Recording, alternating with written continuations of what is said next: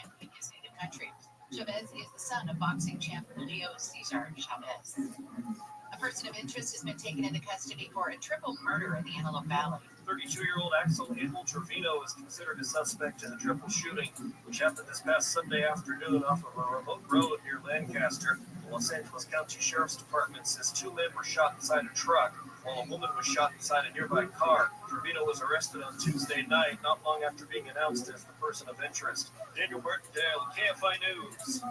Staff at Los Angeles General Medical Center are looking for anyone who might recognize a patient who's been in their care since July 31st. He was found in the Torrance area, is 5'7", 166 pounds, and is possibly about 35 years old. If you know anyone who's missing and matches that description, they're asking you to call LA General.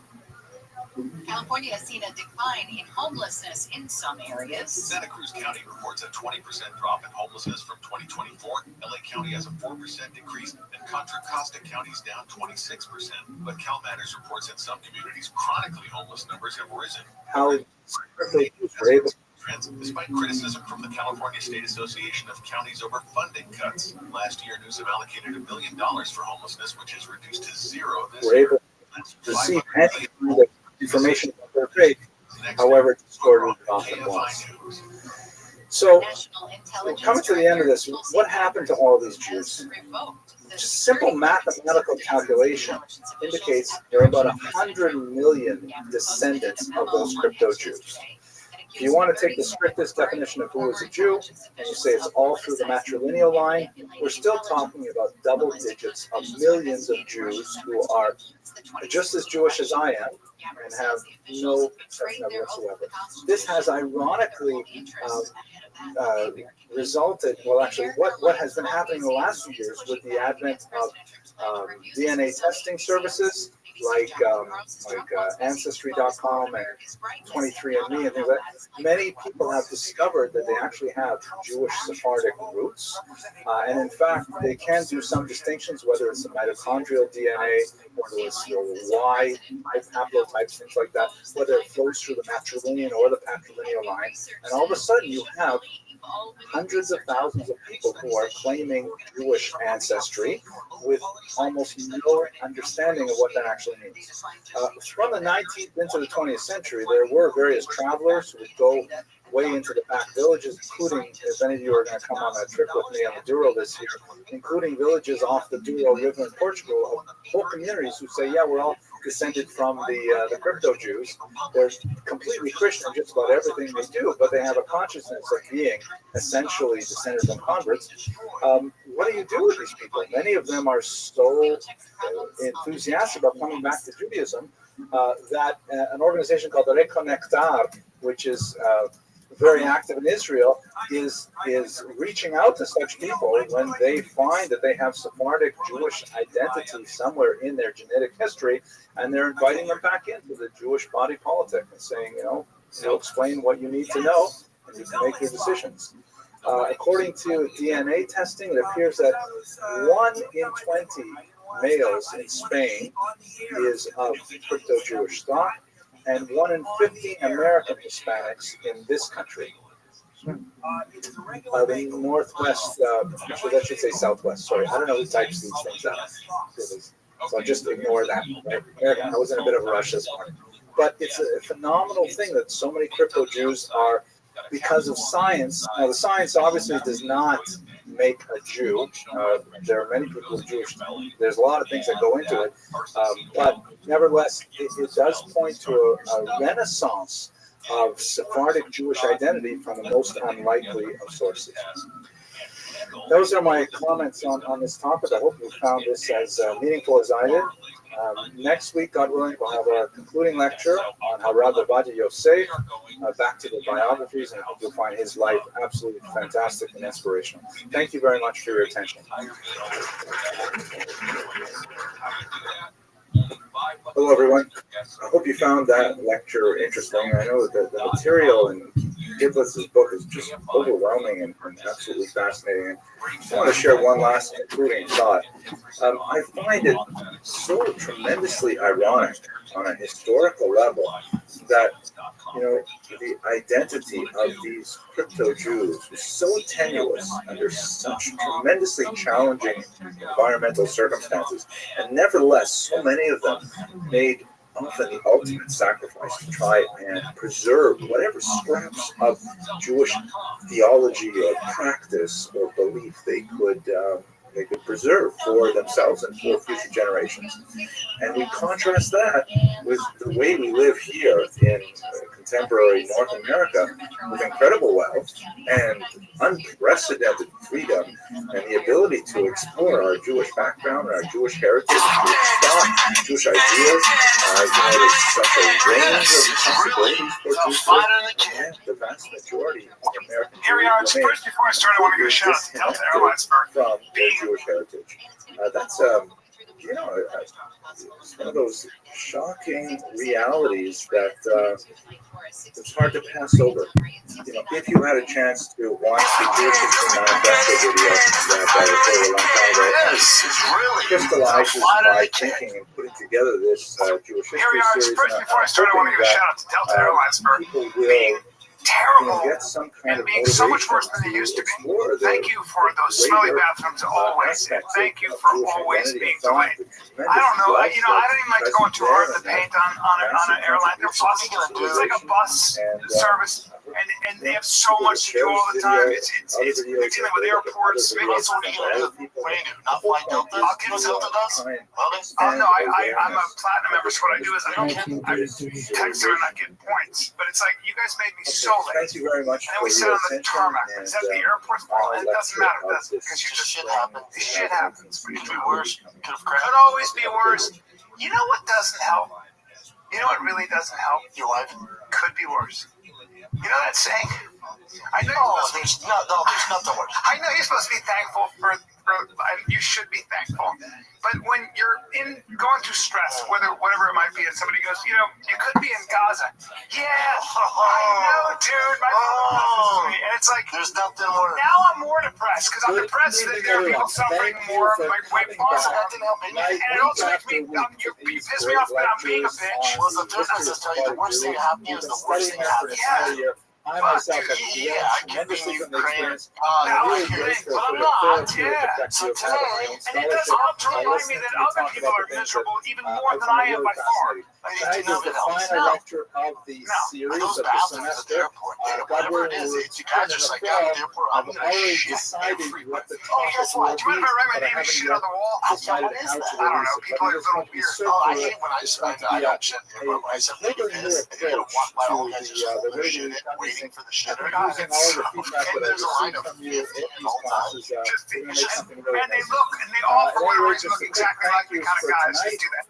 And you see them, they're like, Tonight's lecture on Rabbi Yosef is sponsored by my friends Katie and Rick and Pressman they of sit on the Miami seat, Beach. and their clothes are draped over Last everything. week They we just, sponsored they're a lecture as generally a well. walk-in. It's an honor of the 6 million and all who would just for being Jewish.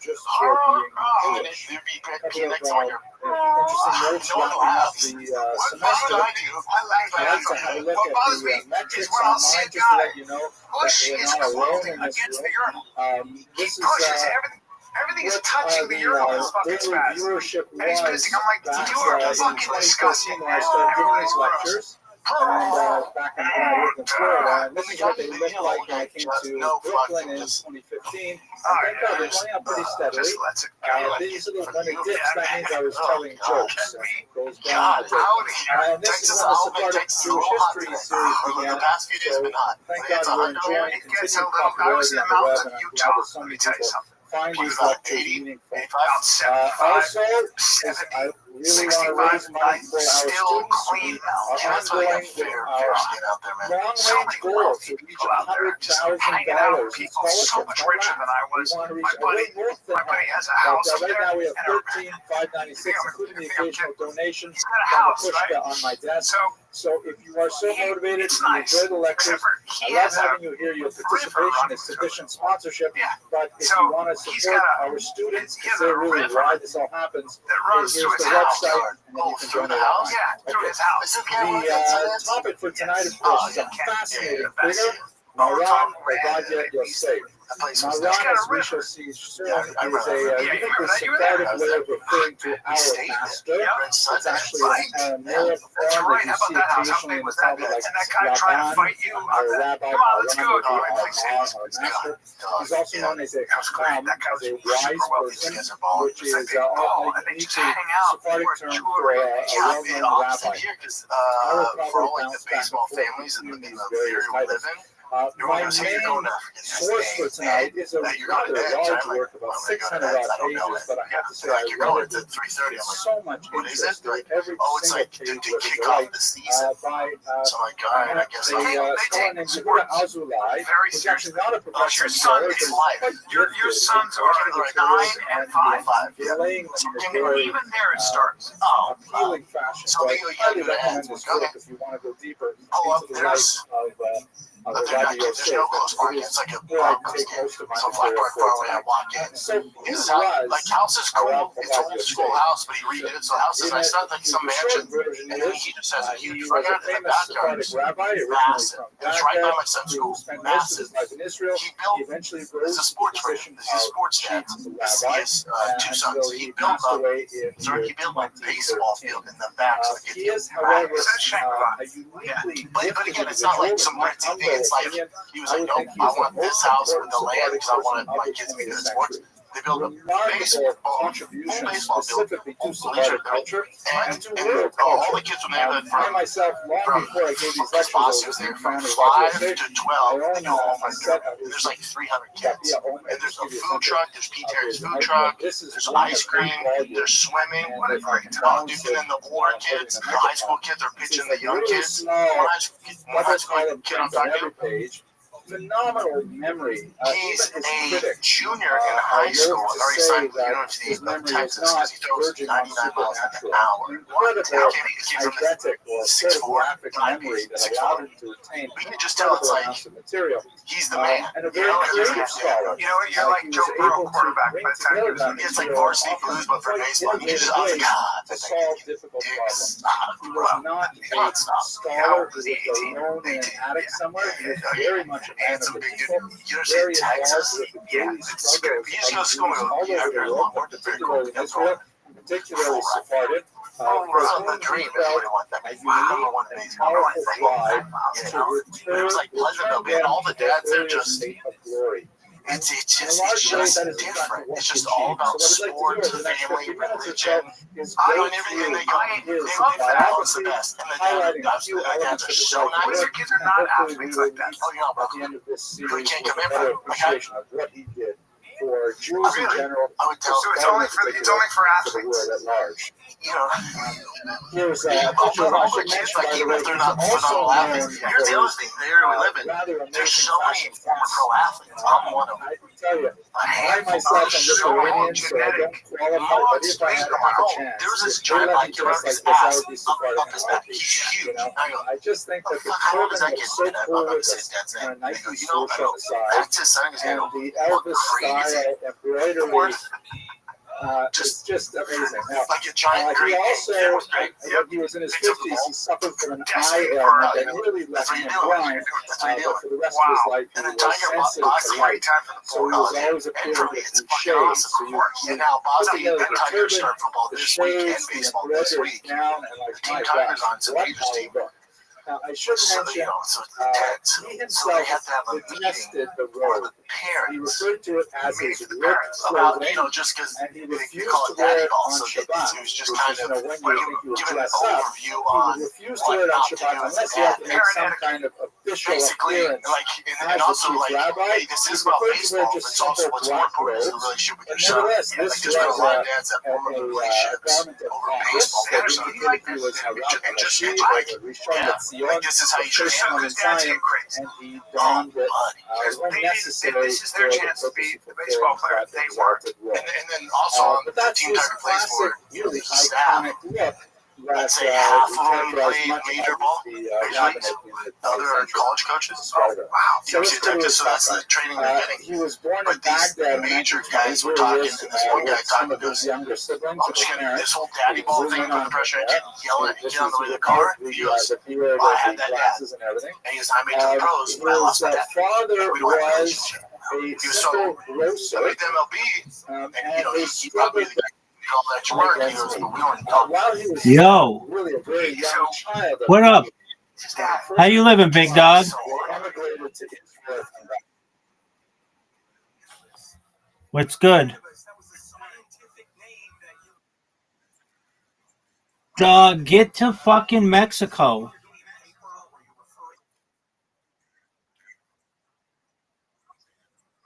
Well, you're not going to be able to take care of him in a couple months, my friend.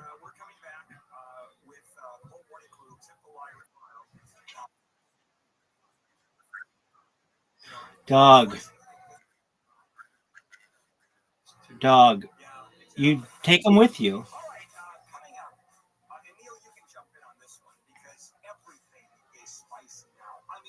Take him with you, dog.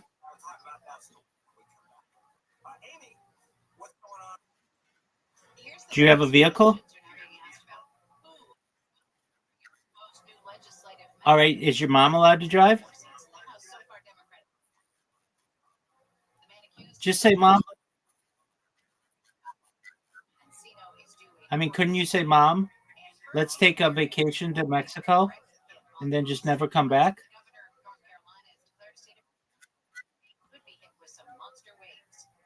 I mean, if you sold everything that you own and put it in a car, then you got the money for it.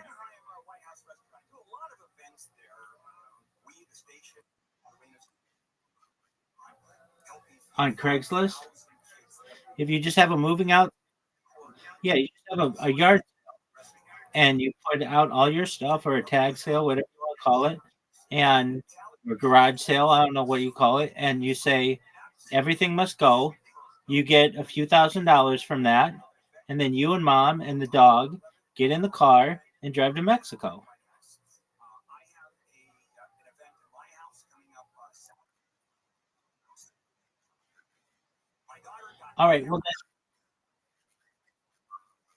All right. Well, then you just say to her, Mom, I'm gonna bounce to Mexico,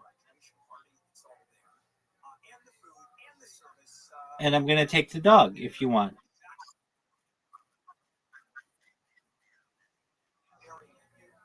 For what?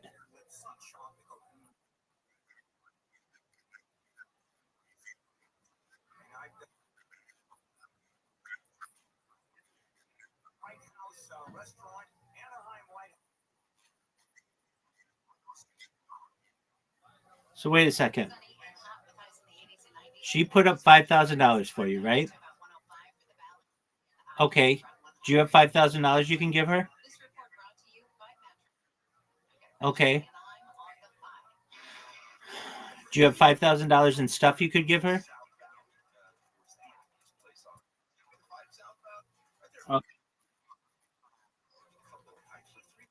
Okay. Do you have like a TV?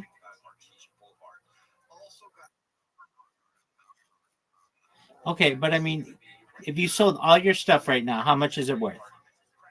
Aside from your aside from, okay, so you get $5,000 together, you give that to your mom, and then you bounce with the remaining $3,000. You sell all your shit.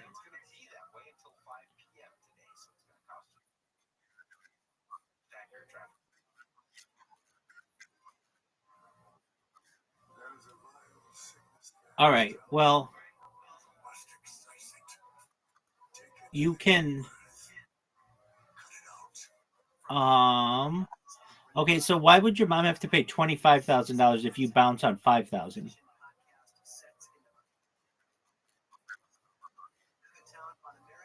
Okay, and it's on her credit. All right. Well, would she be interested in moving to Mexico? Would she be interested in moving? How about Canada?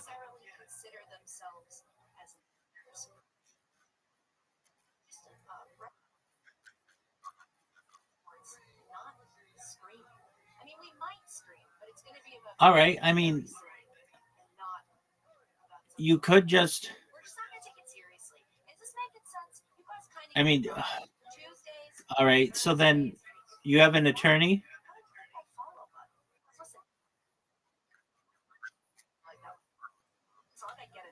Okay, and see if they can get it lowered. I'm telling you, if you are looking at more than 2 years, then you bounce.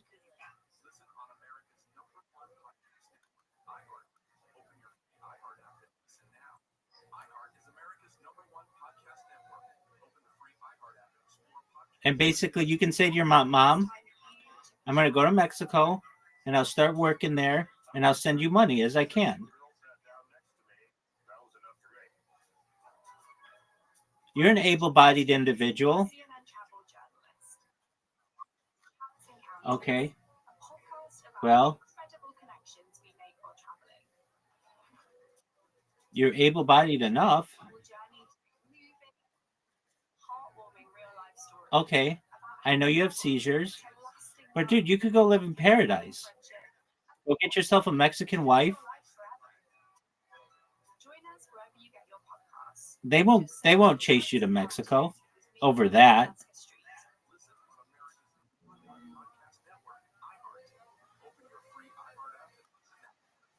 Doug, if you're looking at losing 4 years of your life, it's enough time that you just would say to your mom, I could make $25,000 in 4 years and send it back to you. And at least this way I'll be free.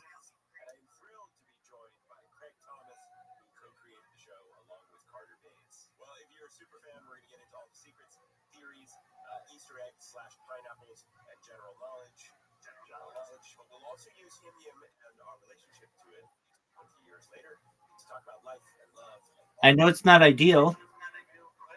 And if you don't want to do Mexico, get to Miami and just get on a cruise ship and go to one of their ports and just fucking stay.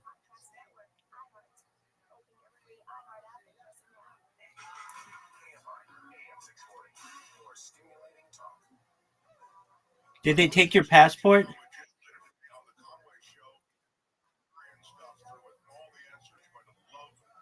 Okay. Well, you could. I mean, just get to Mexico. Once you get to Mexico, let's see where you can go.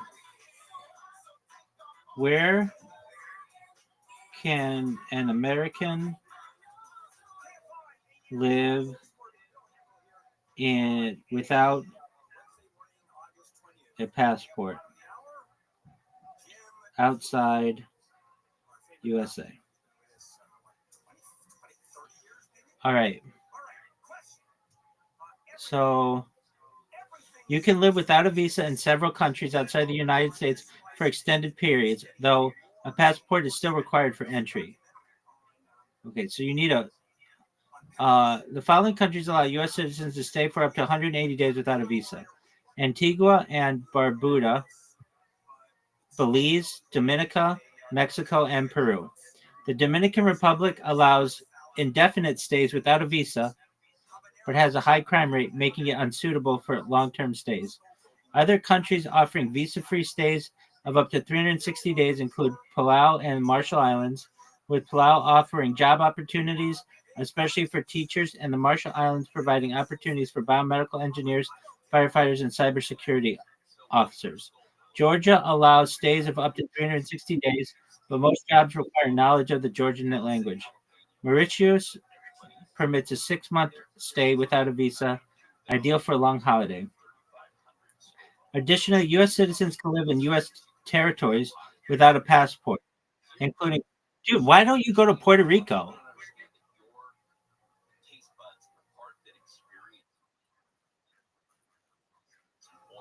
Okay. Why don't you just move out? Why don't you just move out of state and then hope that they don't extradite you? But weren't you in the same state? Hold on. You were on the run. Hold on. I get it. You were on the run for 6 years in another state.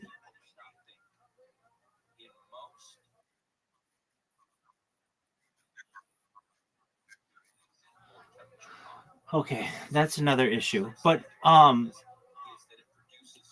like, let's see if there are any states that don't extradite.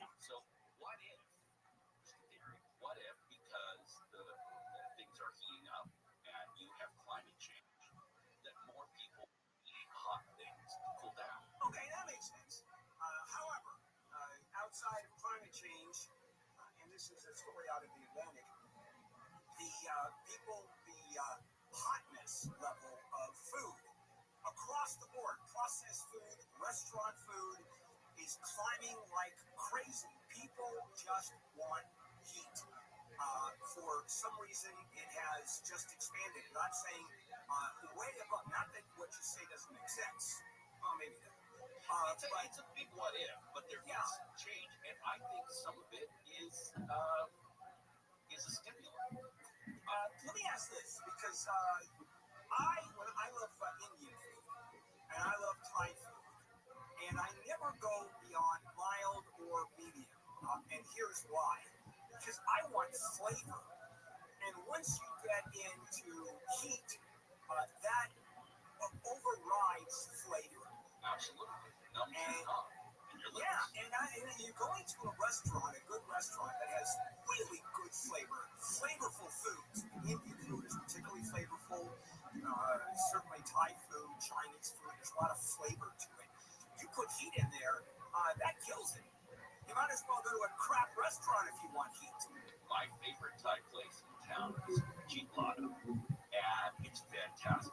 However, they have a part of the menu that you have to sign a waiver to consume because it is that hot. Another thing is food tech. It used to be for heat's sake, and maybe a novelty for people that really wanted that stimulant. But now it's gotten much better. They've balanced. The peppers have gotten more flavorful, more floral. The flavors have changed, and so it's not just about the heat per se. The dish is about better. However, everywhere you look, chocolate, ice cream, all kinds of things have heat in it now. I think there's a dozen or so different types of, chips that you can get. That I'm trying to think of the brand now. The Cheetos. Flamin' hot Cheetos. Yeah, 17 different kinds of flamin' hot Cheetos. And not just hot Cheetos, where my Latinos at, with their bright orange, red fingertips. So it's not going anywhere. It's getting more. It went from like 30 some odd percent of the population enjoying heat to 15 plus percent now of consumers really loving the heat in their food, and it doesn't seem to be backing down at all. And everybody's on board, every chip, everything. Yep. Although I haven't changed my settings. Little tiny bit, kind of nice. Nice little tang is kind of nice. Beyond that, flavor. Which is why I don't put Tabasco sauce on anything. I've never understood that. Why would you do that? I know people that put Tabasco sauce in their matzo ball soup. That is a total. That's actually smart. No. Put it in your Bloody Mary. No, yeah, I don't drink, so you put in your Bloody Mary all you want. I don't care. But I like matzo ball soup. I have actually been to Brent's Deli, of course, my favorite deli in the world, and I saw someone put Tabasco in their matzo ball soup. And I happened to be talking to Ronnie, who owns Brent's Deli, who's a good friend. And I looked at him and I go, throw that person out right now. If you have the right to refuse service, throw him out. Do you think that person is Jewish? No chance. None. All right, we are done. Coming up, Jim Keeney, and I forgot what we were going to talk about, but we are, oh yeah, we're going to talk about why I forgot what we were going to talk about. That's coming right up. KFI AM 640, I think there's a station. Amy! It's going to be hot. The heat is on the way. The National Weather Service says we've got an excessive heat warning in effect starting later this morning and lasting till Sunday night with temperatures in the valleys and Inland Empire expected to top 100 for the next several days. The LA City Council has approved a series of measures to reset protections against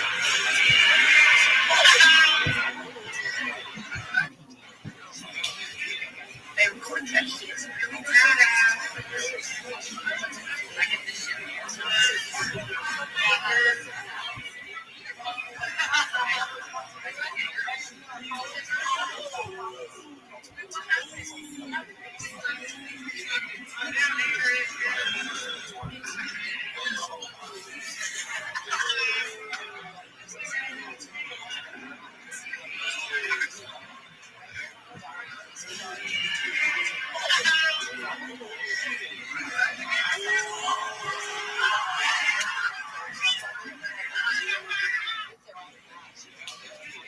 They record that shit really bad.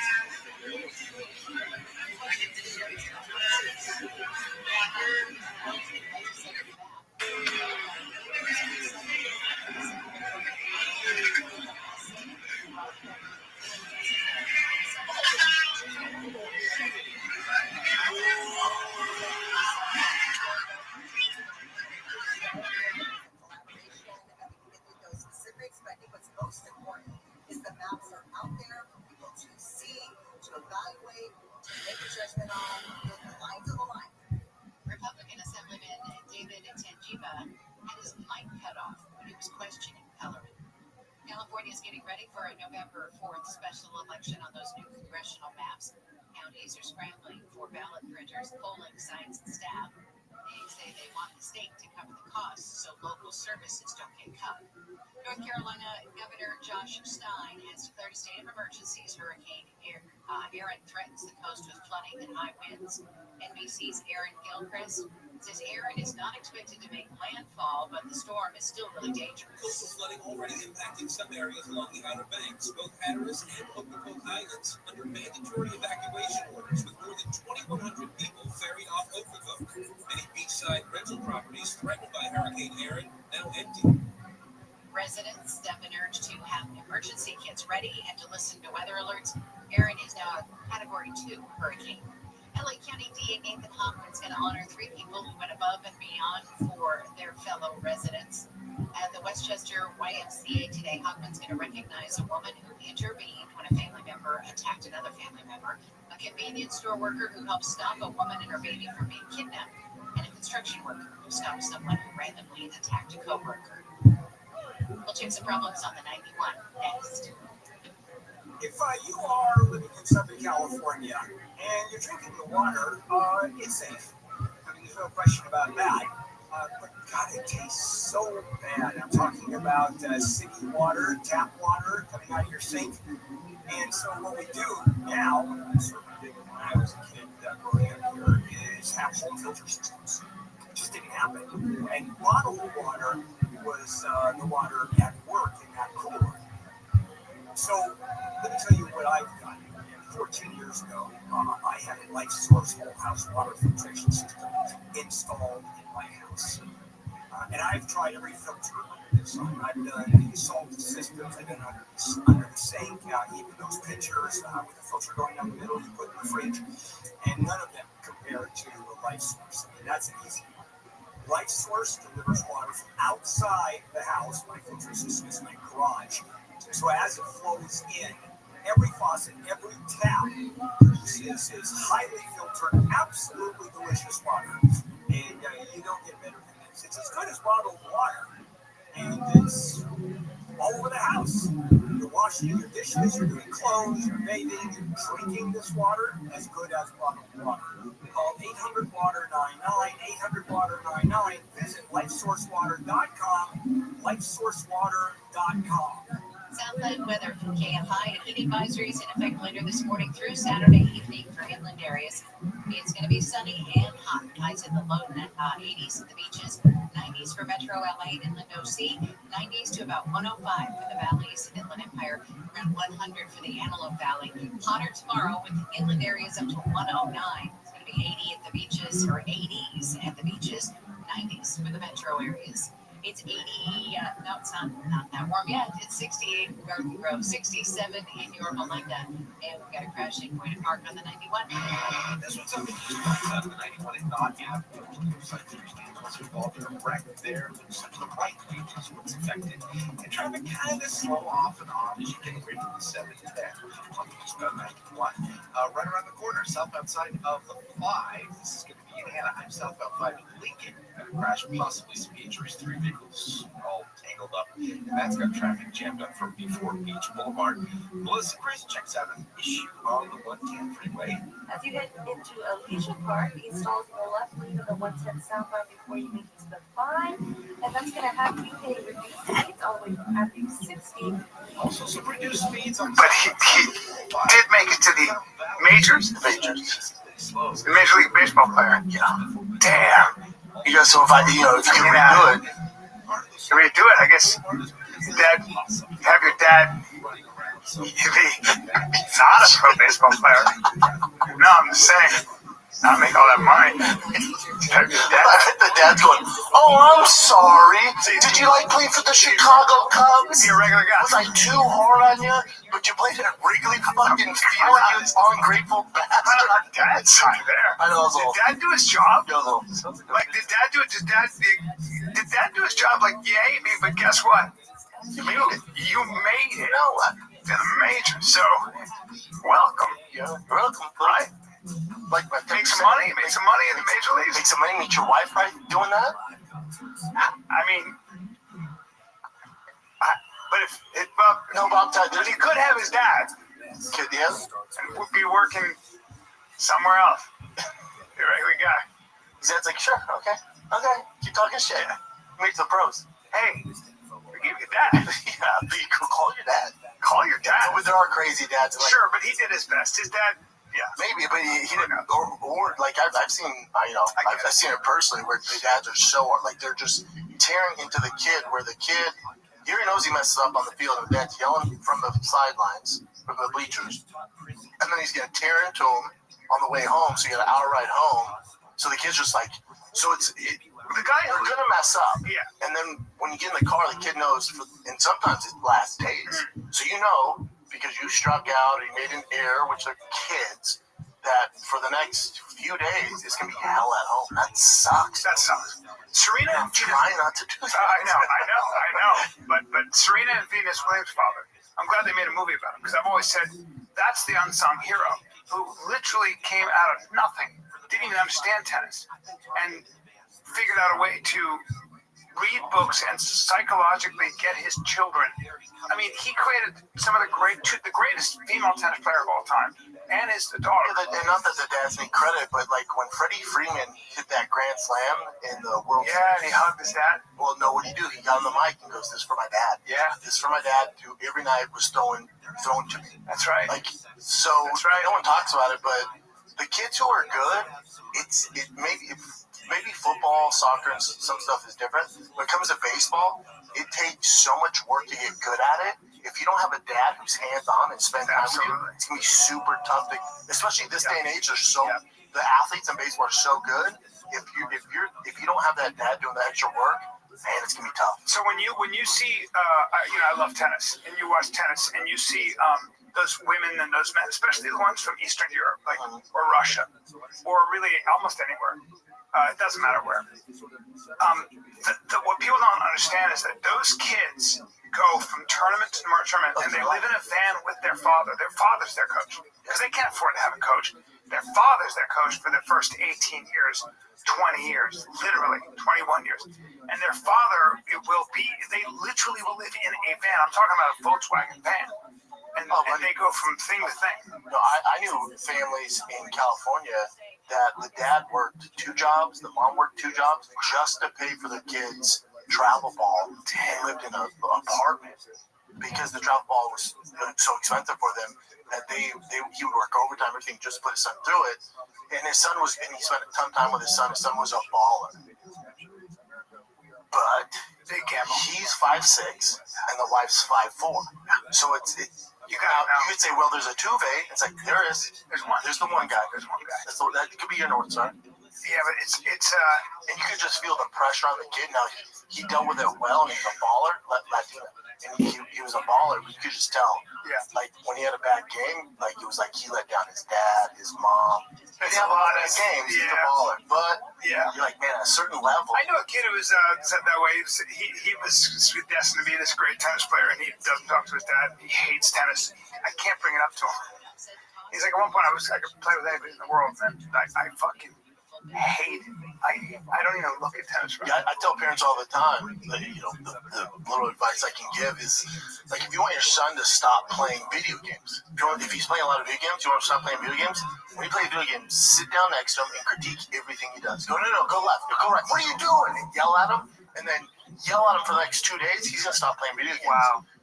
Same thing with baseball. Hands up. What are you doing? Elbow up. Where's your prep step? Like, your kid's going to be like, fuck this. So, do you know, they did a study on this, and they found that the parents, are the great kids, the kids that played on, went on to play, so they were really good as kids, and then went on to be college and pro athletes. They did a study on this, and they found that the best thing a father can do is say the following words: "I love to watch you play." Yeah. That's it. Yeah. So a lot of times it's like he doesn't want to hear critique. It's like, man, I love watching you play. God. That's why you talk to any coach. Like our favorite kids are the ones that come from parents who were athletes because they know what it's like. And usually they're hands off because they know yelling from the bleachers it's never helped a kid in the history of baseball. Right. Ever. Or it has, right? I mean, no, never. I've never seen it work. How do you deal with it? It's hard for you though, right? Because you love it so much. And me and T work very hard at it. So when I see him not doing the things that we're working at, that's when I get mad. So I take myself out of the equation, and that's why I'll watch from right field. Because otherwise I can't help it. I yell, but he can't hear me out there, and the parents can't hear me. Yeah. So I just take myself out of the equation. Let's take a little break, B. Take a little break. So the one supplement that's probably been studied more than any other supplement on the planet is creatine. And I've done my own research on this. If you're looking for more power, better recovery, the ability to push through, most people are gassed. If you train seriously, if you're an amateur, if you're a pro, whether it's lifting, running, competing, or just staying dialed in, creatine is probably the best place to start. It's the number one supplement. It's the number one supplement. Every single good for day. Literally everything. Recovery, muscle building. It's great for your brain. There's so many benefits to creatine. So not all creatine is created equal, and this is where Beam comes in. Okay, this is exactly why people switch to Beam creatine. Okay, they send me a package. It comes with a mixer. It's awesome. I started using their creatine, and it's been for me. I love it. I love creatine, man. But you can't just trust any creatine because it's not created equal, right? That's exactly why we switched to Beam creatine. And I recently started using creatine. I've been using it for a hot second, but it has to be good creatine. And Beam creatine is clean, it's effective, and you can trust them. All right. But like everything else, the quality matters. Beam creatine is just that high quality. They don't use fillers like most companies. They don't use sugar, nothing synthetic. I mix in my pre-workout or in my coffee because I'm a psychopath. Just clean, pure creatine backed by science, used by people who care about staying mentally sharp and strong. with Beam Creatine, you get the strength benefits, the endurance, the recovery, and putting something, you're putting something in your body you can trust. 1 scoop a day, simple as that. I use 25 grams, so I use a little more. So if you use too much, it's literally good for everything. Oh, yeah. Gut health, your brain, everything. Creatine, #1 supplement. Everything else is smoke and mirrors. Creatine actually works. And it's true that every time I go to buy creatine, there's always something else. People are always asking what creatine you use. Yeah. So right now, Beam is giving you guys 30% off for a limited time. Just head on over to ShopBeam. That's BEAM.com/fighter. Use the code fighter at checkout. That's ShopBeam.com/fighter. That's ShopBeam.com/fighter. Use the code fighter to get up to 30% off your first order. What an amazing thing. Yeah, it's great. It's great. Love it. And then I follow the rules. We don't talk baseball when we get in the car. Really? If you had a great game or a bad game, I'll take him to get ice cream. Yeah. But when he first started, I would only take him to get ice cream if he had a good game. That's not the way to do it. Right. Because then it's all based off his performance all the time. Right. So he's going to be like, okay, Dad's only happy when I do really well. Well, it's baseball. You're not always going to do really well. He goes, so if he does really bad, he's already embarrassed. But then he has to worry about coming home with that, and you don't want that. None of my kids are going to be pro athletes, obviously, but the one thing about my son is that, I explained to my mother, my son Finn, I was like, he'll get so much out of the sports regardless. Like, he'll get so much for showing up every day, from practicing. Oh no! If you're only putting your kid in sports, you think he's gonna go pro. You're doing it crazy. Wrong. Yeah. You're doing it wrong. Do it for the less than 1% are even gonna play college. I think it's something like 90% of kids stop playing baseball at the age of 13. Yeah. Because at 13 it gets super serious. Yes. 13 it ramps up another level. So most kids quit at 13. Yeah. Yeah. Already at 9, travel, it's pretty fucking serious, dude. But even the head coach, and he goes, I love Daddy Ball. Because they asked him, they go, he's like the head honcho, right? And he's won he's won everything. He's like a big deal in Texas. And then they ask him, what do you think of Daddy? He goes, I love it. Just have to know how to manage it. He goes, now, I love it because it means dads care and they're invested. And he goes, because the coaches make the same money no matter what. Whether we win 4 games on a Sunday or we win 1, I don't want the coach who goes, I don't care, I'm getting paid. I want the dads like, no, I want to be here from 8 a.m. to fucking 10:30 at night and watch my kid play ball. He goes, so you just have to know how to manage that energy. He goes, but that means they're investing, they care about their kid. But baseball requires a different kind of skill. Like, you've got to really work at that, no matter how athletic you are. But you can be a wide receiver in the NFL because you're ridiculously athletic, right? I mean, to a certain point. Right? Like, some guys, you're going to get to, not in the NFL, but you're going to get to a certain level where those guys, everyone's just as athletic as you, but then they know the game and you're going to get okay, so you need to know the game. You're going to have that at some point, because you're going to have to come along and invest in it. What I saw with Travis Kelce, I kept wondering, I was like, why does he keep getting open? Well, it's like he gets open because he knows exactly how to split those. Like, he knows that the route, he knows how to run around. But then there's guys like Antonio Gates who never played football, ever. And then he played basketball. And they're like, you have good footwork. So wait a minute, he never played football in college? No, never. Are you kidding? He didn't play football at all. Oh, until he got to the NFL. What? He just went in the Hall of Fame like 2 or 3 weeks ago. So he's just going to run out there and catch balls. Now his catching was amazing. His route running was amazing. His footwork amazing. His blocking was atrocious. It was a liability. Okay. Yeah, he couldn't block with shit. Because he didn't come up with it. Yeah. Did you watch the UFC fights, Brent? Dude, so that party I was telling you about at my boy Ed's house was amazing. But I had this is how much I cared about watching this fight. I had a timer when the prelims started to go off on my phone because I was only 10 minutes away from the house. Yeah. As soon as that timer went off, I went, Bossy, we gotta go. Ran to the car, rushed home. I watched every single fight. I was so excited for this. And the card delivered. Michael Venom Page is just trying to strike with that guy is so unbelievable. Like, good luck. Yeah, the only knock on Michael Venom Page is he should have went for the finish instead of showboating. Yeah, made a mistake. Because he almost lost. Yeah. And at this level, especially Jared Cannonier, he's big, dude. So you let that guy hang around, and then you end up like in mountain shit. It's like, dude, you could have finished. Is there a 42-year-old in better shape in history of the game? Like 42 years old and just stupid shredded. Fought at heavyweight, fought at light heavyweight, middleweight. Yeah, bodied the fuck up. 42. But Michael Venom Page is ready to get the limit. Made a different shit. How about your boy Aaron Pico? I was so impressed with him. I was like, damn, this kid is the new blood. Just boom, body shots coming in, wrestling. Yeah. But his wrestling, his boxing, everything was just unreal. Way too And I was like, look at this motherfucker. I told Jen on Chop Show, I looked at my wife literally first like 20, 30 seconds, I went, oh, he's going to get knocked out. You mean because he just kept pressing forward? I didn't see He's that. way too aggressive. And when he was throwing the shots, his he's like this. I didn't see that. His chin's over his feet. So He knows better, doesn't he? No, clearly fucking not. But it's also, it's the UFC, so you can get away with that Bellator and all that stuff. And he was so aggressive. And then you're fighting Jeff Lerone Murphy, who's... I'm sorry. What'd you say? I mean, yes. You're fighting... You watch it? Yeah. He's fighting Murphy, who's undefeated in the UFC, has beat some world-class guys. And he said it in the lead-up, he goes, his aggression, he comes out really aggressive, I'm going to use it against him. At a world-class level, they go, oh, you're just going to rush in? Okay. Because I was like, for me, I was like, oh... He got lucky with that spinning back kick. He did. He knew exactly what he was doing. Yeah, of course. He even called it. He's like, I'll use it against him. That's what they do. Aaron Pico's 28 with all that experience. You'd think he'd know. Because remember we watched him and he was so aggressive and he got slept his first time. I was working at Madison Square Garden. Remember? Yeah, it's like, why so aggressive? I know. No, this was a fight companion. When he got dropped, he got shut off right away. The one where he got choked out was Madison Square Garden. I worked it in person. Yeah, it's the one where he got punched and just slept. And you were like, why so aggressive, right? It was this. Oh, probably Adam Borg's. I don't know. But it's like. Yeah, it's probably the Adam Borg's fight because the other one. But damn, he looks. Oh, no. Maybe it was the Henry Corrales one. That's where he got KO punched. Yeah. In 1 minute. Yeah, that's right. Yeah. We did a. Yes. Because we were watching because that was Inglewood.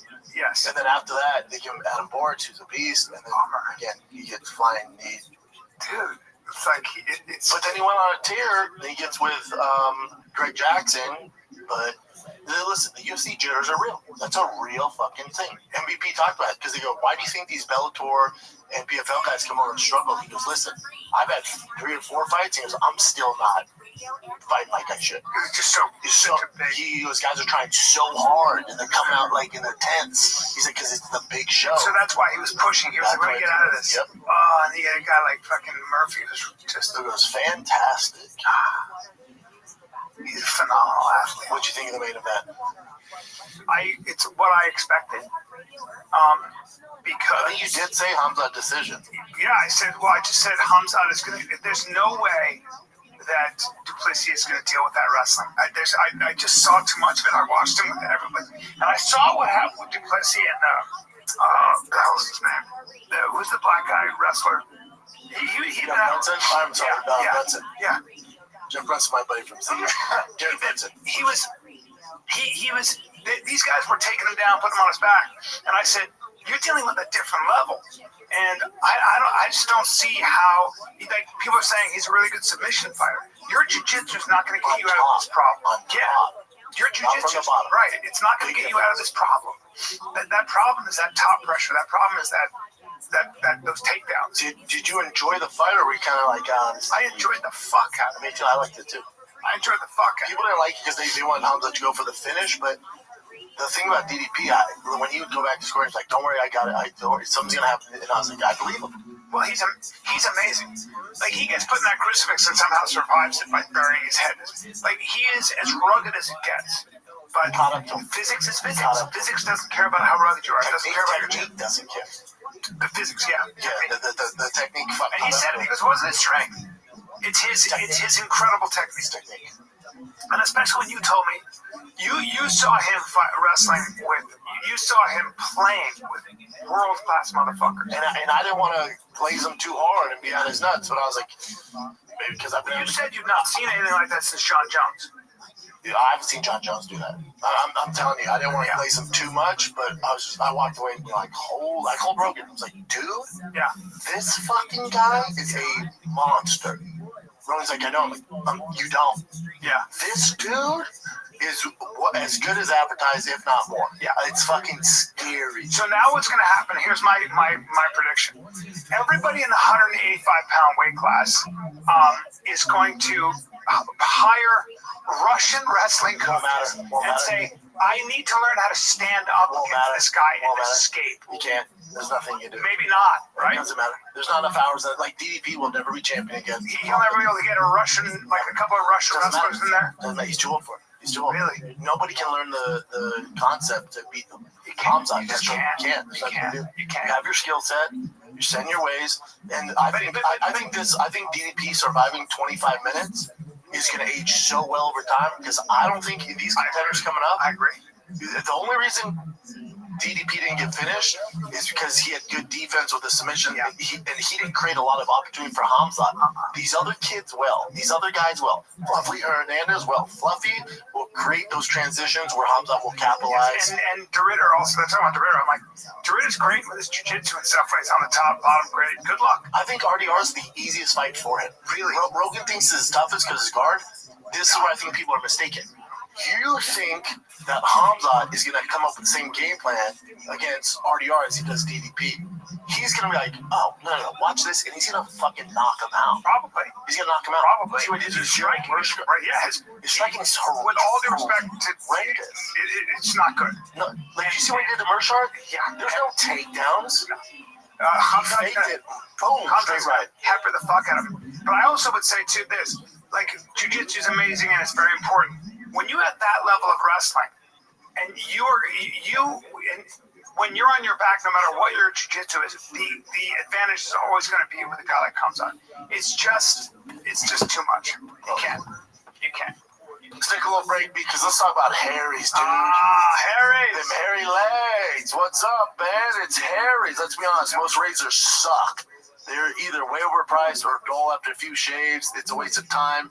And they leave your face feeling like it's been attacked by sandpaper. Don't get me started on overpriced refills. God, they get you. $20 for a 4-pack should be illegal in this country. Well, that's where our friends at Harry's. That's where Harry's. It's got the best of both worlds. It's got a barbershop quality shave with German engineered blades and a sleek ergonomic handle. Those Germans, they make cars, they make blades. That's it, the bro. questions. Literally half the price of the premium razors. The precision manufacturing process measures each blade in microns. We're talking aerospace level accuracy for sharpness and consistency, reducing irritation and Here's the kicker, dude. Harry's isn't just one of the best engineered razors on the planet. It's also affordable.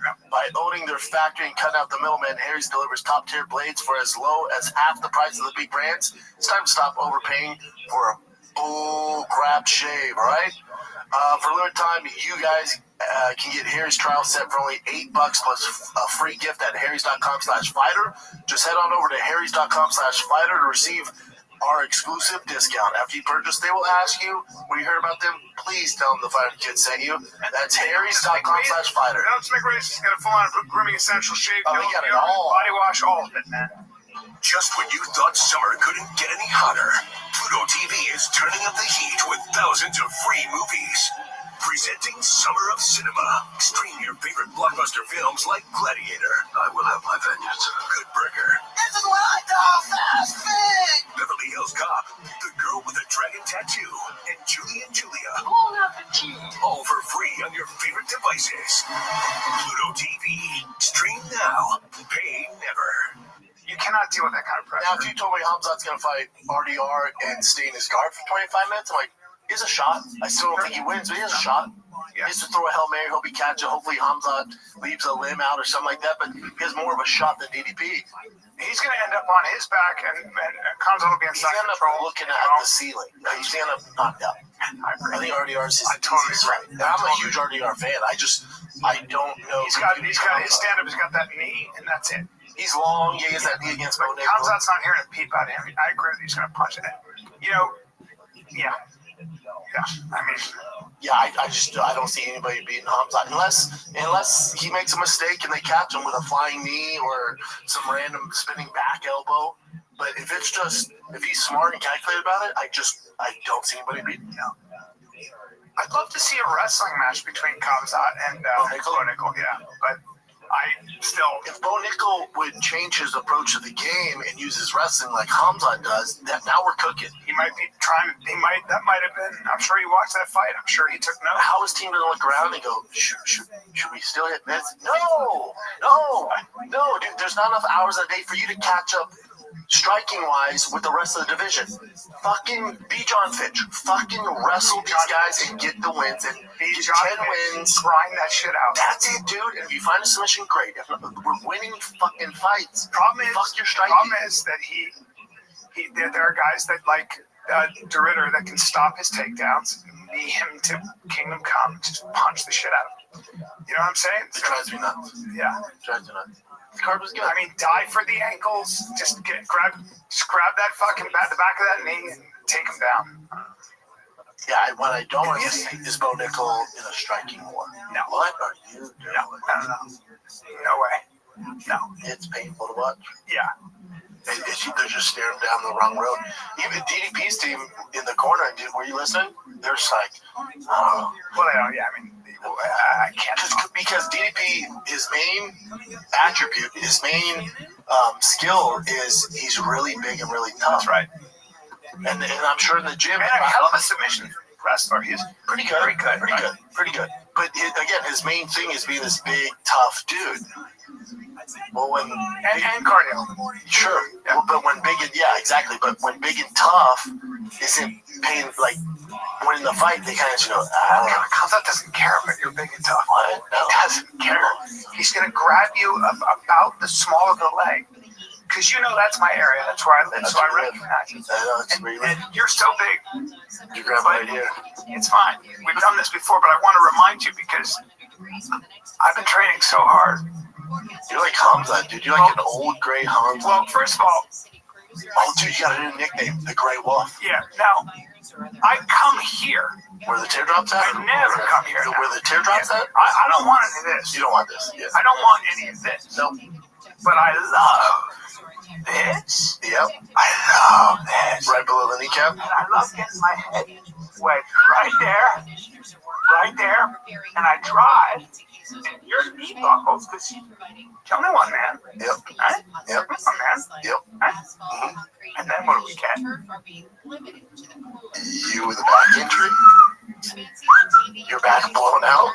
No, look, am I grabbing your ankles? Oh, okay. Am I grabbing the top of your foot? Yeah.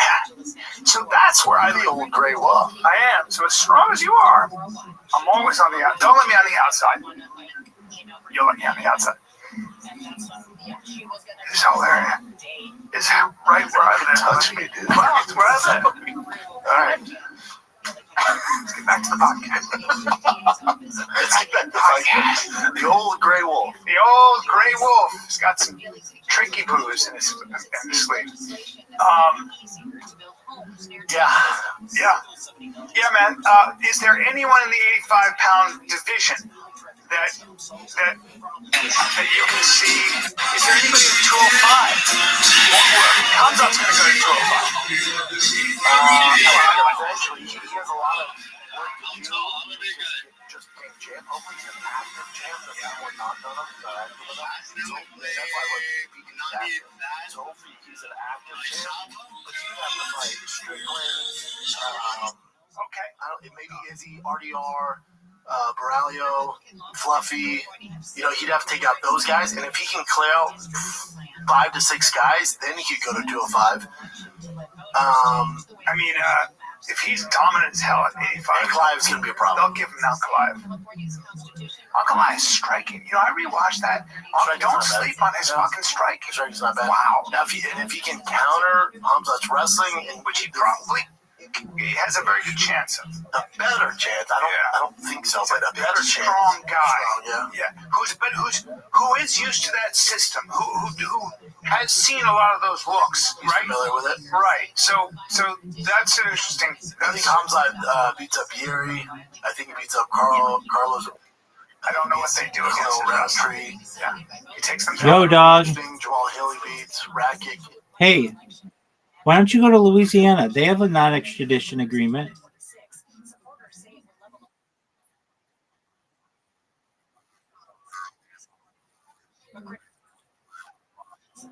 All right.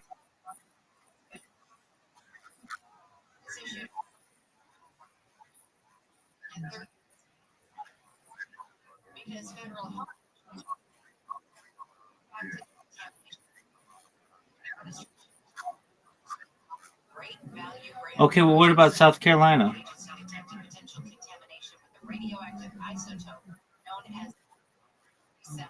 No, they'll extradite you. Shipping containers.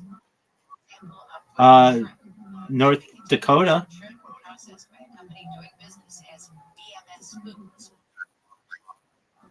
Satellite weather from KFI. The first is here. It's going to be sunny and hot. No, North Dakota. 80s in the beaches, upper 80s to low 90s for Metro LA and Inland OC, upper 90s at 105 in the valleys and Inland Empire, right around 100 for the Antelope Valley. Overnight lows nice and cool, 60s and 70s. Then it's going to be even hotter tomorrow. All right, what about The coast, low to mid 90s for the metro areas, up to 109 in the valleys, 104 in the IE, 107 in the Antelope Valley. It's going to be hot all the way through the weekend, with thunderstorms possible in the Okay, high desert. let's see. It's going to start cooling out just a bit on Sunday, and then a gradual cooling as we head into next week. It's 73,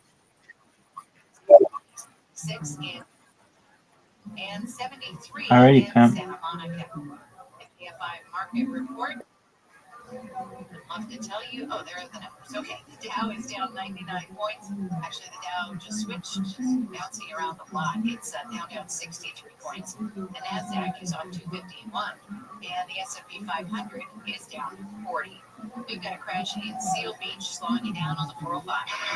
Yeah, this is your 405 northbound right there at Seal Beach Boulevard. Looks like 4 vehicles, all of them on the right shoulder. And it's kind of slow on the northbound side as you get away from Westminster Boulevard. Also affecting your drive westbound 22 from Golden West. Hey, we've got some slow traffic in South Orange County, it sounds like.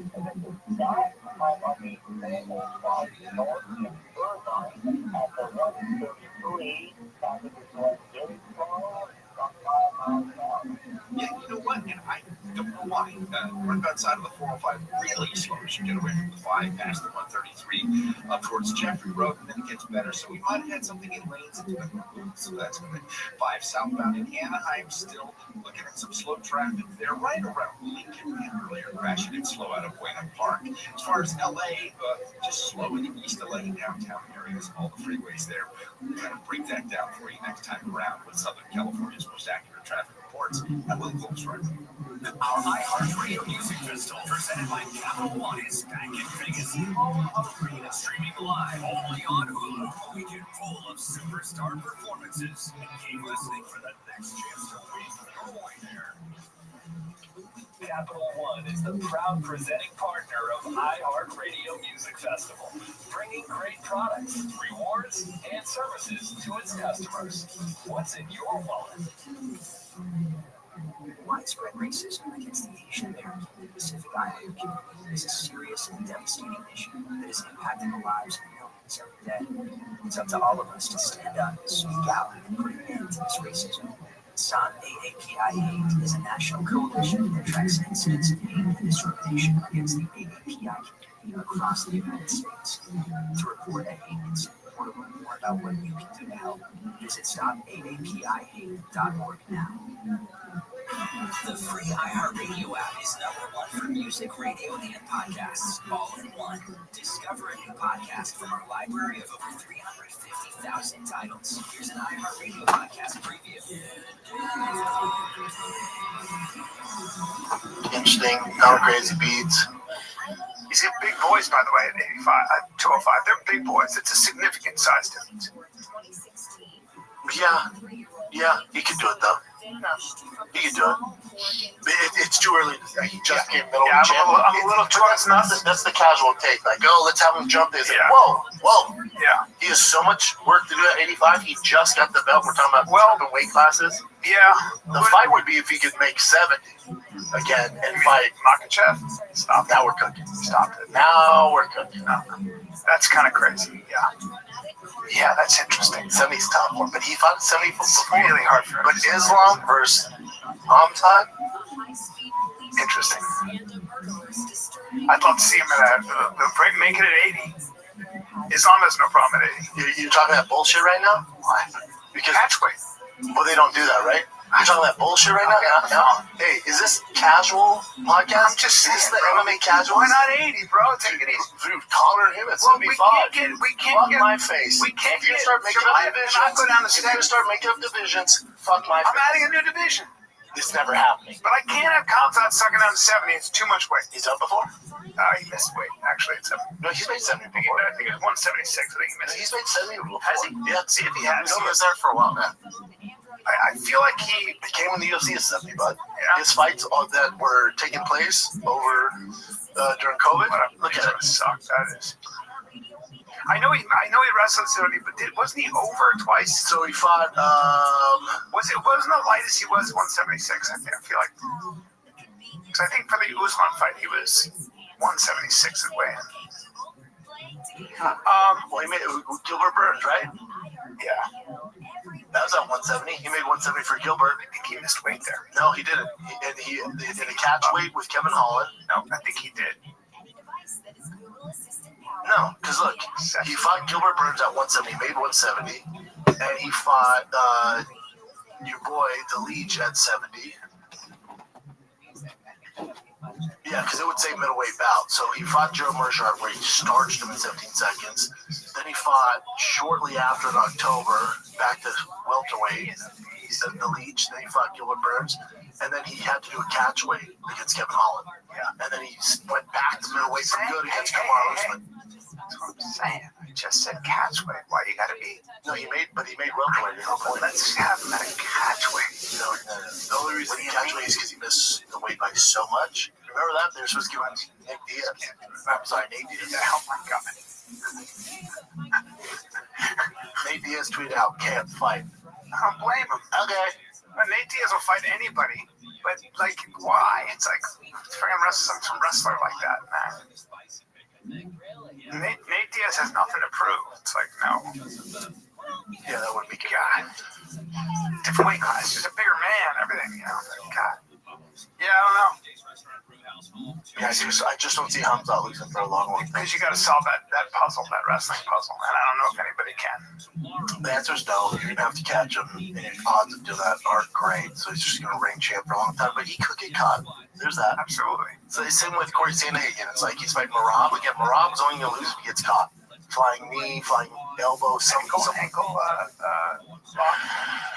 maybe heel hook, maybe catch him with something like that. But Merab trains for that. You know, but you're gonna have to catch him with something that he can't expect, like a flying knee, like something random. It has to happen for those guys to lose. Right. So again, your odds are 1%. You know, so it could happen. Give him more than that. 1%. No, come on. You got to give Corey more. I don't like that. Don't say that. No, no, Corey's my boy. The A-Town. You know, I know it's not even about him, whether he's your boy or not. Sandhagen's got to 5%. No, I got to give him higher than that. To beat Merab? Yes. Yeah. Have you seen the odds? What are the odds? He's the underdog. I think he's a plus 600. God, that's disrespectful. Well, it's a nightmare. But again, out of anyone to do it, I like his chances better than Sugar's. I like his chances better than Aljo, any of these guys. Okay. Plus 300. Plus 310. Yeah. All right. Now I'm going for Corey. I want to be very clear. I'm rooting for Corey. That's my guy. But very tough fight. But if anybody's going to do it, it's going to be Corey. Because he has those Hail Marys he can pull out of his back. Great striking. Great striking. Great knees. Great punches. Great on the ground. I mean, remember, he gave Magomedov fits for a long time. He kept giving up his back there. Remember that? That's weird. Yeah. Morocco capitalized on that to do that. Yeah. Well, it's all interesting. What do you got, Jim? Rematch? Did you watch the fights, Jim? Of course. I actually met up with this is like the first time I actually went out since I moved to Holy shit, you left the house? I left the house. I went to a place called Menchaca. Have you heard of that?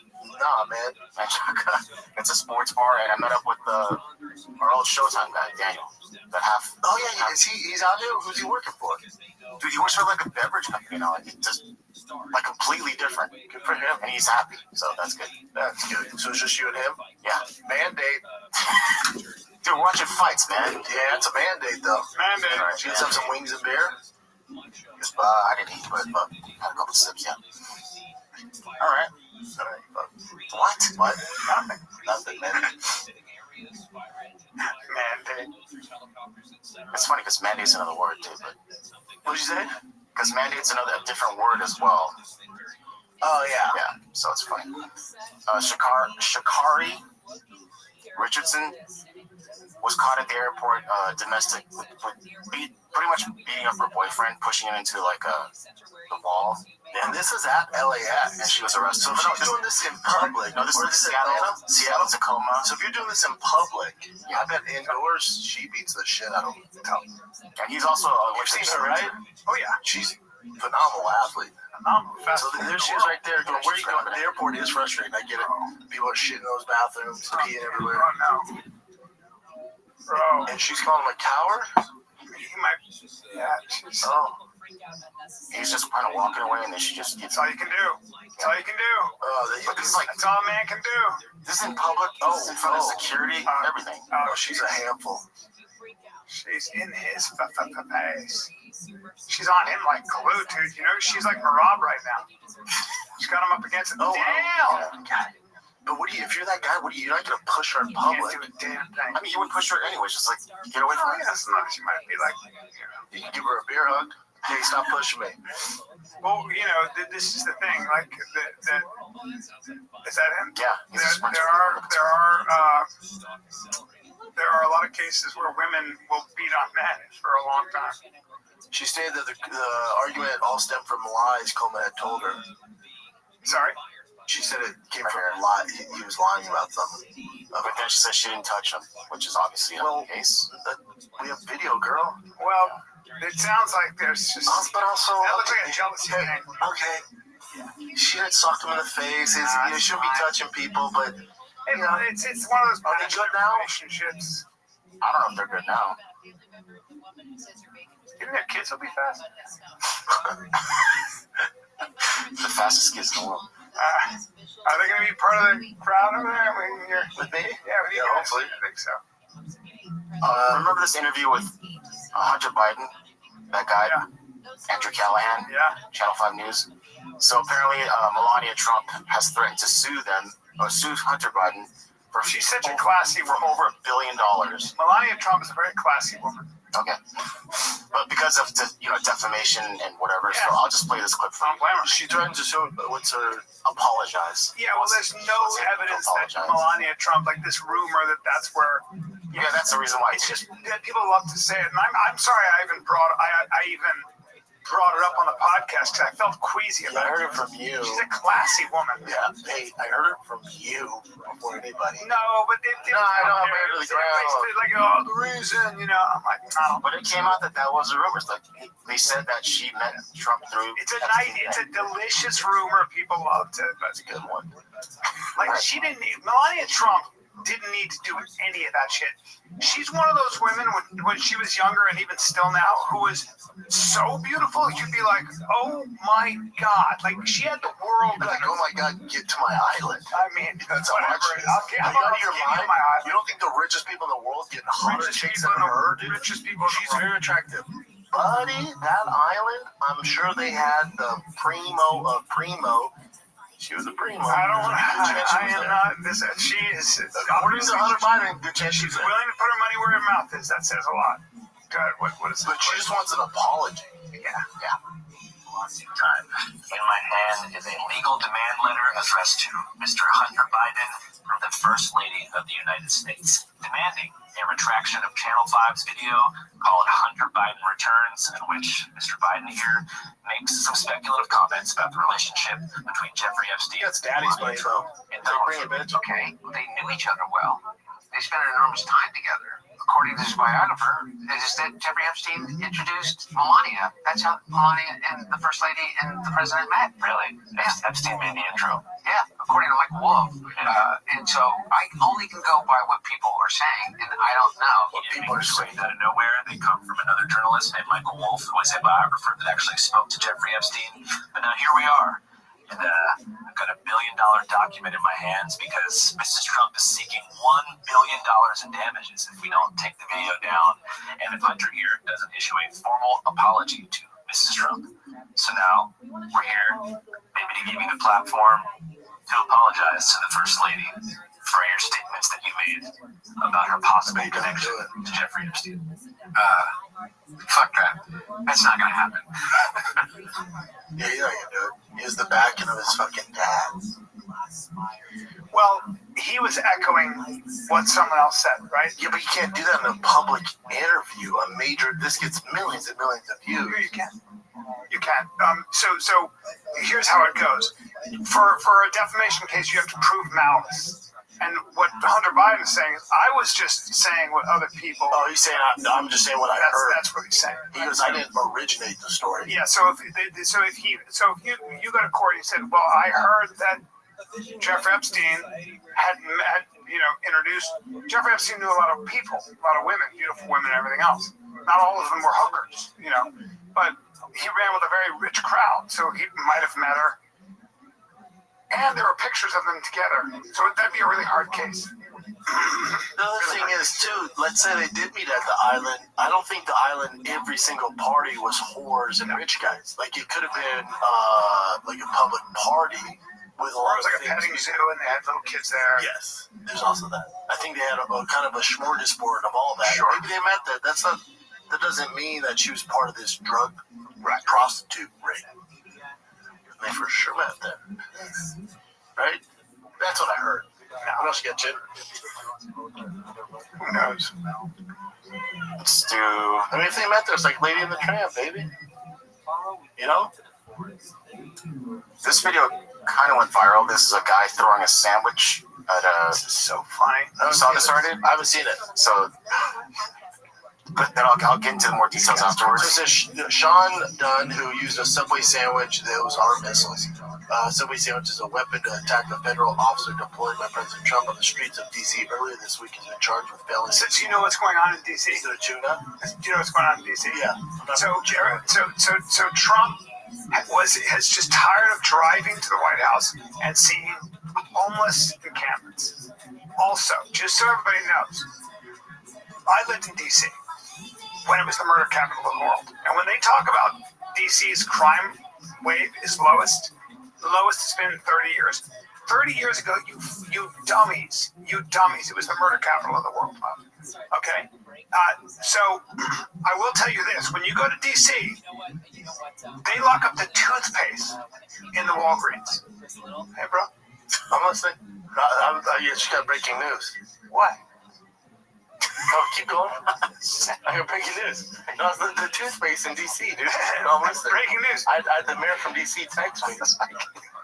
I love that Brian called you out on this. This is perfect. Hey, bro. I'm sorry, man. It's a late pod. I get shit going on. All right. Family. Take it easy, Jack. Keep going. Take it easy, Jack. Oh, shit. I mean, what the fuck is going on with that? I thought Jim was on a single shot, Oh, man. I guess he should be. But, keep going. I get it. But it's like, DC's a shithole right now. And he's like, I don't want to deal with this anymore. It's my city. So, no. You guys are, I'm going to take this over because the police are hemmed in by the, city council probably and all this stuff.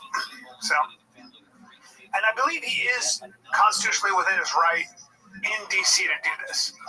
Let me see the video, Jen. Yeah. Is it a 6-inch meatball? It looks pretty big. It's hot. Those come out. And he gets some white guy who probably, just judging by the way he dresses, I like the way he's dressed, but he looks like he's probably not taking a lot of punches to the face. Looks like he's been pretty comfortable in his life. Okay. Oh. Look at the way he runs. Look at the way he runs.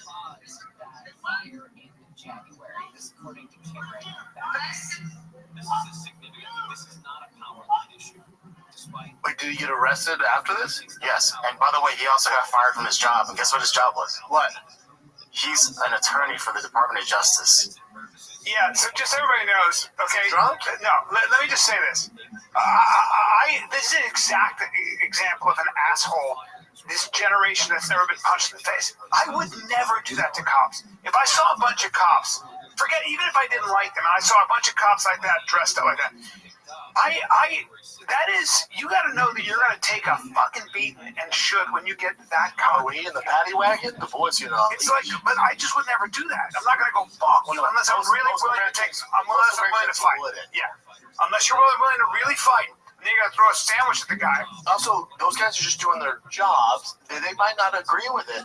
But they're just doing their jobs. I'm calling him a fascist. Yeah, you don't know what fascism is, you fucking dummy. You live in America, you privileged American. So he got fired from his job? Yeah, after that. His girl dumped him to her, man. Follow up on the story, bro. So he got fired. Yeah. He was an attorney, a trial attorney. Wow. Throwing a sandwich at a federal agent. He must have been drunk, though. You know, You would assume. Yeah, maybe. But the other thing is, too, is do you think throwing that sandwich was going to change the policies? Let's take a little break. This podcast is brought to you by Progressive Insurance. You ever find yourself playing the budgeting game, shifting a little money here, a little there, and hoping it all works out? Well, with the Name Your Price tool from Progressive, you can get a better budgeter and potentially lower your insurance bill, too. You tell Progressive what you want to pay for car insurance, and they'll help you find your options within your budget. So try it today at Progressive.com. Progressive Casualty Insurance Company and affiliates. Price and coverage match limited by state law. Not available in all states. Do you think by throwing that sandwich, let's say it hit him in the face, you think anything was going to change, Dum Dum? And he ran away, too, which is like, what are you doing? No, he doesn't look very athletic. No, and I got fired from his job. He's probably like, God damn it. Yeah, that's what happens. He's going to have to leave D.C. You know what it is? It's spoiled behavior. There are other ways to voice your opposition in this country, and you should voice your opposition if you have a problem with it. Yeah, do it like the Democrats. Get paid for it. Yeah. By the way.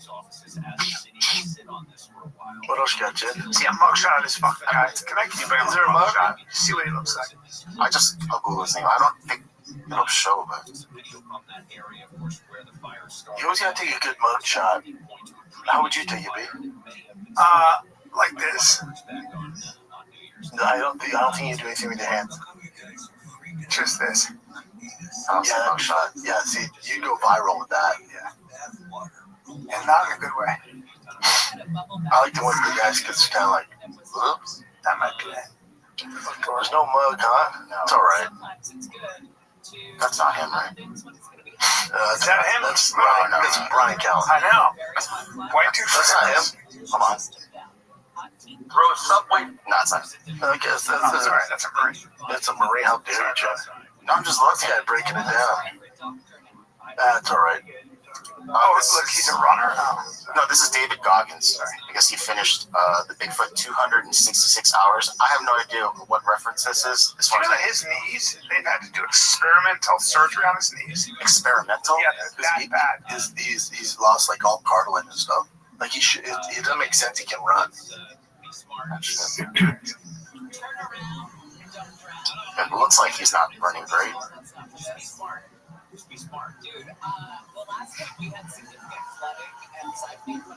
His knees look like they're hurt. Yeah, 66 hours. Look at his, the way he's walking.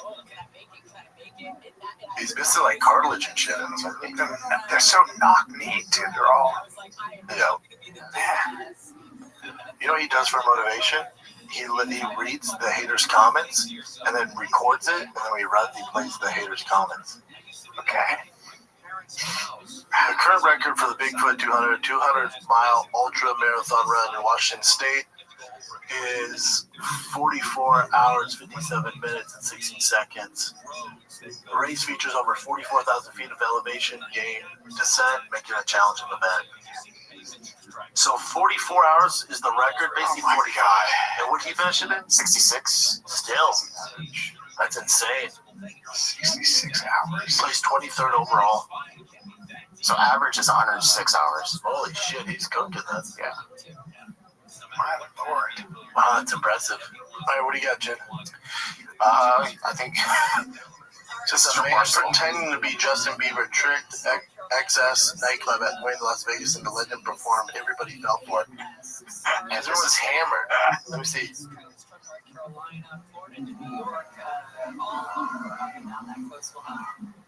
Oh, that's so good, dude. What a great story.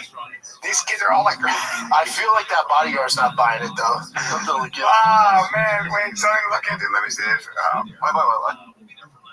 Apparently, all of the Win access got duped by a fake Justin Bieber last night. He performed everything. They performed everything before they realized it wasn't him. Good. Keep going down, Chin. Keep going down. Yeah, can someone explain why this is a thing? Going this far to look like somebody, or him and Justin working together to promote something? Not going to lie, he almost had me fooled. Clearly had all these other people fooled. Play it? Oh, that's so good. It doesn't even look like it. It kind of does, though. Not really. I mean, not at all. I wouldn't know. I'd be like, I would. And those young kids, but come on, dude. Kind of looks like Amnesty at the same time. I mean, like a tiny little bit, but I guess Justin doesn't have a beard like that. His beard's not that thick. No, that's so funny. Yeah, but to me, they're totally different.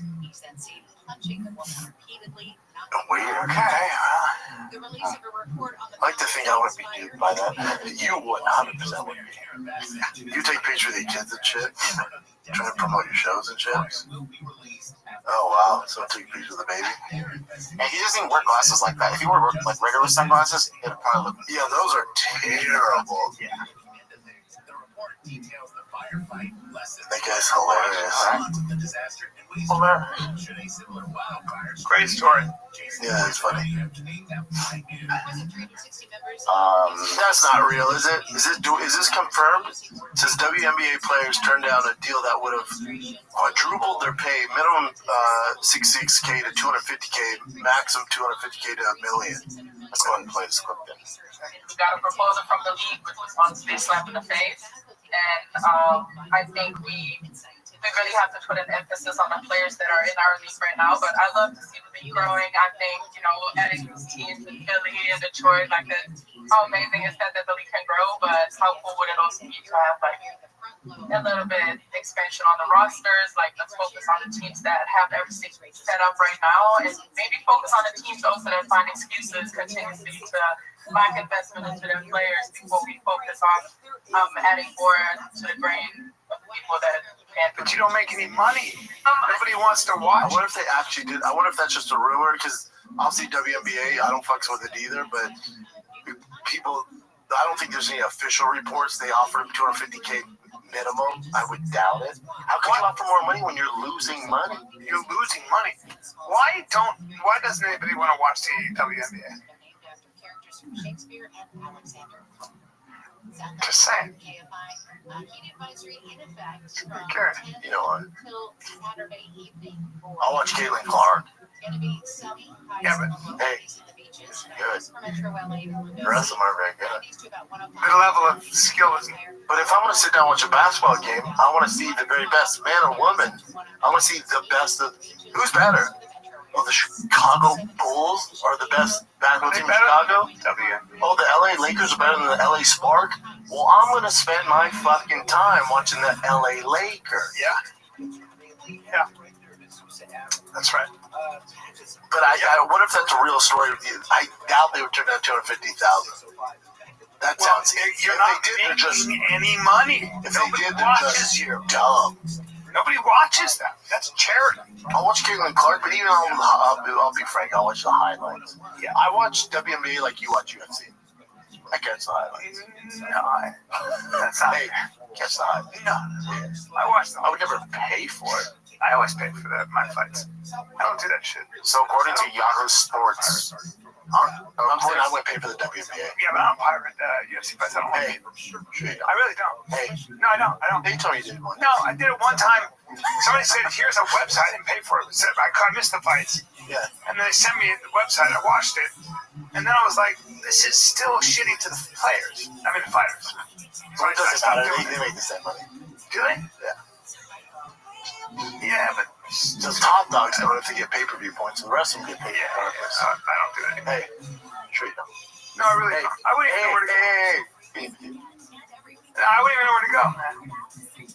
Hey, you're the same guy that was watching Madden on YouTube and thought it was a live game. So, hey. That's not true. That's all. What else you got, Jen? Hold on. I was gonna say, according to Yahoo Sports, it says it is true, and they're just holding out for a larger raise. I mean, you guys aren't worth it. You don't make If money. that's true, that is You wow. don't make money. Alright, let's check out some of these here. Is it too late to say sorry? You guys remember Nelly Furtado, right? Oh, she got. Oh, I know where you're going. Nelly Furtado got. Do you remember her? She was non-binary for a while. Bro, she got stupid thick. Like, hey, you know me, I like thick girls. She got fat. Truck driver Hey, thick. It's not even like she's fat. It's kind of weird. No, she got power slap thick. She got power slap thick. You ain't lying. Yes, sir. You ain't lying. She power slap thick. That's a She was different. non-binary for a while. Sure. Someday she'd wake up, she'd be a guy. So, I want to go. Hey, excuse me, ma'am. Did you eat all your feelings? well, she's clearly, she was in a coma. She's had a history of drug issues. There's a lot of issues with Nelly Furtado. Power slap. She can sing thick. her ass That power slap thick is a different level of fat. She can sing. She can Yeah. sing. Let me see what's going on here. Yeah, so I saw her pop up recently, but I thought I honestly thought Was this that was her now?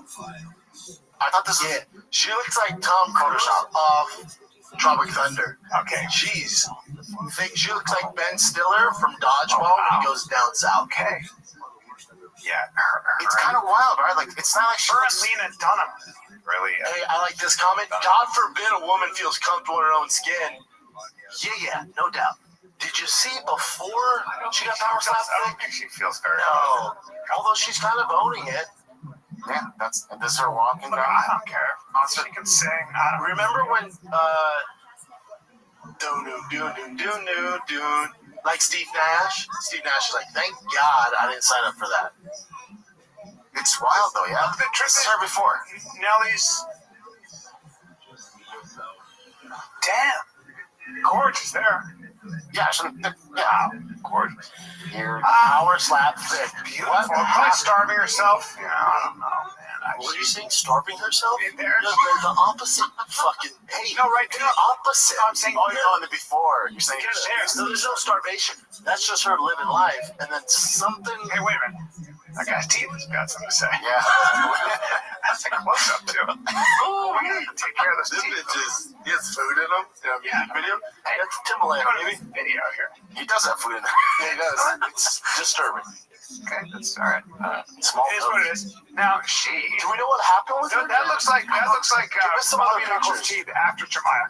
Yeah, it does. That's what it looks like. Yeah, it does. Now she's had a tough time of it. It's tough when you're a performer. Well, she generally has a tough time. She's coming out as this. She's coming out as that. She's Go to the orange one. Yeah. But even there, she's not as big as the one we see. She ain't small. She ain't small, but I mean, look, it's like It's kind of I think she probably battles with a lot of. She battles with a lot of. cheeseburgers. She's starving there. She's starving there. I can't even watch her. Piece of cheese in 2 days, right there. Did she get kidnapped in a Burger King and eat her way out? That's the only way to explain this. She just Power slap thick. It's called yo-yoing. But I mean, her frame is so small. I don't see how. Did she turn into an evil villain? What happened? Yeah, she's. Oh, she's the penguin. She's Colin Farrell the penguin. Yeah. There's a lot going on there. She can't be happy. I mean, she's smiling a lot now. That doesn't mean much. How she's embracing her new silhouette. There are a lot of enablers. There's a lot of stuff going on. That's the problem. She needs friends to fat shame her. Right? I think she has some. Like, if you showed up like that, Yeah. we would be on the air and I'd go, hold on. You're so fat. That's good. Girls, 100%, I'd go, whoa. Girls never do that to each other. Right, are you competing in Power Slap with a fucking Under Armour shirt I on? just show up and I'm You're just. so fat.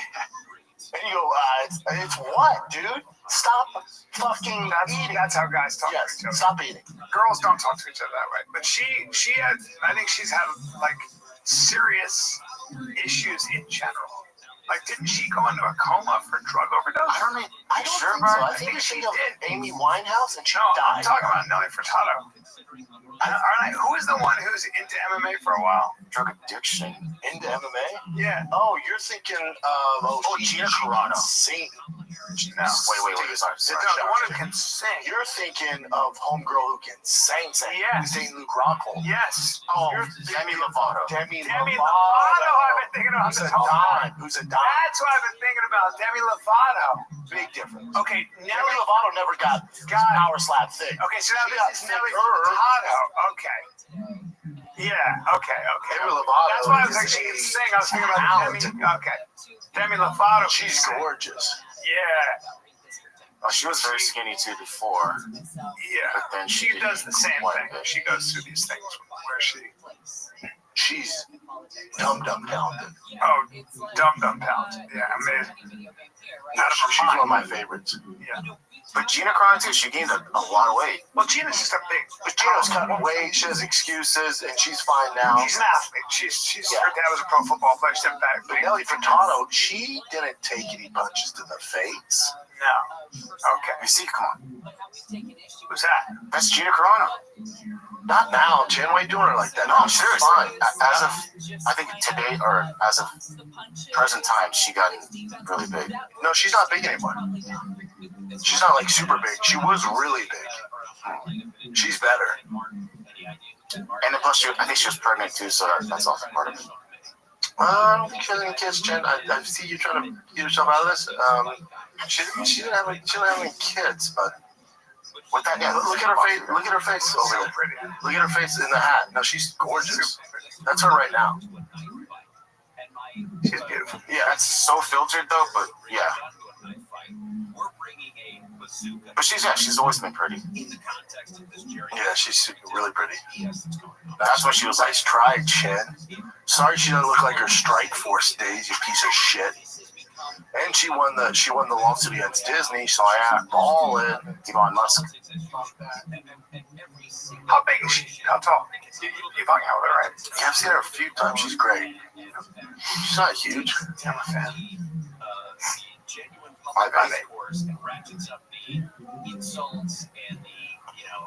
Okay. I need auto parts, but I need friendly, knowledgeable service. I want new wiper blades. What if I want my battery changed while I'm still in my car, Brendan? I'm glad you asked, buddy. That's why our friends at O'Reilly Auto Parts offers friendly, helpful service and parts knowledge you'll need for all your maintenance and repairs. All right, whatever you need, whether you're a rookie or an expert in the car game, you'll find the employees at O'Reilly Auto Parts are knowledgeable, helpful, and best of all, super friendly. The professional parts people at O'Reilly Auto Parts are your one-stop shop for all things auto do-it-yourself. You can find what you need in-store or online. Stop by O'Reilly Auto Parts today. Visit them at O'ReillyAuto.com/fighter. That's O'ReillyAuto.com/fighter. O'Reilly. Nice try, Chad. Whatever, dude. I thought this was hilarious by Brian, too. Let me just play it. Hold on. Oh, yeah. There you go.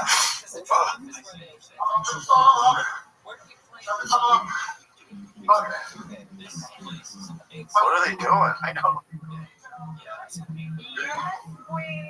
Yeah, for anybody who cares, this is Turkish oil wrestling. Great sport. Yeah, Timberland's team, huh? And this is the reason, not one of the reasons, but the reason that P. Diddy is a much better wrestler than people give him credit for. You guys got to get your mind out of the gutter. Everybody's like, 1,000 bottles of baby oil. Anybody who's a fan of Turkish oil wrestling knew immediately that this was what was actually going on. P. Diddy clearly knows how to train and take his wrestling to the next level. Because let me tell you, you oil up, if it works when you're oiled up, you and your partner, it's going to work when you guys are dry. And so that's the one, probably the only good thing I can say about Diddy is he takes his wrestling seriously and trains properly. I don't like any of the other stuff about him. But either way, I'm looking forward to this Khamzat Duplessis fight. And I always say to all my UFC buddies, oil up, bro, oil up. And when you get out there, it's going to make a big difference. But nobody listens to it. I mean, he is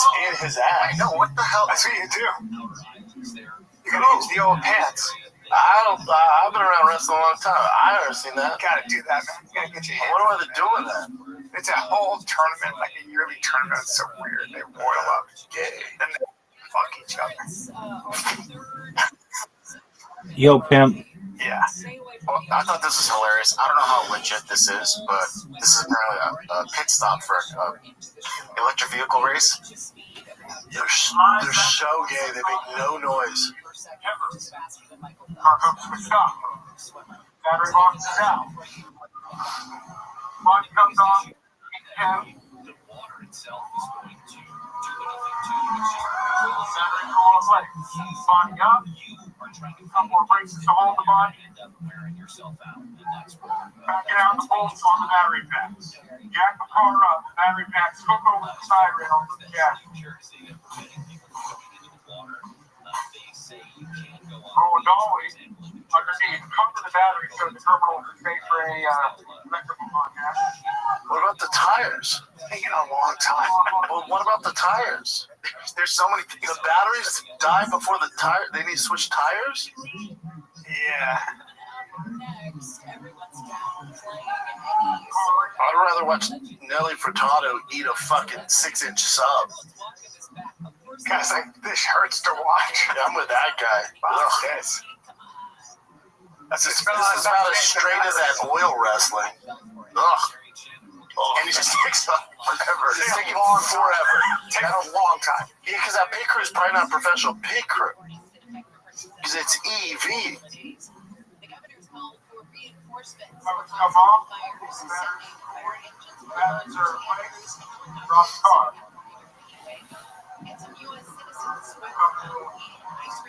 He's already lost. There has to be a better way. He's lost the race. Lost the race. Took way too long. Someone said the main thing says, hopefully they will get faster. Yeah.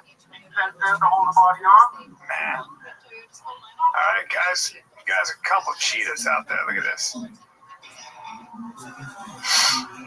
10 minutes later, you boys ready? The race is over, bud. Get going. Start the computer. I hate it all. It's so boring, guys. I hate it all. Yeah, fuck that. This is installing updates 1 of 20. That's fucking Eric Griffin's car every time we get in it. Yeah, it's always updating. We get locked in there. I hate that thing. Took a Waymo? I don't know what the fuck. I took a fucking Waymo. It's that. Oh, the self-driving? Yeah. It's by Google. And let me tell you something. Can you grab the steering wheel? Doors wouldn't open. And then it drove away from me. Then I had to run after it. It's like a nightmare. And then it takes a long way. It goes super slow. That's what you get. That's literally the history where nobody's gonna be driving. What's this? Creepy Crawly creeps out her performance? This is Jennifer Lopez, and how would you guys react if this actually happened to you?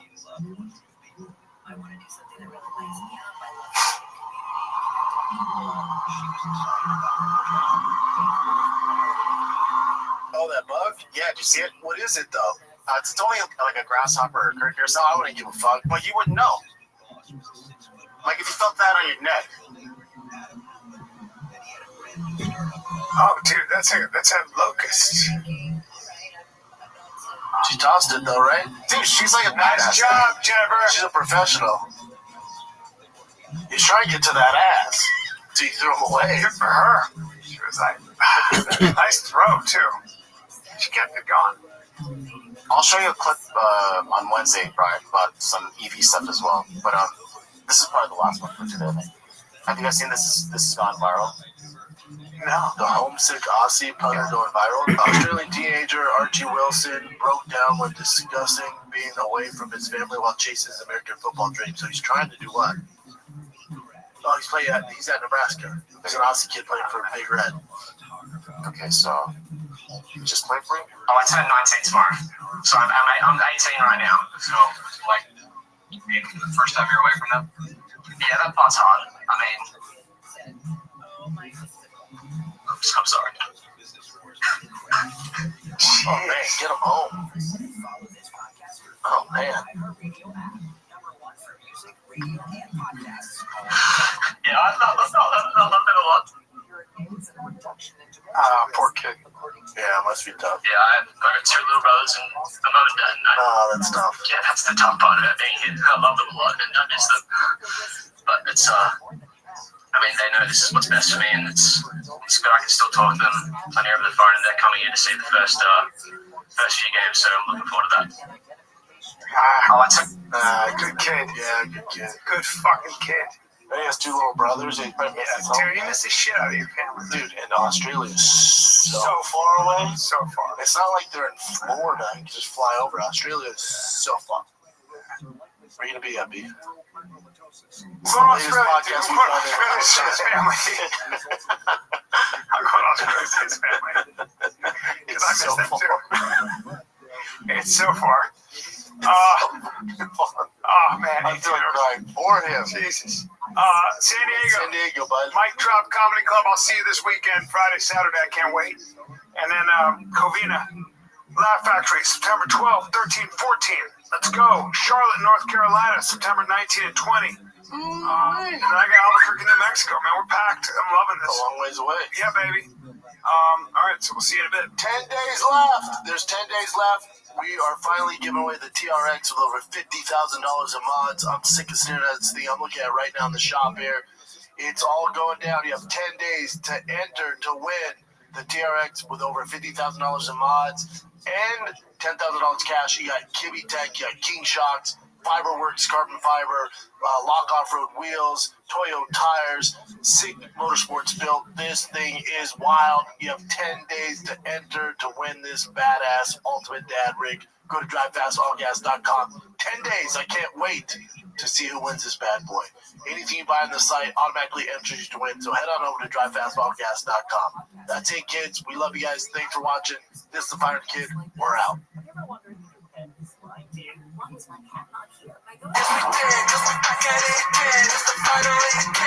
This is really the Fighter and the Kid. Here we are. First, before I start, I want to give a shout out to Delta Airlines for being terrible and being so much worse than they used to be. Thank you for those smelly bathrooms always, and thank you for always being delayed.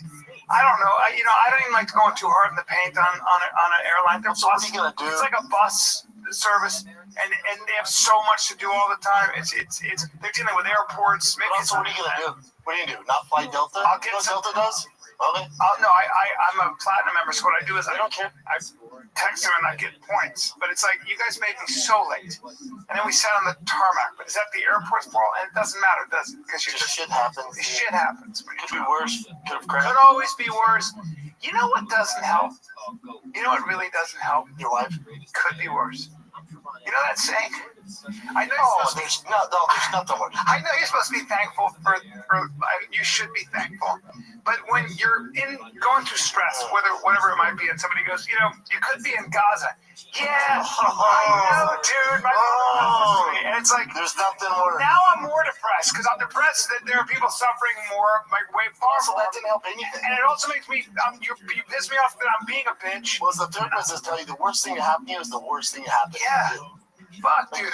Yeah, I could be in Ukraine or God. I hear you. Things. But I'm not. Yeah. So today. And it doesn't help to remind me that other people are miserable even more than I am by far. None of it helps. No. But those bathrooms at the airport, whatever it is, the guys are just like, I'm at the airport, I'm going to shit everywhere. Oh, guess what? Do you mind if I write my name and shit on the wall? Yeah, what is that? I don't know. People are a little weird. Oh, I hate when I don't shit at the airport. When I just have to take a piss, and you got to walk by all the guys just hold their shit in, waiting for the shitter. God, it's so and there's a line of 15 at all times. And they look, and they all, for whatever reason, look exactly like the kind of guys that do that. Then you see them, they're like, oh. And they just are. Okay, no, not ashamed of it, just. And they sit on the seat, and their clothes are draped over everything.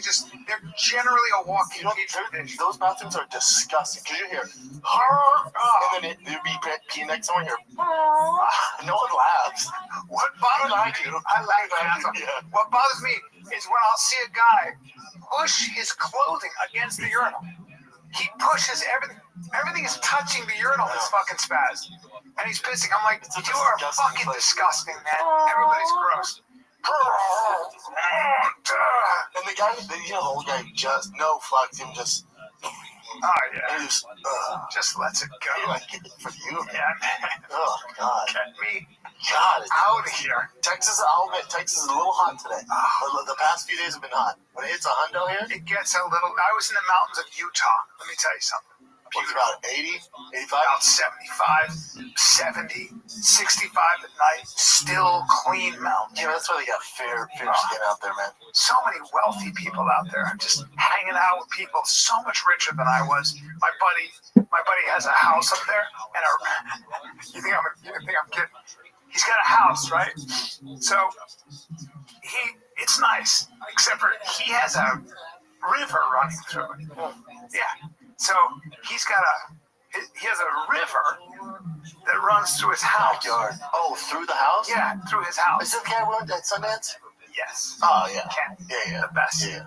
Owns all the land and they leased it. The place was dope. He's got a river. Yeah, I remember that river. Yeah, you remember that? You were there. I was there. We stayed there. Yep. During Sundance. Right. Yeah. That's right. How about that house? How big was that? Yeah, and that guy trying to fight you on the, come on, let's go. Oh, Like, no. please save me. Please save me. God, dog. Yeah. That was great. That guy was super wealthy. These Too. guys are balling. It's like they ball and they just hang out. They wear jewelry and they. Yeah, opposite here, because for all like the baseball families in the area we live in, everyone goes, "Hey, you're going to," I forget the guy's name, Ed. You're going to Ed's. So I'm like, why would I go to Ed's? I don't know Ed. Yeah. And they're like, you're going. It's at 3:30. I'm like, what is it? They're like, oh, it's like to kick off the season. So I'm like, all right, I guess I'll go. They take sports very seriously. Oh, Your son it's is life. Your sons came are to the right 9 and 5. 5, yeah. So And we came to the right even there it starts. Oh, so they go, you gotta go to Ed's. I'm like, okay. Pull up. There's no close parking. It's like a Broncos game.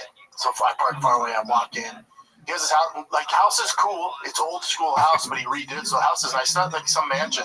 And then he just has a huge front yard, and the backyard's massive. And it's right by my son's school. Massive. He built. This is sports for you. He's a sports dad. He has 2 sons. He built a baseball field in the back so the kids can practice. It's a Shangri-La. Yeah. But again, it's not like some ritzy thing. It's like he was like, nope, I want this house with the land because I wanted my kids to be good at sports. They built a full baseball field, full bleachers, everything, and all the kids from the neighborhood from because Bossy was there, from 5 to 12, they do a home run derby, and there's like 300 kids. And there's a food truck. There's Pete Terry's food truck. There's ice cream. There's swimming. What a great time. Oh, dude! And then the older kids, the high school kids, are pitching the young kids. The one high school kid I'm talking to, he's a junior in high school and already signed with the University of Texas because he throws 99 miles an hour. What? How big is he? 6'4", timepiece, 6'4".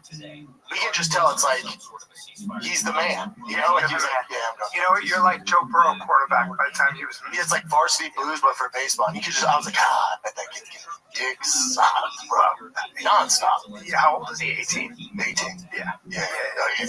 Handsome big dude. You ever see it, Texas? Yeah, it's gonna be. You just go to school and go, you have your Longhorns? Very cool. I'm going there. Full ride. So the dream everybody wants. I mean, the number one in baseball. Going 99 miles an hour.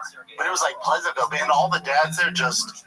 It's just different. It's just all about sports, family, religion.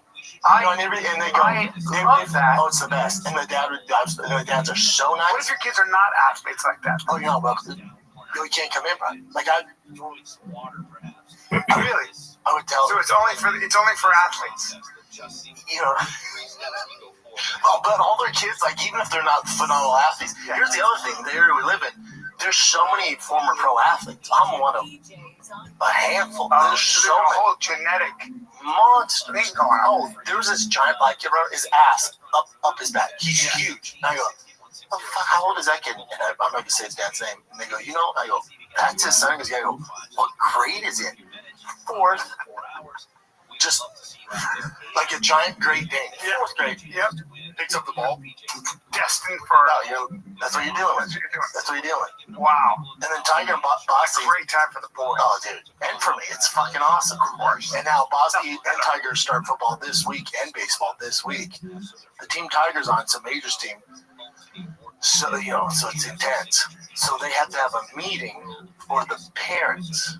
A meeting for the parents. About, just because they call it daddy ball. So it was just kind of giving an overview on what not to do as a dad. Parent etiquette. Basically, and also, hey, this is about baseball, but it's also, what's more important is the relationship with your son. Yeah. There's been a lot of dads that ruin the relationships over baseball with their son. Like this? And just this is how you should handle it. Because dads get crazy. Oh, buddy. Because this is their chance to be the baseball player. They weren't. And then also on the team Tiger plays for, there's a staff. I'd say half of them played major leagues. The other are college coaches. Oh, wow. University of Texas. So that's the training they're getting. But these major guys were talking, and this one guy talking goes, I'm just going to, this whole daddy ball thing, putting the pressure on a kid and yelling at a kid on the way to the car. He goes, I had that dad. And he goes, I made it to the pros, but I lost my dad. We don't have a relationship. He goes, so I made the MLB, and, he brought me to the cages and we did all that extra work. He goes, but we don't even talk about it. Damn. He lost his dad. Because that was so hard on him. But he did make it to the majors? The majors. The Major League Baseball player. Yeah. Damn. He goes, so if you redo it. If you do it, I guess have your dad be not a pro baseball player. No, I'm just saying. I make all that money. I bet the dad's going, oh, I'm sorry. Did you like playing for the Chicago Cubs? You're a regular guy. Was I too hard on you? But you played at Wrigley fucking Field, you ungrateful bastard. I don't know, dad's side there. I know. Did dad do his job? Did dad do it? Did dad do his job? Yeah, maybe, but guess what? You made it. You made it. You know what? To the major, so welcome. You're welcome, right? Make some money in the major leagues. Make some money, meet your wife, right? Doing that? I mean, but Bob Todd, he could have his dad. Kid, yeah?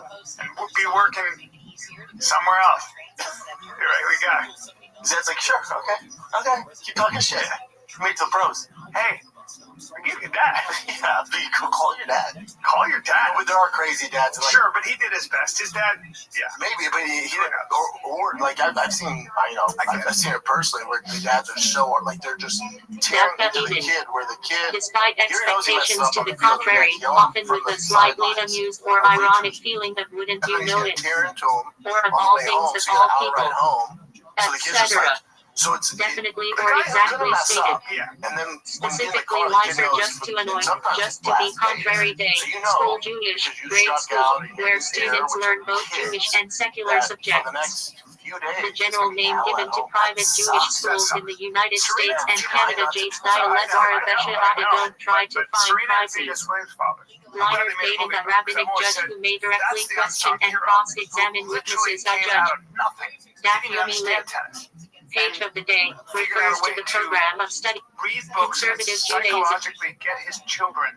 I mean, he created some of the greatest female tennis player of all time, and his daughter. And not that the dads need credit, but when Freddie Freeman hit that grand slam in the World Series. Yeah, and he hugged his dad. Well, no, what did he do? He got on the mic and goes, "This is for my dad." Yeah, this is for my dad. Every night was thrown to me. That's right. So that's right. No one talks about it, but the kids who are good. Maybe football, soccer, and some stuff is different. When it comes to baseball, it takes so much work to get good at it. If you don't have a dad who's hands-on and spends time with you, it's gonna be super tough. Especially this day and age, the athletes in baseball are so good. If you don't have that dad doing the extra work, man, it's gonna be tough. So when you see, I love tennis, and you watch tennis, and you see oh my God. Those women and those men, long life used to grieve a mourner after someone has died. Or really a net tiger top not on your life. And impossible occurrence, forget about it. Is that those kids go from tournament to tournament, and they live in a van with their father. Their father's their coach, because they can't afford to have a coach. Their father's their coach for the first 18 years, 20 years, literally 21 years. And their father, they literally will live in a van. I'm talking about a Volkswagen van. And they go from thing to thing. No, I knew families in California that the dad worked 2 jobs, the mom worked 2 jobs just to pay for the kids' travel ball and lived in an apartment because the travel ball was so expensive for them that he would work overtime, everything, just put his son through it. And his son was Oh my God. his son was a A baller. long life used to grieve a mourner after someone has died. He's A neck 5'6", tiger talk and not the on your life. 5'4". So And impossible occurrence, you'd say, forget well, there's a about it. Tuve. It's like, there is. Is he There's trying there's to the one kid? guy. There's one guy. So Oh, that the could be father, an order. Dad, Daddy, Yeah, I'll be but gazette as long as And you you are can just healthy, feel the you pressure on can the be kid. happy. He dealt with it Mature well. and mature and chubby, the very last one is He was a beloved. baller, but you could just tell. Last but not Like, least. when he had a bad game, like, it was like he Necklace let line his dad, adjective, his mom. interjection. There's a lot of Awesome, excellent, great, the best akron, latter-day religious authorities. Scholars of the Renaissance and later times blinders. Facts of now, immediately at K that I catch so much. Has it gone this far? Why, sir? Expression of wonder regarding the extent or intensity of something. At maybe Esran may you he she live until 120, often used as a birthday wish for long life, or when mentioning a person who is getting on in years. But if he developed What are you doing? Yell at him, and then yell at him for the next 2 days. He's gonna stop playing video games. Same thing with baseball. What are you? Wow, hands up! What are you doing? Elbow up! Where's your prep step? Like your kid's gonna be like, fuck this. But you know, they did a study on this. They found that the parents, the kids, the kids that played on, went on to play, so they were really good as kids, and then went on to be college and pro athletes. They did a study on this, and they found that the best thing a father can do is say the following words: "I love to watch you play." That's it. So a lot of times it's like he doesn't want to hear critique. It's like, man, I love watching you play. God, that's why you talk to any coach. Like our favorite kids are the ones that come from parents who were athletes because they know what it's like, and usually they're hands off because they know yelling from the bleachers it's never helped a kid in the history of baseball. Right. Ever. Or it has, right? I mean, no, never. I've never seen it work. It's just embarrassing. How do you deal with it? It's hard for you though, right? Because you love it so much. And me and T work very hard at it. So when I see him not doing the things that we're working at, that's when I get mad. So I take myself out of the equation, and that's why I'll watch from right field. Because otherwise, I can't help it. I yell, but he can't hear me out there, and the parents can't hear me. The parents can't hear me. Yeah. So I just take myself out of the equation.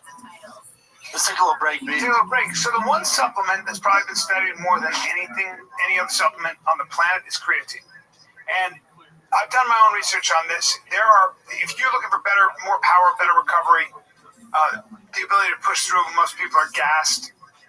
If you train seriously, if you're an amateur, if you're a pro, whether it's lifting, running, competing, or just staying dialed in, creatine is probably the best place to start. It's the number one supplement. It's I the number one use it supplement. every single Good for day. literally everything. Recovery, muscle building, it's great for your brain. There's so many benefits to creatine. So not all creatine is created equal, and this is where Beam comes in, okay? This is exactly why people switch to Beam creatine, okay? They send me a package, it comes with a mixer, it's awesome.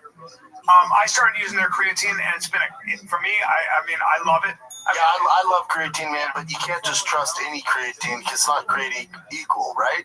That's exactly why we switched to Beam creatine. And I recently started using creatine. I've been using it for a hot second, but it has to be good creatine. And Beam creatine is clean, it's effective, and you can trust them, all right? But like everything else, the quality matters. Beam creatine is just that high quality. They don't use fillers like most companies. They don't use sugar, nothing synthetic. I mix in my pre-workout or in my coffee because I'm a psychopath. Just clean, pure creatine backed by science, used by people who care about staying mentally sharp and strong. With Beam creatine, you get the strength benefits, the endurance, the recovery, and putting something, you're putting something in your body you can trust. 1 scoop a day, it's simple as that. I use 25 grams, so I use a little more. So if you use too much, it's literally good for everything. Oh, yeah. Gut health, your brain, everything. The creatine, number one supplement. Everything else is smoke and mirrors. Creatine actually works. And it's true that every time I go to buy creatine, there's always something else. People are always asking what creatine you use. Yeah. So right now, Beam is giving you guys 30% off for a limited time. Just head on over to shopbeam. That's BEAM.com/fighter. Use the code fighter at checkout. That's shopbeam.com/fighter. That's shopbeam.com/fighter. Use the code fighter to get up to 30% off your first order. What an amazing thing. Yeah, it's great. That's great. And then I follow the rules. We don't talk baseball when we get in the car. Really? If he had a great game or a bad game, I'll take him to get ice cream. Yeah. But when he first started, I would only take him to get ice cream if he had a good game. That's not the way to do it. Right. Because then it's all based off his performance all the time. Right. So he's going to be like, okay, Dad's only happy when I do really well. Well, it's baseball. You're not always going to do really well. He goes, so if he does really bad, he's already embarrassed. But then he has to worry about coming home with Dad, and you don't want that.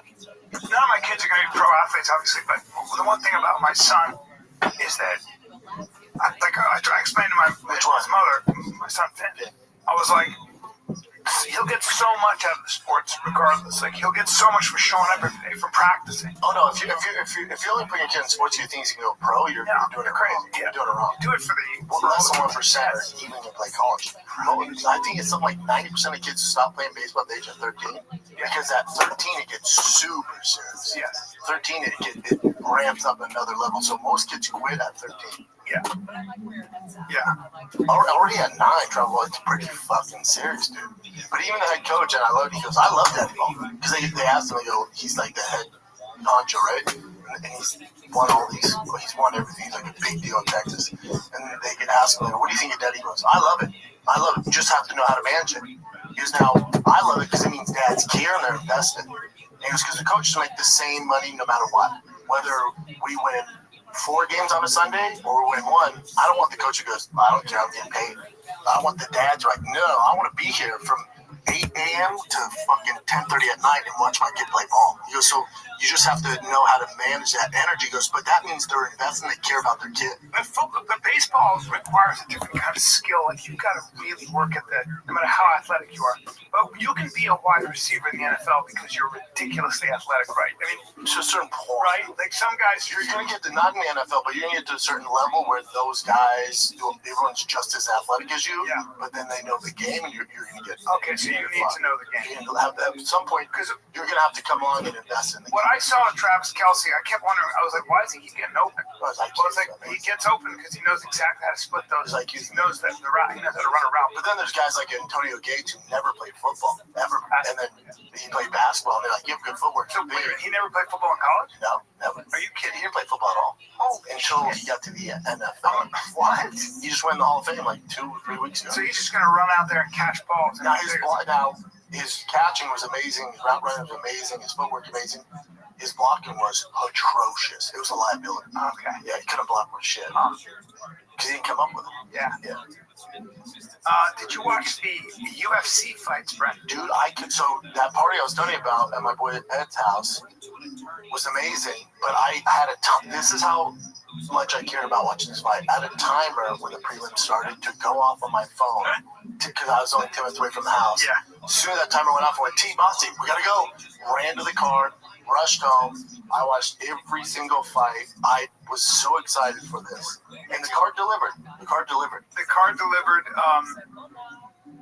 Michael Venom Page is just trying to strike with that guy is so unbelievable. Like, good luck. Yeah, the only knock on Michael Venom Page is he should have went for the finish instead of made a mistake. Yeah, made a mistake. He almost lost. Yeah. And at this level, especially Jared Cannonier, he's big, dude. So you let that guy hang around, and then you end up like in mountain shit. It's like, dude, you could have finished. Is there a 42-year-old in better shape in the history of the game? Like 42 years old and just stupid shred. Fought at heavyweight, fought at light heavyweight, middleweight. Yeah. Body the fuck up. 42. But Michael Venom Page is ready to get the word. Made a different shit. How about your boy Aaron Pico? I was so impressed with him. I was like, damn, this kid is the new blood. Just boom, body shots coming in, wrestling. Yeah. But his wrestling, his boxing, everything was just unreal. And I was like, well, look at this motherfucker. I told Jen on Chop Show, I looked at my wife literally first like 20, 30 seconds, I went, is he getting knocked out? You mean because he just kept pressing forward? I didn't see that. He's way too aggressive. And when he was throwing the shots, his head's like, he's like this. I didn't see that. His chin's over his feet. So he knows better, doesn't he? Clearly fucking not.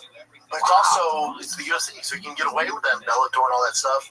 And he was so aggressive. And then you're fighting Jeff Lerone Murphy, I'm sorry. What'd you say? I mean, yes. You're fighting. Yeah. He's fighting Murphy, who's undefeated in the UFC, has beat some world-class guys, and he said in the lead-up, he goes, his aggression, he comes out really aggressive, I'm going to use it against him. At a world-class level, they go, oh, you're just going to rush it? Okay. I was like, for me, I was like, oh, he got lucky with that spinning back kick. He did. He knew exactly what he was doing. Yeah, of course. He even called it. He's like, I'll use it against him. That's what they did. Aaron does 28 with all that experience. You'd think he'd know. Because remember we watched him and he was so aggressive and he got slept his first time. I was working at Madison Square Garden. Remember? Yeah, it's like, why so aggressive? I know. No, this was a fight companion. When he got dropped, he got shut off right away. The one where he got choked out was Madison Square Garden. I worked it. This is the one where he got punched and just slept. And you were like, why so aggressive? Right? It was this. Oh, probably Adam Borgs. I don't know. But it's like. Yeah, it's probably the Adam Borgs fight because the other one. But damn, he looks. Oh, no. Maybe it was the Henry Corrales one. That's where he got KO punched. Yeah. In 1 minute. Yeah, that's right. Yeah. We did a. Yes. Because we were watching because that was Inglewood. Yes. And then after that, they give him Adam Borgs, who's a beast. And then again, he gets flying leads. Dude, it's like it's. But then he went on a tear. Then he gets with Greg Jackson. But listen, the UFC jitters are real. That's a real fucking thing. MVP talked about it because they go, "Why do you think these Bellator and BFL guys come over and struggle?" He goes, "Listen, I've had 3 or 4 fights. He goes, I'm still not fighting like I should. It's just so big. Those guys are trying so hard, and they're coming out like in their tents." He said, "Because it's the big show." So that's why he was pushing. He was like, "We're gonna get out of this." Yep. Oh, and you got a guy like fucking Murphy who's just. It was fantastic. He's a phenomenal athlete. What'd you think of the main event? It's what I expected. Because I think you did say Hamzat decision. Yeah, I just said Hamzat is gonna. There's no way that Duplessis is going to deal with that wrestling. I just saw too much of it. I watched him with everybody, and I saw what happened with Duplessis and what was his name? Who's the black guy wrestler? Benson? I'm sorry, Benson. Yeah. Jeff Brunson, my buddy from Derek Benson. He was. These guys were taking him down, putting him on his back, and I said, "You're dealing with a different level." And I just don't see how. People are saying he's a really good submission fighter. Your jiu-jitsu is not going to get you out of this problem. Your jiu-jitsu, right? It's not going to get you out of this problem. That problem is that top pressure. That problem is that those takedowns. Did you enjoy the fight, or were you kind of like, I enjoyed the fuck out of it. Me too. I liked it too. I enjoyed the fuck out of it. People didn't like it because they wanted Hamza to go for the finish, but the thing about DDP, when he would go back to square, he's like, "Don't worry, I got it. Something's gonna happen." And I was like, "I believe him." Well, he's amazing. Like, he gets put in that crucifix and somehow survives it by burying his head. Like, he is as rugged as it gets. But physics is physics. Physics doesn't care about how rugged you are. It doesn't care about your technique. Doesn't care. The physics, yeah. Yeah, the technique. And he said it. He goes, "What's his strength?" It's his incredible technique. And especially when you told me you saw him wrestling with, you saw him playing with world-class motherfuckers. And I didn't want to blaze him too hard and be on his nuts, but I was like, maybe because I've been. You said you've not seen anything like that since Sean Jones. I haven't seen John Jones do that.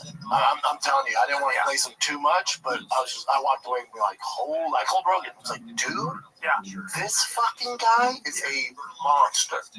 Rogan's like, I know. I'm like, you don't. Yeah. This dude is as good as advertised, if not more. Yeah. It's fucking scary. So now what's going to happen? Here's my prediction.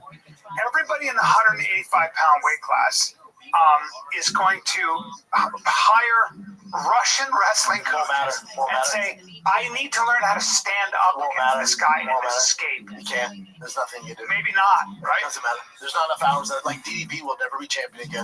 He'll never be able to get a Russian, like a couple of Russian wrestlers in there. He's too old for it. He's too old. Really? Nobody can learn the concept to beat them. You can't. You can't. You have your skill set. You're setting your ways, and I think DDP surviving 25 minutes is going to age so well over time because I don't think these contenders coming up. I agree. The only reason DDP didn't get finished is because he had good defense with the submission, and he didn't create a lot of opportunity for Hamza. These other kids will. These other guys will. Fluffy Hernandez will. Fluffy will create those transitions where Hamza will capitalize. And DeRitter also. Talking about DeRitter, I'm like, DeRitter's great with his jiu-jitsu and stuff when he's on the top, bottom, great. Good luck. I think RDR is the easiest fight for him. Really? Rogan thinks it's toughest because his guard. This is where I think people are mistaken. You think that Hamza is going to come up with the same game plan against RDR as he does DDP. He's going to be like, oh, no, watch this, and he's going to fucking knock him out. Probably. He's going to knock him out. Probably. See what he did to striking. Yeah, his striking is horrible. With all due respect to it's not good. No, like, you see what he did to Mershard? Yeah. There's no takedowns. Hamza faked it. Boom, straight right. Pepper the fuck out of him. But I also would say, too, this. Like, jiu-jitsu is amazing and it's very important. When you have that level of wrestling, and when you're on your back, no matter what your jiu-jitsu is, the advantage is always going to be with the guy that comes up. It's just too much. You can't. Let's take a little break because let's talk about Harry's, dude. Harry's. Them hairy legs. What's up, man? It's Harry's. Let's be honest, most razors suck. They're either way overpriced or dull after a few shaves. It's a waste of time, and they leave your face feeling like it's been attacked by sandpaper. Don't get me started on overpriced refills. God, they get you. $20 for a 4-pack should be illegal in this country. Well, that's where our friends at Harry's. That's where Harry's. It's got the best of both worlds. It's got a barbershop quality shave with German-engineered blades and a sleek ergonomic handle. Those Germans, they make cars, they make blades. That's it, bro. Literally at the price of the premium razors, and the precision manufacturing process measures each blade in microns. We're talking aerospace level accuracy for sharpness and consistency, reducing irritation and razor. Here's the kicker, dude. Harry's isn't just one of the best engineered razors on the planet. It's also affordable. By owning their factory and cutting out the middleman, Harry's delivers top tier blades for as low as half the price of the big brands. It's time to stop overpaying for a bull crap shave, all right? For a limited time, you guys can get Harry's trial set for only $8 plus a free gift at harrys.com/fighter. Just head on over to harrys.com/fighter to receive our exclusive discount. After you purchase, they will ask you, when you heard about them, please tell them the Fighter Kid sent you. And that's harrys.com/fighter. Don't just make razors. You got a full-on grooming essential shave, body wash, all of it, man.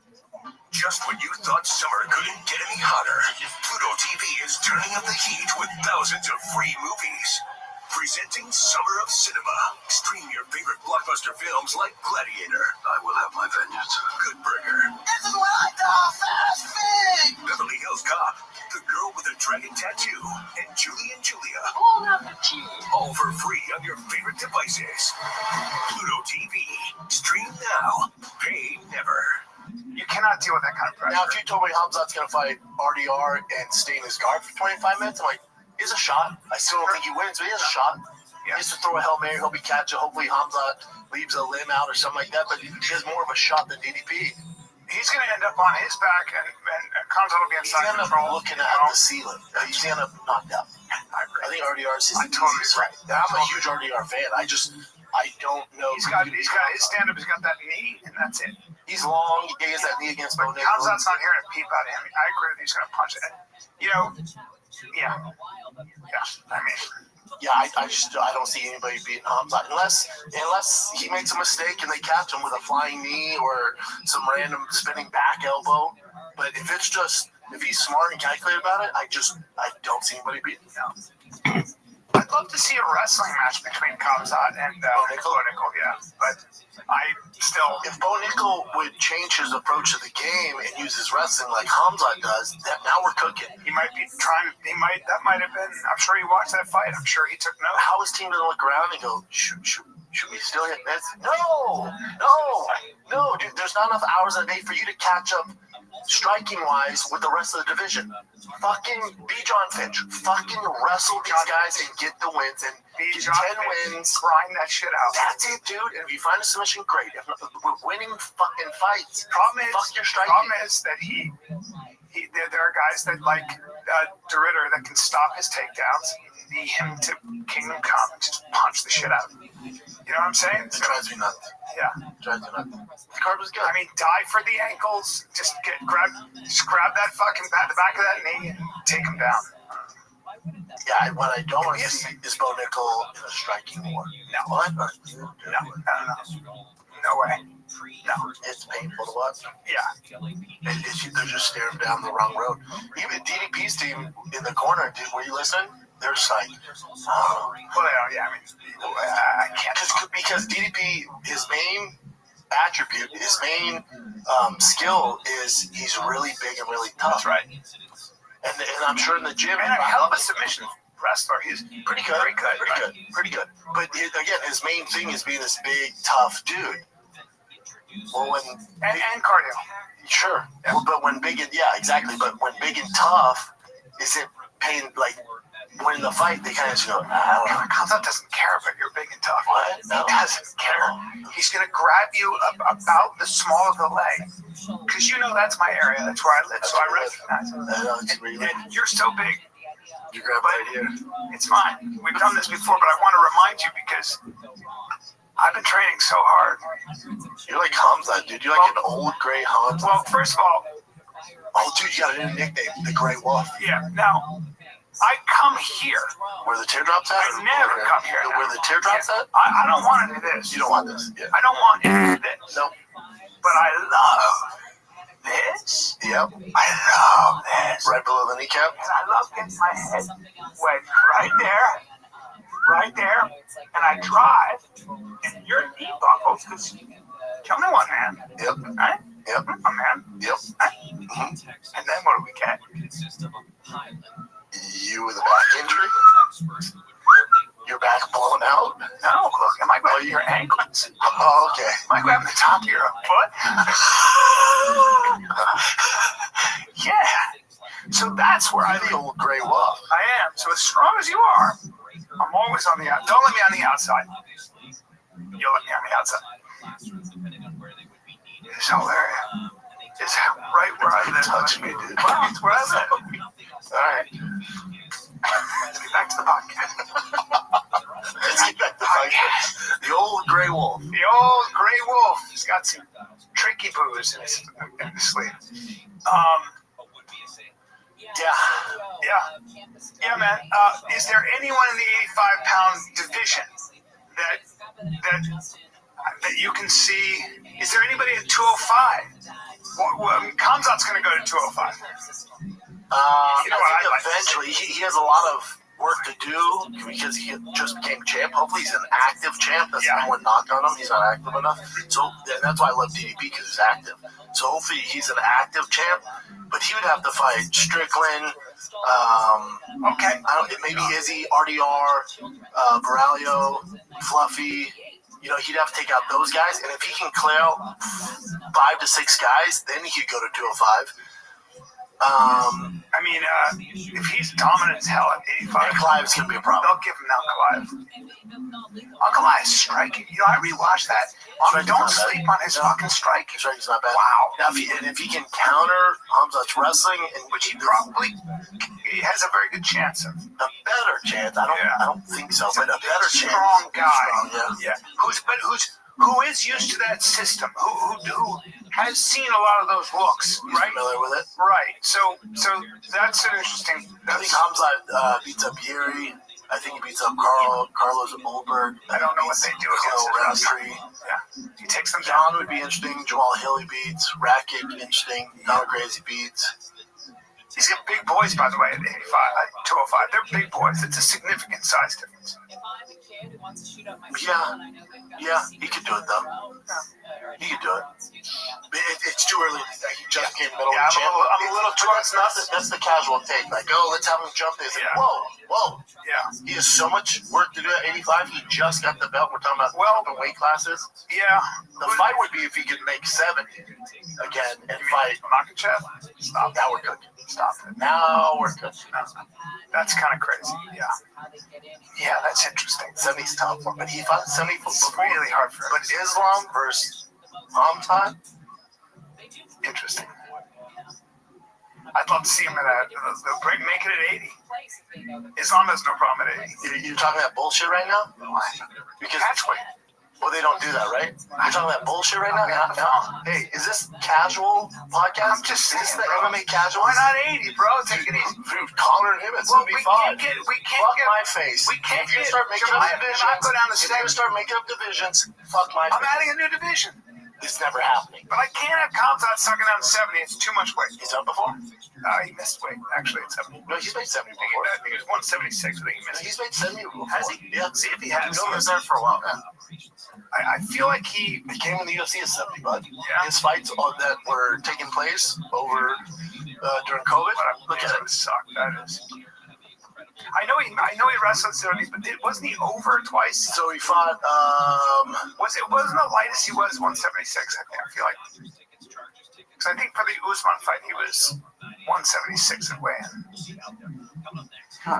Well, he made Gilbert Burns, right? Yeah. That was at 170. He made 170 for Gilbert. I think he missed weight there. No, he didn't. They did a catch weight with Kevin Holland. No, I think he did.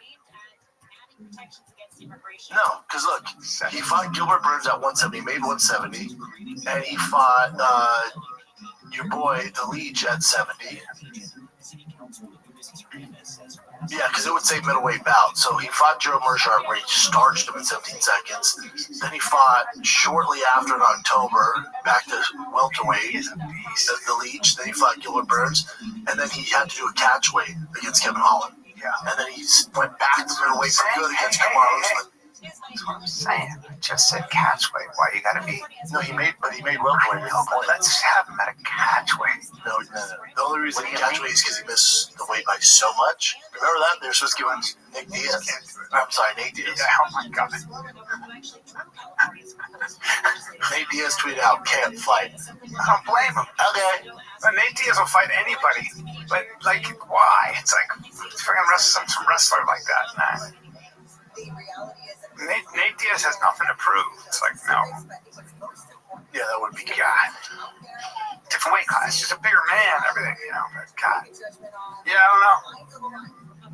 Yeah, I just don't see Hamza losing for a long one. Because you got to solve that puzzle, that wrestling puzzle. And I don't know if anybody can. The answer is no. You're going to have to catch him. And his odds of doing that aren't great. So he's just going to ring champ for a long time. But he could get caught. There's that. Absolutely. So the same with Corey Sandhagen. It's like he's fighting Merab. Again, Merab's only going to lose if he gets caught. Flying knee, flying elbow, ankle, maybe. Heel hook. Maybe catch him with something like that. But Merab trains for that. You know, but you're going to have to catch him with something that he can't expect, like a flying knee, like something random. It has to happen for those guys to lose. Right. So again, your odds are 1%. You know, so it could happen. Give him more than that. 1%. No, come on. You got to give Corey more. I don't like that. Don't say that. No, no, Corey's my boy. The A-Town. I know it's not even about whether he's your boy or not. Sandhagen's got a 5%. No, I got to give him higher than that. To beat Merab? Yes. Yeah. Have you seen the odds? What are the odds? He's a big underdog. I think he's a plus 600. God, that's disrespectful. Well, it's a nightmare. But again, out of anyone to do it, I like his chances better than Sugar's. I like his chances better than Aljo, any of these guys. Yes. Okay. Plus 300. Plus 310. Yeah. All right. Now I'm going for Corey. I want to be very clear. I'm rooting for Corey. That's my guy. But very tough fight. But if anybody's going to do it, it's going to be Corey. Because he has those Hail Marys he can pull out of his back. Great striking. Great striking. Great knees. Great punches. Great on the ground. I mean, remember, he gave Magomedov fits for a long time. He kept giving up his back there. Man, that was weird. Yeah. Merab will capitalize on that to do that. Yeah. Well, it's all interesting. What do you got, Chin? Current events? Did you watch the fights, Chin? Of course. I actually met up with this is like the first time I actually went out since I moved here. Holy shit, you left the house? I left the house. I went to a place called Menchaca. Have you heard of that? Nah, man. Menchaca. It's a sports bar, and I met up with our old Showtime guy, Daniel. Oh yeah, he's out here? Who's he working for? Dude, he works for like a beverage company, like he's just like completely different. Good for him. And he's happy, so that's good. That's good. So it's just you and him? Yeah. Mandate. Dude, we're watching fights, man. Yeah, it's a mandate, though. Mandate. All right, you guys have some wings and beer? I didn't eat, but had a couple sips, yeah. All right. What? Nothing, man. Mandates. It's funny because mandate's another word too. But what did you say? Because mandate's a different word as well. Oh yeah. Yeah. So it's funny.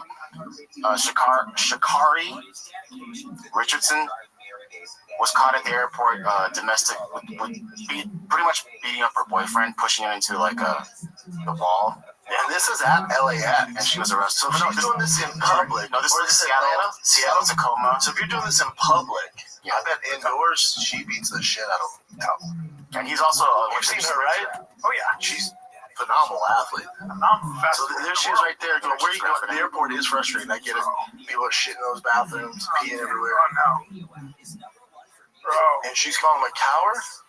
He might. Yeah. She's. Oh. He's just kind of walking away, and then she just keeps. That's all you can do. That's all you can do. But this is like. That's all a man can do. This is in public. This is in front of security. Everything. Oh, she's a handful. She's in his face. She's on him like glue, dude. You know, she's like Marab right now. She's got him up against it. Oh, damn! But if you're that guy, you're not going to push her in public. Can't do a damn thing. I mean, you would push her anyway, just like, get away from her. Yeah, she might be like, you can give her a beer hug. Hey, stop pushing me. Well, you know, this is the thing. Like, is that him? Yeah. There are a lot of cases where women will beat on men for a long time. She stated that the argument all stemmed from lies Coleman had told her. Sorry? She said it came from a lie. He was lying about something. But then she said she didn't touch him, which is obviously a case. We have video, girl. Well, it sounds like there's just. But also. That looks like a jealousy thing. Okay. She didn't sock him in the face. She'll be touching people, but.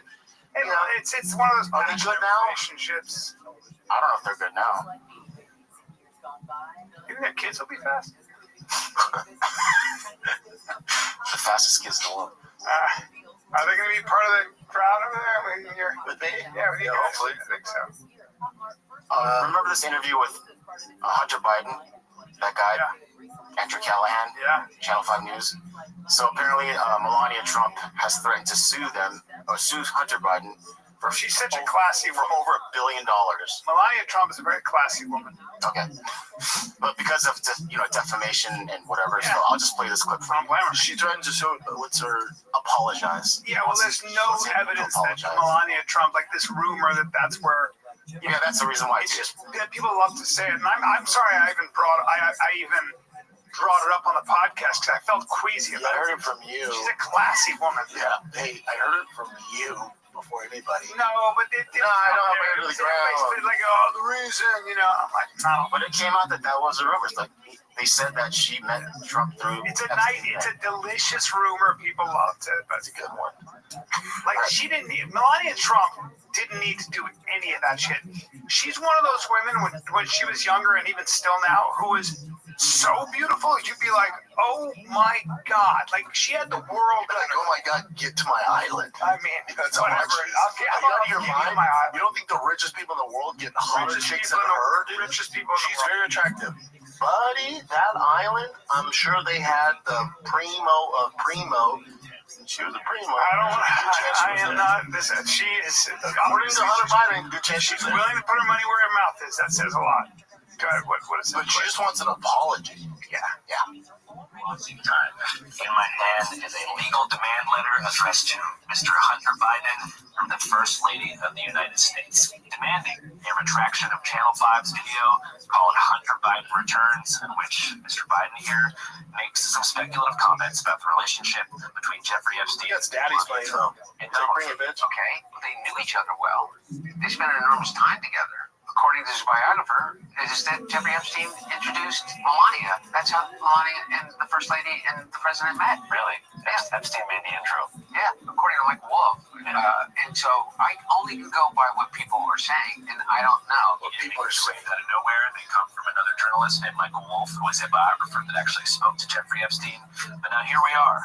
And I've got $1 billion document in my hands because Mrs. Trump is seeking $1 billion in damages if we don't take the video down, and if Hunter here doesn't issue a formal apology to Mrs. Trump. So now we're here, maybe to give you the platform to apologize to the First Lady for your statements that you made about her possible connection to Jeffrey Epstein. Fuck that. That's not gonna happen. Yeah, you know you do it. Here's the backing of his fucking dad. Well, he was echoing what someone else said, right? Yeah, but you can't do that in a public interview. This gets millions and millions of views. Sure you can. You can. So here's how it goes. For a defamation case, you have to prove malice. And what Hunter Biden is saying is, I was just saying what other people. Oh, he's saying I'm just saying what I heard. That's what he's saying. Because I didn't originate the story. Yeah. So if you go to court and you said, well, I heard that Jeffrey Epstein had introduced. Jeffrey Epstein knew a lot of people, a lot of women, beautiful women, and everything else. Not all of them were hookers, but he ran with a very rich crowd, so he might have met her. And there were pictures of them together, so that'd be a really hard case. The other thing is, too, let's say they did meet at the island. I don't think the island, every single party was whores and rich guys. Like, it could have been like a public party with all. Or it was like a petting zoo and they had little kids there. Yes, there's also that. I think they had a kind of a smorgasbord of all that. Sure. Maybe they met that. That doesn't mean that she was part of this drug prostitute ring. They for sure met that. Right? That's what I heard. What else you got, Jim? Who knows? Let's do. I mean, if they met there, it's like Lady in the Tramp, baby. You know? This video kind of went viral. This is a guy throwing a sandwich at a. This is so funny. You saw this already? I haven't seen it. So.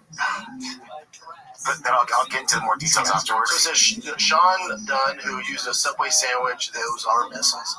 Subway sandwich is a weapon to attack a federal officer deployed by President Trump on the streets of D.C. earlier this week. Has been charged with felony. Since you know what's going on in D.C. Is it a tuna? Do you know what's going on in D.C.? Yeah. So Trump has just tired of driving to the White House and seeing homeless encampments. Also, just so everybody knows, I lived in D.C. when it was the murder capital of the world. And when they talk about DC's crime wave is lowest it's been in 30 years. 30 years ago, you dummies, it was the murder capital of the world. Okay? So I will tell you this. When you go to DC, they lock up the toothpaste in the Walgreens. Hey, bro? I'm listening. You just got breaking news. What? No, keep going. I got breaking news. The toothpaste in DC, dude. I'm listening. Breaking news. The mayor from DC texted me. I love that Brian called you out on this. This is perfect. Hey, bro.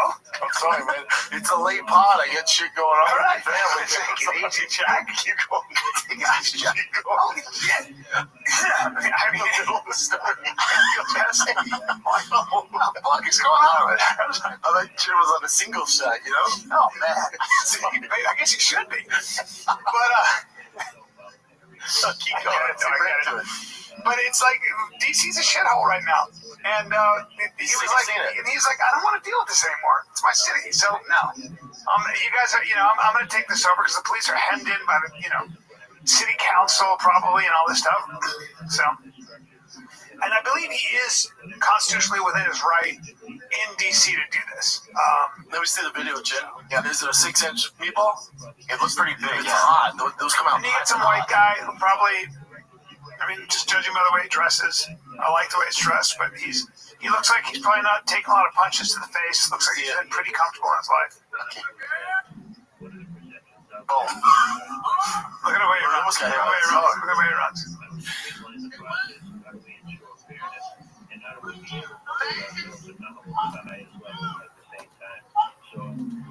Wait, did he get arrested after this? Yes. And by the way, he also got fired from his job. And guess what his job was? What? He's an attorney for the Department of Justice. Yeah, so just so everybody knows, okay? Drunk? No, let me just say this. This is an exact example of an asshole, this generation that's never been punched in the face. I would never do that to cops. If I saw a bunch of cops, even if I didn't like them, and I saw a bunch of cops like that, dressed up like that, That is, you got to know that you're going to take a fucking beating and should when you get that car. When he in the paddy wagon, the boys, It's like, but I just would never do that. I'm not going to go fuck you unless I'm really willing to take. Unless I'm willing to fight. Yeah. Unless you're willing to really fight, then you got to throw a sandwich at the guy. Also, those guys are just doing their jobs. They might not agree with it, but they're just doing their jobs. I'm calling him a fascist. Yeah, you don't know what fascism is, you fucking dummy. You live in America, you privileged American. So he got fired from his job first? Yeah, after that. His girl dumped him to her, man. Follow up on the story, bro. So he got fired. Yeah. He was an attorney, a trial attorney. Wow, throwing a sandwich at a federal agent. He must have been drunk though, you know. You would assume. Yeah, maybe. But the other thing is too is, do you think throwing that sandwich was going to change the policies?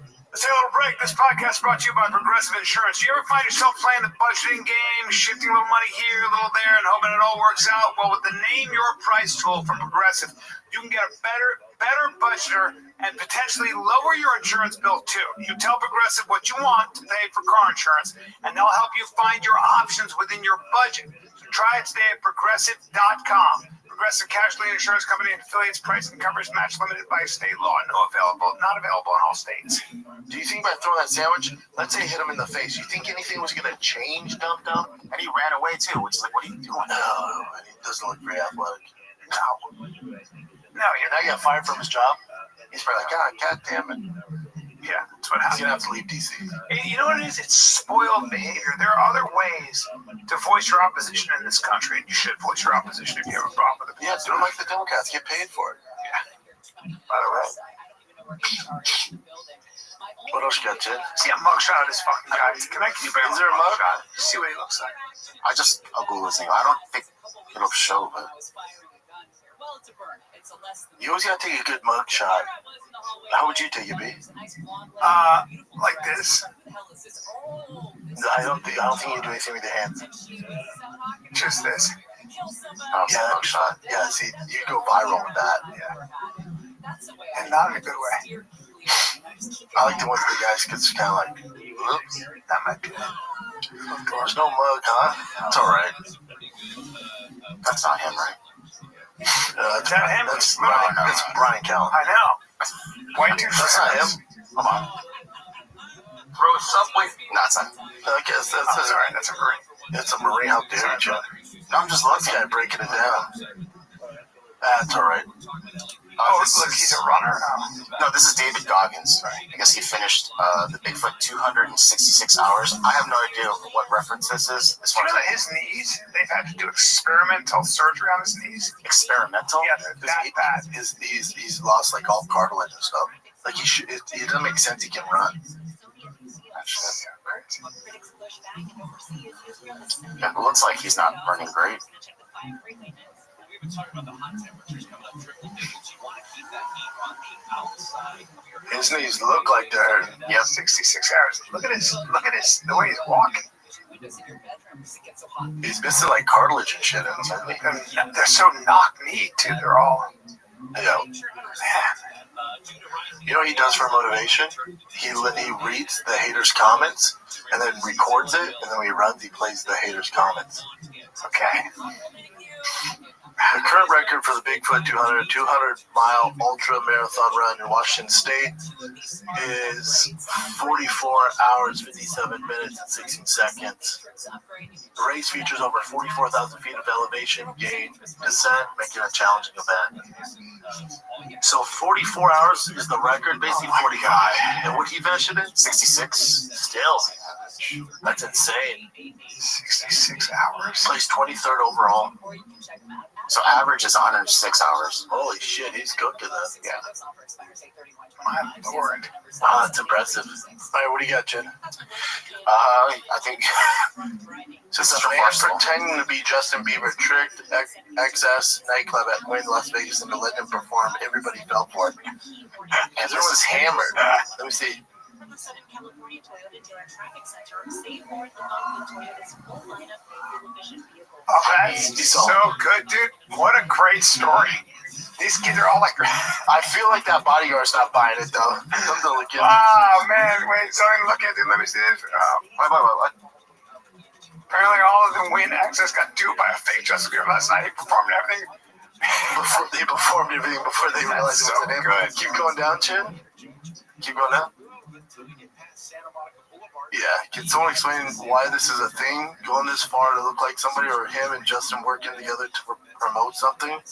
Not going to lie, he almost had me fooled. Clearly had all these other people fooled. Play it? That's so It doesn't even look like it. It kind of does, though. Not really.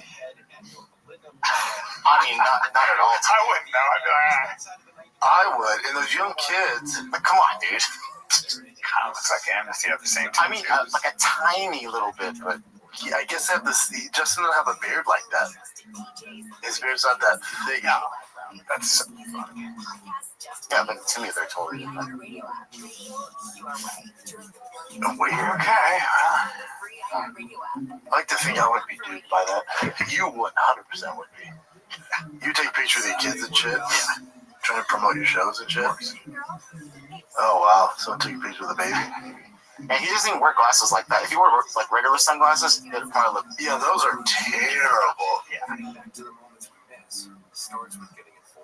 That guy's hilarious. Hilarious. Great story. Yeah, it's funny. That's not real, is it? Is this confirmed? It says WNBA players turned down a deal that would have quadrupled their pay, minimum $66K to $250K, maximum $250K to $1 million. Let's go ahead and play this clip then. We got a proposal from the league, which was honestly a slap in the face, and I think we really have to put an emphasis on the players that are in our league right now. But I love to see the league growing. I think adding these teams in Philly and Detroit, like that. How amazing is that the league can grow, but how cool would it also be to have like a little bit expansion on the rosters? Like, let's focus on the teams that have everything set up right now, and maybe focus on the teams also that find excuses continuously to lack investment into their players before we focus on adding more to the brain people that can. But you don't make any money. Nobody wants to watch. I wonder if they actually did. I wonder if that's just a rumor, because obviously WNBA, I don't fucks with it either, but people, I don't think there's any official reports they offered him $250K minimum. I would doubt it. How can you offer more money when you're losing money? You're losing money. Why doesn't anybody want to watch the WNBA? Just saying. Karen, you know what? I'll watch Caitlin Clark. Yeah, but hey, good. The rest of them aren't very good. The level of skill isn't. But if I'm going to sit down and watch a basketball game, I want to see the very best, man or woman. I want to see the best of. Who's better? Oh, the Chicago Bulls are the best basketball team in Chicago? Oh, the LA Lakers are better than the LA Spark? Well, I'm going to spend my fucking time watching the LA Lakers. Yeah. Yeah. That's right. But I wonder if that's a real story with you. I doubt they would turn down $250,000. That sounds. You're not making any money. If they did, they're just dumb. Nobody watches them. That's charity. I'll watch Caitlin Clark, but even I'll be frank, I'll watch the highlights. Yeah, I watch WNBA like you watch UFC. I catch the highlights. No, that's not. Hey, catch the highlights. No, yeah. I watch them. I would never pay for it. I always pay for my fights. I don't do that shit. So according to Yahoo Sports, I'm saying I wouldn't pay for the WNBA. Yeah, but I don't pirate UFC fights. I don't. Hey, sure you don't. I really don't. Hey. No, I don't. They told me you didn't want to. No, I did it one time. Somebody said, here's a website, and pay for it. I missed the fights. Yeah. And then they sent me the website. I watched it. And then I was like, this is still shitty to the players. I mean, the fighters. So it doesn't matter. They make the same money. Do they? Yeah. Yeah, but the top dogs don't have to get pay-per-view points. The rest of them get paid regardless. I don't do it. Hey, sure you don't. No, I really don't. I wouldn't even know where to go. No, I wouldn't even know where to go, man. Hey, you're the same guy that was watching Madden on YouTube and thought it was a live game. So, hey. That's not true. That's all. What else you got, Jen? I was going to say, according to Yahoo Sports, it says it is true, and they're just holding out for a larger raise. I mean, you guys aren't worth it. You don't make If money. that's true, that is You wow. don't make money. Alright, let's check out some of these here. Is it too late to say sorry? You guys remember Nelly Furtado, right? Oh, she got.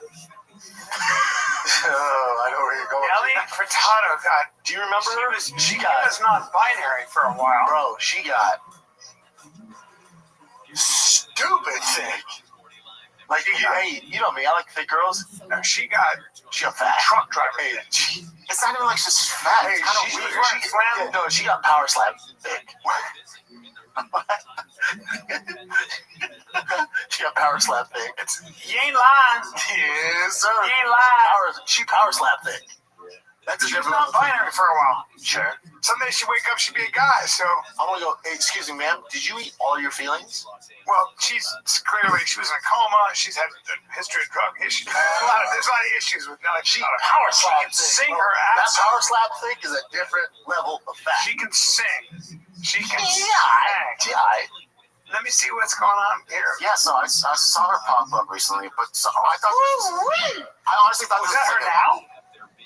I thought this was she looks like Tom Cruise off Tropic Thunder. Okay. She looks like Ben Stiller from Dodgeball when he goes down south. Okay. Yeah, It's kind of wild, right? Like it's not like she her and looks. Lena Dunham. Really? Hey, I like this comment. God forbid a woman feels comfortable in her own skin. Yeah, no doubt. Did you see before she got power slap? I don't think she feels very. No. Although she's kind of owning it. Yeah, this is her walking down. I don't care. She can sing. Remember when like Steve Nash? Steve Nash was like, thank God I didn't sign up for that. It's wild though, yeah. The trick is her before. Nelly's. Damn. Gorgeous there. Yeah, gorgeous. Here, power slap thick. Beautiful. Probably starving herself. You know, I don't know, man. What are you saying? Starving herself? There's the opposite. Fucking. Hey, no, right now. Opposite. I'm saying. Oh, you're on the before. You're saying there's no starvation. That's just her living life, and then something. Hey, wait a minute. That guy's teeth has got something to say. Yeah. That's a close up too. Oh, we gotta take care of this teeth. He has food in him. Yeah. Video. Hey, that's Timbaland, baby. Video here. He does have food in there. Yeah, he does. It's disturbing. Okay, that's all right. Small. It is what it is. Now she. Do we know what happened with her? That looks like some Bobby other Knuckles' teeth after Jemiah. Yeah, it does. That's what it looks like. Yeah, it does. Now she's had a tough time of it. It's tough when you're a performer. Well, she generally has a tough time. She's coming out as this. She's coming out as that. Go to the orange one. Yeah. But even there, she's not as big as the one we see. She ain't small. But I mean, look, it's like it's kind of a. I think she probably battles with a lot of. She battles with a lot of cheeseburgers. She's starving there. She's starving there. I can't even one imagine. piece of cheese in 2 days, right there. Did she get kidnapped in a Burger King and eat her way out? That's the only way to explain this. She power slap thick. It's called yo-yoing. But I mean, her frame is so small. I don't see how. Because she turned into an evil villain. What happened? Yeah, she's the Penguin. She's Colin Farrell the Penguin. Yeah. There's a lot going on there. She can't be happy. No. I mean, she's smiling a lot now. That doesn't mean much. How she's embracing her new silhouette. There are a lot of enablers. There's a lot of stuff going on. That's the problem. She needs friends to fat shame her. Right? I think she had some. Like, if you showed up like that, yeah, we would be on the air and I'd go, hold on. You're so fat. You would not do that. Girls, 100%, I'd go, whoa. Girls never do that to each other. Right, are you competing in power slap with a fucking Under Armour shirt on? Show up and you're so fat.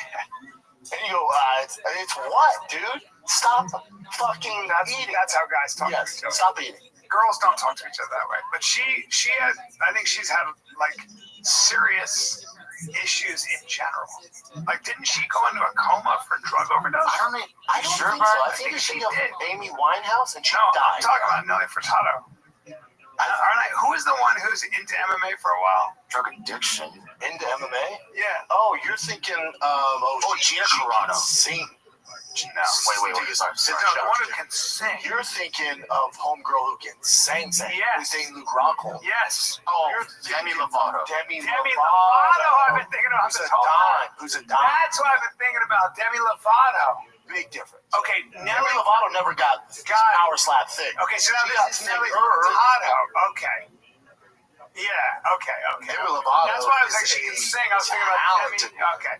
Demi Lovato. She's gorgeous. Yeah. Oh, she was very skinny too before.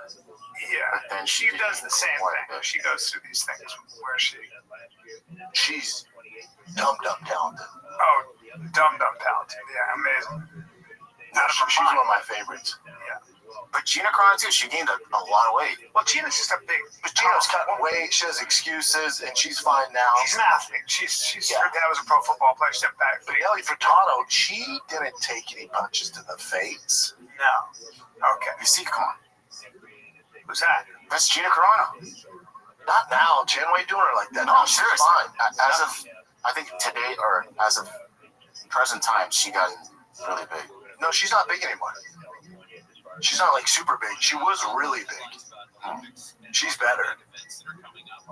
And then plus, I think she was pregnant too, so that's also part of it. I don't think she has any kids, Jen. I see you trying to get yourself out of this.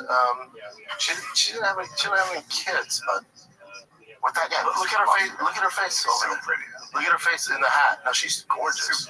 That's her right now. She's beautiful. Yeah, it's so filtered though, but yeah.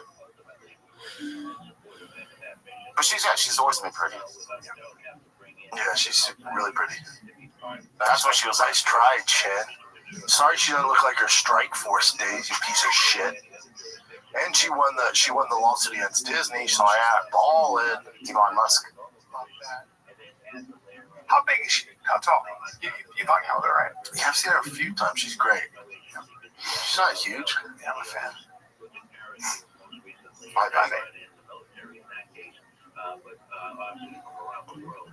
Okay. I need auto parts, but I need friendly, knowledgeable service. I want new wiper plates. What if I want my battery changed while I'm still in my car, Brendan? I'm glad you asked, buddy. That's why our friends at O'Reilly Auto Parts offers friendly, helpful service and parts knowledge you'll need for all your maintenance and repairs. All right, whatever you need, whether you're a rookie or an expert in the car game, you'll find the employees at O'Reilly Auto Parts are knowledgeable, helpful, and best of all, super friendly. The professional parts people at O'Reilly Auto Parts are your one-stop shop for all things auto do-it-yourself. You can find what you need in-store online. Stop by O'Reilly Auto Parts today. Visit them at O'ReillyAuto.com/fighter. That's O'ReillyAuto.com/fighter. O'Reilly. Nice try, Chet. Whatever, dude.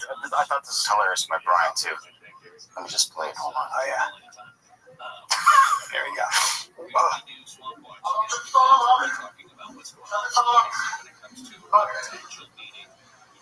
What are they doing? I know. Yeah, for anybody who cares, this is Turkish oil wrestling. Great sport. Yeah, Timberland's teeth, huh? And this is the reason, not one of the reasons, but the reason that P. Diddy is a much better wrestler than people give him credit for. You guys gotta get your mind out of the gutter. Everybody's like, 1,000 bottles of baby oil. Anybody who's a fan of Turkish oil wrestling knew immediately that this was what was actually going on. P. Diddy clearly knows how to train and take his wrestling to the next level. Because let me tell you, you oil up, if it works when you're oiled up, you and your partner, it's going to work when you guys are dry. And so that's the one, probably the only good thing I can say about Diddy is he takes his wrestling seriously and trains properly. I don't like any of the other stuff about it. But either way, I'm looking forward to this Khamzat Duplessis fight. And I always say to all my UFC buddies, oil up, bro, oil up. And when you get out there, it's going to make a big difference. But nobody listens to him. I mean, he is in his ass. I know. What the hell? That's what you do. You got to use the old pants. I've been around wrestling a long time. I've never seen that. Got to do that, man. You got to get your hands. What are they doing that? It's a whole tournament, like a yearly tournament. It's so weird. They oil up. Gay. Then they fuck each other. Yeah. Well, I thought this was hilarious. I don't know how legit this is, but this is apparently a pit stop for an electric vehicle race. They're so gay. They make no noise. Battery box is out. Mine comes off with 810. She told her mom, I don't want to be with him. I want to battery go on place. Body up. No more braces to hold the body. Back down the bolts on the battery packs. Jack the car up. The battery packs hook over the side rail. Yeah. Roll a dolly underneath. Cover the battery so the terminal is safe for a electrical contact. What about the tires? Taking a long time. Well, what about the tires? There's so many things. The batteries die before the tire. They need to switch tires? Yeah. I'd rather watch Nelly Furtado eat a fucking 6-inch sub.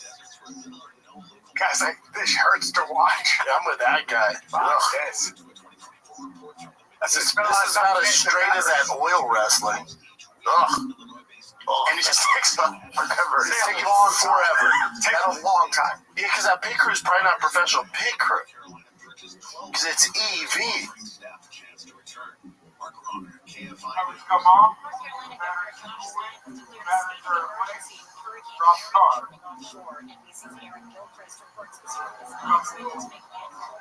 He's already lost. There has to be a better way. He's lost the race.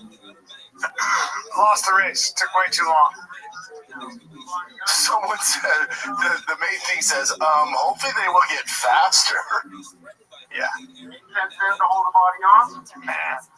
All right, guys. You guys are a couple cheaters out there. Look at this. 10 minutes later, you boys ready?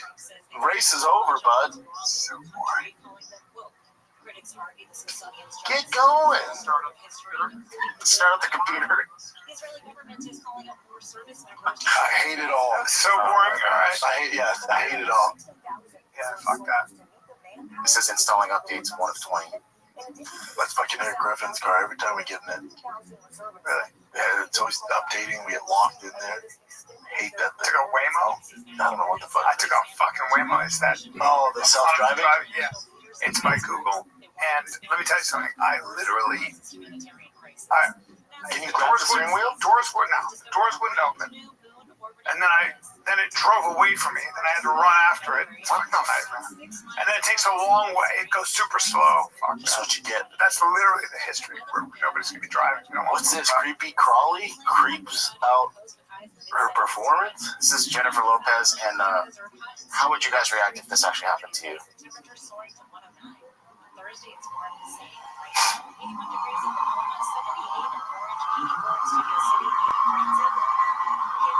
Oh, that bug? Yeah, did you see it? What is it, though? It's only like a grasshopper or a cricket or something. I wouldn't give a fuck, but you wouldn't know. Like if you felt that on your neck. Oh, dude, that's a locust. She tossed it, though, right? Dude, she's like a Nice badass. job, Jennifer. She's a professional. He's trying to get to that ass. So you threw him away. Good for her. She was like, nice throw, too. She kept it going. I'll show you a clip on Wednesday about some EV stuff as well. But this is probably the last one for today. Have you guys seen this? This has gone viral. No. The homesick Aussie punter going viral. Australian teenager Archie Wilson broke down when discussing being away from his family while chasing his American football dream. So he's trying to do what? Oh, he's at Nebraska. He's an Aussie kid playing for Big Red. Okay, so just play for you? Oh, I turn 19 tomorrow. So I'm 18 right now. So, like, first time you're away from them? Yeah, that part's hard. I mean, I'm sorry. Oh, man, get him home. Oh, man. Yeah, I felt that a lot. Poor kid. Yeah, it must be tough. Yeah, I got 2 little brothers, and I mowed that night. Oh, that's tough. Yeah, that's the tough part about being here. I love them a lot, and I miss them. But it's, I mean, they know this is what's best for me, and it's good. I can still talk to them plenty over the phone, and they're coming here to see the first few games, so I'm looking forward to that. Good kid. Yeah, good kid. Good fucking kid. He has 2 little brothers. He probably misses home. Dude, you miss the shit out of your family. Dude, and Australia is so far away. So far. It's not like they're in Florida. You can just fly over. Australia is so far. Where you gonna be, Abby? It's the latest podcast we've done. I'm going to his family. I'm going to Australia to his family. Because I miss them too. It's so far. Oh man, I'm feeling crying for him. Jesus. San Diego, bud. Mike Drop Comedy Club. I'll see you this weekend, Friday, Saturday. I can't wait. And then Covina, Laugh Factory, September 12th, 13, 14. Let's go. Charlotte, North Carolina, September 19 and 20. And then I got Albuquerque, New Mexico. Man, we're packed. I'm loving this. A long ways away. Yeah, baby. All right, so we'll see you in a bit. 10 days left. There's 10 days left. We are finally giving away the TRX with over $50,000 in mods. I'm sick of staring at this thing. I'm looking at it right now in the shop here. It's all going down. You have 10 days to enter to win the TRX with over $50,000 in mods and $10,000 cash. You got Kibby Tech, you got King Shocks, Fiberworks, carbon fiber, Lock Off-Road wheels, Toyo tires, Sig Motorsports built. This thing is wild. You have 10 days to enter to win this badass Ultimate Dad rig. Go to drivefastallgas.com. 10 days. I can't wait to see who wins this bad boy. Anything you buy on the site automatically enters you to win. So head on over to drivefastallgas.com. That's it, kids. We love you guys. Thanks for watching. This is the Fire Kid. We're out. A nice heat wave coming through Southern California. Today, we'll see temperatures approach the triple digits, but if you're out in the desert, it's going to get well above your triple digits. The bigger issue, I think, coming through is going to be Friday, Saturday, into Sunday. The potential for monsoonal thunderstorms. They're talking about localized flooding, brief flows, disruptive winds, potential lightning that come in, and that could obviously cause some problems. The center of Hurricane Aaron is out past North Carolina's Outer Banks, distance of less than 300 miles or so right now, which means they are seeing some significant winds and rain.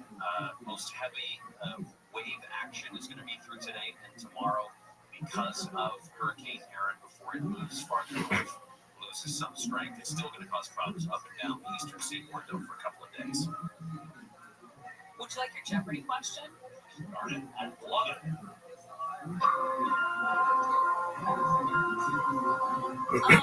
What's that idiom for $1,000? A different way to say from one place to another is the expression from pillar to this support. This post. Yes. Look at you all old-timey over there. We are just getting news, by the way, that former chief of the LA Fire Department, Christina Crowley, has filed a formal tort claim against Mayor Bass.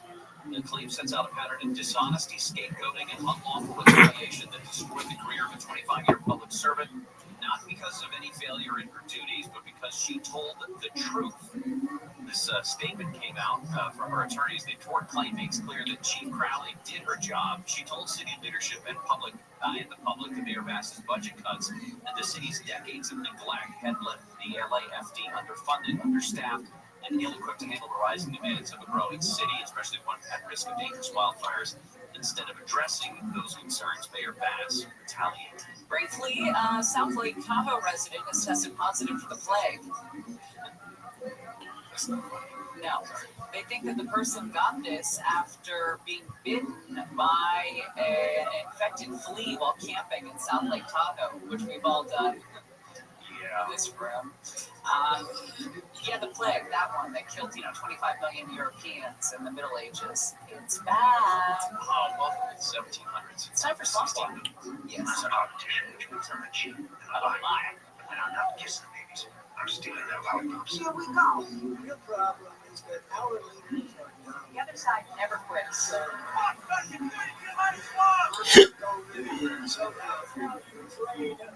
I can imagine what can be and be unburdened by what has been, Americans have always been young. A political wonder if a politician actually tells the truth. Swamp Watch. Our Our Swamp Watch segment brought to you by the Good Feet Store. If you're looking with foot pain, have been diagnosed with plantar fasciitis, you can visit the Good Feet Store and learn how you can find relief without shots, surgeries, or medications. The Good Feet Store. So the biggest issue out of D.C. continues to be what sort of brokering President Trump is going to be able to do between Vladimir Putin and Vladimir Zelensky. U.S. and NATO military officials are set to meet today to talk about the potential for security guarantees for Ukraine, because the White House is at least a baby step closer to some sort of a summit between Zelensky and Putin. President Trump had made clear that whatever security agreements we come up with would not include American boots on the ground, but might see American airplanes in the sky as part of that agreement. The Kremlin said it's ready to discuss a settlement with Ukraine, including security guarantees, but any talk that does not include Russia, like the ones today, would be a road to nowhere. It also is in no rush to actually sit down with Zelensky. You mentioned this yesterday. One of the biggest stumbling blocks is Vladimir Putin doesn't see Ukraine as a country. Vladimir Putin does not even see Volodymyr Zelensky as the president of a country. So he's going to have to kind of go against what he has publicly said repeatedly in order for this summit to actually take place. If ever. $10 by September 30th. Is that what you're saying? I'm saying it's not going to happen. Right. You say it will. I say they will be before September 30th. Okay. I'd love that for us. Gotta have a little skin in the game. A little challenge. Skin in the game. $10 will get you, $10 get half of a Starbucks drink. Maybe. I mentioned this earlier. In the Sacramento swamp, there was a shouting match at a California legislative hearing yesterday. A Republican lawmaker got into it with Democrats over this plan to rewrite the U.S. House maps to win the Democrats more seats. It got ugly. Women yelling at each other. It's always on. Women yelling at each other. Women yell at each other. It's worse. It's like a fight in a football stadium. You'd rather see men throwing beers at each other. When it's women, it's worse. But anyway, the redistricting fight is getting. Everyone's trying to make a name for themselves, which is why I'm not naming names, because you've never heard about these assembly members, and I'm certainly not going to give them name recognition for behaving like children. But it did get heated. At least in the assembly side, I did see a report earlier that was diagramming that fight basically, and they said in the Senate side things were much more calm. Sure. I don't know if you expect that out of the Senate. Yeah, the state Senate. Meanwhile, in Texas, legislators are scheduled to vote on that plan to redraw their congressional maps.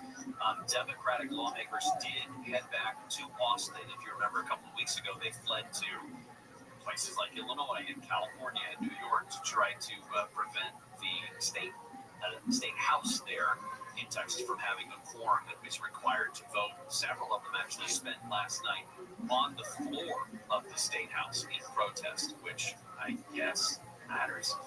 State Republicans here are also suing to try to block the action on Gavin Newsom's redistricting gerrymandering plan, because there are a couple that they argued in their emergency petition to the Supreme Court, state Supreme Court. The Constitution bars consideration of the plan until September 18th because new legislation, according to the state constitution, new legislation would require a 30-day review period before lawmakers can act on it. And Republicans are arguing that the governor and others proposing this plan are not following the Constitution when it comes to this legislation. Well, there are different theories on what makes a good life. One says good life is a happy life. You're pursuing comfort and satisfaction and joy. The second says a good life is a meaningful life, purpose, connection, make the world better. Recently, researchers have come up with a third answer. We'll tell you about it when we come back. Gary and Shannon will continue. Rashida D'Agostino's live in the KFI 24-hour newsroom. There's the latest. California lawmakers weigh a plan to let taxpayer money fund political campaigns to even the playing field for underfunded candidates. Plus, new research warns don't believe every flashing scientific study you see. And President Trump says Europe, not the U.S., will carry the load if Russia strikes Ukraine again. Going to a wreck in Diamond Bar on the 16th.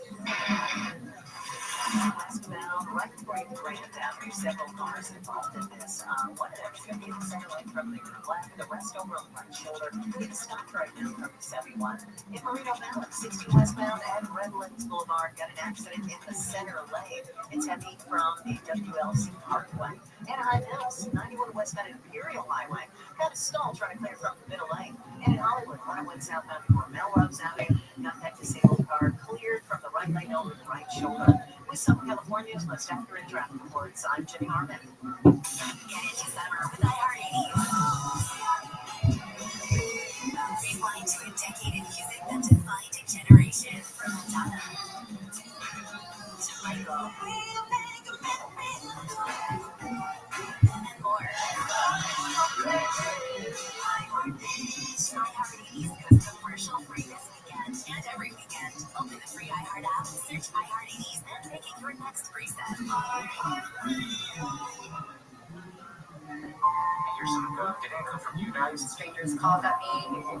Someone spit towards my direction. All the stereotypes that we worked so hard to break are just going to be reversed. And I won't let that happen. We all have their fair part that donating my plasma. I can make it happen. We deserve respect as much as everybody else. I'm a nurse. I'm a delivery woman, chef, a neighbor, artist. Bus driver. I'm a doctor. My cars. My cars. Let's stop the spread of anti-Asian racism by visiting iHeartRadio.com/FightTheBias. Brought to you by Love Has No Labels, the Ad Council, and iHeartRadio. iHeart is America's #1 podcast network.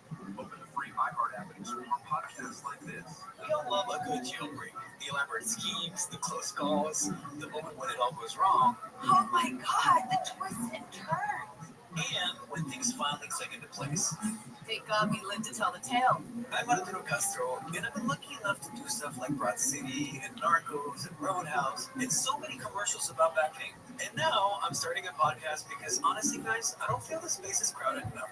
Get ready for Greatest Escapes, a new comedy podcast about the wildest true escape stories in history. Very few people know this story. Each week I'll be sitting down with some of the most hilarious actors and writers and comedians. People like Ed Helms. I climbed up and it was just like, ah! Diane Guerrero. And she goes, you're on your own, you have to run. And Joseph Gordon-Levitt. I love storytelling and I love you, so I can't wait. Together, we're going to puzzle our way through the most buck-wild true escape stories of all time. Like, what should you do? Maybe write a musical? I would hide under the desk. I'll tie a rope around the fish's neck and use it to like water ski across the boat. So we'd love for you to come hang with us for some of the greatest escapes in history. Listen on America's #1 podcast network, iHeart. Open your free iHeart app and listen now. iHeartRadio brings you New to View, streaming edition. Looking for something to watch? Listen up. Next week on Netflix, Tuesday, the second season of the reality docu-series With Love, Meghan, with the Duchess of Sussex, Meghan Markle. Next Wednesday, the launch of the Netflix docu-series Katrina, Come Hell and High Water. Next Thursday on Netflix, the season 2 debut of the kids' animated series Barbie Mysteries. Season 2 of the romantic drama My Life with the Walter Boys, as well as the new Netflix mystery comedy The Thursday Murder Club, starring Helen Mirren, Pierce Brosnan, and Ben Kingsley. Next Friday, the premiere of the Netflix documentary Unknown Number, The High School Catfish, as well as the new Spanish mystery series Two Graves. Next Tuesday on Hulu, the launch of the docu-series Ruby Red-Handed, stealing America's most famous pair of shoes. Next Wednesday on Hulu, the debut of the reality series Love Thy Neighbor. Next Thursday on Hulu, the premiere of the documentary film Imported. Next Friday on Apple TV Plus, the launch of the music competition series K-Pop, as well as season 2 of the kids show Shape Island. Next Monday on Disney Plus, the debut of the movie Lego Disney Princess Villains Unite. Next Monday on Paramount Plus, the streaming premiere of the movie The Friends, starring Bill Murray and Naomi Watts. Next Wednesday, the season 2 launch of the Disney Plus series Shipwreck Hunters Australia. Next Wednesday on Amazon Prime Video, the new action drama series The Terminal List Dark Wolf, starring Chris Pratt and Taylor Kitsch, a prequel to the original Terminal List series. And next Thursday on AMC Plus, the debut of the Rip from the Headlines true crime series Kidnapped, the Chloe Ailing story, starring Nadia Parks. And that's New to View on iHeartRadio. Happy Tuesday. AM 640, more stimulating talk.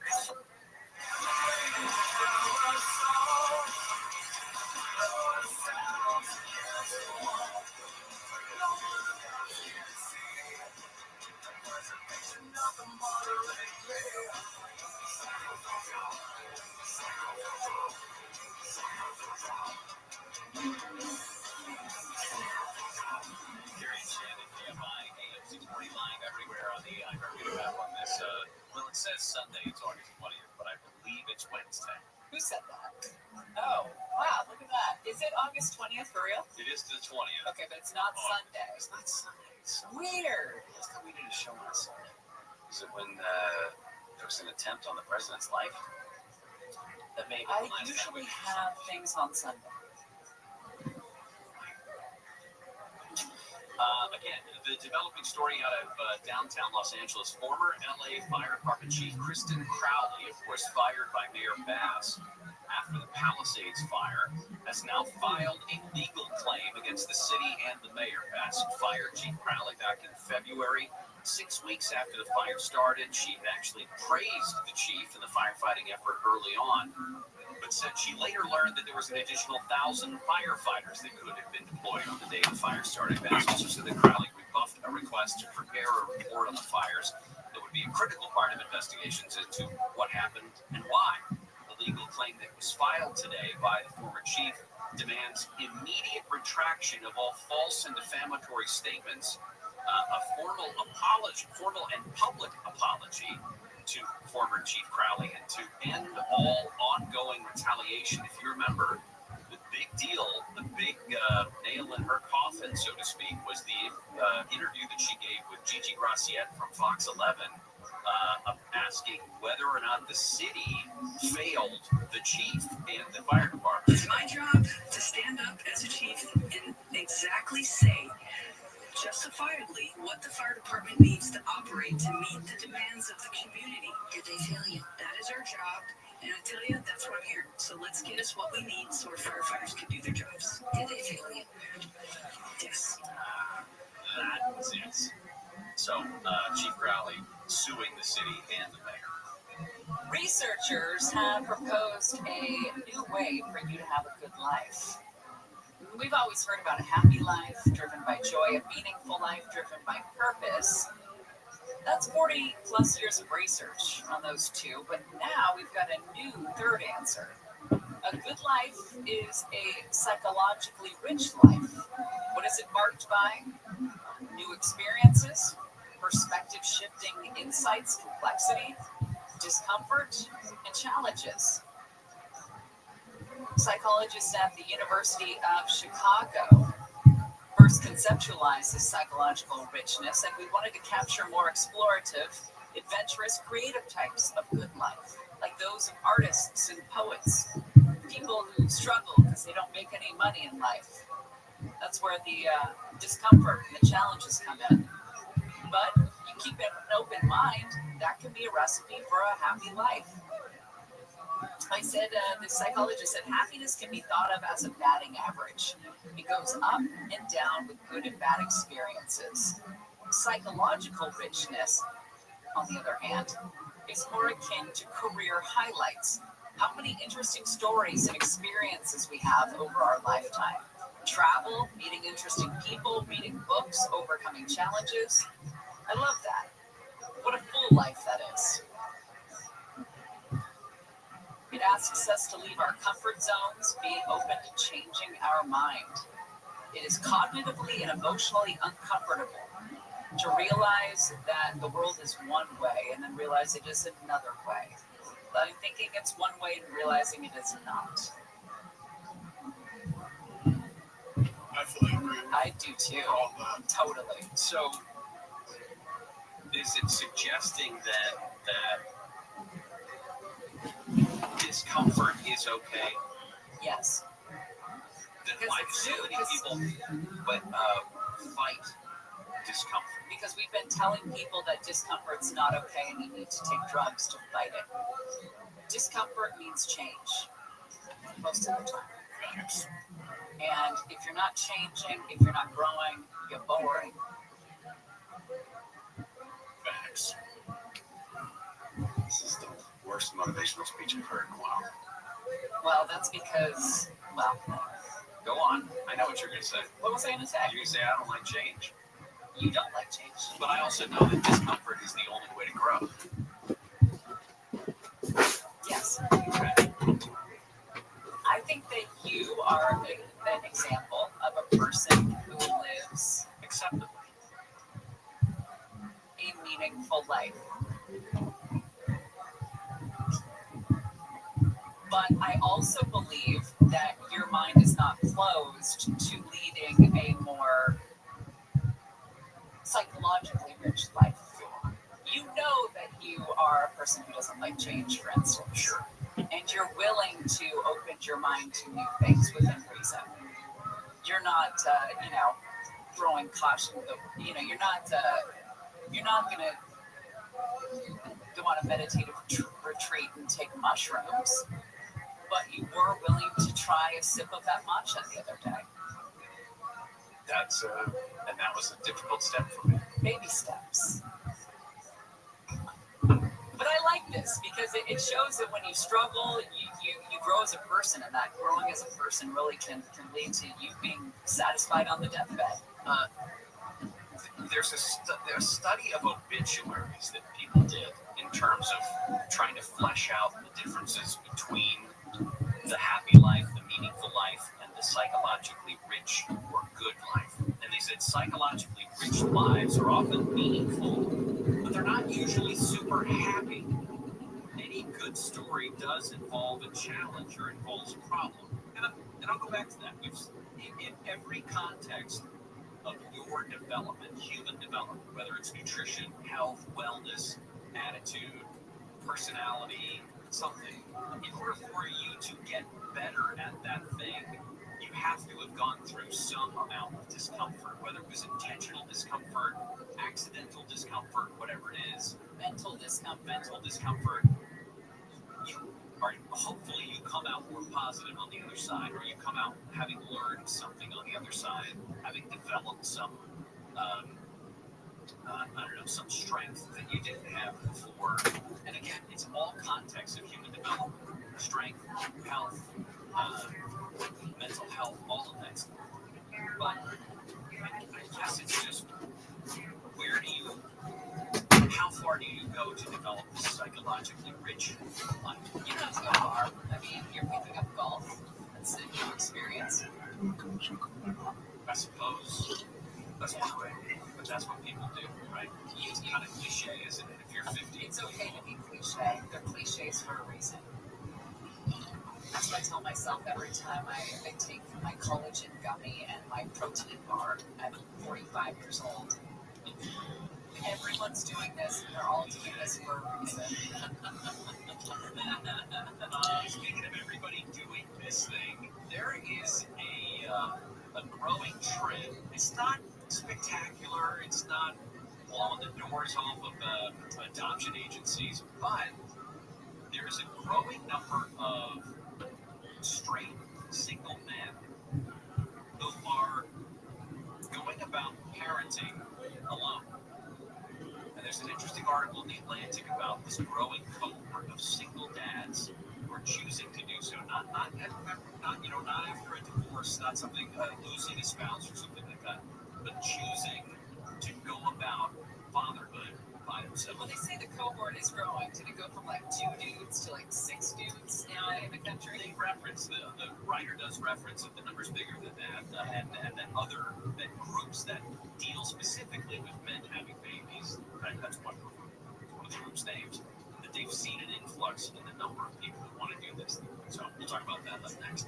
Gary and Shannon will continue. Virginia D'Agostino's live in the KFI 24-hour newsroom. The former Los Angeles fire chief has filed a new legal claim against the city. She says she was wrongfully fired after January's wildfires. In her legal filing, former Los Angeles fire chief Ik ben al zo lang samen met dezelfde frisdrank. Er zijn gewoon geen verrassingen meer. Ching, ching, ching. Te lang samen met je... Chicken. ABC's Alex Stone says Crowley claims she was fired not for failing her duties, but for telling the truth. She criticized Mayor Bazzi. What's happening, beautiful people? Uncle Joey and Lisa are here for the Church New Testament. It's Tuesday, the 19th of August. Chip, chip. Labor Day's around the corner. You can't dress them white no more and all that stuff. But anyway, we're here for another fun-filled episode. Also, today's 5 years ago today I moved to New Jersey. What a nightmare. Don't clap. We'll be right back. Oh, Uncle Joey's back. I gotta talk to you about something. If you're sick and tired of always being sick and tired, listen up. Bioma is here to fix all that. With the blend of pre, pro, and postbiotics that'll get you back into the zone. Taking these smooth shits again. Your mood, your digestion, your energy, basically your whole life revolves around your gut health. How many times have you felt bad? You take a big fucking shit, and next thing you know, you're feeling like a king. All the time. This is what I'm talking about. Biola probiotics. I was just on antibiotics for 3-4 months at a time. I was walking around with a little gut like I was pregnant. I took a couple of these biomas. I took a shit, the toilet broke 2 times. You understand me? So when you're looking to drop some weight, take care of your hair, skin and nails, or need to get your feminine health on track, Bioma has what you need. Like I said, I love Bioma with all my heart. I've taken other probiotics, but this one changed the game for me. Look at my teeth. I got none. Antibiotics. Look at my ear. I got none. Antibiotics. My whole life has been antibiotics for last year. Bioma finally brought me back. I got some color to my face. I got energy. Listen, your gut is the foundation of overall health and vitality. If you want to be a motherfucking savage, you better keep it in check. So do me a favor. I'm going to take 15% off my own order when you press in code CHURCH, CHURCH, at gobioma.com/church, CHURCH. That's 15% off with code CHURCH at gobioma.com/church. Or just click the link in our show notes. Enjoy. This is going to change your life and your stomach and your toilet and everything around you.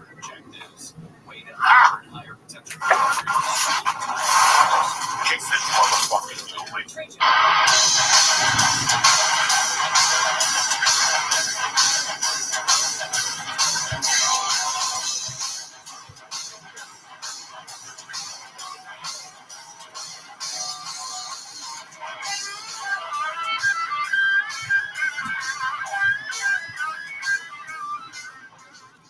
What's happening, you savages? Uncle Joey here. What's happening, Tarzan? I'm doing good. Are you taking Labor Day off? I don't know. What's wrong with you? You came here. Are you excited for Florida? Well, we got to do Philly first. Let's do Philly first. Then you got Labor Day, and then we'll burn that bridge when we get to it. I'm not even thinking of Florida. No. I don't know how you care the fuck less about Florida. I got a show Wednesday. I got a show Friday. I got a show Saturday. And then I got 2 more weeks of training. Then we got fucking Labor Day. And then we got Florida. So Florida's not even on my horizon. Not even thinking. Don't even care.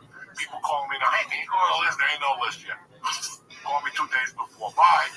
I've been getting Facebook from all my friends in Miami that I went to McKinley with. And I'm like, I ain't taking no requests right now. And then 2 days before your phone's gonna die. No, I'm calling mine. Half of them hit me up on Facebook. Right? I just can't. Guys, I've never been able to do that. That is my weakness in life. I like to focus on what's in front of me. Because if you start, you ever seen, and you know, all of us like sports. How many times you gotta play the Bulls, but you're talking about Golden State in the finals, and you're like, I'm betting against these motherfuckers because they're not focused. It's so weird how people do not focus on what's in front of them. That's it. Today is Tuesday. Today's Tuesday. All I care about today is Tuesday. I got jiu-jitsu and I got bocce tonight. Anything else that comes in. But that's all I'm worried about. If you call me about Thursday, you know what I'm going to tell you. Go fuck yourself. And I do it to everybody now. It's over. Like, I used to be kind of nice. Like, no, listen. Because I don't have that time. I got a daughter. I got a life now. It's not like comedy's all I do. Right? But even when I see these people in the schedules at comedy club, and then you talk to them, they'll tell you, oh, we had a bad weekend with George. No. Because you already advertising fucking Nick in September. Right. Keep Nick away from that fucking computer. You should be just pushing George. If you want a busy weekend. But no, you're pushing the Smothers Brothers in December and a New Year's show. Nobody's even thinking about that. You know the economy sucks. Nobody's thinking that. Let's go. Nobody. All this pre-sale shit, unless you're the Beatles, that shit's going to end. Because people are not going to decide what they have to do until the week of. Not even then sometimes. Usually it's like day of for people. It's a day of. It's a week of. We live in New Jersey. Nothing gets called till Friday night in this town. Am I lying, George? Am I lying, Nick? The week is the week.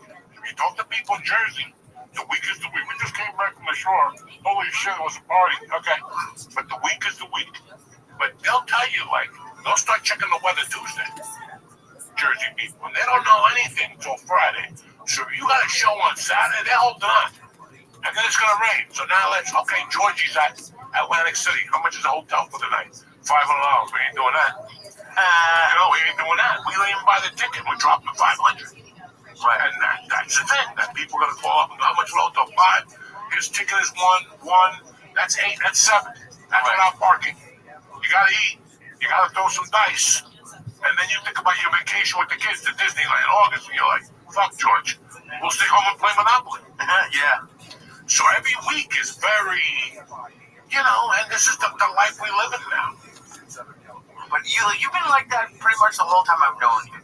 And like, you don't, like, I think we were planning on shooting the documentary, and I was asking you questions about, like, where we were going to shoot and who we were going to, and like, I think eventually your wife was like, why do you keep asking these questions? Don't ask me any questions. You do a lot. Anybody does a lot better when they don't have to ask me a question. But you do a lot better in life with no question when you don't care. Like, what time is the show Saturday? I don't even answer that. It's 2 in the afternoon. Tell people that. 2 in the afternoon. Really? No. Then why the fuck did you ask? Right. You just fucking want to aggravate me. Right. Or give me conversation. There's no conversation. Look straight ahead. Look straight ahead. I know, it's tennis. Make believe you're watching. Just make believe. Give it a hard fucking try. Do you do that now that you're hearing? Do you just pretend like you can't hear people all the time? No. I'm to the point in my life that I can't hear at all. So you can talk to your green in the fucking face. And it's so funny because people say things to me and they look at me because maybe I replied differently to them. But that's what you got. You hear music, you look at my face. Look at somebody's face. So whatever your fucking stupid story is, you're focused on it without looking on my face and the pain that this conversation is bringing me. Do you show it in your face when you're like just dying on the inside? Think of your face when somebody's talking to you and you don't know what the fuck they're talking about. If I secretly tape you talking to an Arab that just pulled in front of you, what's this, the brothers halal? You don't know what he's saying.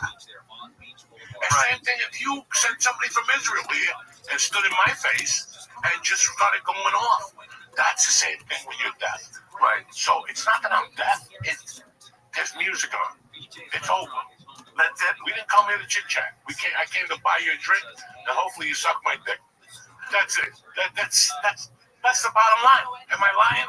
But no, like, it's just I can't hear if there's music. Right.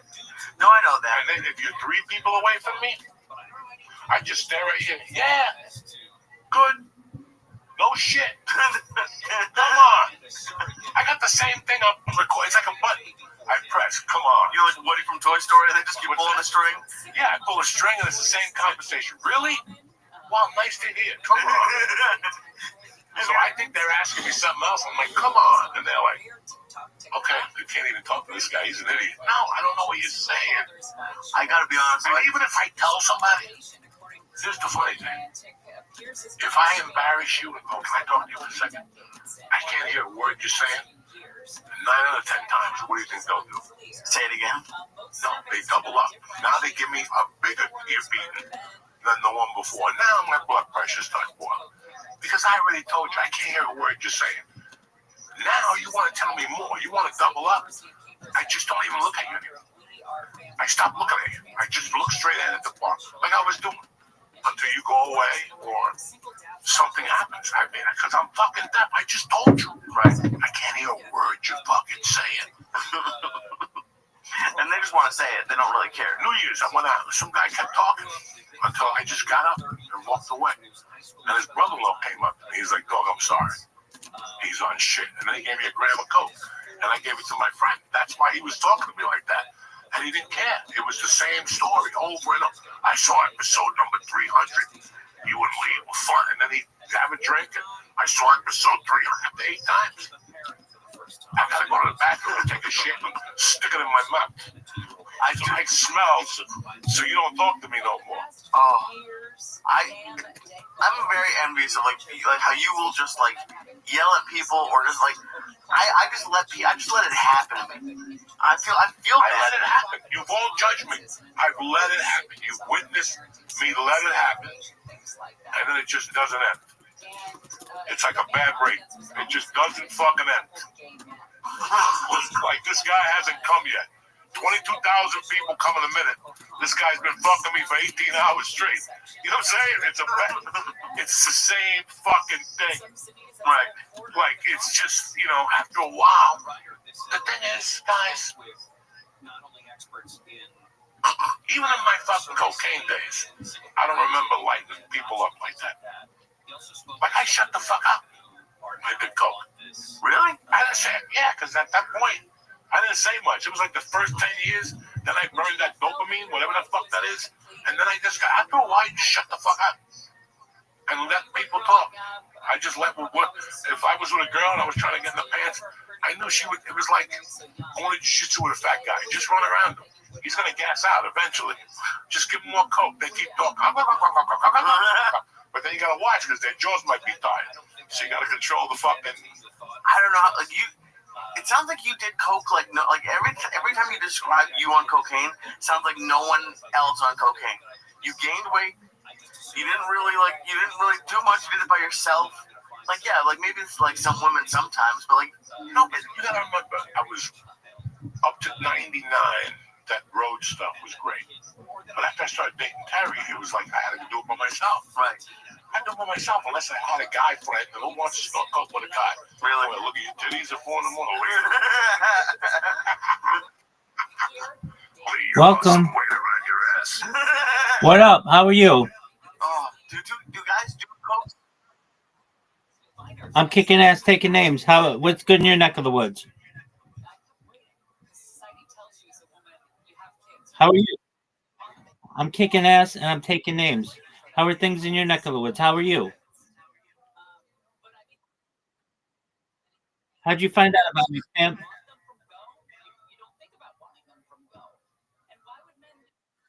How'd you find out about me?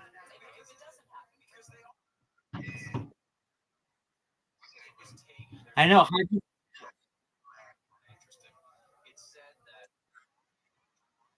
How'd you find out about me?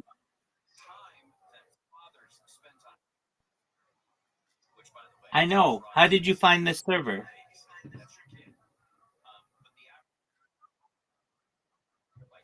Oh, okay, cool. How's your day going? Excellent. Are you the guy? You had a picture in front of a mountain or something? Okay, that might be some. How old are you? Oh, okay, that's good. I just want to make sure you're 18. All right, so do you mind if I tell you about myself? Thank you for the opportunity. I'm Rabbi Rothschild. I stream my life 24 hours a day, 7 days a week, 365 days a year for world peace. I've been doing so for more than 3.5 years. I have more data online than any person ever. Data, according to The Economist magazine, is Earth's #1 resource, more valuable than food, water, gold, air, petroleum. And I have more data online than any person ever, which may make me an influential person someday. And if that happens, my friend Pascal, I'm going to make sure that you, your friends, your family, all are made financially independent if you're not already. I'm going to make sure that you have enough money to have generational wealth.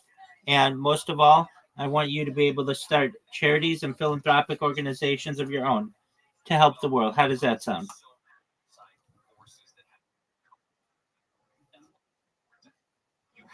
Excellent. Absolutely. So what are your hobbies? What do you like to do?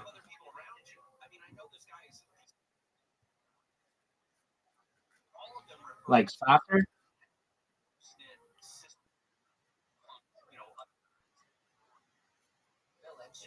Oh,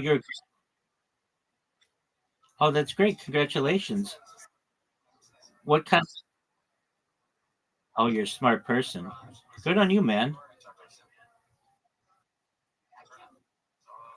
That so What do you are you an electrical engineer? Okay, very cool. And what do you work for a company?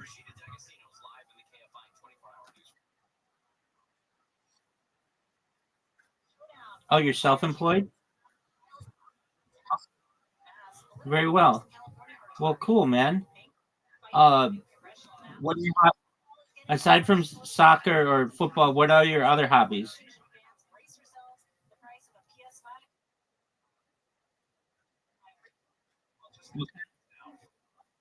What kind of books do you like?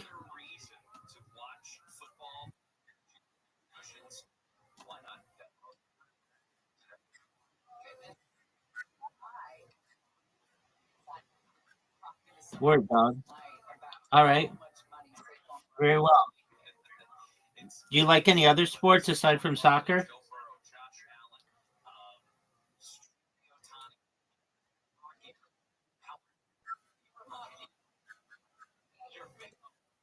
That's oh, excellent. All right. So in soccer, what position do you play?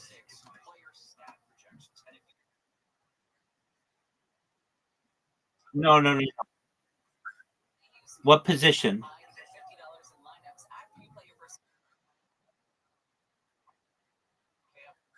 Oh, okay, good. So you like to score. Excellent. Are you good at it? Amazing. Okay, excellent.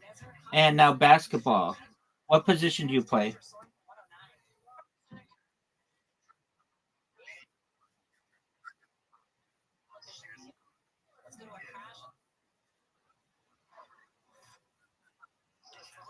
That's okay. And what about uh the other sports you named? What else did you name? Oh yeah. What do you play in volleyball?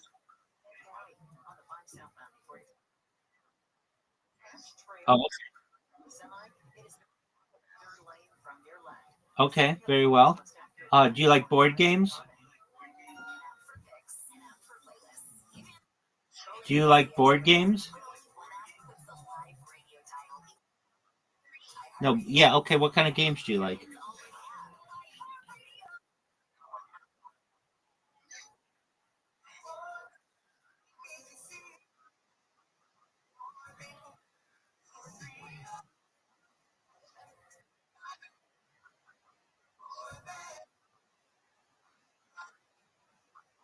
Good on you, man.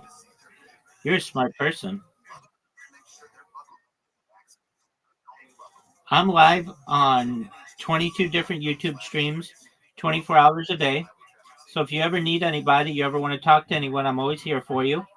And I'm just chilling right now. And you should know that I'm always here to be a positive person in your life. I'm here to have an optimistic view on the world. And just most of all, I just want to give people hope. So if there's anything you ever need from me, I'm here for you. Okay, big dog? You're welcome, my friend. Yes, you do. You're welcome, my friend.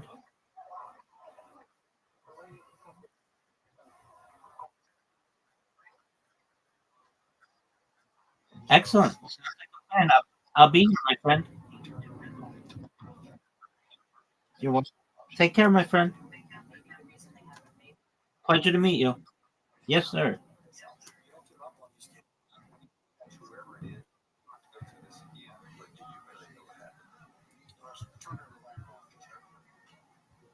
This is Gone in the South, a documentary podcast series by C13 Originals, a Kings 13 studio, written and narrated by me, Jed Lipinski. Season 1, Who Killed Margaret Coon? If my mother played a role in this, I don't think she should die thinking that she got away with it. He is a serial killer, I believe. I ask her, what are you doing here? She looks at me and says, I'm here to kill you. Listen now for free wherever you get your podcasts. Listen and follow this podcast for free on the iHeartRadio app. #1 for music, radio, and podcasts, all in one app. Find your iHeartRadio everywhere. There are hundreds of ways to experience iHeartRadio at home and on the go, beyond the iPhone and Android app, and at iHeartRadio.com. Here's another way to connect to iHeartRadio. Amazon Fire TV supports iHeartRadio with a beautiful big screen display while you enjoy your favorite music, radio stations, and podcasts. Make sure you link your iHeartRadio account and use voice controls for easy navigation between content on iHeartRadio. iHeartRadio on the big screen is easy to control from the remote or with voice controls, and it provides large cover art on the screen. You can sync with your iHeartRadio account for seamless listening between your devices. Your iHeartRadio music, radio stations, and podcasts now on your big screen TV with Amazon Fire TV and the Fire Cube. Check it out for free now. iHeartRadio. Anywhere you want to listen, iHeartRadio is there. iHeartRadio brings you New to View, streaming edition. Looking for something to watch? Listen up. Next week on Netflix, Tuesday, the second season of the reality docu-series With Love, Meghan, with the Duchess of Sussex, Meghan Markle. Next Wednesday, the launch of the Netflix docu-series Katrina, Come Hell and High Water. Next Thursday on Netflix, the Season 2 debut of the kids' animated series Barbie Mysteries. Season 2 of the romantic drama My Life with the Walter Boys, as well as the new Netflix mystery comedy The Thursday Murder Club, starring Helen Mirren, Pierce Brosnan, and Ben Kingsley. Next Friday, the premiere of the Netflix documentary Unknown Number, The High School Catfish, as well as the new Spanish mystery series Two Graves. Next Tuesday on Hulu, the launch of the docu-series Ruby Red-Handed, stealing America's most famous pair of shoes. Next Wednesday on Hulu, the debut of the reality series Love Thy Nader. Next Thursday on Hulu, the premiere of the documentary film Imported. Next Friday on Apple TV Plus, the launch of the music competition series K-Pop, as well as season 2 of the kids show Shape Island. Next Monday on Disney Plus, the debut of the movie Lego Disney Princess Villains Unite. Next Monday on Paramount Plus, the streaming premiere of the movie The Friends, starring Bill Murray and Naomi Watts. Next Wednesday, the season 2 launch of the Disney Plus series Shipwreck Hunters Australia. Next Wednesday on Amazon Prime Video, the new action drama series The Terminal List Dark Wolf, starring Chris Pratt and Taylor Kitsch, a prequel to the original Terminal List series. And next Thursday on AMC Plus, the debut of the Ripped from the Headlines true crime series Kidnapped, the Chloe Ailing story, starring Nadia Parks. And that's New to View on iHeartRadio. Happy New KFI KM 640, more stimulating talk.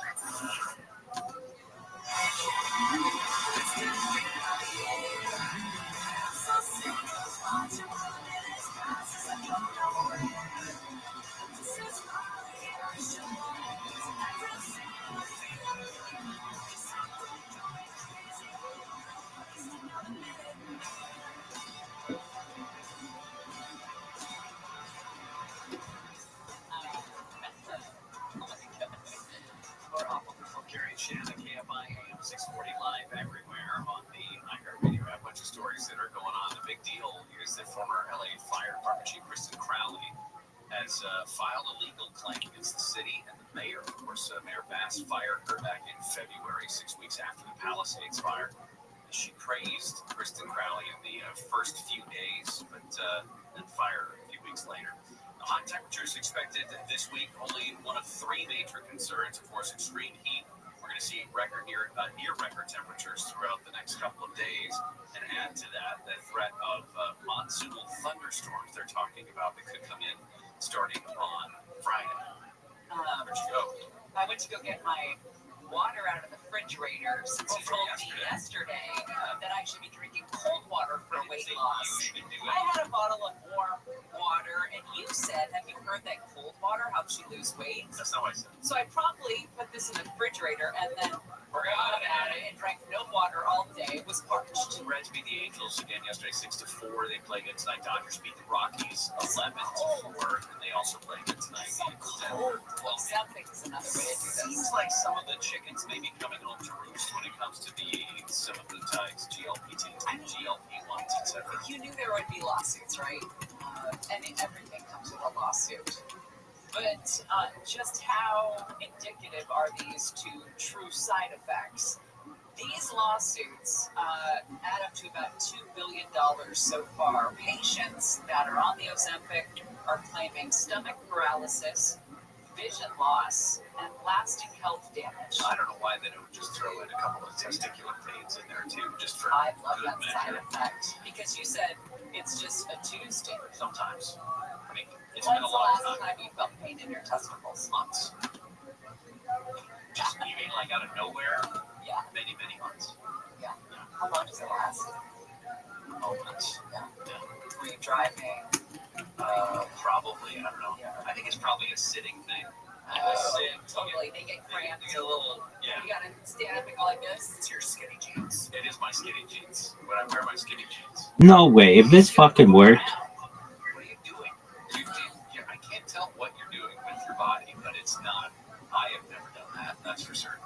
Now, when it comes to Ozempic lawsuits, like we said, there have been about 1,200 GLP-1 lawsuits that have been consolidated into multi-district litigation in the Eastern District of Pennsylvania. You mentioned some of the symptoms that they're talking about. Stomach paralysis, which is gastroparesis, vomiting, vision problems, saying that the company that makes Ozempic specifically, and again, this is just the Ozempic, not the others, Mounjaro, Wegovy, or anything like that, but they say that Novo Nordisk, the company that makes Ozempic, did not provide adequate warnings. The company has continued to deny wrongdoing, said it's safe if you use it the way we tell you to use it. Plaintiffs have argued that the company failed to fully disclose the risks, especially when it comes to the off-label use when it comes to weight loss. Because Ozempic is only FDA approved for diabetes. Period. It's not approved for weight loss. Although that's one of the things that it does, that's not what it's meant to do, according to the Food and Drug Administration. And the company has argued that the off-label weight loss use has exploded beyond what they meant in the first place. So if you're using it to lose weight, at least the Ozempic part of it, you're doing it on your own. You're doing it on your own volition. You're not doing it because that's what they tell you is going to happen. So, but we don't know. It's going to be years before we finally get a full reckoning as to what happens, especially for the people who are on it for a couple of decades and they can either get off or have to get off for whatever reason. What that's going to do to their bodies, we don't know. We don't know. I don't know. It is here. Our first news and brews of the 2025 summer. Summer started late. It hasn't been hot till this weekend. As soon as the heat came, so did the news and brews. Hey, what's the party you got going on? Is it tomorrow or Thursday? Tomorrow is Thursday. Yeah, tomorrow is Thursday. Anyway, I'm coming down there. I'm going to get me hot soup. Nice. Hot soup and cold beer. Get it. BJ's Restaurant and Brew House in Huntington Beach on Beach Boulevard. Stop by. We're giving away a bunch of stuff, including Chargers tickets, Dodgers tickets, Gary and Shannon show swag, BJ's gift cards, among other things. BJ's Restaurant Brew House, home to the award-winning handcrafted cold beers, signature deep dish pizzas, hot soups, and the world-famous Bazooki dessert. All of our trending stories coming up next on Gary and Shannon. KFI and KOST HD2, Los Angeles, Orange County. More stimulating talk. Firing back. I'm Rashida Casino, live in the KFI 24-hour newsroom. Former LA Fire Chief Kristen Crowley has filed a claim against the city and Mayor Bass. Crowley accuses the mayor of defamation, retaliation, and negligence. The former chief says she was fired after the January wildfires at Pacific Palisades as a scapegoat. She says her 25-year career was destroyed not because of her own actions, but because she told the truth. Crowley claimed at the time that the fire department had its budget cut by Mayor Bass before the fire. She was fired soon after. She's demanded an immediate retraction and public apology. Michael Monk's KFI News. News brought to you by Sellers Advantage. Some political groups in California are going after the guy funding the fight against California's redistricting plan. Charles Unger Jr. is a physicist from Palo Alto. He's reportedly contributed over $150 grand to socially conservative causes over the last 25 years. Some of the causes include independent redistricting and legislative transparency, but the Democrats are said to be focusing on his other contributions to organizations that oppose abortion rights and religious groups that are against LGBTQ plus rights. Those organizations say funding those groups speaks volumes about Unger's values, but the billionaire spokesperson says the attack is just a distraction. Jason Campidonia, KFI News. In case you haven't noticed, it's hot out there. We're really going to be seeing this as a significant heat wave as temperatures soar. The National Weather Service warns of a multi-day heat wave lasting through Saturday. Temperatures well over 100 across many interior sections, and Antelope Valley looking at temperatures upwards of 105 to 110. Dr. Ariel Cohen from the National Weather Service says it's also going to be hot at night. Overnight lows will actually be on the warmer side, potentially staying above 70 degrees, and this is going to cause stress. Red flag warnings are in effect, and thunderstorms could spark fires. A slight cool down is expected Sunday, but temps won't return to normal until Tuesday. Heather Brooker, KFI News. The age-old tradition of grabbing fast food at lunch or after a big game has come to an end at a Chick-fil-A near Dayton, Ohio. The restaurant near a middle and high school has put a new policy in place to, as it put it, ensure a safe and respectful environment for all guests. Anyone 17 and under must now be accompanied by a parent, guardian, or adult chaperone to dine in. The policy is similar to restrictions put in place at Knott's Berry Farm on certain days. On social media, some are complaining that all are being punished for a few minors getting out of line. Others support the new policy put in place a week ago, saying nobody there makes enough to constantly remove disruptive teenagers who are unruly and disrespectful. Amy King, KFI News. The border wall in New Mexico is getting a new coat of paint. During a visit to the southern border, Homeland Security Secretary Kristi Noem said the president wants it painted black. In the hot temperatures down here, when something is painted black, it gets even warmer, and it will make it even harder for people to find. Noem said the cost of the wall's renovation was included in President Trump's One Big Beautiful Bill Act. Sony is raising the price of its PlayStation 5 gaming console. Starting tomorrow, the cost goes up $50 in the U.S. The standard model will now sell for $550.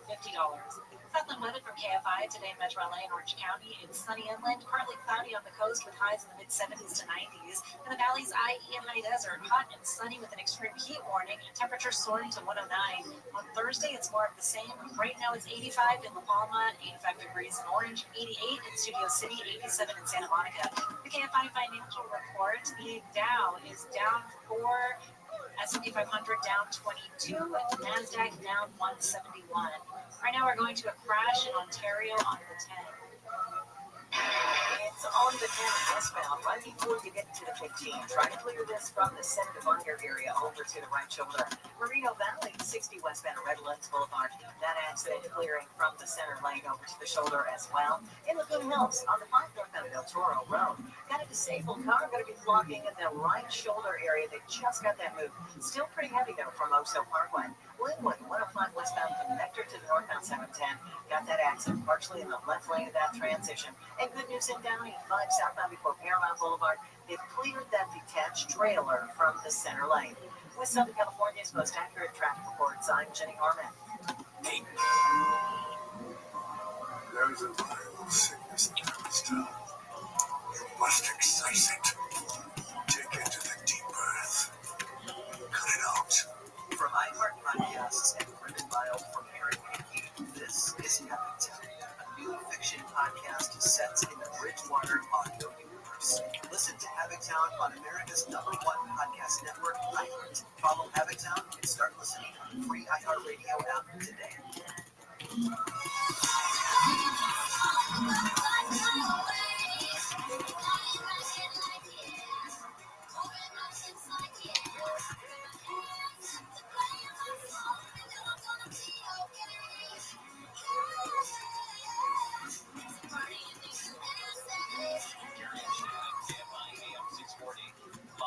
Everywhere on the iHeartRadio app. What You Watch Wednesday comes up at the bottom of the hour. We're going to talk about some shows. You're going to have to convince me. The show you're telling me about, you're going to have to convince me. We'll talk about it coming up at 12:30. I have also found a show, and It's a British show. I felt like I was out of shows, which is why I landed on the show that both of us rejected last year. It has been a weird. It's a dead time. It's a dead time. I've got things done. I've got things done around the house. I'm working out more. I'm reading my book. I'm not watching television in bed. What's going on? Are you eating still though? The Ritz and the ice cream and all that sort of stuff. Janet has constantly propagaria about telling us how good he is at whatever. Never reciprocated. I wonder why that is. Well, because maybe I have the self-esteem issue, but she doesn't. That was accurate. What else is going on? Time for What's Happening. Well, we've been mentioning this ever since the news broke just about an hour ago. Former LA Fire Department Chief Kristen Crowley suing the city and the mayor. This goes back to the fires, the fire response from January. Mayor was out of town and came back to hellfire in terms of public perception on her being out of town when she knew the forecast. So it seemed like a head needed to roll, and LA Fire Department Chief Kristen Crowley was that head. Called out to Carpet by Bass, who said she didn't do an after-action report, she didn't put enough firefighters on the line, all of it. And again, most of it stemmed from an interview that Crowley did with Fox 11 about who was responsible and did the city let down the department. It's my job to stand up as a chief and exactly say justifiably what the fire department needs to operate to meet the demands of the community. Did they tell you? That is our job, and I tell you, that's why I'm here. So let's get us what we need so our firefighters can do their jobs. Did they tell you? Yes. In the lawsuit or in the claim, the quote is, the lies, deceit, exaggerations, and misrepresentations need to be addressed with the only thing that can refute them, the true facts. As firefighters, we run towards uncertainty and are willing to risk it all. Doing the right thing, even when it is hard, is always the right decision. And Crowley writes, that is why I'm continuing to fight for the resources our firefighters need to keep us all safe. West Hollywood has chosen to ban retail sales of nearly all live animals. They had an existing ban on the retail sale of dogs and cats. That's been in effect over a decade. So is this like puppy stores and things like that, like the designer puppy? Is this what it's trying to crack down on? I guess. No, they're worth that. Listen, people that are rich are going to buy their fancy animals not in a storefront. There's numbers. There's a network of people. How did you buy your fancy dogs? You know somebody. We had somebody who came in here who had a Scottish Terrier, and that's what we were looking for, was a specific Scottish Terrier. Right. If somebody is going to buy an animal, it was but through connections. It wasn't. It's not a store, right? I mean, you've seen the documentaries about the stores, though. They're horrific. They're awful the way these designer puppies are treated, the chihuahuas and the like. But anyway, nearly all live animals. What else were people trying to buy? Apparently, reptiles, rabbits, rodents, hermit crabs, amphibians, arachnids, birds, and fish. Hermit crab? Where am I supposed to buy a fish if I can't get it in the fish store? I have a connection to buy a goldfish. Go to the carnival. I could go throw the ping pong ball into the bowl and you get the fish. It's awful, isn't it? They've outlawed that, right? It's poor little goldfish. Food and Drug Administration, speaking of animals, investigating contamination reports in frozen shrimp sold at Walmart. We should get a fish. We've done that before. We never had a fish. According to a press release from the FDA, they found cesium-137 detected by Customs and Border Protection in shipping containers that arrived at the ports of LA, Houston, Miami, and Savannah, Georgia. Samples found the presence of the cesium-137 in a shipment of breaded shrimp, most of it being sold in the South and the Midwest. Please do not eat radioactive shrimp. In that vein, we've got the plague. The plague has made a comeback. I'm assuming the shrimp, the bad shrimp, ends up with gastrointestinal issues. I think that's how the plague starts, right? Anyway, the plague, yes, this is the same plague that wiped out all those people in the 1600s in Europe. It's in Lake Tahoe, South Lake Tahoe. Somebody went camping, got bit by an infected flea, and now they have tested positive for the plague. Squirrels and chipmunks carry these little darlings. Let's see, symptoms include, they have within 2 weeks of exposure. They include fever, nausea, weakness, swollen lymph nodes. You can take antibiotics and you'll be fine. The plague is much more sexier to say than it actually will kill you. Swollen buboes. What's a swollen bubo? Isn't that what they call them? Isn't that the nodes that get swollen? A bubo? That's why they call it the bubonic plague. Really? What a fun name. Bubo. You can do a Labubu knockoff and call it a bubo. You're reading my mind. Disneyland and resort hotels are going to change their early theme park entry program. This, if you were lucky enough to have stayed at one of the hotels, they used to allow you 30-minute early access before everybody else, the boomers, were allowed to go into Disneyland. So now, instead, starting January 5th of next year, if you have a valid hotel reservation, you'll receive one complimentary Lightning Lane entry for a Lightning Lane multi-pass attraction during the day. Not all of them have them, but you can always go check it out. Disneyland said the early entry program was not widely used, which is strange because you get in 30 minutes before everybody else does. Why aren't they called the bubo nodes, the bubo nodes, and not the lymph nodes instead? Bubos is so much more fun to say. I don't know. Maybe somebody thought it was too fun and science can't be fun. Oh, maybe probably. See, bubos is what the guy who's fun at the end of the bar says. You guys some bubo? Can I get a shot and a beer pack? And let me show you my bubos. This bubo looks swollen there. Being fun. Gary Shannon will continue. Will it? Unless somebody comes running down the hallway and tells us. Let's have somebody ran. It's been a while. Shana D'Agostino's live in the KFI 24-hour newsroom. Here's the latest. Extreme heat is moving in. The National Weather Service says triple digits are on the way with parts of the San Fernando Valley hitting 108.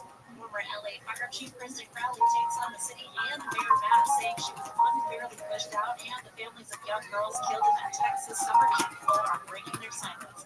Right now we're going to a wreck in Irvine for 405.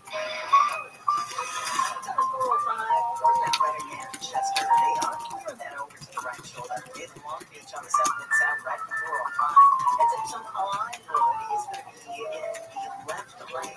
Make it your way into Plano Park on the 90 eastbound before you get to Beach Boulevard. Got a report of some debris in that right lane. Also in Plano Park on 5 southbound Ryan Carpenter Road.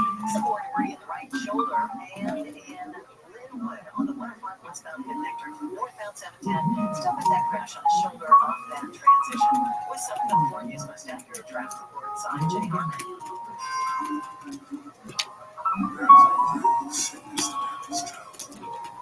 Must express it. Take it to the deep breath. Cut it out. This is Capital, a new fiction podcast set in the Bridgewater audio universe. Listen to Habittown on America's #1 podcast network, iHeart. Follow Habittown and start listening on the free iHeartRadio app today. Welcome to How We Met Your Mother, which I think we're calling William. I said it's gonna. This is our new podcast, rewatching 208 episodes of How I Met Your Mother. I'm Josh Radner, and I played Ted Mosby on the show for 9 seasons. And I'm thrilled to be joined by Craig Thomas, who co-created the show along with Carter Bates. Well, if you're a super fan, we're gonna get into all the secrets, theories, Easter eggs / pineapples, and general knowledge. We'll also use William and our relationship to it these 20 years later to talk about life, love, and art, and everything in between. Real question. Just hit me. Am I in love? Listen on America's #1 podcast network, iHeart. Open your free iHeart app and listen now. iHeart is America's #1 podcast network. Open the free iHeart app and explore podcasts like this. Hey everyone, I'm Amy Poehler, and I'm launching a new podcast called Good Hang. And in preparation, I asked some of my friends to send me some videos and goodies. Just be yourself. Just Forget to do this, really do it. Commit to it. Don't be the celebrity that there's like 6 things you're doing.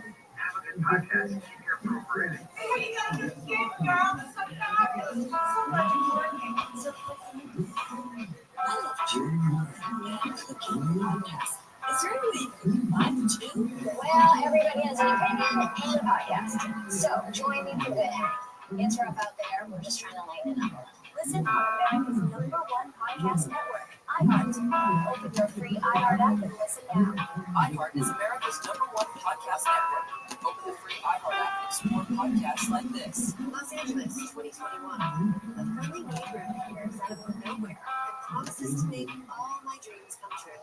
Let's not forget that David Moyer was a professional con artist, so you didn't stand a chance. But I figured this grifter out before he realizes it, and I start recording every nod. Getting a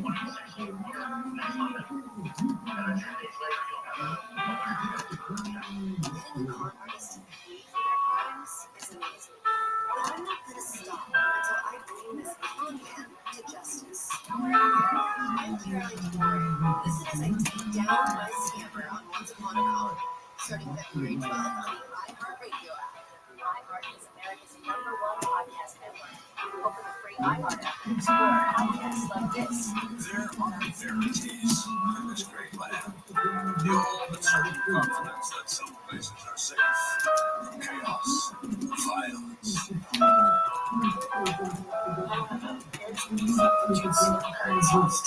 The farm kicked off by that yellow tape. It's a very real crimes. One of the worst I've ever seen. Careful what myths you choose to rely on.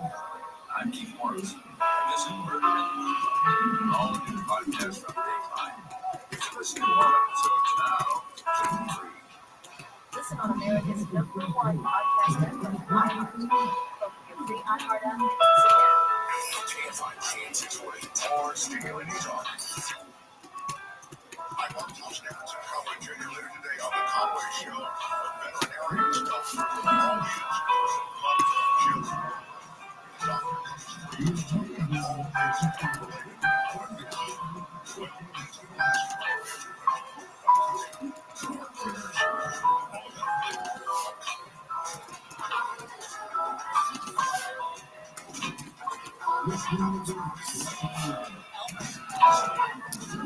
Do you hear a lot from ladies how much they love your voice?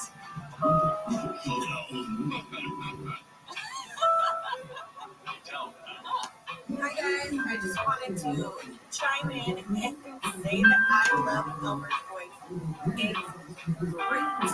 Love you guys. Have a great day. Thank you very much. There you go. That's not the first time we've heard that either. Oh, thanks, stranger. You're right. I am. Never mind.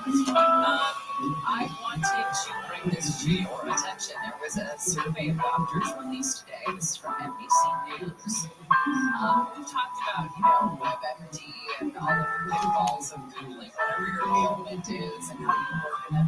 It's going to lead you to think you have cancer within 3 clicks. But apparently, it's gone crazy. It's gone crazy. It's not just online, but also within the walls of medical exam rooms where doctors and patients talk. Medical falsehoods become like fake news, really. That's what the doctors are all saying, fake news.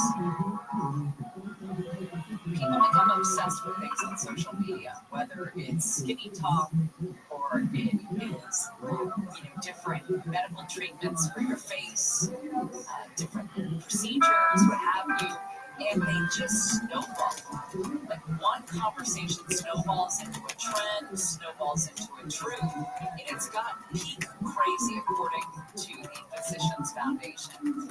61% of doctors now say they've encountered patients influenced by misinformation or disinformation over the past year. And yeah, if you're going to get into it, some of it's political as well. I wonder if this is or I wonder how much of an impact social media has on this. And obviously, it's significant, but I want to know how significant. Because 40 years ago, your grandma had a remedy for everything. Yes. Was it based in science? No. It was based in trial and error. We should put oil in science, but was it oil of Olay? Put that on everything. Yeah, more than the silly remember from Windex, Big Fat Greek Wedding. Yeah, Chris Rock and the Windex bit. Well, that was Big Fat Greek Wedding, I thought. Oh, was that grandpa would drink Windex? And Chris Rocks was tussling. Yeah, it's a little tussling, right? A little tussling. The overwhelming majority of physicians, it's 86%, said the incidence of the falsehoods among patients increased over the last 5 years. Now, this is something we cannot ignore, how absolutely botched up the public health community screwed everybody during COVID. But it's been screwed up for years. Like the food pyramid we grew up with. Good example. Is baloney. And when it came to a head at COVID, when everybody looked to public health for clear, unadulterated, scientific guidance, we all got slapped around like children. I mean, we were taken advantage of because so many people were afraid of what we were told. We were told that children were dying in the streets from this random bad flu. It wasn't just fear, it was people using COVID for political gain and for power. It was a power grab. You can't tell me that Gavin Newsom didn't love everyone running to their television at noon to hear what he told you could or couldn't do.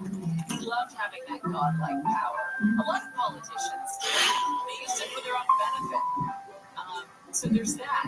There's the social media knows more than your doctor. It's the politicians know more than your doctor. And it's got to be frustrating as hell to be a real doctor and then put up with people coming in thinking that they know better than you. So of course, the food pyramid that we had didn't say to eat bread like all the time, all day. That was the bottom of the pyramid. Bread. Yeah, lunch bread. And we did. And we couldn't figure out why the 80s you had bread. 45% of adults have diabetes. You had bread with every meal. I mean, you had toast in the morning, you had sandwich in the afternoon, you had bread at supper. Did we say supper? Do I say supper now? Holy hell. He said how we learned to love bread. He just forced it on us. Big brain sold us bread as being healthy. You know, and then we got pissed. There was anarchy, riots in the street. When we went the other way, they started making us pay for bread in the restaurants. You want bread with your meal, you have to pay $6 for it. Like chocolate Chinese meal. My mom will still do that. She'll get bread. And my mom doesn't even need bread, but it's just the sake of the principle of having the bread on the table. Some places where the bread is necessary. Yeah. All of them are. Here's a question, though. You need the breadstick. You have diagnosed yourself with end-stage kidney failure. I left work because I thought my kidneys were giving out. I was convinced. My mind is so freaking powerful. And I went to a hold of WebMD, and Oscar said it. You're in the office and was like, you're going to give yourself cancer. Click, click, click. Immediately, 20 clicks later, I'm out of here. I totally remember calling Robin, our boss at the time, on the way. I'm on the 210. I remember calling her. And I'm like, yeah, I left work. I'm not going to go to the show today. She's like, okay, what's wrong? And I was like, I think I have kidney failure. I'm going into the urgent care. And she said to me in the most calm voice that is only reserved for the craziest of crazy people that you're basically taking to their 5150 situation. Oh, that sounds really scary. Like she used that tone, that verbiage. That's what you say to somebody who's nearing a break-in. She caught that line drive with soft hands. And it was faster though, and it worked in the moment. I didn't even know what she was doing. I was like, "Thank you, yeah, okay, I'll let you know, bye." And I zoomed in the urgent care. I'll keep you on the list of my potential transplant donors. The woman at the urgent care saw that line drive, and she caught it. And she threw it back at my head. She's like, "What are you talking about?" You basically showed me like I was a dumbass, all dumbasses call me dumbass. You may not be the right person to ask the question, but how do you keep one foot in reality if you are looking up stuff on the internet? I mean, because you're going to go to a doctor and you're going to say, oh, I saw online that if I mix 2 cups of brown sugar, some cayenne pepper, and lemon juice, it will replace my synthetic thyroid medication. That concoction will do a lot for you. Okay, now, this is... But the doctor will the doctor catch that line drive with soft hands and say, actually, it's not a great idea. And I'm glad you brought up my thyroid condition because I was really out of commission at that time when I thought that I had late-stage kidney failure. It was having a very hormonal impact on my thinking. process. The idea of now having pain in my back, which really just turned out to be slight back pain and means kidney failure, is bonkers. That's insane. That's an insane person. Well, and that's how powerful the thyroid is. Check your thyroid. Check your thyroid. And that is important because we have to be able to find a way, especially with the amount of information that's available to us online. How do you synthesize the information that's available to you and make an accurate decision? Or even this, how do you come up with the right questions to ask your doctor? Your doctor's human too. Your doctor is fallible. Your doctor can get things wrong. Hopefully not. And hopefully if they have questions that they ask their doctor friends or whatever, I mean, that's the whole process of the scientific process is going to be the trial and error. But is there a way for us to do this and keep ourselves grounded in reality and not go off the deep end, not give ourselves? And for some of us, yes. For some of us, never know. There are some people who are always going to jump to conclusions with their ailments. All right. What you watching Wednesday when we come back? Do not forget that tomorrow is our news and news. We're going to be live at BJ's Restaurant and Brewhouse on Beach Boulevard in Huntington Beach. Tomorrow, stop by for your chance to win gift cards to BJ's. We have some Gary and Shannon Joe swag along with Dodgers tickets, Chargers tickets. Grab a Mizuki, grab that deep dish pizza, grab a burger. They have great steaks there as well. I mean, salads are just eat everything. Just go there and say, I'll get one of everything and make it a large. My sister just texted me Watkins liniment oil and Vicks Vapor Rub. Yeah. People probably have these things that works for everything. I've never heard of Watkins with that Vicks Vapor Rub. Does it work? I've never used it. Mentholatum was humongous in my house. You could solve probably 90% of medical ailments with just a quick swipe of mentholatum somewhere on your body. Yeah. Well, like Bengay, can I just rub that everywhere? You could. That worked for muscles. Probably to keep it away from your eyes. Sure, it's 7-Up Vapor Rub. That combo together will save everything. We just put 7-Up on your body. Drink it. Okay. That's great. You drink it. Gary and Shannon will continue.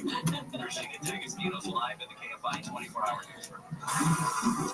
The National Weather Service has issued an extreme heat warning that starts today and runs into the weekend. Triple-digit temperatures are forecast across Southern California. Dr. Ariel Cohen with the Weather Service says parts of the San Fernando Valley could get as hot as 108 degrees, with desert areas even hotter. Temperatures this warm will be capable of creating an environment where extreme heat-related illnesses and even fatalities are a possibility. He's urged people to stay hydrated and to stay inside with air conditioning if possible. Former LA Fire Chief Kristen Crowley has filed a legal claim against the city and Mayor Bass. It's the first step before a potential lawsuit. Crowley says she was scapegoated after the Pacific Palisades wildfire and was fired in retaliation for criticizing department budget cuts. Crowley is demanding an apology and retraction.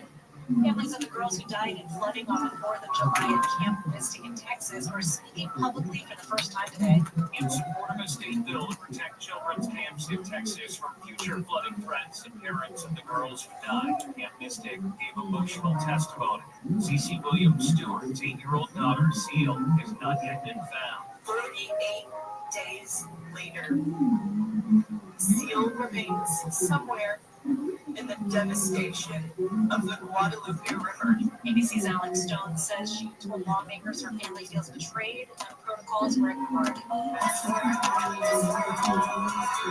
Country superstar Morgan Wallen won't be in the running at the 2026 Grammys. Reports say he's not submitting his latest album, I Have a Problem, or any of its songs. His team hasn't explained why. Despite his huge success, Wallen has yet to win a Grammy. We're going to check the 710 Breakway next. Being hurt in an accident can change your life. We want you to be empowered in that situation.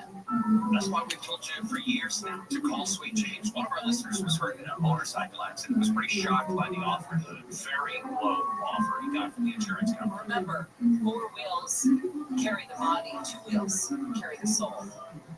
Anyway, he called Sweet James. The attorneys at Sweet James helped him get the medical care he needed so he could recover as quickly as possible and get back up on that soul delivery system. And they fought tirelessly to deliver a $400,000 win for him. See, if you're ever in an accident, you're going to need a team of local attorneys who have the care, the skill, and the resources to win the most for you. Compensation is a huge part of that, but it's also about compassion, care, and justice.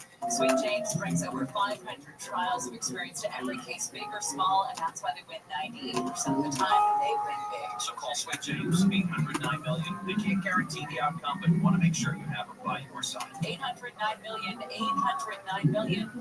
800-900-0000, or go to sweetjames.com.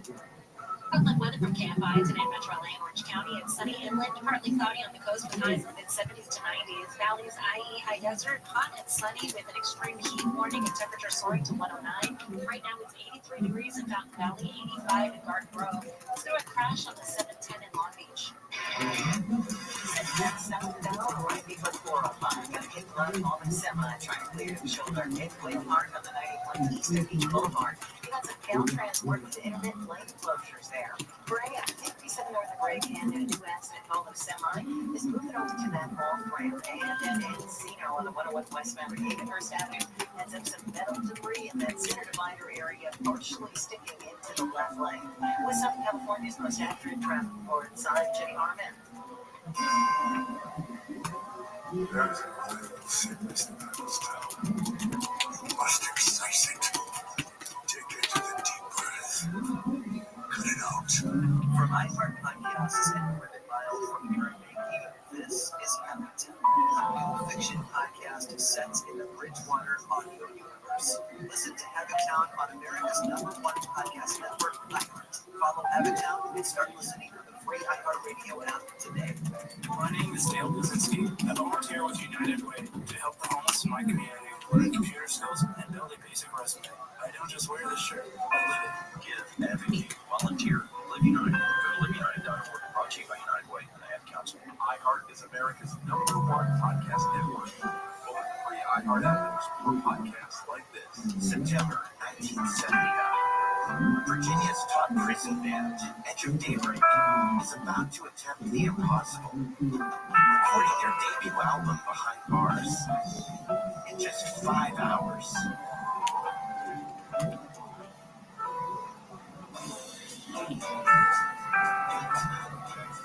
They were black artists serving extremely long felony sentences. Each had grown up under segregation, only to get caught up in America's prison boom during their 20s.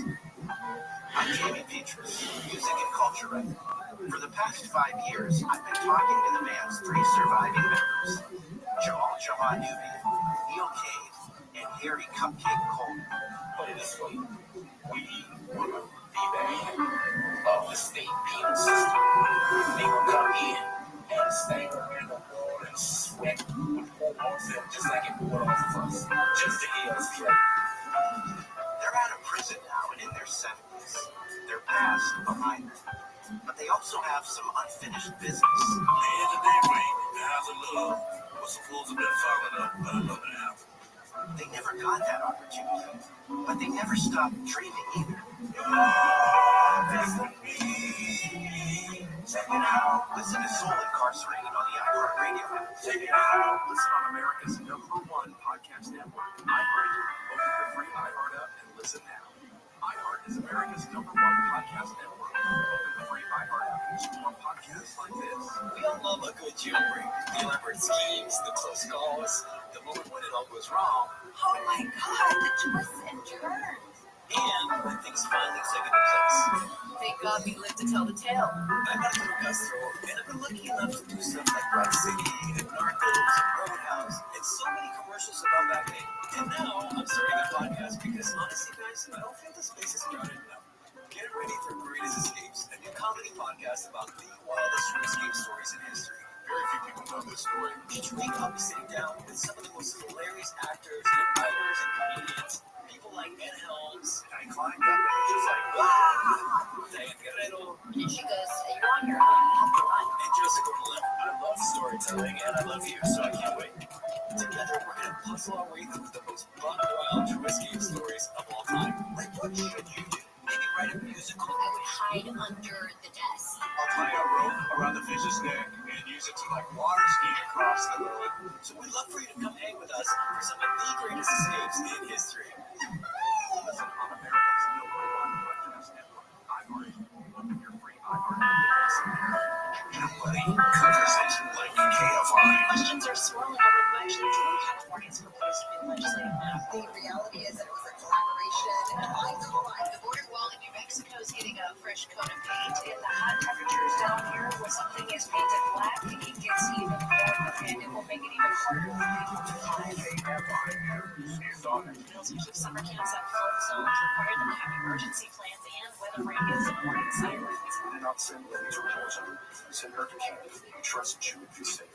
KFI AM 640, your #1 preset for breaking news in Southern California. KFI AM 640, more stimulating talk.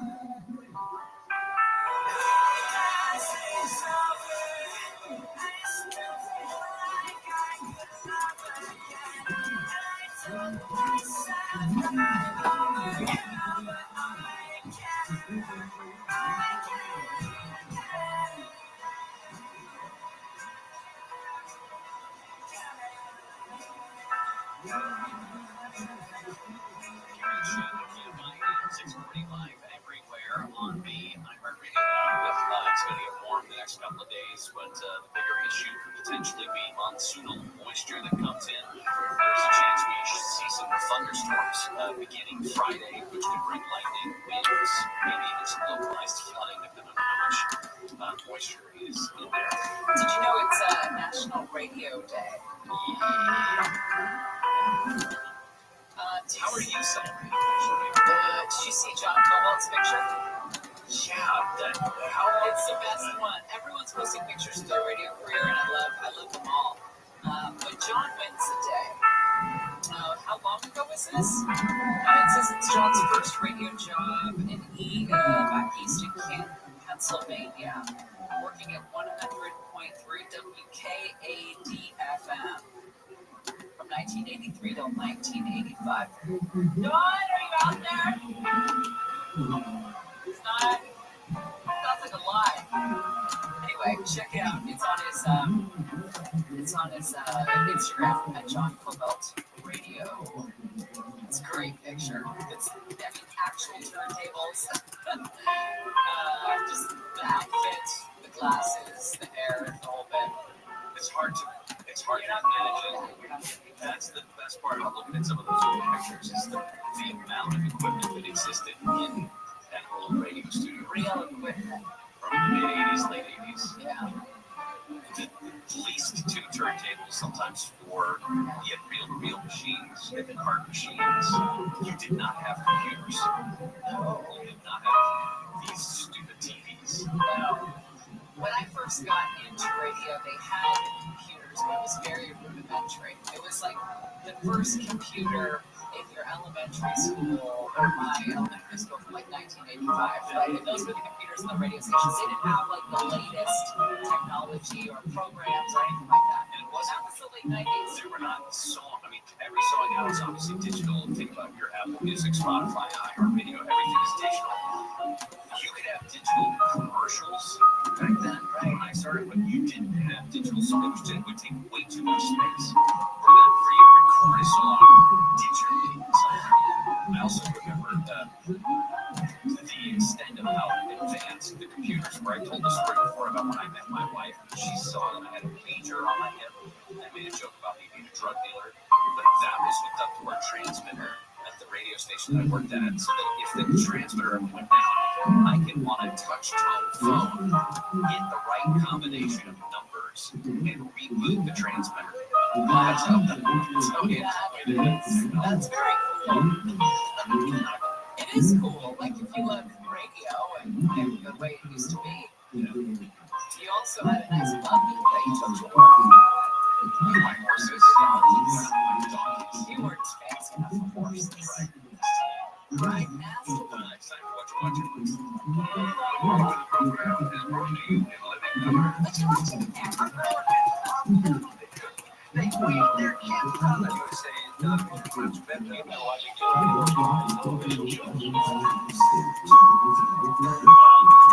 Wednesday brought to you by the Good Feet Store. If you have hip or knee or back pain, Lexi Art Supports can help you. Go to the Good Feet Store. Okay, tell me, you're gonna have to convince me. Platonic. We watched a couple episodes. This is a comedy. Rose Byrne and Seth Rogen, and they play. Guess what? Friends. The premise is this: they were friends 20 years ago. And she goes on, she gets married, she has 3 kids, she's 40-ish, I want to say in the show. He is the same. He owns a brewery, kind of came up through bars and stuff, and ended up partners with a couple guys, and they own a brewery downtown LA. And they were friends. They were the best of friends. He was like the best man or the maid of honor at her wedding or what have you. And then he also got married. And the reason that they start talking again is because he's going through a divorce. He ends up divorcing this woman. So she reaches out like, I should reach out to my friend. It's been a long time. And it's a falling out because she didn't like the wife when they were dating and then soon to be married. And so you know that if you're a dude, and your wife doesn't like one of your friends, and it's a female, you're probably not going to see her. You're probably not going to see her that much. It's just the way it is. The wives kind of make the social calendar. That's just the way it is. And that's what happened. And so now he's divorcing the woman that didn't like Rose Byrne, whose name I can't remember in the show, Sylvia, which is kind of a funny plot point as well. Anyway, so they pick up their friendship again. And they're great friends, and it is funny, and it's fun to watch somebody who's our age-ish and what that friendship looks like, especially because we're all in that same boat. You know, we had these great friends in our 20s, and then people get busy with life, and you move on, and you have kids, and that's your priority, as it should be. And then when you hang out again, it's kind of cool. You regress a little bit. You kind of have to find your road about how your friendship's going to look 20 years later. And I gave up on it because I thought it was going to be one of those obvious rom-coms where they're friends and it's platonic, but it's more, and they end up together. And I didn't want to sign up for that because it's been done. When Harry Met Sally can't be touched, in my opinion. So that's why I gave up on it. I thought I saw the writing on the wall, and then I saw something about season 2 of Platonic, and whatever I saw about it is they're still friends. They're not. That was never a thing. And I thought, I'm going to give that show another chance. And so I did because I had run out of the internet. Like, I had run out of shows to watch. I started watching The Real Housewives of New York, but it's the vacation one with the old housewives. And I was like, I got to find something to watch. This is bottom of the barrel stuff. And like it's like The Real Housewives Vacation Edition or something. I don't know. It was pretty bad. And so I'm watching Ramona, you know, for the 100th year of my life, and I'm like, I gotta find something. And I bounced back to Platonic, and I loved it. And I liked episode 6. The second season just came out a couple of weeks ago, so there's 10 episodes in season 1. There's 10 episodes in season 2. The first, I think it's 4 episodes of the second season are out now. There's some strange, and I can't figure out exactly who it is. There's a strange Saturday Night Live connection to this. Because a handful of the recurring cast members are Saturday Night Live alums, like Kyle Mooney, Brian, Beck Bennett. So I don't know. I don't recognize any of the other names, like producers or anything like that, or writers. But I tried to watch Seth Rogen in the studio, and I got about 5 episodes in. I was choking that thing down like it was a healthy meal, and I couldn't. I don't know what it is about Seth Rogen. I get it too. I get it too. But I really enjoy him in this show. I really do. Agreed. Okay. All markers. It's good. Even all markers. I don't like it when you guys fight. You can tell Barbara what I'm watching is on the TV. And a show called Hudson and Brett. Is that the death dog? On that show, it's absolutely spectacular. It's really, really good. And it's all like the Frank Doyle area of St. John, Canada. Check it out. Hudson and Rex. And the dog is a great actor. Doing more of what you watching Wednesday when we come back. Variation will continue. Regina has the news. Here's the latest. A long-awaited report on the Palisades fire is delayed again. In Northern California, police are testing AI body cams to help officers communicate with people who don't speak English during traffic stops. President Trump is blasting Smithsonian museums, calling them woke, while critics push back. And overseas, Israel is sending more troops into Gaza. Southland weather from KFI brought to you by Audible. Today, sunny inland, partly cloudy on the coast with highs in the 70s to 90s. In the valleys, i.e. high desert, hot and sunny with an extreme heat warning and temperatures soaring all the way to 109. From the Southern California Toyota Dealer Traffic Center, stay more in the month with Toyota's full lineup of low-emission vehicles. Right now, we're going to a crash in Pico Rivera on 605. 605 southbound line at Washington. New accident about 3 cars involved. Looks like this is in the lanes, and it's already a slow ride from the 60 all the way down to the 5. In Long Beach, 710 southbound at Del Amo. Had that accident involving a semi blocking the right lane. It is stacked up from 91. Ignition Viejo. On the 5 north of the Moss with a disabled semi, it's going to be blocking the right lane. And on 5 southbound, leading up Estrado, you've got a crash right clear from that off-ramp. With Southern California's most accurate traffic report, signed Janelle. Hi, I'm Shelly, and this is my Cloudflare cybersecurity story. It looked like a normal client invoice. Same logo, same subject line, I've seen it a million times. I clicked it before I even thought about it. Luckily, within seconds, Cloudflare flagged it maliciously blocked. Our whole system will be compromised. My customers could have been impacted. Just one click, one mistake, but Cloudflare stopped it cold. Thanks, Cloudflare. October is Cybersecurity Awareness Month. You know, sometimes all it takes is one click, one fake login, one scammer, and your company could be at risk. Cloudflare can stop threats in real time before they ever reach your email. Cloudflare, connect, protect, and build everywhere. Live radio, trusted DJs, breaking news, live play-by-play, endless music, and podcasts just for you. It's the free iHeartRadio app. Radio is your way. Join the millions who already have it. Download the free iHeartRadio app, the #1 app for radio. Wonder who that is, honey.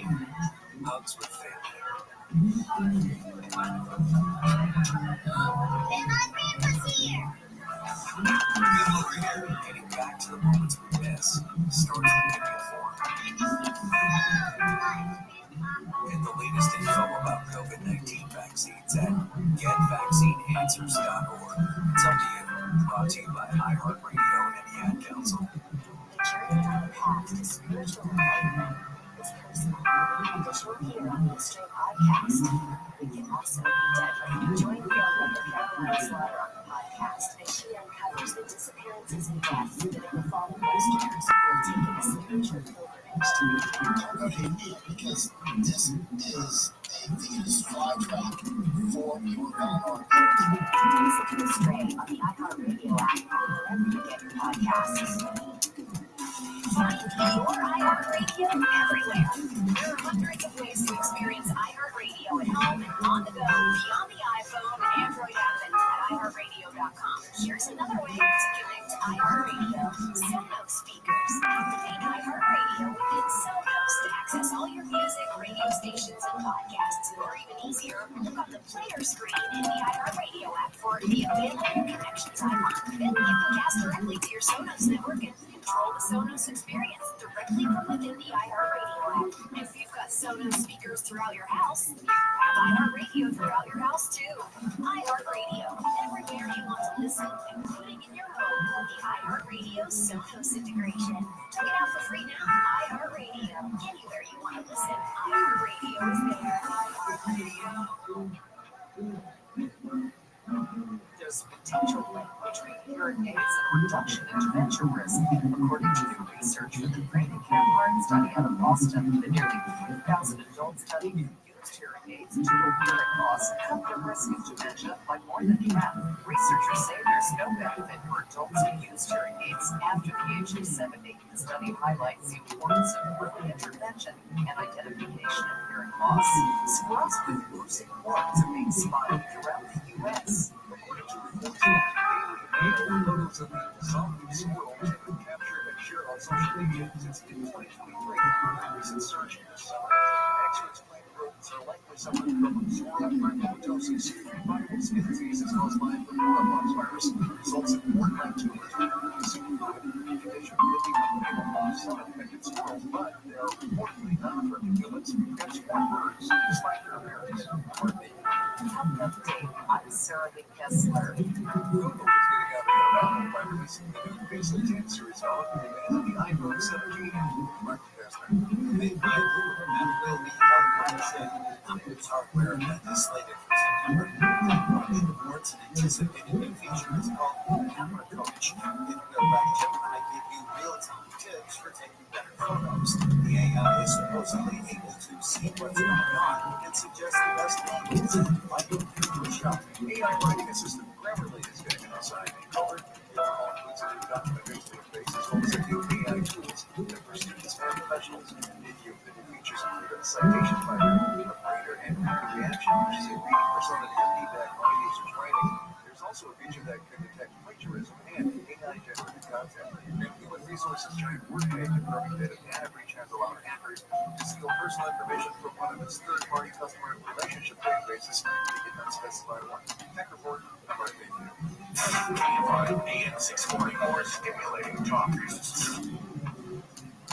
Today after 1 o'clock on the John Cobell Show, we're going to talk to Republican Congressman Kevin Kiley from Northern California. He and another congressman are calling for an investigation to find out what happened to the money, the fire aid money, that was supposed to go to the fire victims in the Palisades and Altadena. It's after 1 o'clock today on the John Cobell Show.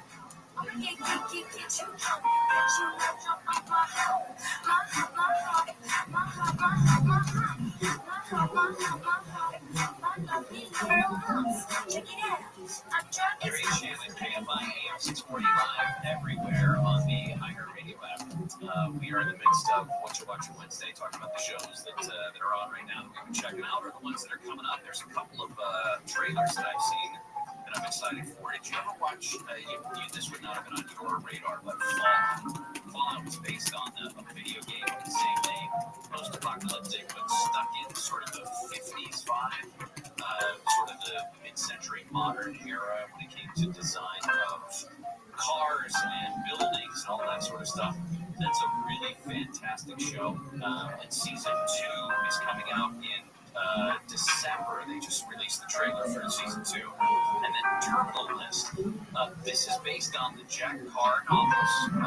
And the Terminal List followed Chris Pratt as the main character. The Terminal List was the first series.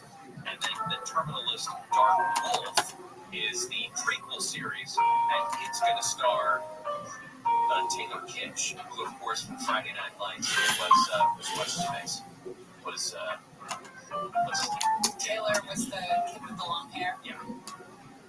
It's been a long time since I watched Friday Night Lights. Look it up. I just said his name.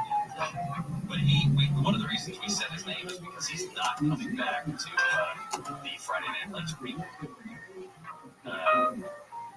But he was in Friday Night Lights. His name was, ready? Tim Riggins. God, why did I know that? So, my wife and I, so forgettable. we also fell into that, what we thought was a time without television shows, like without what we were. So we started watching on Apple TV Chief of War. Jason Momoa wrote it, directed a couple of the scenes, an executive producer in it. It's better than I thought it was going to be. It's not filmed in Hawaii, unfortunately, but it's all about... Sounds like an actor's passion project, which I always have a very low bar for. It's and that's why I was afraid of it. But it is done... You wanted to see that body, though. Yeah, it's done a lot of cheats in this one. Yeah. That's just the traditional show. It's great, isn't it? Traditional Hawaiian language. So there's subtitles, unless you happen to speak Hawaiian. But there's subtitles. It reminded me of Shogun from FX, which was a spectacular show once you get into it. But this one is on Apple TV and it comes out, I think, every Friday, so there's 4 episodes out. It's pretty good. The other one that we started watching was Department Q on Netflix. This is the reject superheroes that rule the day? No. But It's like that. That's an animated film, isn't it? Anyway, sorry. This is a police officer who he and his partner are ambushed, and they're investigating a murder, and they're ambushed inside the scene of the murder, inside the house that they go into. They're shot. They don't know who did it. They don't know why. The main character was hit in the neck and lived. His partner was hit in the spine and is now paralyzed. And then the third officer was killed, like a young, patrol officer was killed. So they're not only trying to figure out, it's kind of in the background, the investigation into who shot them, but he has started his own cold case unit, and they're investigating the missing or the disappearance of a former prosecutor. Sounds like it's an inside job. Well, they're alluding to some things early on in this show that make me do think that they're going to be connected. They would put both of them in there if they weren't connected. But it's not. It's one of those shows that is somewhat hard to follow because the accents get so thick. Oh yes, they're speaking English. I like that. Fourth grade watching weather. That's what I like. I close captions to be cartoon characters. You've got a big day tomorrow. Come see us. It's going to be nothing but fun. We promise you fun. We can promise fun. We are fun. BJ's on Beach Boulevard in Huntington Beach. It is our news and brews for the summer. We had to wait for it to get hot for us to get out there. And guess what? Tomorrow's going to be the hottest day of the summer. So, come to the beach with us. We are going to be giving away Dodgers tickets, Chargers tickets. You get a chance for a BJ's gift card, which is going to be a great time. Gary's wearing a new shirt. Steve might come out. I don't know. New shirt. Oh, that'd be interesting. Right? That'd be very interesting. I don't think so. Hold one up. I do not think I can do that. Also, extra points if you bring friends. I don't know what the points go towards, but it's extra points. Yeah. All right, so we'll see you tomorrow at BJ's Restaurant and Brew House on Beach Boulevard there in Huntington Beach. John Cobell shows up next, and we will literally see you tomorrow. Oh, yeah. Classics. One thing for sure, the American people lost, because that was horrific. Gary and Shannon. High-minded language. I was going to say that is. That was a joke. KFI and KOST HD2, Los Angeles, Orange County, or stimulating talk. Still waiting. I'm Rashida D'Agostino live in the KFI 24-hour newsroom. The release of a report on the Palisades fire has been delayed. Los Angeles Mayor Karen Bass said Tuesday that the after-action report on the devastating and deadly fire will be released after federal investigators complete their investigation. She says the Department of Justice has asked the city to hold off on releasing the report as the feds continue looking into things. The report details the firefight, lessons learned during the response of the disaster, and ways to improve should a similar wildfire strike again. Jason Campidonia, KFI News. News brought to you by Sellers Advantage. West Hollywood is expanding its animal protection laws. The Toledo City Council voted to ban the sale of nearly all live animals in pet stores, including birds, reptiles, fish, rabbits, and rodents. The move builds on a 2010 ban selling cats and dogs. Animal rights groups are praising it as a major step towards more humane treatment of pets. There is only one pet store in West Hollywood that sells live animals, Petco on Doheny, that sells hamsters, guinea pigs, and occasionally fish. The new rule takes effect May of 2026. Heather Brooker, KFI News. A man seen on video dragging what turned out to be the body of his dead wife in Lancaster is now in Peru with their 3 sons. The woman was reported missing last Tuesday, and her remains were discovered Saturday in the Angeles National Forest. A friend of hers tells KTLA the woman had been abused for a while. She told her mom, I don't want to be with him. I want to, record him. And that's what she was going to do that day. Authorities are working on paperwork needed to bring the suspect back to the U.S. Campbell Police in Northern California are testing a new AI tool to help communicate with people who don't speak English during traffic stops. The system is built right into an officer's body camera and helps translate conversation. Captain Ian White says it's the first department in the country to use the technology. This is cutting down those language barriers, I think, from the standpoint that we look at it, it's about providing a better level of service. The AI system supports more than 50 languages and records interactions so they can be used later in report. North Carolina Governor Josh Stein has declared a state of emergency with Hurricane Erin churning offshore. NBC's Aaron Gilchrist reports the storm isn't expected to make landfall, but is still dangerous. Coastal flooding already impacting some areas along the Outer Banks. Both Hatteras and Ocracoke Islands under mandatory evacuation orders with more than 2,100 people ferried off Ocracoke. Many beachside rental properties threatened by Hurricane Erin now empty. Residents are being asked to have emergency kits ready and listen to weather alerts. Erin is now a Category 2 hurricane. The Trump administration is launching a review of Smithsonian museums. President Trump says they focus too much on what's wrong with the country, calling them, quote, woke. But critics argue the Smithsonian's job is to tell the full story of history, including the good and bad. The Israeli government is calling up more service members to send into Gaza. Israel's military has said they'll need about 60,000 reserve soldiers to meet the manpower needed to take over Gaza City. In addition to their 60,000, under 20,000 reservists have already been called up, and they've received a notice extending their current orders. ABC's Maggie Woolley says the expanded military operation has been criticized by international leaders and rights groups. They warn an expanded assault could worsen Gaza's humanitarian crisis. Southland weather from KFI today in Metro Atlanta, Orange County. It's sunny inland, partly cloudy on the coast with highs in the 70s to 90s. In the valleys, IE and high desert, hot and sunny with an extreme heat warning. Temperatures soaring up to 109. On Thursday, it's more of the same. Right now in Tarzana, 99 degrees, 73 in Newport Beach, 97 in Valencia, 89 in Mission Viejo. The KFI financial report, the Dow is closing up 16, S&P 500 down 15, and NASDAQ down 142. Let's go to a crash in Long Beach on 710. 76 southbound Delano. We had a hit the road involving semi-fuel spill. Looks like they just pushed that all over to the right shoulder, and they're cleaning up that fuel spill. Still pretty heavy though from the 91. In Gardena, West Sound, right up Cemento Boulevard. Got a report of a brush fire starting up over on the shoulder. In Big Rivera, 605 southbound right at Washington. Had that three-car crash in the lanes. They got that to the right shoulder. You're still going to hit the brakes on Rose Hills Road down to 5. If you're heading through Commerce on that 5 southbound, start a slow line from 60 to 605. In East LA, 710 northbound after Cesar Chavez Avenue, that's a debris in the left lane. And in Mission Viejo, 5 north of La Paz, got that disabled semi trying to clear from the right lane. Still kind of slow from the 73. With Southern California's most accurate traffic reports, I'm Jimmy Harmon. Our iHeartRadio Music Festival presented by Capital One is back in Vegas.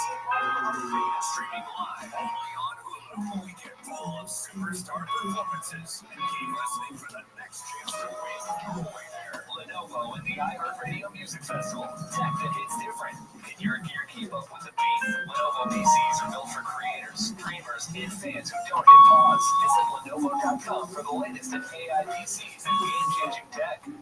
Joey, why did you tell the class what you did this weekend? Well, my dad and I went and searched the magical minnows and found a zillion of them in the stream from our lookout rock. Then my sister and I escaped from an evil slug king and went back to my super twin fort for safety. Then we told stories so dark, and the Big Dipper led us all the way home. We went to the forest. It's not that far away. Ask your parents to take you and your friends to the forest this week. It's closer than you think. Check out discovertheforest.org. Brought to you by the U.S. Forest Service and the Ad Council.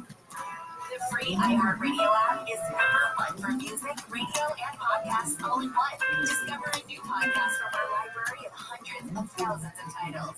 Here's an iHeartRadio podcast preview. You know, the brain sessions comes in a mystery. Now, Maxine, I know you like to do your own little mystery solving, but this is a serious investigation. We need to figure this out. Sorry, kiddo, we get lost in curiosity. Lied to me, and went running headfirst into danger. Join Maxine Miles as she tries to solve a big case in a small town. We discovered that Riley Stevens has gone missing. You think you're going to find Riley before the sheriff and community watch does? Whoever he's running from, he might only over tonight. I mean, you're acting like this is entirely your problem to fix. It's not even a problem you can fix.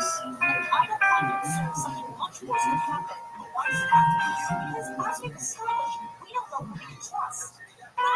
And pay close attention to the clues, because when it's time to solve the case, it's up to you. Damn. It's Max Miles on the iHeartRadio app. Wherever you get your favorite shows. The iHeartRadio app, #1 for music, radio, and podcasts, all in one app. Stand by, AM 640. More stimulating talk radio. Welcome, it's the John Covel Show. And we're here. We're on every day from 1 until 4 o'clock. And then after 4 o'clock, it's John Covel Show on demand on the iHeart app. And welcome to National Radio, which I'm sure people are celebrating all over the United States right now. Our little treat for National Radio Day, and I had nothing to do with this, is if you go on any of our social media platforms, on Instagram, Facebook, or X, you will see it's kind of a before and after picture. It's me at my first job in Pennsylvania in 1984, and then me 4 years later. It's like a before and after with the radio desk, other than that. And then, yes. And so if you want to see those two photos from my first job and from my current job, I don't know if it's my last one, but you can go to X, go to Facebook, go to Instagram, and see. And celebrate National Radio. 6 of us that are left in the business. We all hope to live to the next National Radio. And a lot of big news today, like more big news. We probably have time for it, but let's get to it. The former fire chief of the city of Los Angeles, Kristen Crowley, you may remember her. She is filing a precursor to a lawsuit against the city. And to sum up part of the lawsuit, Garrett Bass is a stinking liar. That's the message from Kristen Crowley. And she is accusing Mayor Bass of defamation. It comes down to Bass stupidly going to Africa when she was getting fired and weak warnings that everybody else in the city recognized. And she didn't care the truth. And so she went on the plane to Africa for some cocktail party. And meantime, Palisades burns down. And as soon as she came back, she realized, it's like, oh, God really destroyed my career, haven't it? Oh, this is bad. And remember, she wasn't shocked when she came off the plane from Africa. A reporter chased her for about a minute and a half, and she didn't respond. It was total silence. Really damn. I mean, she wouldn't even offer a fake bit of empathy with people who were actively losing their homes. And it finally sunk in that, yeah, she should have been here. There should have been fire crews repositioned all along the Santa Monica Mountains, especially on the south side, Pacific Palisades, Brentwood and Bel Air, and Hollywood Hills, and then, everything from west east. But she didn't. She called any meetings. She didn't care. I mean, there's no other two ways to put it, It didn't matter that she was the mayor of Los Angeles. It doesn't matter that there were. I mean, there's some of the warnings were in purple. I thought red was the worst warning the Weather Service could give out for weather and fire. And there's actually another level that's purple. And she didn't care. Blew it all off. Realized she had to blame somebody else. And so she dumped over Kristen Crowley, the fire chief. And so she repeatedly lied about Kristen Crowley, according to Crowley's precursor to a lawsuit. It's called a formal tort complaint. And under the law, you have to file that first. And then when the city dismisses it, they begin a full-blown lawsuit. And here's what Crowley said. Bass initially praised the department's preparedness and responded positively. But as criticism mounted over her absence, Bass reversed course. She sought to shift blame to Crowley, falsely stating that Bass was not aware of the nationally anticipated weather event. Falsely stating that Crowley sent 1,000 firefighters home that could fall to flames, and misrepresented the department's budget. This is the crux of when everything went haywire between Bass and Crowley, because Bass had about the fire department budget. And Crowley went on Fox 11 and laid it all out. And the quote was, "We are screaming to be properly funded."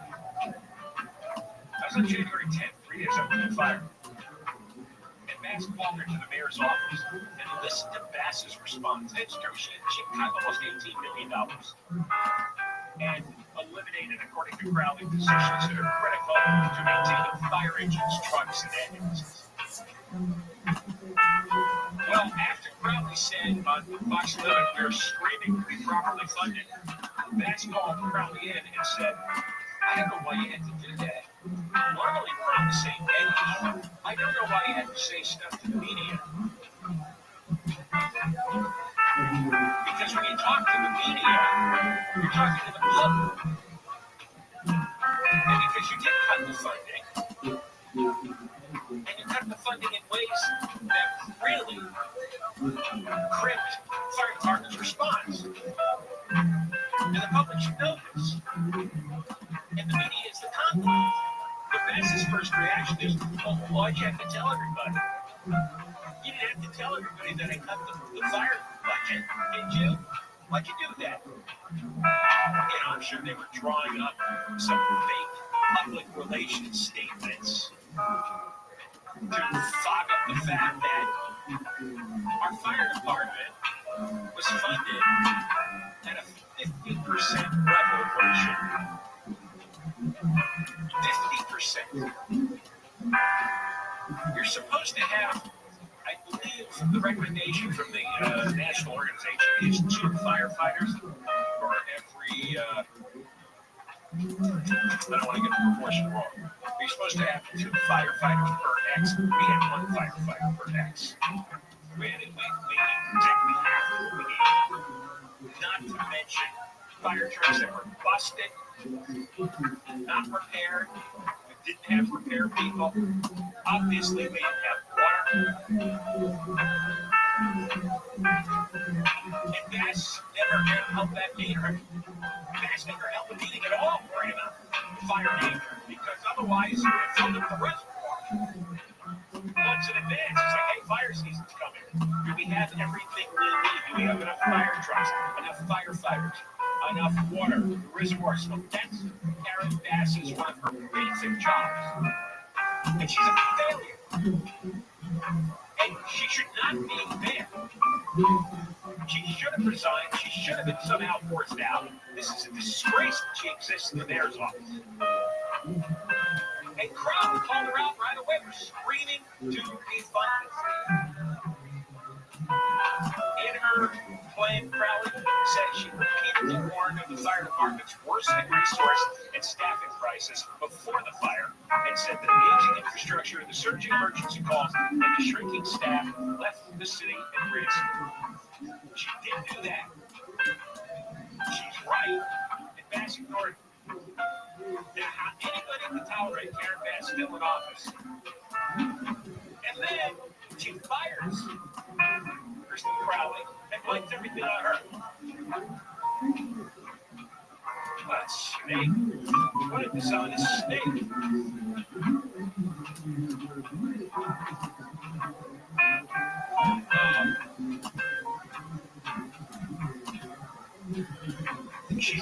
We're going to have Michael Monks on next hour to talk about more details of the lawsuit and go through some of the false claims that Crowley says Bass made. But you kind of knew it in real time, didn't you? I think we all knew that when Crowley got fired, Bass was looking to scapegoat somebody, change the subject, because she couldn't talk around being an actor.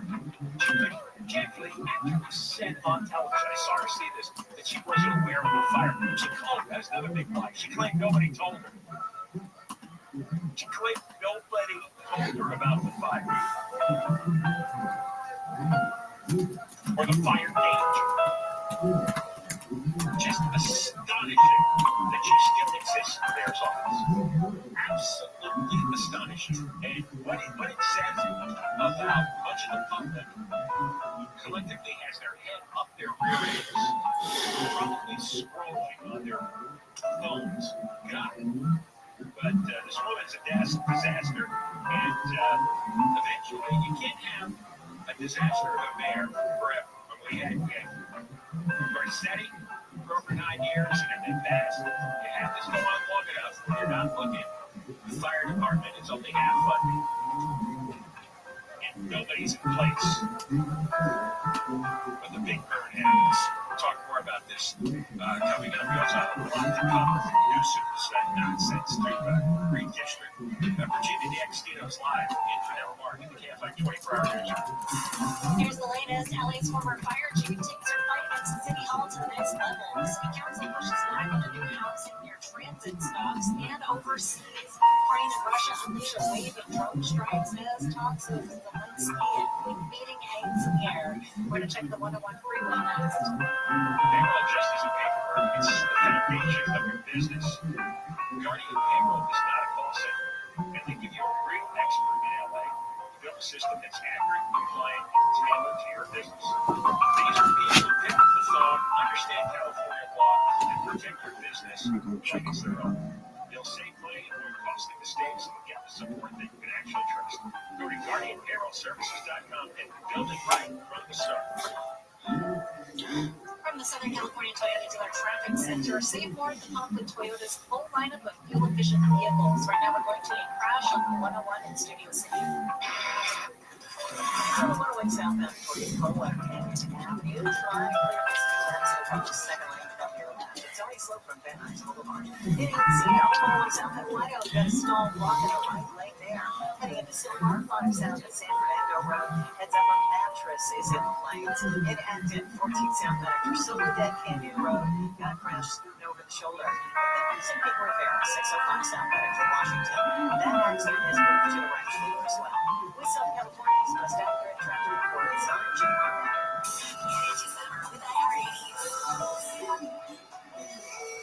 Rewind to a decade of music that defined a generation. From more.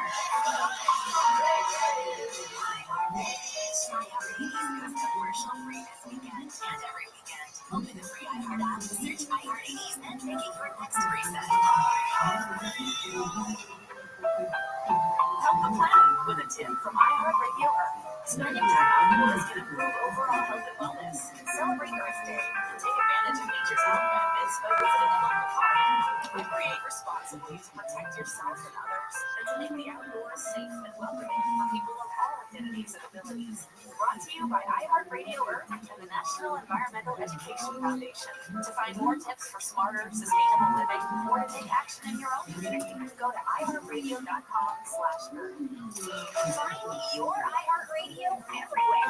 There are hundreds of ways to experience iHeartRadio at home and on the go, beyond the iPhone and Android app and at iHeartRadio.com. Here's another way to connect to iHeartRadio. Xfinity customers. iHeartRadio is available free on Xfinity X1 or on Xfinity Flex. The easiest way to access iHeartRadio, just press and hold the microphone button on your Xfinity remote and say iHeartRadio. You'll be taken directly to the iHeartRadio app to listen to all your favorite music, radio stations, and podcasts. 1932. Plus, check out Xfinity Ambient Moods to set your screen to beautiful photos and videos paired with hand-curated playlists from iHeartRadio to set the right mood. It's the screen you watch the most in your home, and you never knew that it was one of the most popular ways to listen to iHeartRadio. Check it out for free now.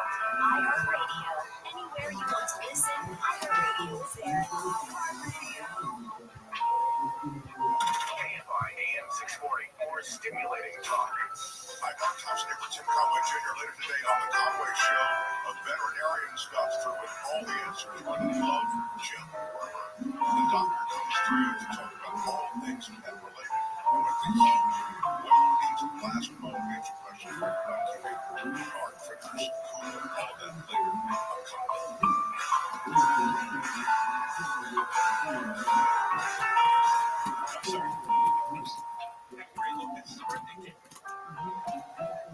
Ray Lopez, our producer. Happy birthday to him. Although he hates that acknowledgement. Just realized Ray and I have working together for about half his life. How scary is that? This is what he's devoted his career to. Wow. That's his judgment. That's what he's decided to do. Anyway, happy birthday. Now, the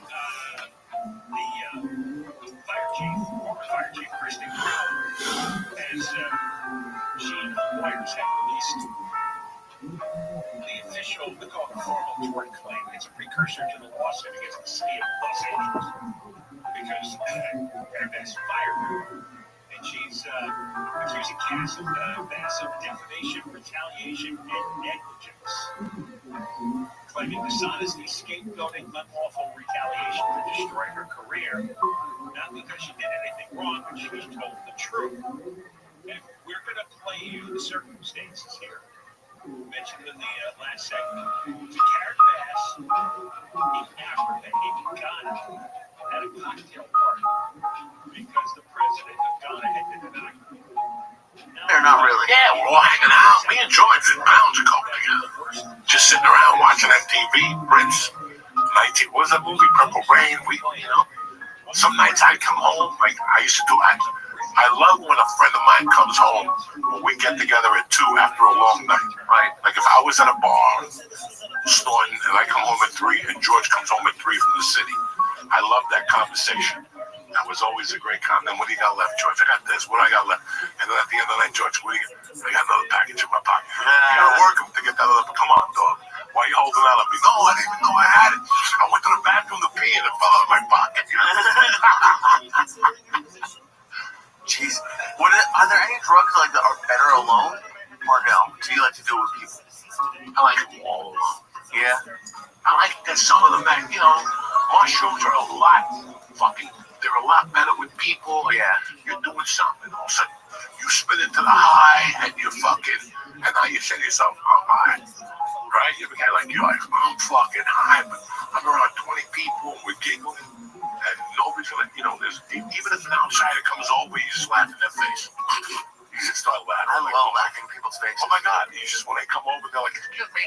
And you're like, you have no idea. And that's why the most important thing for an actor, like I learned, is the scene before. And this is really weird because people don't understand this. When you get an audition side, our first scene is me and Lee arguing about the business. Lee, what'd you do with that truck last week? I fucking washed it. What do you mean you washed it? It was supposed to be a transmission job. And then when you look at that scene, you go, okay, what's happening in that scene? He's arguing with Lee. He just said hello to George. George gave an egg sandwich, whatever. The scene before. What happened the scene before? You look through the pages, they're not there for an audition. Because you want to know that guy's state of mind. Right. Before he walked into that room. I don't know if this cat died. I don't know if he found his wife with the mailman. I don't know if he found, you know what I'm saying? Yeah. And this is the same way you have to think about life sometimes, guys. I don't know where George walked off of. I might go up to George like I always do and go, what's up, cocksucker? Hit him. And he'll go, fuck you, blah, blah, blah, blah. I didn't know George got hit by a car. Right. Walking around with a wooden foot. I don't know this shit. And when you're driving and that guy cuts you off and you follow him and throw a pencil at him, go, fuck you. And the guy pulls over and they shoot you. Maybe his wife just got into a car accident. She was pregnant with a kid. Yeah. So when you're acting, you like make all that stuff up for the guy? Make it up, but you also want to see what he just walked in from. I don't know what he walked in from. I don't know if on the way to work he stepped on a fucking piece of glass and got 5 stitches. I don't know when he dropped his daughter off, she told him she forgot her lunch and they had to go all the way back home. And now he's 55 minutes late for his meeting.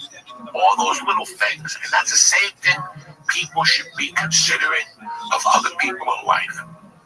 Right. I don't know what George walked into. I don't know where Nick just walked into. And I don't know where you just walked into. So before I start fucking railing my hands up, I want to observe you for 5 minutes before you come up to me and go, hey, can you have a picture? I just got here. Yeah. I don't know. You don't know where I came from. You come up to me, you 6 little goofy friends. Hey, can I get a picture? You don't know. You have to take a shit. A lot of people don't understand what life is really about. I don't know.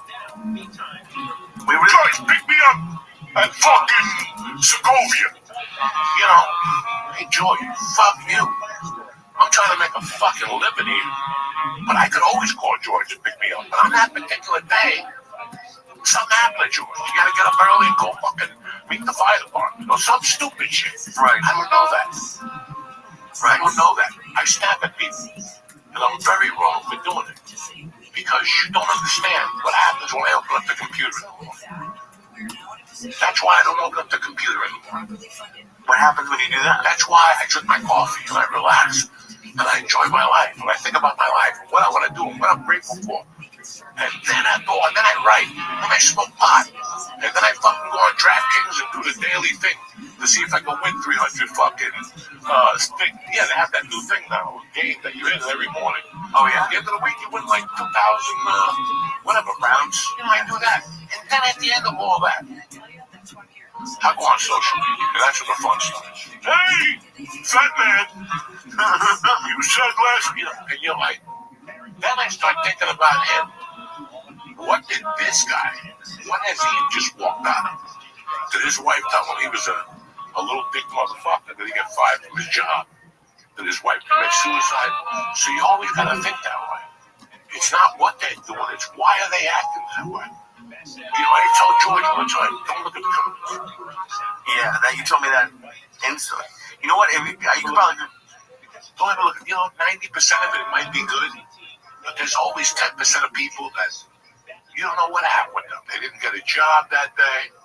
They want to be a stand-up comic, and now you are, and they don't like it. Fuck you, you fuck!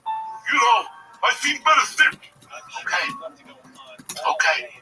Right. I just did the garden 3 weeks ago. When I suck. Right. Done this when I suck. That's what you feel. So you have to think about where that guy was walking in from. What happened on this day? Did his mother break his fucking Lego? You know, his mother must have stepped on his Legos. He's 38, he lives at home. And that's the assumption you make. Right. You're like, this guy lives in his mother's basement. No. It's grown guys like you and I that got divorced or somebody said something back to them. And now you have success in that area or no success in that area. But they feel, look, I don't even have to tell you. I just know from 10 years ago, the podcast comments. I can tell you what they are. Oh yeah. Put this guy in, put that guy in, do this, do that. Who's this guy giggling? Who's this? It doesn't matter. When you do a podcast and you do 10 years and you last, then you come see me. Until that time, oh, you should put more light. Oh, you should put a carpet. Oh, you should shut your fucking mouth. But you can't say that because I don't know where they're coming from. Right. You were saying you were talking before the podcast, and the more I think about it, I think you're 1,000% right. Is that something shifted? It wasn't COVID. It was when Kobe died. Kobe died. Like that's when the world changed, and a month later we got hit with COVID. Yep. Look at the date of Kobe's death, January 29th, one of those. February 1st, one of those. The world, when I got home on the 405 that day, I lived in California for 23 years, and I never saw the 405 like that. Number one, it was empty, and there was a breeze, it was a wind, and the leaves were blowing in a way I had never saw it. And as I was getting on the 405 headed home, I saw a little bit of smoke, and I heard all the ambulances and fire, and I didn't know what it was. I got off by your old house, 405 in that street there, where you have Small Canyon or something? No, before that. Oh, okay. And you shoot down, and I remember getting home. My daughter and my wife were at church. I walked into the back, and I hit Yahoo. I turned the computer on, and the Yahoo page just said, Kobe Bryant, down the helicopter. You could still hear it. Yeah? You could still hear something was going on. And I just remember the way the sky looked. It was a cloud. I landed in LAX. It was cloudy. And that weekend was very weird. That was a very scary weekend for me because my gig got canceled in November with Steve Simone. Okay. We were going to Atlanta. Right. And we got canceled, and we had to remake the date. So I said, you know what? I don't want to fuck around and not make the date. Just give me Atlanta. I'm just doing that. No, you can't do that. You got, listen, I'm just doing fucking Atlanta. So I'm leaving Friday and I come back fucking Sunday. And that's it. We're going to focus on Atlanta. I own that date. As a man, I own the date. I got to fucking do it. Me and Steve left Friday night. Airport was fucking weird. And that's the night that I think I got on the elevator first. That was my favorite story. And a lady came on the elevator, fucking mangled Asian woman. Mangled. Her hair was pulled, the dress. And that's when the beginning of COVID. No. There was something, because I didn't know about COVID till Vegas weekend, which was after Valentine's Day weekend. That was the first time I heard about COVID, because Chemo was there, dear friend of mine, and he's security for Guns N' Roses. And he said Guns N' Roses had canceled all their dates except one date in Mexico. That will not get canceled. That the Mexicans do not care about COVID because they had like an Asian run, right? Oh, that can't happen. That can't happen. So when I came back from there, is when I was like, fuck, COVID is real. Like, this is real. You know? I love that you told her that you're not going to take the next elevator. The next fucking, when she came in the elevator, I'm like, get the fuck out of here. But that was on the way out. But on the way back, we got to Atlanta. And there was tons of Chinese people. I kept thinking to myself, am I tripping on acid? Because first of all, it's a chocolate city. Why are all these Asians landing here? And then when I got home was when, and then we got on the 405, and that's when we found out Kobe was done. But they took a shift, and like, remember, everybody all of a sudden, the lady, the judge covered her mouth at a fraternity party. 32 years earlier, all the fucking Me Too started coming out. Women started remembering that in 1955, Joe Diaz bumped into them in an elevator. And that dog, it was insane.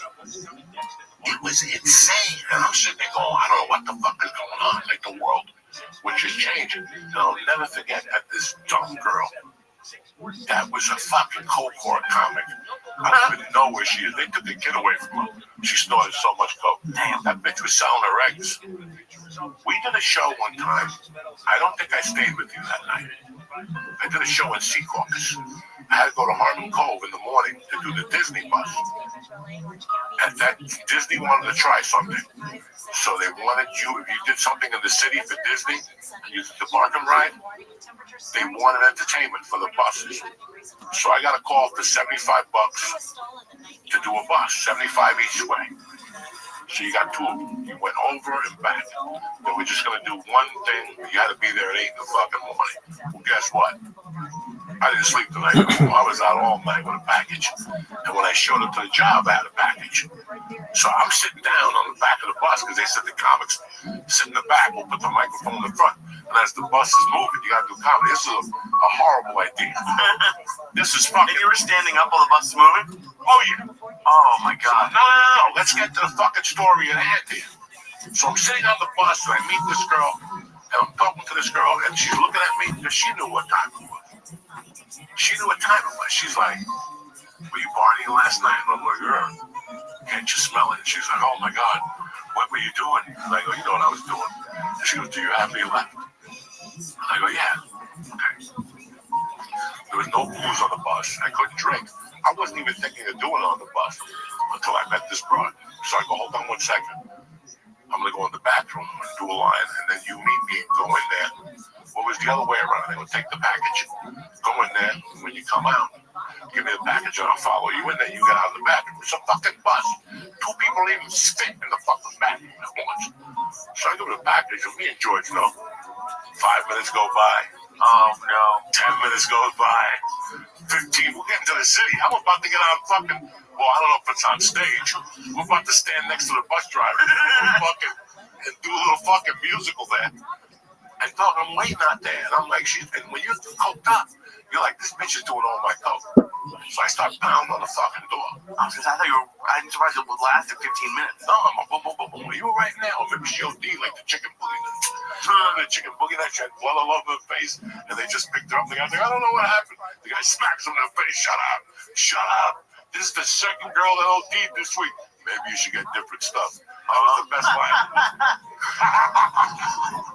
Not stop doing it, just get different stuff. So she finally opens the door and I'm like, what the fuck are you doing? And I go, where's the coat? And she goes, right here, I was taking care of myself. So I took the coat and she went out. Never thought about it again. I think I gave her the rest of the package on the way back from New York. Never saw her again. Bumped into her at the Ha-Ha, where losers go to dummy. And there she was one night telling me about it.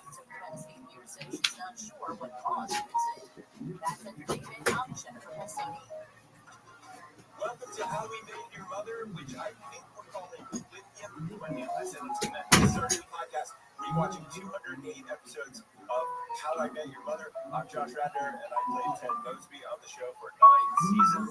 And I'm thrilled to be joined by Craig Thomas, who co-created the show along with Carter Bates. Well, if you're a super fan, we're going to get into all the secrets, theories, Easter eggs / pineapples, and general knowledge.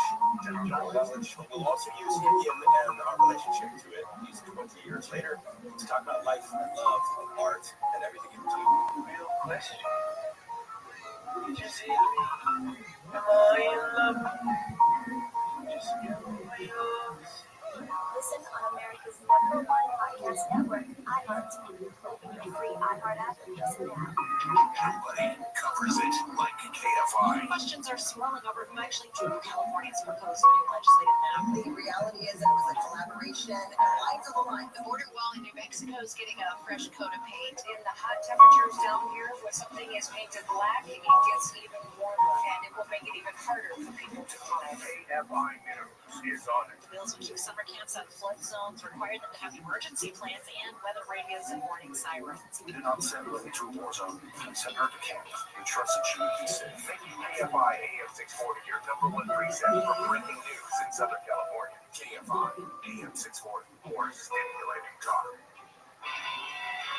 KFI AM 640 live everywhere on the iHeartRadio app. Run every day from 1 until 4 o'clock. After 4 o'clock, John Cobo's show on demand on the podcast. So in Texas, the Republican legislature is in the process of redrawing the district lines, passing legislation that will lead to that. And of course, Gavin Newsom is on his horse, claiming that, well, if they do that, then we are going to take retaliation here in California and try to eliminate as many Republican congressional districts as possible by redrawing the lines. Now, he can't do that because the Constitution says that the lines have to be drawn by an independent commission.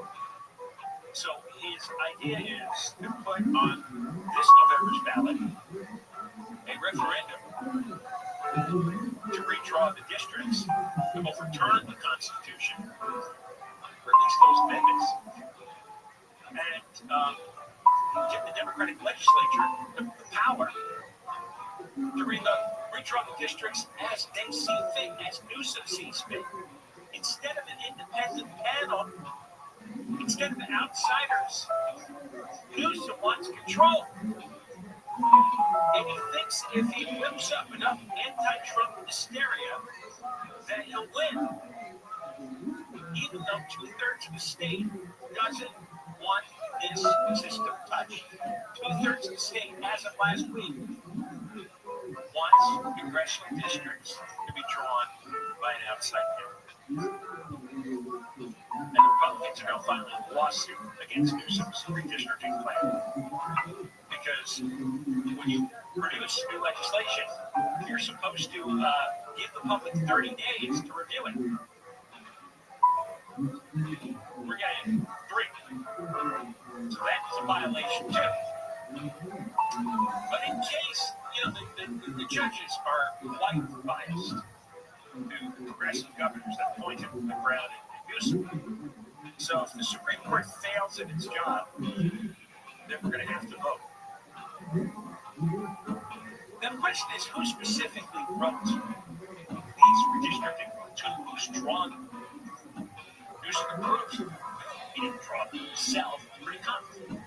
You have to draw a zigzaggy border to try to reach, pull in as many Democratic votes as possible while eliminating Republican votes in any given district.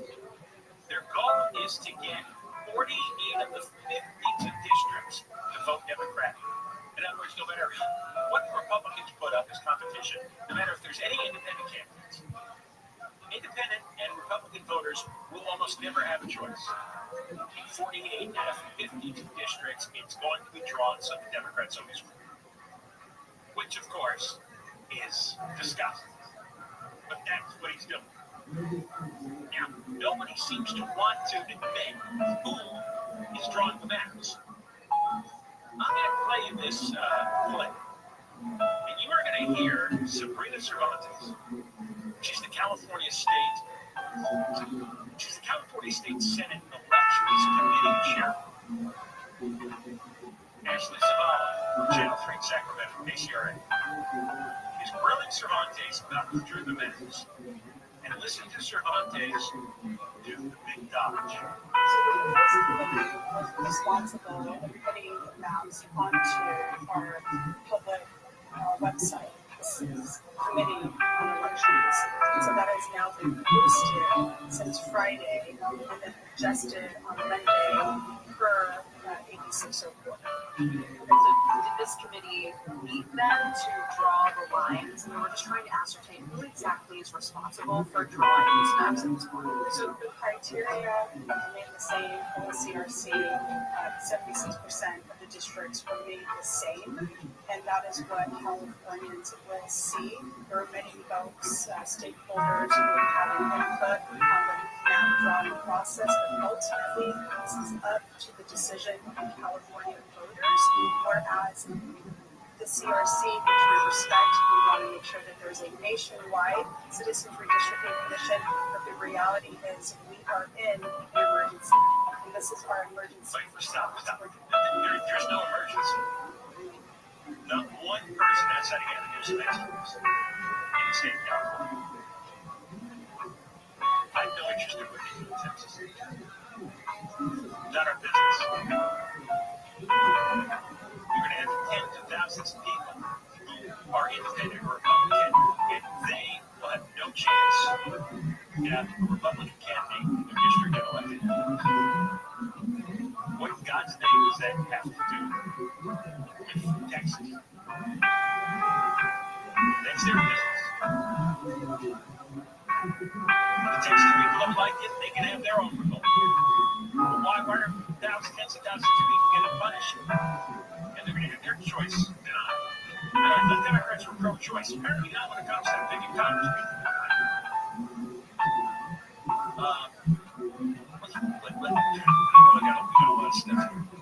Let's try a little more of this.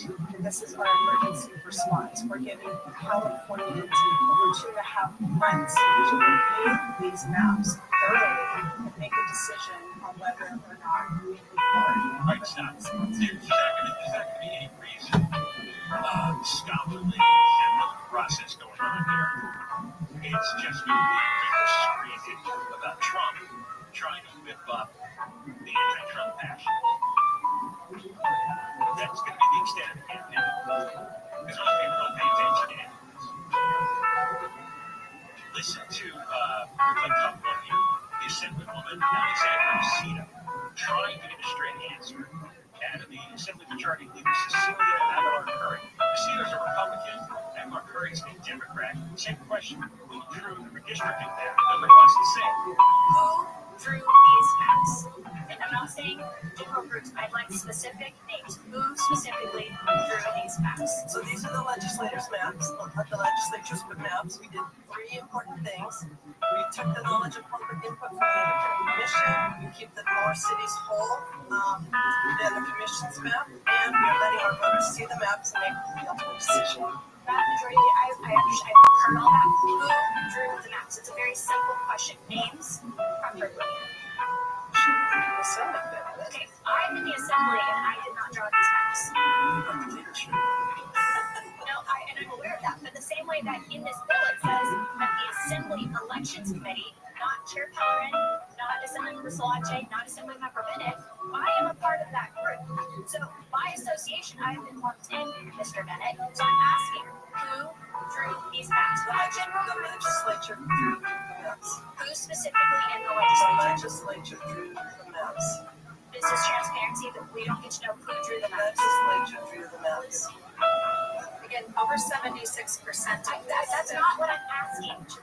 I've heard the maps are I have heard your response to that. I'm asking you a Citizen different district question. commission each is by Let's have one person speak at a time, please. And my question has not been answered. The information you've given, I've already heard. I've got it here. The question has been answered. You just don't like the answer. You said the legislature. I am the legislature. I am part of the legislature. Is that correct, Madam Chair? Because I am not a Democrat. Senator Beck. Could I just try to answer? It's my time, pause. Yeah, you could, most of the time, but when we say the legislature, all kinds of things happen in the legislature. We're not all involved in their plan, but they're all controlled by the legislative leadership. The legislative leadership wrote these maps. Combination, we have a leader right here. So she's part of the leadership. So you wrote the maps, or how you wrote the maps? The leadership team. So then there you go. She's in leadership, and she just said she didn't write the maps. She had some. She was part of the leadership team. Okay, can we bring the debate back to the chat? Who is the team? Okay. You know who the team is. I think we've answered the question has been answered. Do you have another question? And I'm sorry, did you have a comment?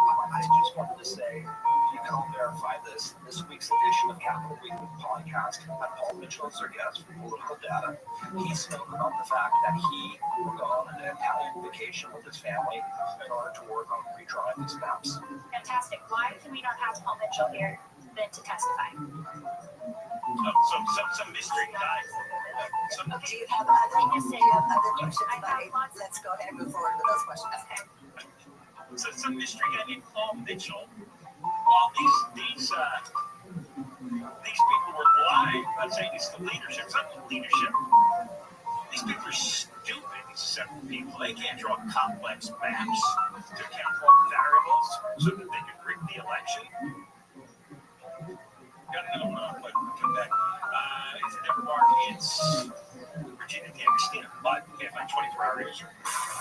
Here's the latest. LA's former fire chief says she was scapegoated by Mayor Bass and is taking legal action. In San Bernardino County, the search for a missing baby takes a new turn as the parents stop cooperating with investigators. The federal judge shuts down the Justice Department's push to unseal Jeffrey Epstein's grand jury records, and a new poll shows most Americans want the UN to officially recognize Palestine. We're going to check the 210 freeway next. GiveMeTheBid.com is already the best place to sell your car. Now it's even better with GiveMeTheBid.com's big cash giveaway. Give Me the Bid is giving away $25,000 in cash every month. You get 1,000 chances to win if they buy your car. For more details, go to the website GiveMeTheBid.com and then sign in your car's VIN number or license plate number. You'll get an offer on your car in minutes, well above any dealer quote. GiveMeTheBid.com is America's best car buy. Sell us your car. GiveMeTheBid.com. So easy you can do it. Take your current dealer. Southland weather from KFI brought to you by Life Source Water System. Today, sunny inland, partly cloudy on the coast with highs of mid-70s to 90s. Valleys, IE and I Desert, hot and sunny with an extreme heat warning and temperatures soaring to 109. Let's go to a crash on the 210 at Fontana. On the westbound side of 210, right before the Citrus, had a car hit some metal debris. Now they're trying to get over to the right shoulder. Now in San Bernardino, 259 south of Fort Highland. Had a report of some mulch catching fire over on the shoulder. It's also reported on that 215 southbound, right before you get to the 210 in San Bernardino. In Anaheim, 91 westbound before Brokers. Still got that stalled van in the second lane from your left. And in Fullerton, 57 south of Yorba Linda Boulevard, some metal debris in the left lane. With some California's most accurate traffic reports, I'm Jenny Harmon. Radio app, your favorite radio station fits right in your pocket. Live shows, news, sports, exclusive music channels, and voices that don't just go viral. They're the voices of your local community. Join the millions who already have iHeartRadio, the #1 app for radio. The free iHeartRadio app is #1 for music, radio, and podcasts all in one. Discover a new podcast from our library of hundreds of thousands of titles. Here's the iHeartRadio podcast preview. How much do you know about the person you love and who they really are? This is a story about a young couple who fall for each other despite everything. How can you be so sick? It's a story with manipulation on an equity scale. This case, oh my God, why don't you stop? What the hell is going on? On the television, It's about who we are online, how little we know,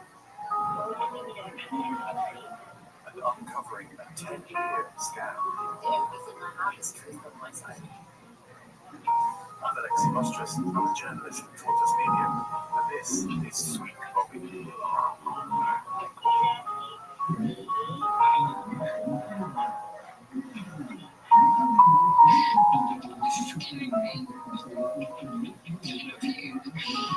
Listen and follow this podcast for free on the iHeartRadio app, #1 for music, radio, and podcasts, all in one app.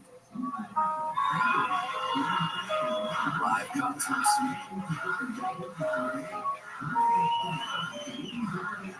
Getting back to the moments we miss starts with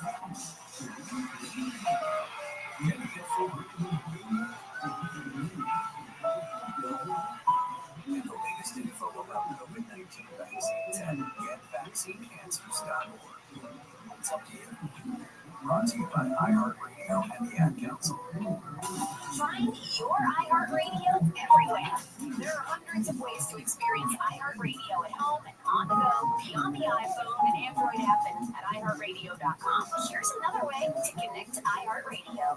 Apple CarPlay. Our iOS app comes alive in your car's dashboard with a seamless way to play your favorite music, radio stations, and podcasts. Developed with driver safety in mind, the Apple CarPlay interface was built for simple navigation and to limit driver distraction while making sure you can still access all your favorite content from iHeartRadio. No need to download another app, just plug or pair your iPhone with your dash, and if CarPlay is available in your vehicle, iHeartRadio will sync automatically. iHeartRadio, everywhere you want to listen, including in your car through Apple CarPlay. Check it out for free now.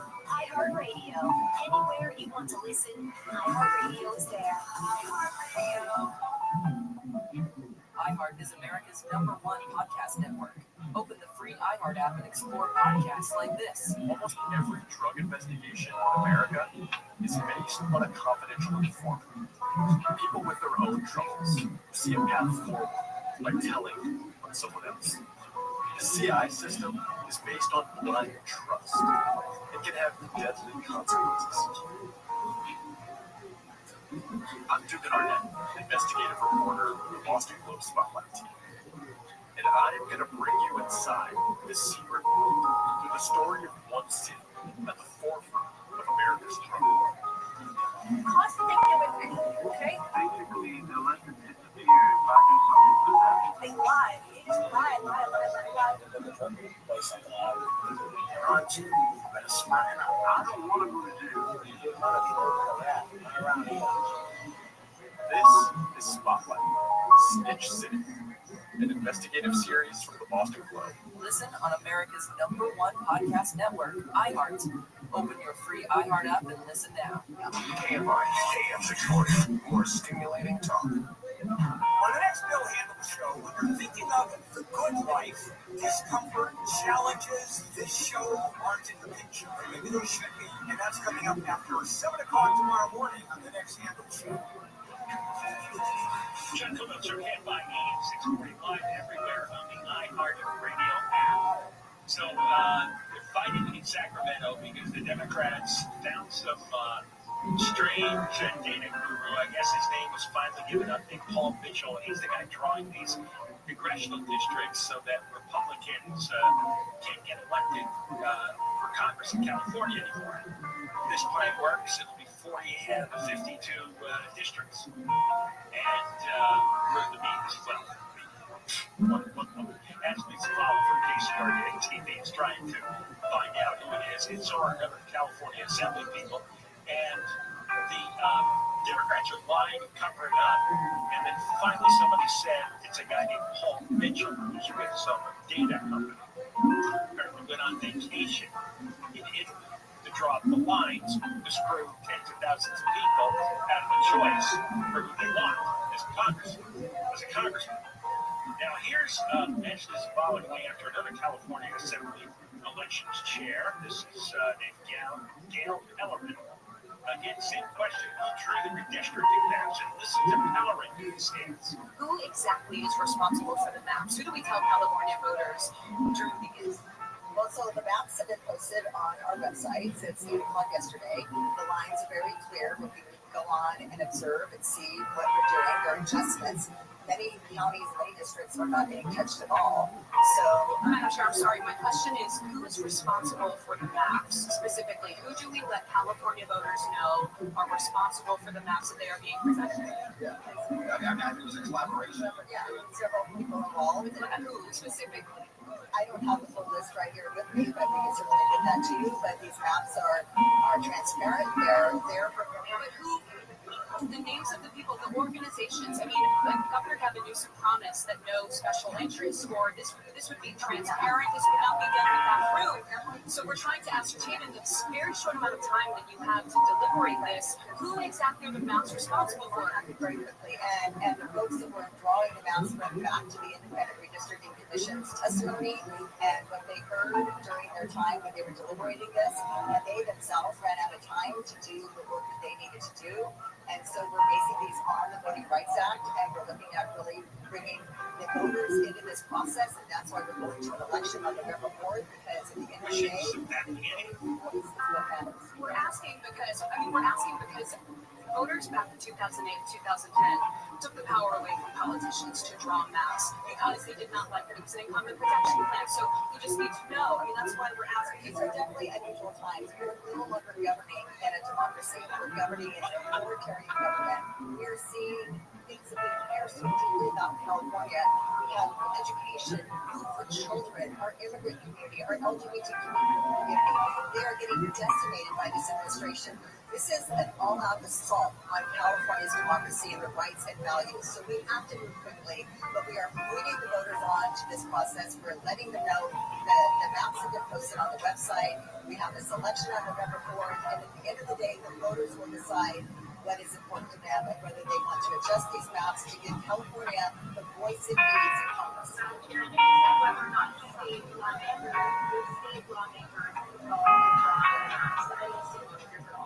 not to my knowledge. So then who adjusted them last night at 8 p.m.? As my understanding that they were by 8 a.m. they were out there. There's an interpretation. It can be the people that actually did that work. So then why does the legislation say the detailed maps are prepared by the Assembly and State Senate Elections Committee? So the reality is that it's a collaboration, and we need to do those specifics, but what's most important is the maps are out there for people to see, to evaluate, to make a judgment on.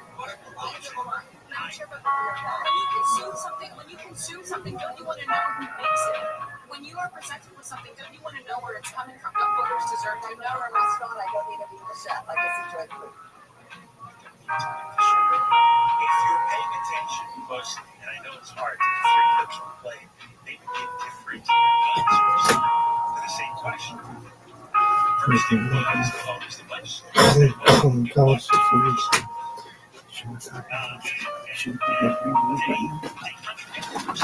Because they were just scrambling around trying to find a way to get Ashley's father to shut up. He was not asking. They didn't want to admit it.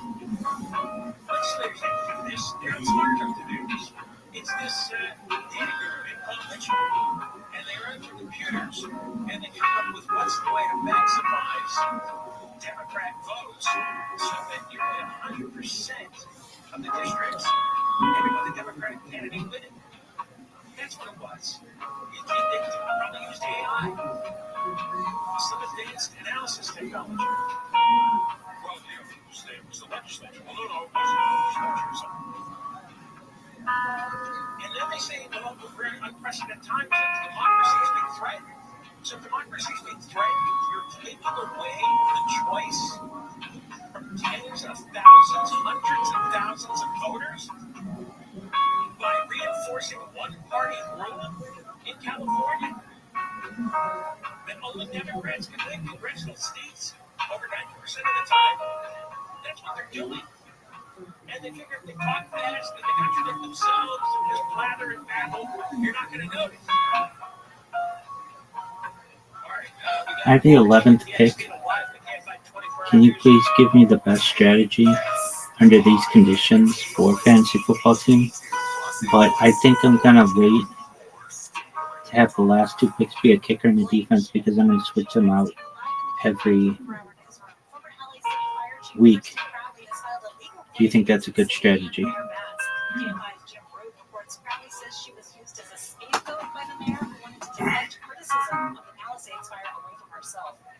Claiming Mayor Karen Bass orchestrated a campaign of misinformation, defamation, and retaliation in the aftermath of the deadly bombing.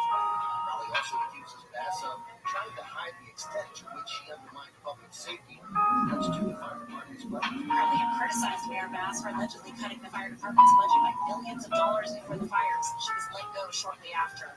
News brought to you by Sit and Sleep. Bed Bath & Beyond execs have decided it's not in their best interest to operate in California. The decision isn't about politics, according to a statement from Marcus Levinas, the executive chairman of Bed Bath & Beyond.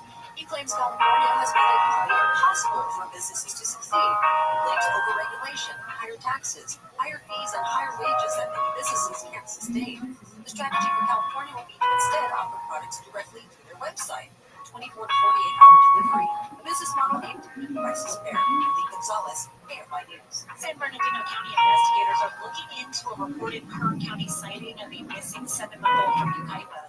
The parents have stopped cooperating and the father has hired a lawyer. His car has since been impounded.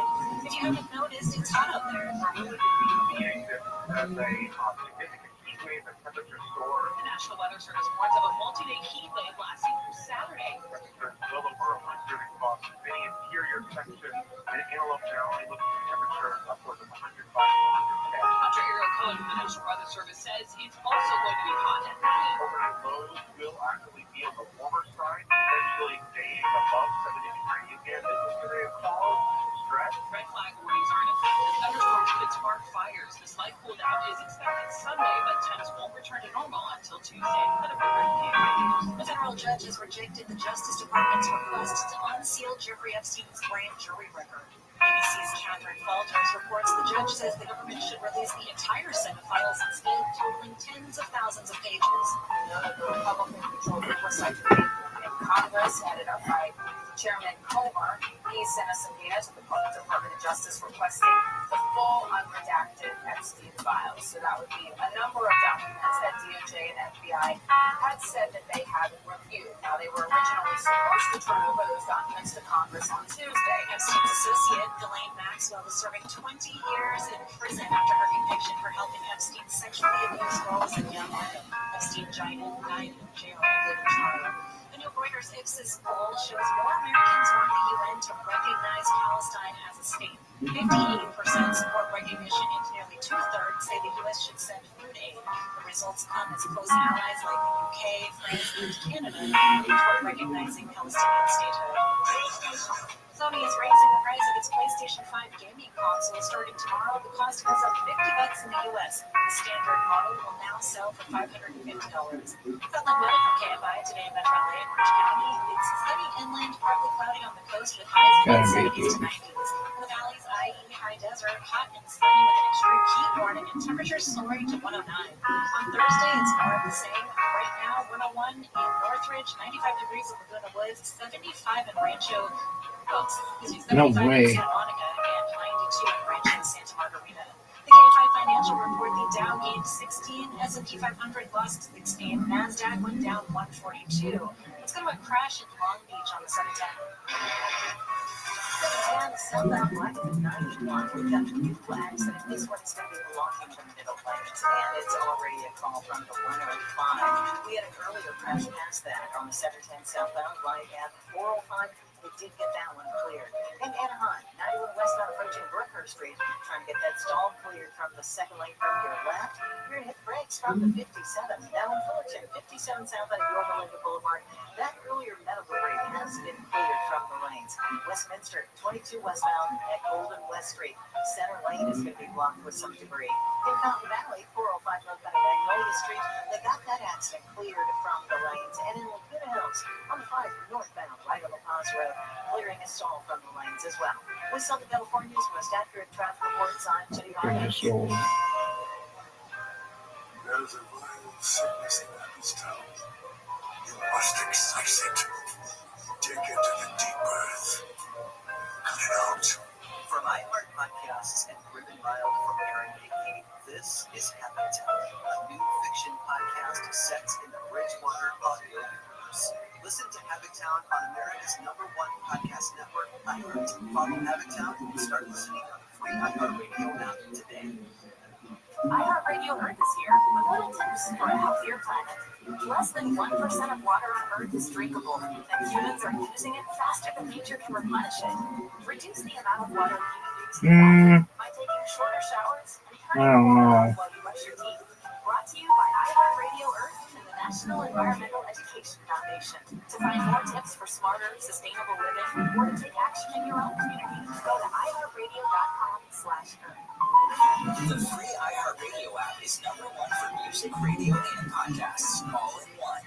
Discover a new podcast. Got some strong-ass legs. 150,000 titles. Here's an iHeartRadio podcast preview. Your party soon disappears. Everybody's a suspect. At Public University in the middle of California, social screening that it can't get resolved. We can't think of a safer location. However, it's just like any location. There are two people who can destroy someone's life. Actually, tell me everything that your son has told you about the night. When you were still at home. Let's call her. Your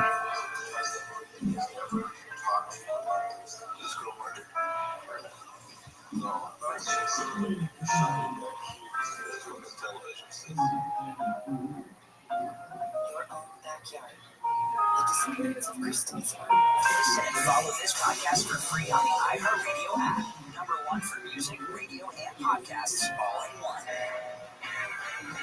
Jim came by me at 6:40 live on the iHeartRadio app. Every day we are on 1 to 4 o'clock. You can count on that. After 4 o'clock, John Kovach Show on demand on the iHeart app to catch up on whatever you missed. We opened the show by telling you about Karen Bass, now being targeted by the former fire chief Kristen Crowley. Officially, it's a claim that Crowley is making. This leads to a lawsuit. She's saying Bass defaced when she got fired over fire at the Ascot Palisades. Bass was inactive. Michael Hunts said, did this matter? And he had more details. I'm holding a claim in my hands, and it's interesting to look at this thing because it's basically the same document you would fill out if you filled out the steps at City Hall or if a city vehicle might have run over your foot. In fact, they've got this, our listeners can't see it, but you can. There's like a diagram where you can basically indicate with an X which part of the street this crash might have happened on.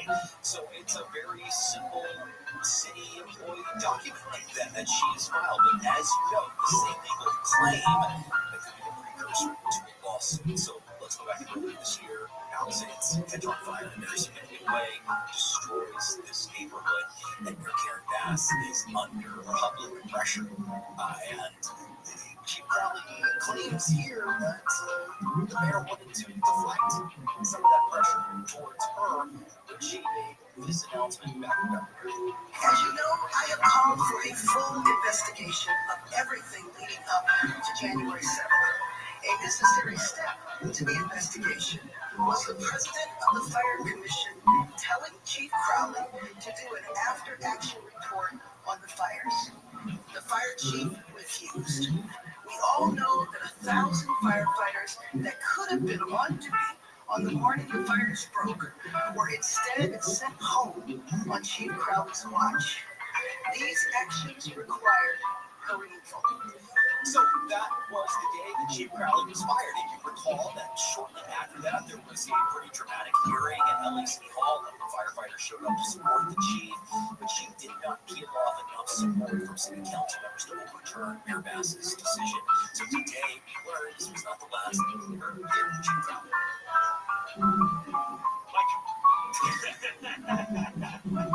I'm sorry, I thought you were leading up to a clip. She's looking for money ultimately here, right? She wants to be made whole because she got She does claim she lost wages.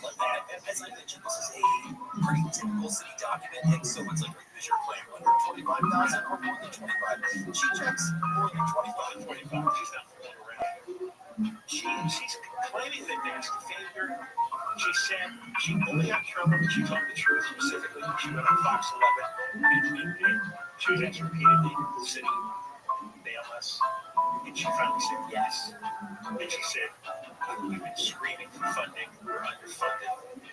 The whole routine. It didn't seem like that was the turning point in the relationship there where she decided, enough of this, I'm going to tell the truth. And that has defunded us to some extent. That's exactly right. When you go back to that year, even to the city council meeting where they decided they would not overturn the mayor's decision, you saw people expressing sympathy for the position Chief Crowley found herself in, saying that this relationship between mayor and chief was clearly irrevocable at this point, so it was for the best of the city that the chief moved on with her life. But in the longer claim filed in addition to the city document, Chief Crowley spells out each date in which one, in 2024, she begged the city for more money for the fire department to support her claim that she's now making the city cut her fire department budget by more than $17 million.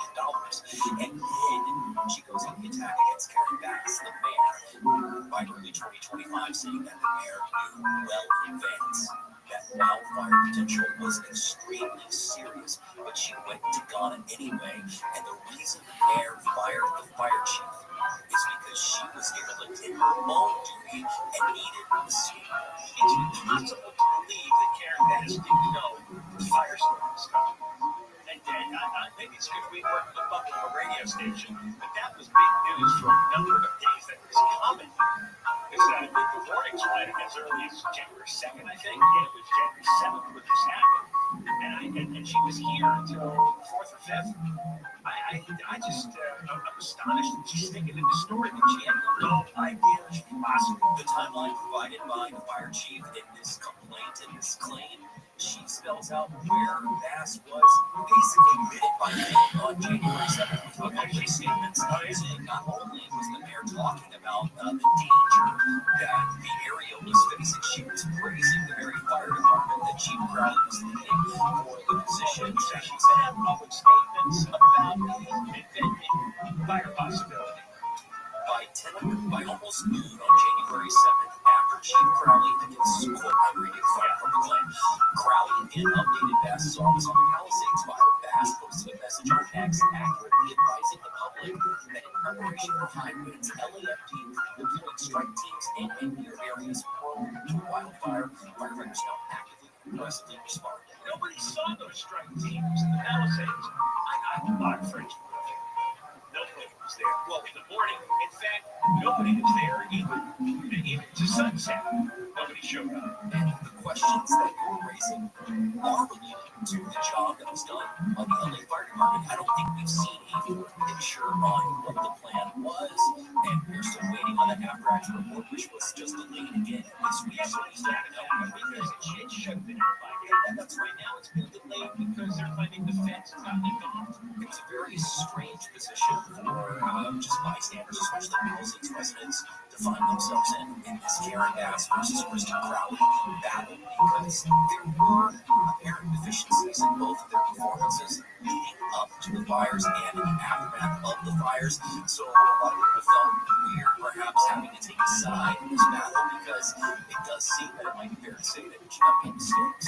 A lot of the charges came from LA Times reporting, for example, claiming that Crowley sent home 1,000 firefighters, that there was 40 engines sitting idle and could have been used.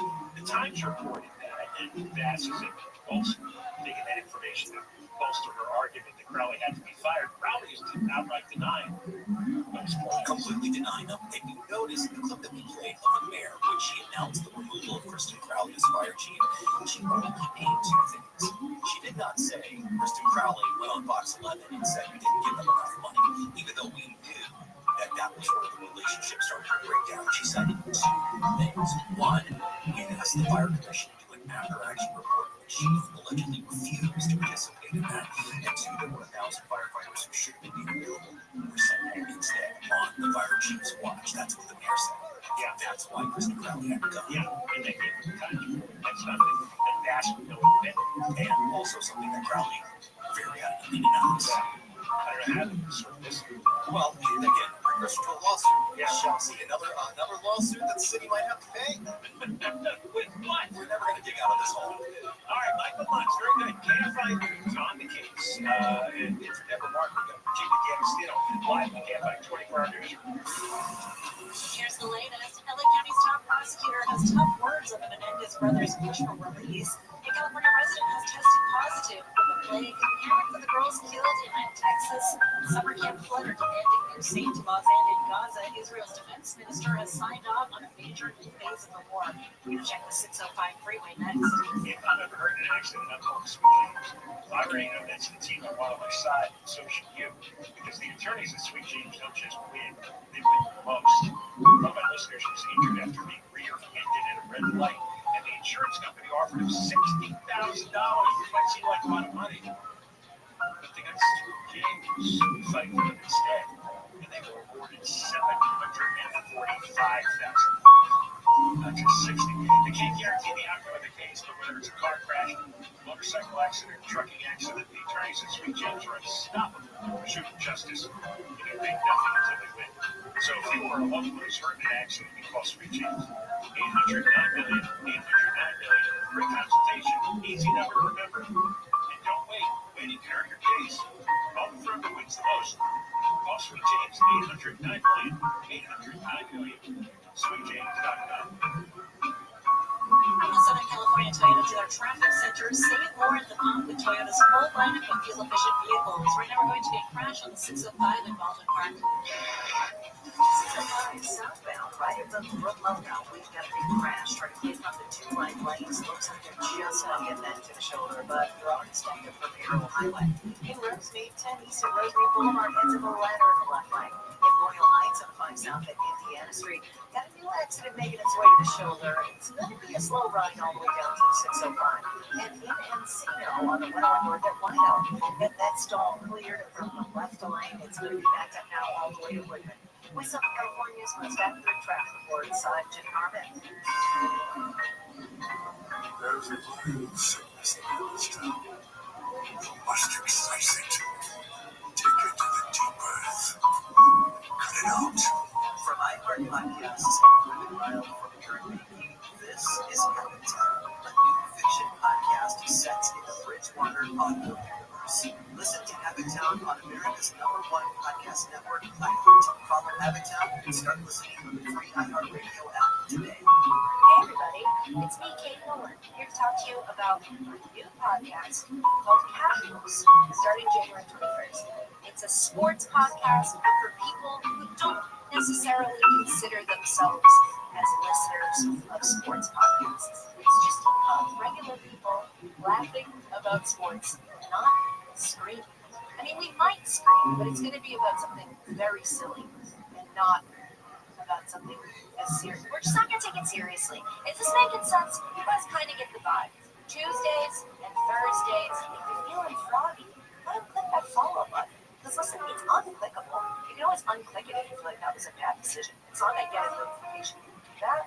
But if you click it now, you'll never miss an episode. And that's ideal, because it's going to be good. Oh, it's going to be good. Listen on America's #1 podcast network, iHeart. Open your free iHeart app and listen now. iHeart is America's #1 podcast network. Open the free iHeart app and explore podcasts like this. When is the last time you took a chance? I was traveling and a cute girl sat down next to me. That was enough for me. I'm Francesca Street, CNN travel journalist, and this is Chance Encounters, a podcast about the incredible connections we make while traveling. Each week, we'll journey through moving, funny, and heartwarming real-life stories about how travel can lead to lasting love, decades-spanning friendship, and ultimately change your life forever. Join us wherever you get your podcasts. Just search for Chance Encounters with me, Francesca Street. Listen on America's #1 podcast network, iHeart.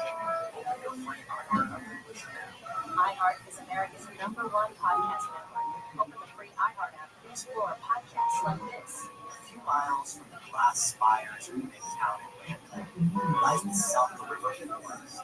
In 2021 and 2022, the woods became a home to activists from all over the country. I found the struggle worth fighting for. Gathered to stop the nearby construction of a massive police training facility. Became cops. There, in the forest, they built a different community. The forest occupation or things like that present a vision of a society where we can have what we need and support each other without being at each other's throats or being subservient to each other. Until one day, everything shatters. At approximately 9 o'clock this morning, as law enforcement was moving to various sectors of the property, an individual, without warning, shot a Georgia State Patrol trooper. What I heard was a full clip unload. It was just like a whole mess of shots just blasting on. From Wondery, Camsec Media, Tenderfoot TV, this is when we came to the forest. We got about 150 to 200 protesters here versus officers now. I'm Matthew Sheen. Follow We Came to the Forest, the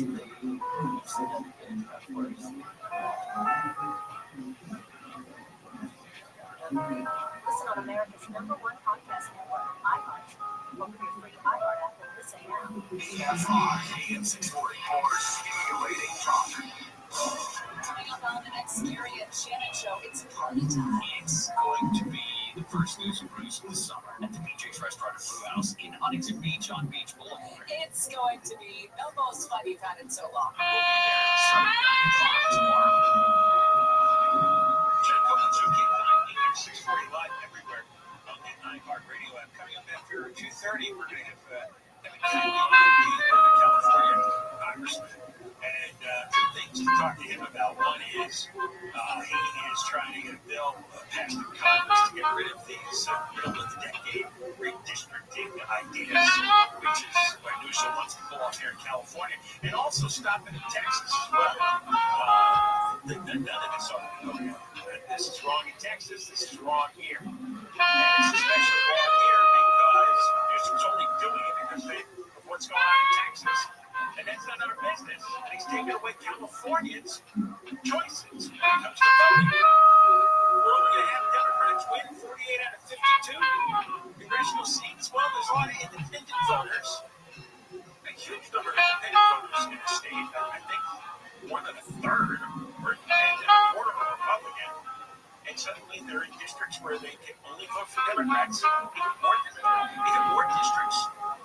That's this, and then he blustered around with authoritarians. It's smart, fake, but phony. We're going to talk to Kim Kiley about Newsom's big plan here. Also about the firing money together. And another congressman have said they wanted a county kind of investigation.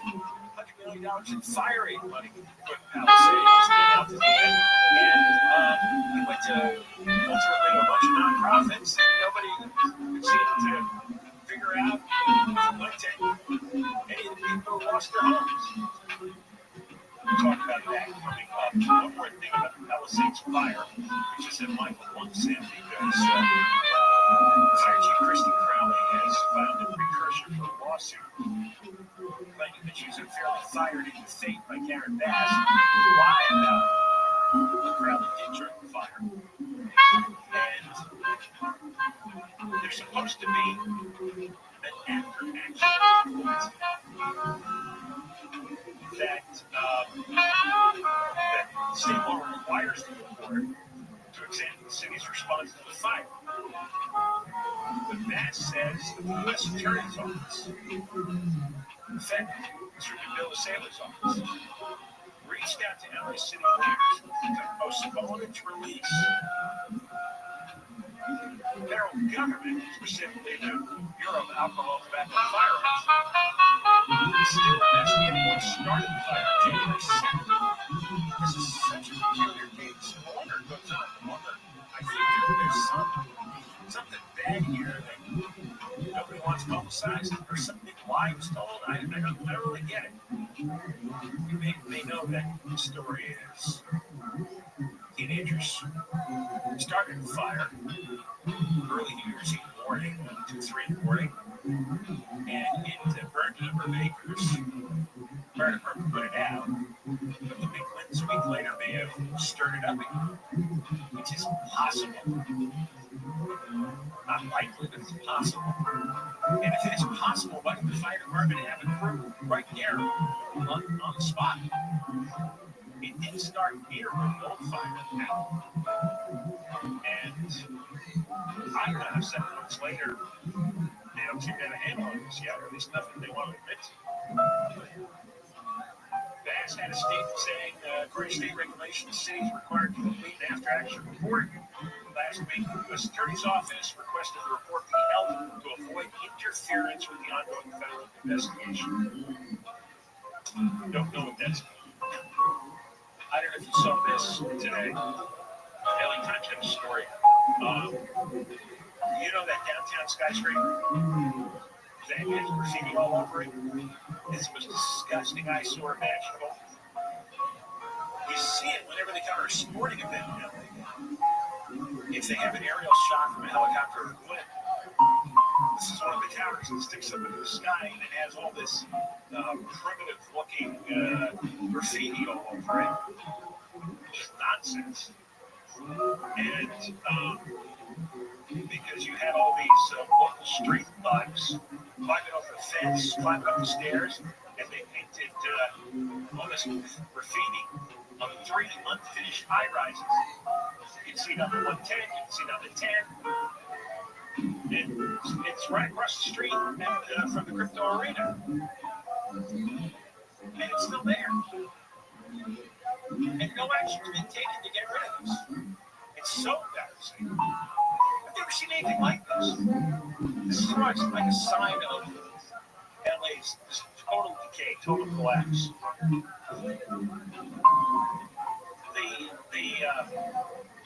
They want to get rid of it before the World Cup comes next year. And certainly by the Olympics. The towers, one of them is 49 stories high. And it's really depressing.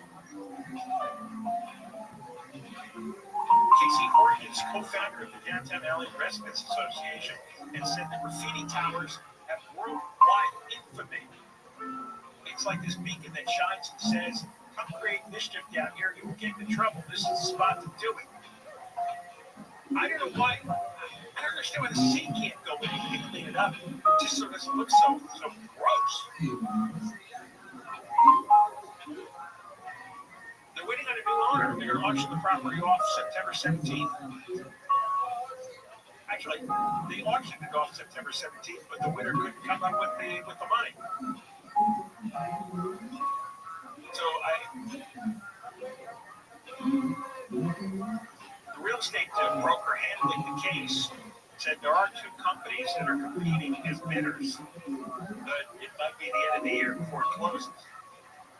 There's a lot of debts to pay, and it's obviously very expensive to continue to rebuild.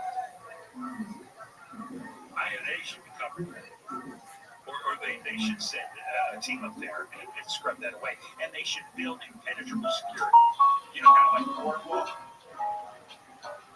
Speaking of the border wall, I don't know if you saw, but Trump is having the border wall painted black, so it's always really, really hot, and it'll make it difficult to climb, especially in the summertime. It'll be hot steel. So that border wall, because they're still going to build, I think, about 700 miles. And despite the stuff of construction, it's going to be so hot. And it kind of, they're also drilling wall spikes into the ground. So those spikes are going to be deep in the ground, and there's going to be spikes on the top. And it's 120 degrees in the desert there, so God knows what the temperature is on the steel itself. And this is the answer to, I remember hearing this for years. It's like, well, you built the wall, we'll figure a way over it. You build the spikes enough to keep going. You build it high enough, make it flat, and if they touch it, they'll burn their hands off. That's how you do it. You can always make something impenetrable. Our prisons are all impenetrable. Nobody gets in, nobody gets out. El Salvador's got that Supermax prison. Look up through the hole. Stupid excuses. All right, we come back. Kevin Kiley is the Republican congressman in Northern California. And he has a bill out to try to stop redrawing districts in the middle of the decade, which is sensitive. And he's going to talk about there's some shenanigans. Newsom wants to get rid of Kevin Kiley. They've been at each other for years, and so they want to redraw Kiley's district out of existence. Also, going to talk about the firing situation because that's $100 million, and nobody knows if it went to any homeowner in Palisades or Altadena. It went to a lot of nonprofits. But you know what nonprofits are like when it comes to the homeless and green energy. So we'll talk to Kevin next. It's Denver Markets, Virginia D'Agostino live with KFI 24-hour news. LA County's top prosecutor isn't mincing words. DA Nathan Hoffman released a scathing statement today on whether Lyle and Eric Menendez, the brothers convicted of murdering their parents in 1989, should be freed from prison. Hoffman says the pair have never accepted responsibility and continue to promote a false narrative of self-defense, never made a risk to society. He compared their case to Sirhan, who was denied parole for assassinating Robert F. Kennedy. Hoffman says renewed media attention doesn't change the facts. He says the Menendez brothers were convicted of brutal murders, and justice must be guided by law, not spectacle. Heather Booker, KFI News. News brought to you by St. James Accident Attorneys. A resident of California has tested positive for plague. Now recovering at home, a resident in South Lake Tahoe has tested positive for the plague. According to local health officials, they believe the person was bitten by an infected flea while camping. In a separate incident last month, a person in Arizona died from the plague. ABC's Alex Stone reports plague is a disease caused by a type of bacteria. There are about 7 cases every year in the U.S., and it circulates among wild rodents and other animals. Questions are swirling over who actually drew California's proposed new legislative map. During a hearing Tuesday, Assemblywoman Alexandra Macedo asked for details, but Elections Committee Chair Gail Kelleran could only say the work was done by several people without offering names. The reality is that it was a collaboration, and we didn't know specifics, but I think what's most important is the maps are out there for people to see, to evaluate, to make a judgment on. Republican Assemblyman David Tangiba had his microphone cut as he questioned Kelleran.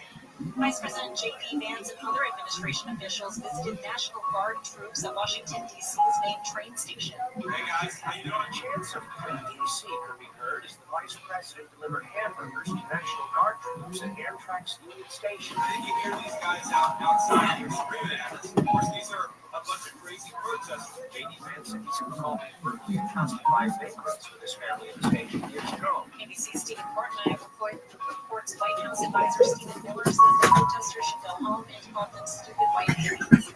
The parents of the 27-year-olds who died in last month's flooding at Camp Mystic are calling on Texas lawmakers to back new bills aimed at making summer camps safer. Michael McCown, who lost his 8-year-old daughter, says more protections are needed. We did not send Lenny to a war zone. We sent her to camp. We trusted she would be safe.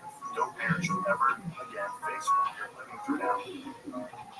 If passed, the bills would keep summer camps on flood zones, require them to have emergency plans, weather radios, and warning sirens. Israel's defense minister has approved a new phase of operations in Gaza's most crowded areas. The military says it will call up tens of thousands of reservists, while rights groups warn the expanded assault could worsen the humanitarian crisis. We're going to check the 57 freeway next. If you're looking to sell your home, you call Seller's Advantage, and they're going to make you a cash offer. No need for repairs with Seller's Advantage. There's no real estate agents. So they close the deals, and they buy with cash, as is. They might offer a $10,000 advance to help. Go read the reviews online and call for a no obligation offer at 888-321-AS-IS. 888-321-AS-IS. 888-321-2747. SellersAdvantage.com. Here, number 0196-1658. Southland weather from KFI today in Metro LA and Orange County. It's sunny inland, partly cloudy on the coast, highs in the mid-70s to 90s in the valleys, IE and high desert. Sunny and hot with an extreme heat warning and temperatures soaring to 109. Right now it's 87 degrees in Irvine, 91 in Brea. It's going to crash on the 57 in Orange. 7 southbound running at the 22. Got a new accident involving a big rig. They are clearing that to the shoulder, but you might have delays from Ball Road. In Pomona, 10 eastman after 57 got stalled, blocking the right lane. In Baldwin Park, 605 south at Ramona, that crash cleared from the 2 right lanes. Still some slowing there, though. 605 north, just before the 60, got stalled in the left lane. And in East LA on 5 south at Calzona Street, a new accident scooting its way over to the right shoulder. With Southern California's most accurate traffic reports, I'm Jenny Harmon. We all remember that one teacher who made a difference. Now's your chance to say thank you in a big way. iHeartRadio's Thank the Teacher, powered by Donors Choose. Nominate an outstanding teacher in your life to be among the winners of $5,000 to stock your classroom at iHeartRadio.com/teachers. Mix and match sets to create your own unique set combo that is as unique as you are. Mix, match, more happy with Jane. It's easy to tell if you've had way too many to drive. But what if you've had just one too many to drive? Never underestimate just a few. Buzz driving is drunk driving. A public service announcement brought to you by the U.S. Department of Transportation, the Ad Council, and this station. The free iHeartRadio app is now one for music, radio, and podcasts. All in one. Discover a new podcast from our library of over 350,000 titles. Here's an iHeartRadio podcast preview. Here's something pretty disturbing I discovered while researching this podcast. This is what it actually says on the Los Angeles Police Department website. The site states that the Adult Missing Persons Unit investigates 3,200 cases a month, and 70% of those missing people are found or returned voluntarily within 2 or 3 days. It goes on to explain, and I quote here, since being a missing person is not a crime, police are given a very limited role while conducting these types of investigations. At the bottom of the webpage, it gets more disturbing. There's a section titled, What if they never return? And here's the official police advice. In such situations, you may want to enlist the services of a private investigator to assist in your search. If you can't afford a PI, then please elaborate. Quote, another option would be to contact the Salvation Army, which has a missing persons locator program. There's not a single sentence on the LAPD website that would lead a loved one of the missing person to have any faith that the police would probably investigate it. What the LAPD is basically saying is, if someone you love goes missing, don't overreact. They'll probably turn up, unless they don't, in which case you should get someone besides the police to look into it. All this is my way of saying, if the police took missing persons cases as seriously as they do, say, bank robberies, wouldn't have had to do this podcast in the first place and end up chasing a violent criminal halfway around the country. I'm Neil Strauss, and you can hear the full story of To Live and Die in LA. Listen and follow this podcast for free on the iHeartRadio app. Number 1 for music, radio, and podcasts, all in one. Nobody covers it like KFI. Questions are swirling over who actually drew California's proposed legislative map. The reality is that it was a collaboration line to line. The border wall in New Mexico is getting a fresh coat of paint. In the hot temperatures down here, where something is painted black, it gets even warmer, and it will make it even harder for people to hide. KFI News is on. Bills will keep summer camps out of flood zones, require them to have emergency plans and weather radios and warning sirens. Did not send you to a war zone. You sent her to camp. You trusted you. Thank you, KFI AM 640, your number 1 preset for breaking news in Southern California. KFI AM 640. More stimulating talk. KFI AM 640 for stimulating talk radio. John Cobell Show. On every day from 1 until 4, and then after 4 o'clock, you can listen to what you missed on the podcast. The John Cobell Show on demand. We have Congressman Kevin Kiley from Northern California, Republican, coming on with us. 2 things. One, he and another congressman have called for some kind of accounting investigation into what happened to the fire aid money that was supposed to benefit homeowners in the Palisades and in Altadena, $100 million. And question. There's a lot of complaints saying, hey, we don't know anybody's seen the one. And also, obviously, we have to talk about the districting idea that Newsom has, because they're trying to redistrict Kevin Kiley out of existence. So let's get Kevin on. How are you? I'm doing great. How are you? I'm all right. Let's start with the redistricting thing, because that's the hottest thing going at the moment. Talk about fire ants. It's like, so you're under threat personally if his redraw goes through. Well, you know, what else is new?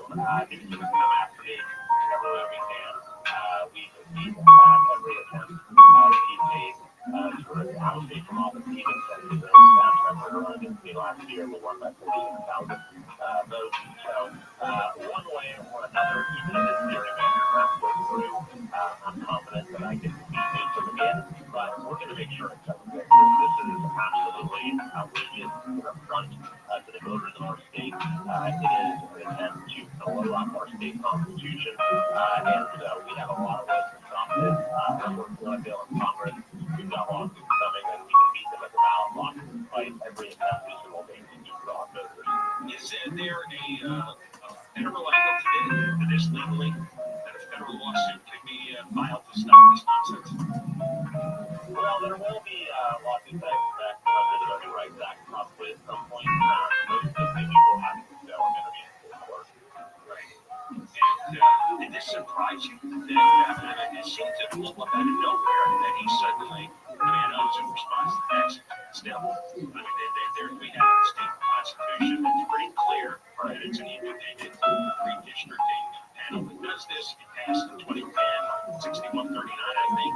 It is still, according to the poll last week, popular 64-36. I mean, most people like having, I know this is not a perfect panel, but it's better than what he's proposing.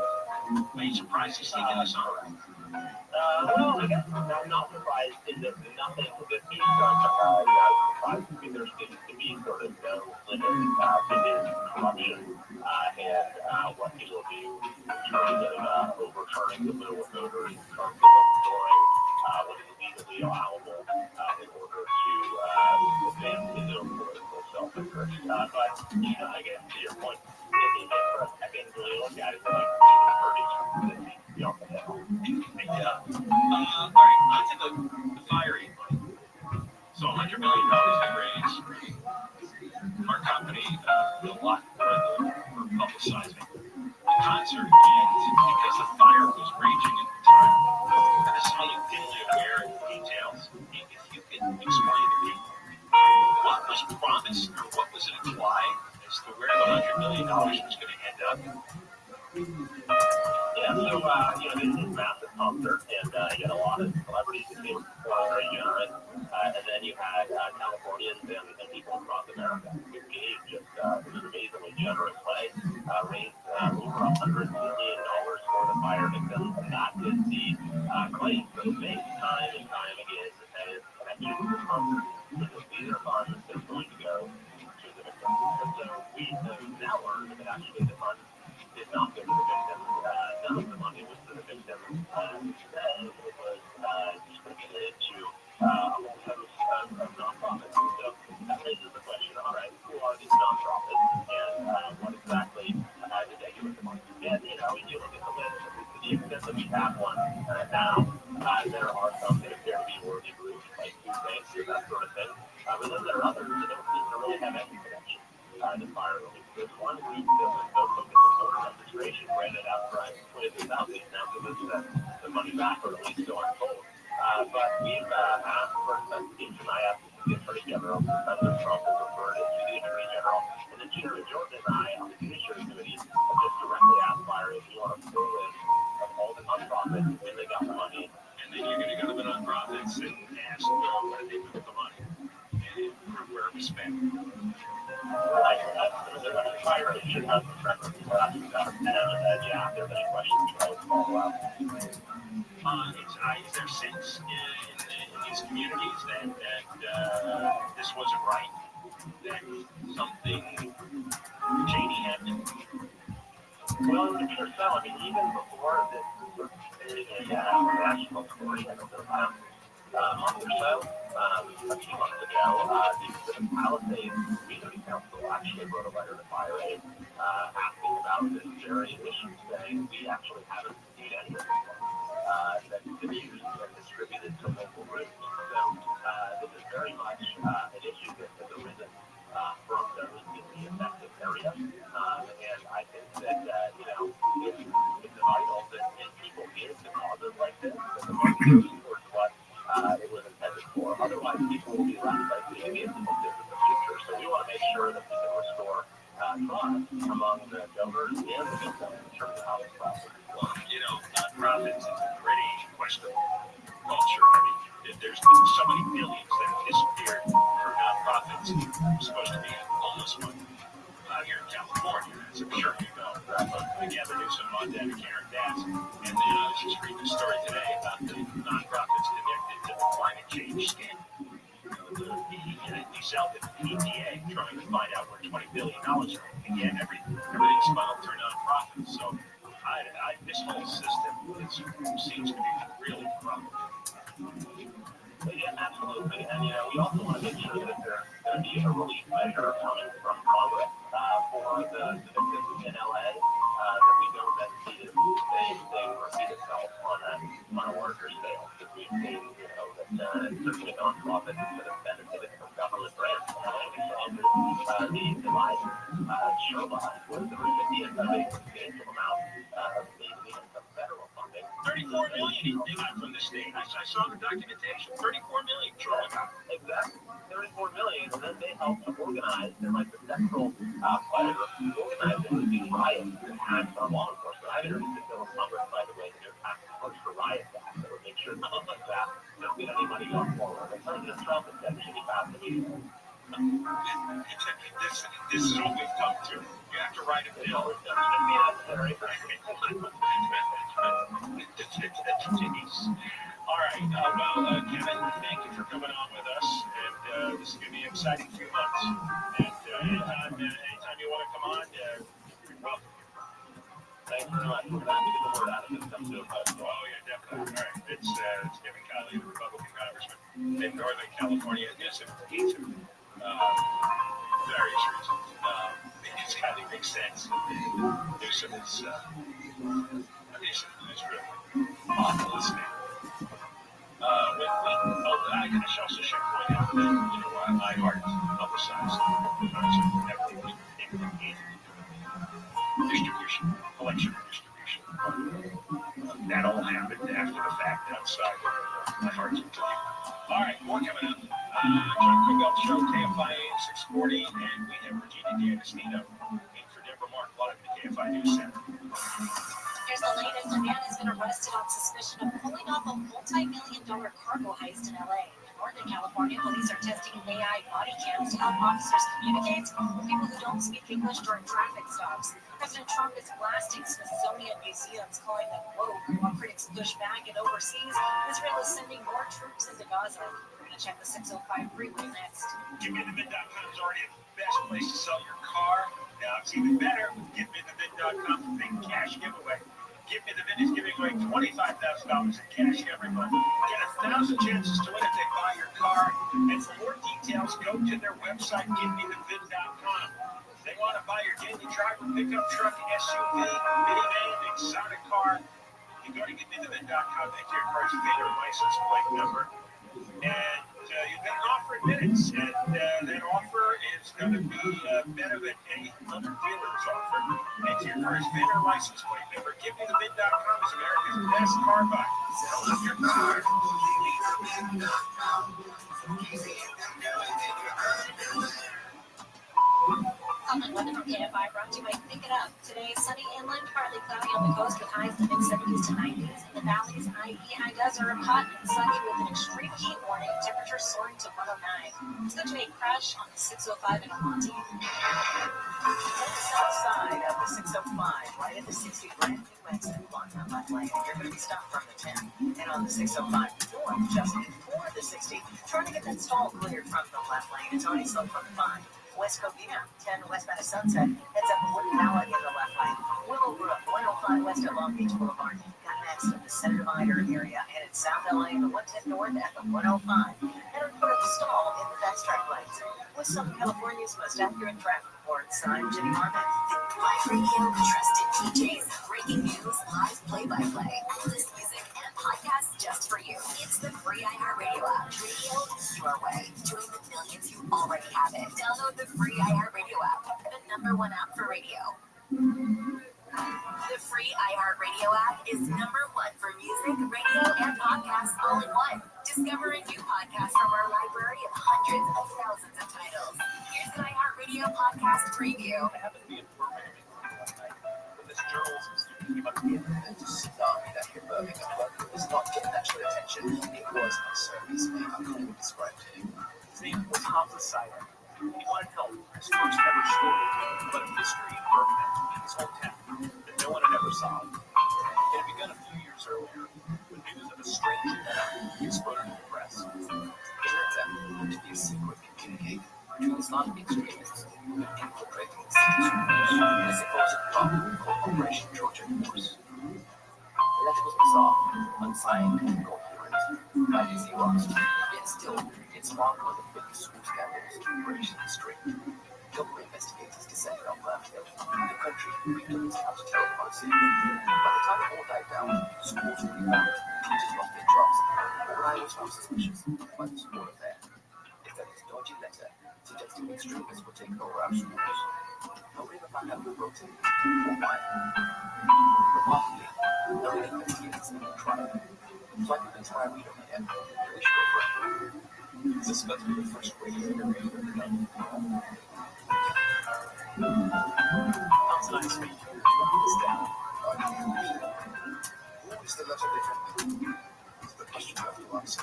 Figuring out who wrote the Trojan Horse letter was only the first mystery we were up against. We started to see that officials knew more than what they were meant to. And that Hamza had something that people did not want to talk about. Can you give us a bit of details about the situation? From Serial Productions and the New York Times, I'm Brian Ray, and I'm Hamza Sayed. It's the Trojan Horse affair, a mystery in parts that a lot of people don't know. Listen and follow this podcast for free on the iHeartRadio app. #1 for music, radio, and podcasts, all in one app. iHeartRadio Earth is here with little tips for a healthier planet. This spring, you can share your own observations about nature with scientists and play a critical role in scientific discovery by adding to their data collection. Discover more about citizen science programs such as monitoring weather, observing plants and animals, and more. Brought to you by iHeartRadio Earth and the National Environmental Education Foundation. To find more tips for smarter, sustainable living, or to take action in your own community, go to iHeartRadio.com/Earth. Find your iHeartRadio everywhere.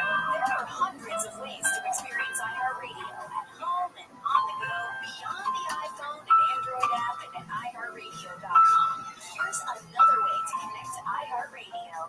Amazon Fire TV supports iHeartRadio with a beautiful big screen display while you enjoy your favorite music, radio stations, and podcasts. Make sure you link your iHeartRadio account and use voice controls for easy navigation between content on iHeartRadio. iHeartRadio on the big screen is easy to control from remote or with voice controls, and it provides large cover art on the screen. You can sync with your iHeartRadio account for seamless listening between your devices. Your iHeartRadio music, radio stations, and podcasts now on your big screen TV, Amazon Fire TV, and the Fire Cube. Check it out for free now. iHeartRadio. Anywhere you want to listen, iHeartRadio is there. KFI AM 640, more stimulating talk. On the next Bill Hannity show, we're thinking about the good life, discomfort, challenges. This show wants to capture the way they should be. And that's coming up after 7 o'clock tomorrow morning on the next Hannity show. John Koval Show can't buy me at 640 live everywhere on the iHeartRadio app. Coming up after 3 o'clock, I want to read you something from one of my favorite writers, Joel Kotkin. And he wrote this on a website called Spike, commentary website. Joel Kotkin has been on the show many times, and I think I'll have him on again soon just to talk about this. But I want to read you some of this stuff. In a comment for Spike, he's researcher, is a presidential fellow in urban studies at Temple University. Also does research at the University of Texas. And he has written like the most eloquent indictment of capitalism just by explaining what's really happening in people's lives here in Southern California in terms of how bad the economy is here and the unemployment and the lack of wages. Because Newsom is on a new kick where he's got those strange little political nerds and weirdos on his staff writing all these incendiary tweets, sometimes mimicking Trump style, sometimes just their own brand of nastiness, and they think it's really cool. And there's political assassins who think it's really cool. It's got nothing to do with an ordinary person's life. And it's kind of hijacked all the stories about Newsom. About his fighter. Look at what he says. Look at him making fun of Trump. And it's behind all this redistricting nonsense, too. None of it has anything to do. There's a lot of people struggling in California, more than any other state, not just in raw numbers, which we're the largest state, but in terms of the percentages. And Joel Hodgkin puts this together so well that I'll read you something. It's something you absolutely have to listen to, because in this distracted, high-graphic media environment, you can only think of one thing at a time. You can only read one thing at a time. You can only discuss one thing at a time. And everybody gets so far afield worrying about a Twitter feed, the next people, that they completely forget what it's like for most people just getting up in the morning and trying to make it to the end of the day, the end of the week. So I'll tell you about that coming up. I mentioned in the last segment we had Kevin Kiley on, and he wants, well, the House of Representatives has sent out official legal letters, and they want to know what happened to the firing that was meant for the Altadena and Palisades owners. We're talking about nonprofits, and a lot of these nonprofits are just, they're just fronts for criminal operations. Do you remember early this year in Zeldin, he's the head of the Environmental Protection Agency, and he said there was $20 billion that the Biden administration sent to nonprofits that was being thrown out the door. Do you remember that there was an undercover interview done with a Biden bureaucrat who admitted it was like tossing gold bars off the Titanic after Biden lost the election and Trump was coming in, and they knew that energy spending was going to be blocked. Well, Zeldin went on a podcast that the New York Post has called On Force One, and he said they started investigating great enthusiasm and ethos, and every time we overturned a rock, this is about the $20 billion Green New Deal spending, we found something under it that was either filled with self-dealing and conflicts of interest, unqualified recipients, or reduced oversight. This is how they do it. The Biden administration decided to have, there was a certain bank that had about $20 billion in an account. It was Citibank. So Biden's government put $20 billion into Citibank, and they decided to have that bank send the money through 8 pass-through nonprofit entities. They're called NGOs, non-government organizations. 8 of them. So that anybody on the outside would lose track of the money and get bored and not be able to follow. There was corruption at all 8 stops. And it was executed by former Obama and Biden officials, different donors. And this was EPA climate change money that had been rooted through nonprofits and stolen. They call them slush funds. For example, they found a slush fund called Power Forward Communities. It's all a coalition of nonprofits. It's layer after layer after layer, and connected to a former Georgia gubernatorial candidate candidate, Stacey Abrams. You remember her? That nonprofit was worth about $100. The Biden EPA gave them $2 billion. $2 billion. They had nothing to do with climate change, but they got $2 billion worth of funding. And Selden and Steve have been working for the last 8 months to try to claw this money back. This is the nonprofit scam. It is certainly infested the entire homeless industry here in California. Not to mention the green energy industry. Kevin Titus suspects there is some scheme going on with the money that was supposed to help out the fire victims down in Eden and Palestine. Certainly stay on top of that. When we come back, reaching for Joe Biden. He's a Democrat. And he wrote a great indictment of Gavin Newsom. He's doing more his public hysterics. He's tweeting, and you look just at what he's done in the state. It's astonishing. It's sickening, really. I got to quit reading it, and I knew what it was.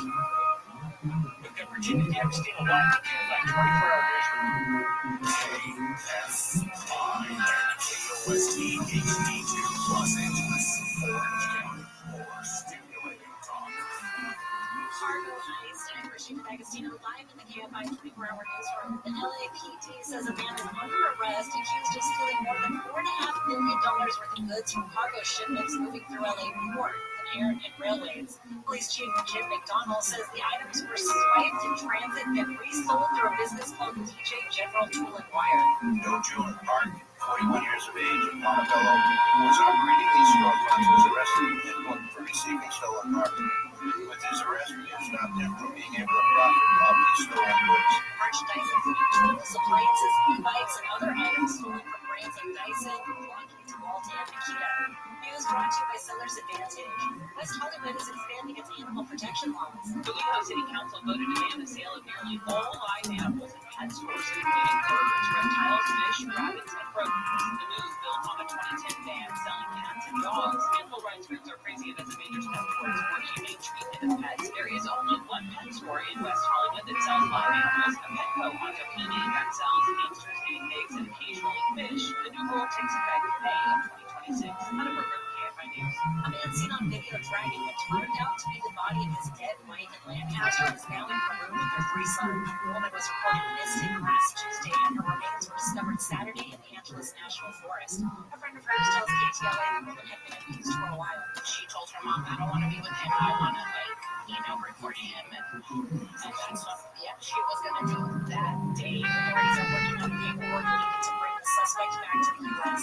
Campbell Police in Northern California are testing a new AI tool to help communicate with people who don't speak English during traffic stops. The system is built right into an officer's body camera and helps translate conversations. Captain Ian White says it's the first department in the country to use the technology. This is cutting down those language barriers, I think, from the standpoint of the way we look at it. It's about providing a better level of service. The AI system supports more than 50 languages and records interactions that can be used later in court. A federal judge has blocked the Justice Department's attempt to unseal grand jury materials from the Jeffrey Epstein case. DOJ had asked judges in both Florida and New York to unseal grand jury materials that were related to his case, but also admitted in court filings that they didn't believe any of those materials would necessarily be new. So we do know that previously 2 federal judges denied that request, and this is the latest federal judge to deny this request. The judge says the government should release all the Epstein files instead, which numbered tens of thousands of pages. Epstein died in jail while awaiting trial on charges that he sexually abused young girls. The Trump administration is launching a review of the Smithsonian Museum. President Trump says they focus too much on what's wrong with the country, calling them, quote, woke. Critics argue the Smithsonian's job, however, is to tell the full story of history, including the good and the bad. The Israeli government is calling up more service members to send into Gaza. Israel's military has said they'll need about 60,000 reserve soldiers to meet the manpower needed to take over Gaza City. In addition to those 60,000, over 20,000 reservists have already been called up, and they'll received a notice extending their court orders. ABC's Matthew Rubio says the expanded military operation has been criticized by international leaders and rights groups. They warn an expanded assault could worsen Gaza's humanitarian crisis. Sunlit weather from KFI today in Metro LA and Orange County. Sunny inland, partly cloudy on the coast, highs in the mid-70s to 90s. In the valleys, IE and high desert, hot and sunny with an extreme heat warning. Temperatures soaring to 109. Thursday, it's more of the same. Right now, 101 degrees in Encino, 97 in Laguna Woods, 75 in Santa Monica, 95 in Westminster. The KFI financial report, the Dow gained 16, S&P 500 lost 16, NASDAQ down 142. There was a slowdown on the 101 in Calabasas. It's the southbound side, and seeing heavy stretches of slowing between Las Virgenes and the 170 and the 5. So, yeah, the 170 and the 134 split. Now, beyond the 101 southbound, slows ahead in Hollywood from Sunset Boulevard into downtown Los Angeles. It's also crowding up on the 5 southbound. This is getting out of Burbank, leaving Alameda. That's pretty heavy as you continue all the way to the 605.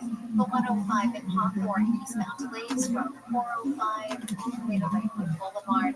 Also heading out to Anaheim Hills, 91 eastbound, with delays that start in Anaheim from Grand Roselle all the way to Green River. Traffic Corona, 15 southbound, leaving the 91 freeway, taking you ahead to Tabasco Canyon Road.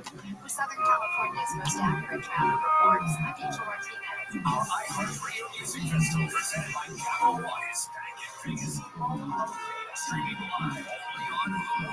Get full of superstar performances and keep listening for the next chance to win. Capital One is the proud presenting partner of iHeartRadio Music Festival, bringing great products, rewards, and services to its customers. What's in your wallet? Okay, Forest Animals, kids are coming to the forest. It's up to us to make them visit a new one. Sparrow, have you practiced the most popular bird songs for years? Catchy, I love it. Remember, cross the temperature, refreshing 52 degrees, and I love it. Jordan, he's great. He's like every morning. Okay, Swallow the Forest has been preparing just for you. To learn more about cool things to do in the forest, visit discovertheforest.org. Brought to you by the U.S. Forest Service and the Ad Council.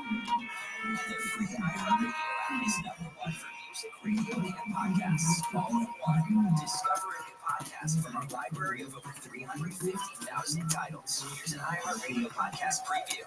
Raised a cattle cries on May Day and an eyewitness report of a mid-air explosion. Throughout all that is known this morning of the British Columbia air disaster, which yesterday claimed 52 lives. I really want to know how better, and it makes me extremely angry.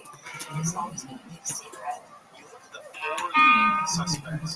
Gambler on claim insured for $125,000 jury trial. 2 murder charges against him and was acquitted. Maybe what happened? Appeared to be a fairly normal boy, single, didn't have many friends. We were told nothing. But Joe, I found him today. Like the guy? The guy.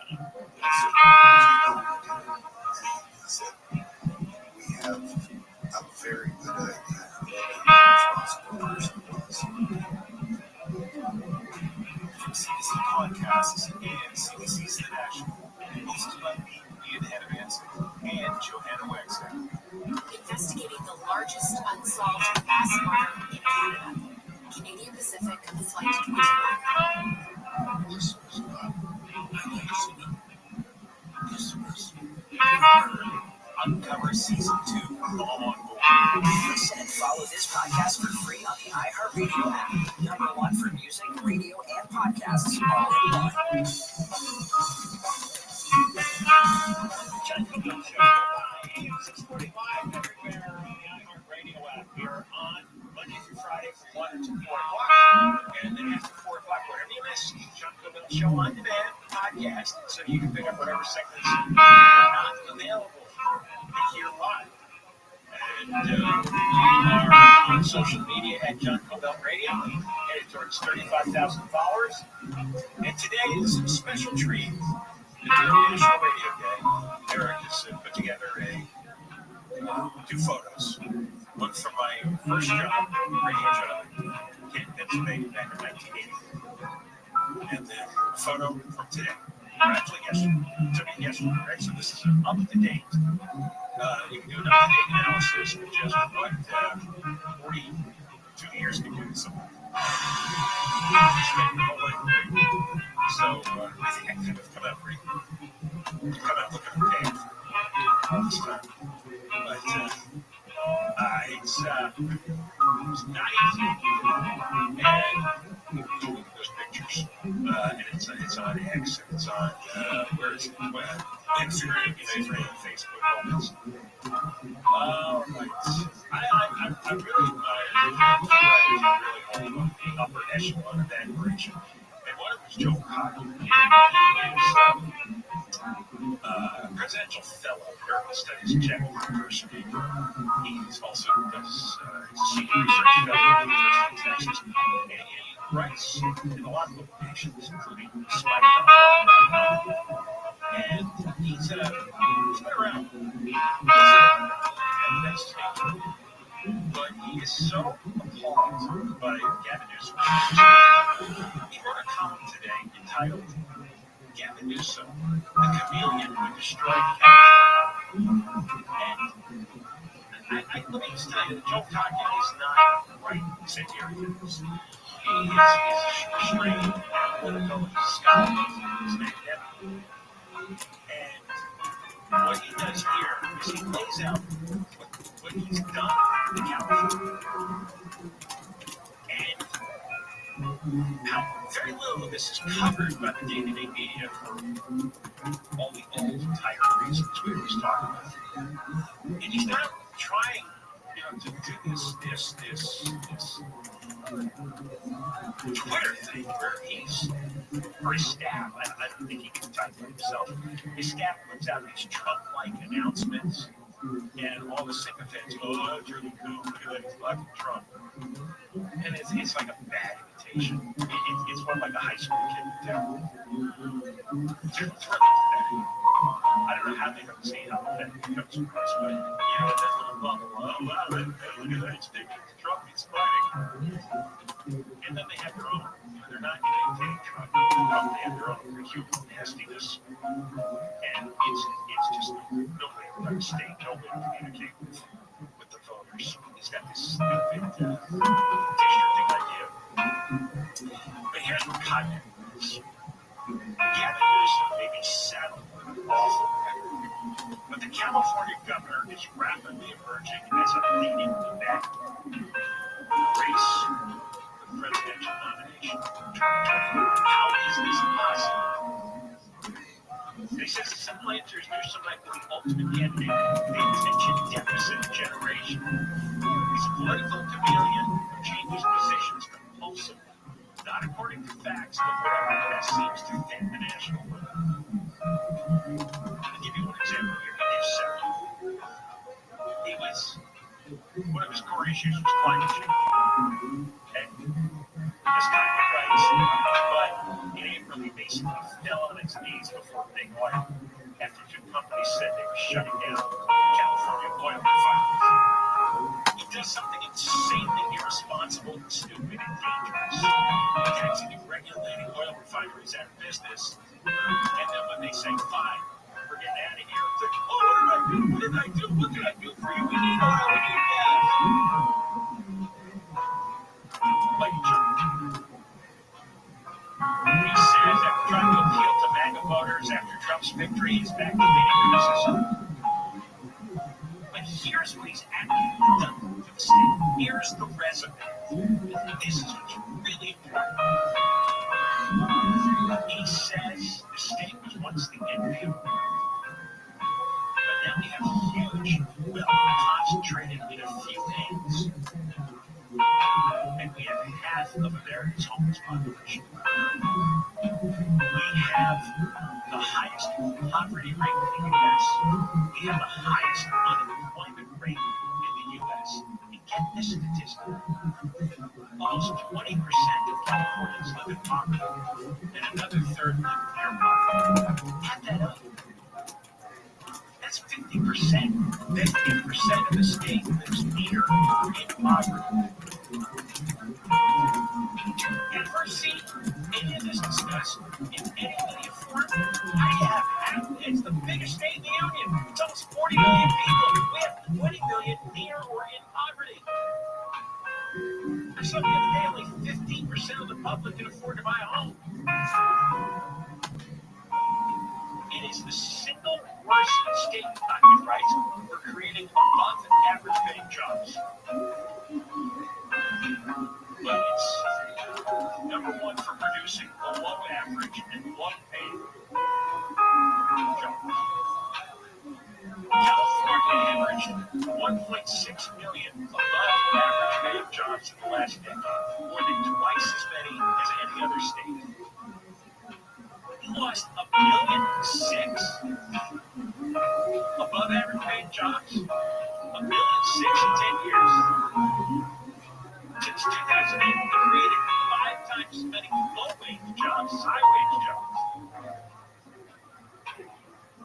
Few areas have exposed the incompetence, nuisance economics, and energy policy. California now has the highest energy prices in the continental United States, 30% more than the national average. Because of the stupid green policies. This has hugely increased day-to-day living costs for poor working families. Rising energy costs have led to traditional blue-collar jobs in construction, logistics, and manufacturing have disappeared. There's no California metro area that ranks in the U.S. top 10 for well-paying blue-collar jobs, but 4 cities are in the bottom 10. Ventura, Los Angeles, San Jose, and San Diego. Bottom 10 for well-paying blue-collar jobs. On his watch, African Americans and Latinos in California perform far worse in terms of income and homeownership than the rest of the country. Even immigrants, because there's a lack of good jobs and high housing costs, are headed elsewhere. In the last decade, Los Angeles has lost foreign-born residents. They've been going to Houston, Dallas, Fort Worth, and Miami. Migration to California, adjusted for population, is lower than virtually any other state.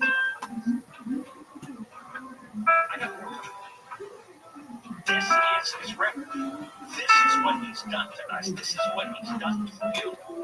And I'm reading every day about it. A snarky tweet, some a-hole and stabs it down. And that's cool. Look at this indictment here. It is comprehensive. There's nothing he's touched that hasn't turned to crap. He's destroyed the economy with his policies. We got more coming up. And for Deborah Mark, we got Virginia D'Agostino live at the KFI 24-hour newsroom. Here's the latest. A kidney disease outbreak is hitting sea lions along California's coast, and it can spread to dogs and people. A Texas judge puts the brakes on a new law that would have required the 10 Commandments in classrooms and overseas. Ukraine and Russia trade drone strikes. We're going to check the 5 freeway next. Time to sell your home. Maybe you want to downsize. Maybe you want to move. Maybe you inherited a home that you don't want to hang on to. Whatever your reason, you call Seller's Advantage. They've been buying homes for decades, and their seller reviews speak for themselves. They offer and will buy with cash, and they'll close in days. And you don't have to worry about spending money on repairs or preparing your home to be shown. So if you want to sell, you call Seller's Advantage. A free no obligation offer, 888-321-AS-IS, 888-321-AS-IS, 888-321-2747, sellersadvantage.com. Sellers Advantage will buy your home, make it easy so that you don't have to worry. Sell happy with Sellers Advantage. GRA number 01961658. Lovely weather from KFI brought to you by Unbound.org. Today, sunny and partly cloudy on the coast. Highs in the mid-70s to 90s. Valleys, high desert, hot and sunny with an extreme heat warning and temps soaring to 109. Let's go to a slowdown on the 5 freeway. The sun on the southbound side begins to wrap up at Alameda. You're on the recent stretches as you continue all the way to the 605. This also had out to Newhall. This is for the 5 northbound right past the 14 freeway. A car fire off to the shoulder sparked a little brush fire. Currently, all lanes are stopped. This is just where they get things situated, and we are starting to see a backup here that's all the way from the 405 merge out of Selmar. It's causing some spectator slowing on the southbound side as well, from just about Calgrove. If you see this, County 50 keyword KFI traffic. The Southern California's most accurate traffic reports. I'm Angel Martinez. Get into summer with iHeartRadio.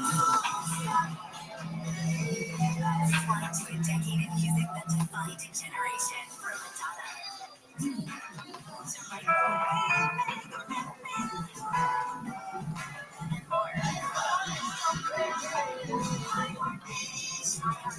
goes commercial-free this weekend and every weekend. Open the free iHeart app, search iHeart80s, and make it your next preset. Hello everyone, this is Billy Morgan here. Welcome to my new show, The Magnificent Others. I can't really make a guy now, so I don't know how I can be the original anybody.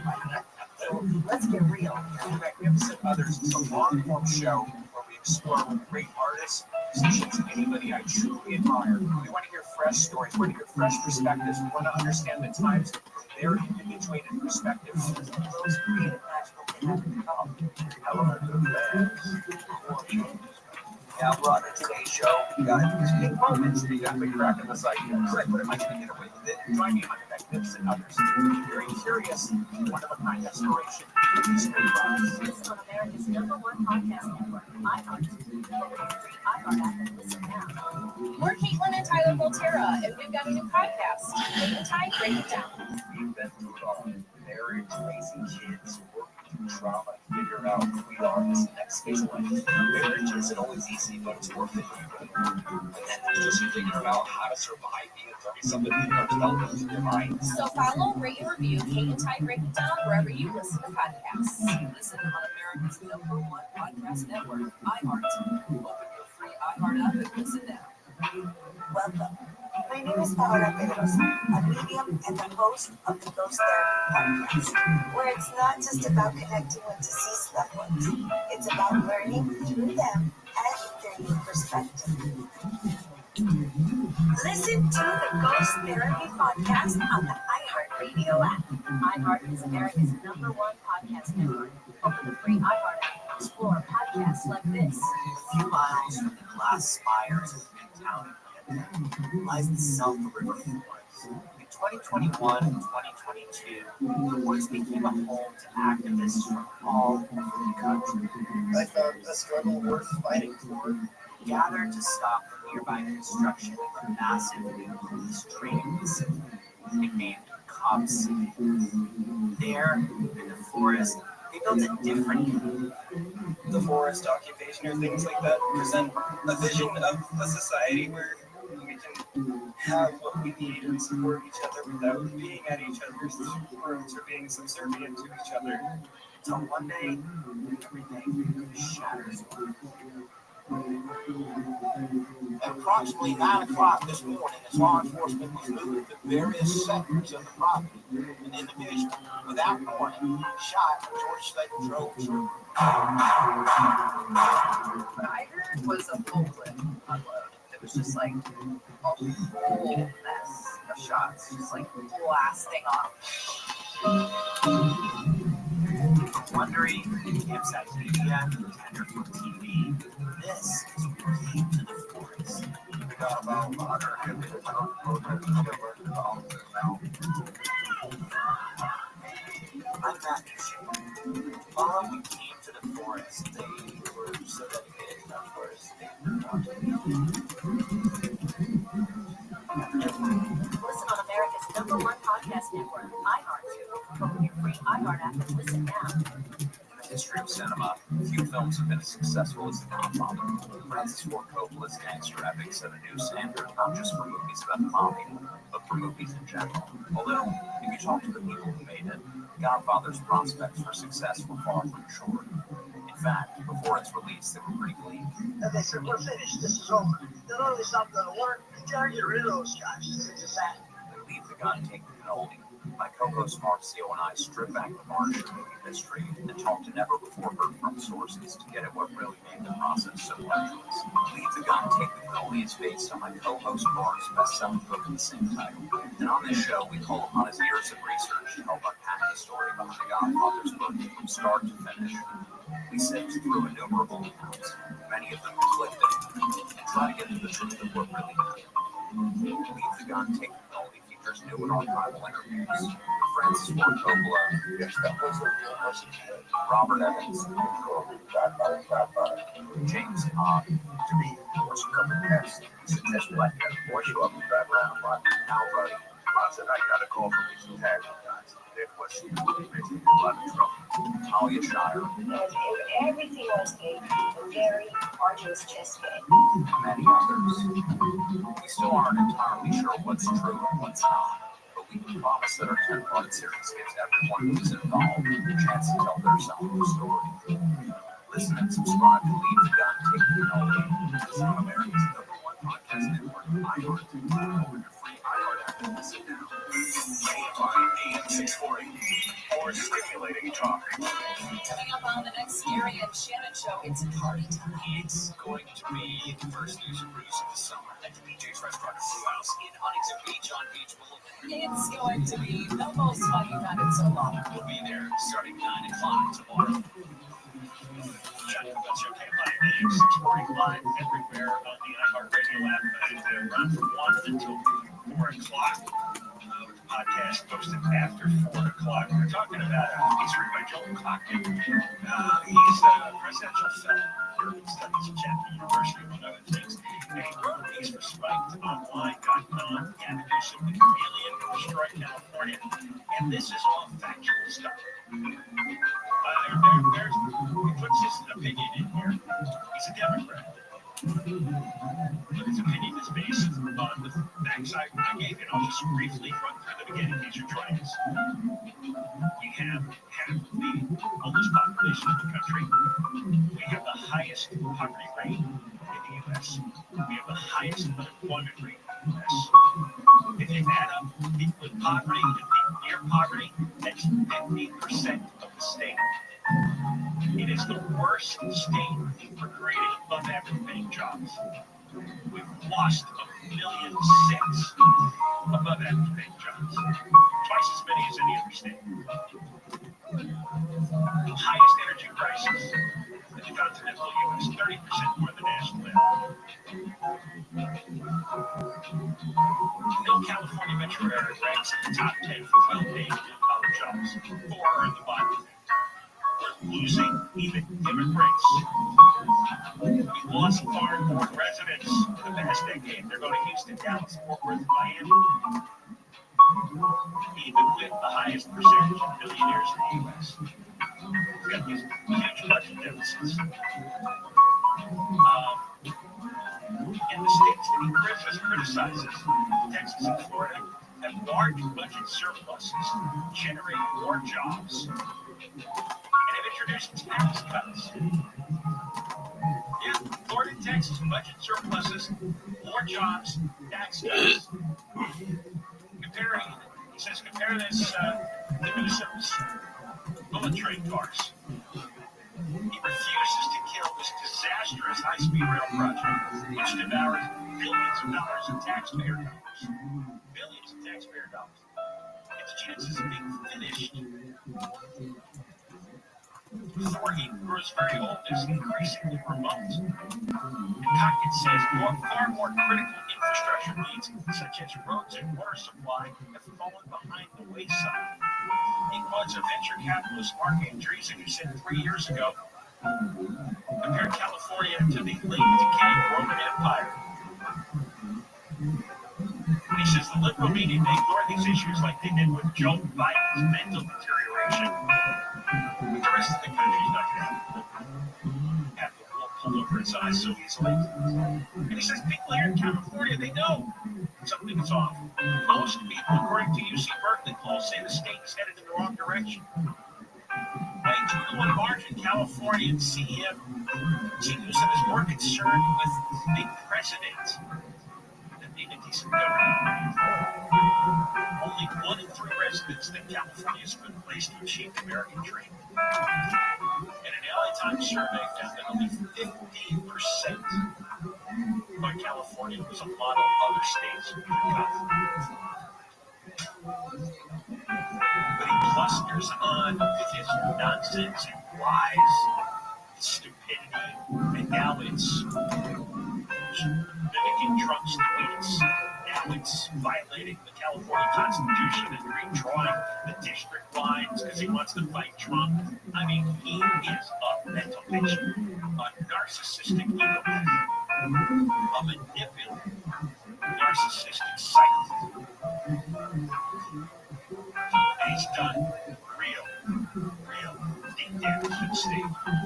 And he's like, prepared mass. Didn't prepare for the big fire, ran off to Africa instead in his chest, raging that he is governor and that she is mayor for even another hour, another minute. It's unbelievable. The massive incompetence, destructive incompetence. Not this kind of laissez-faire, oh well, it doesn't really. No, this was aggressive incompetence.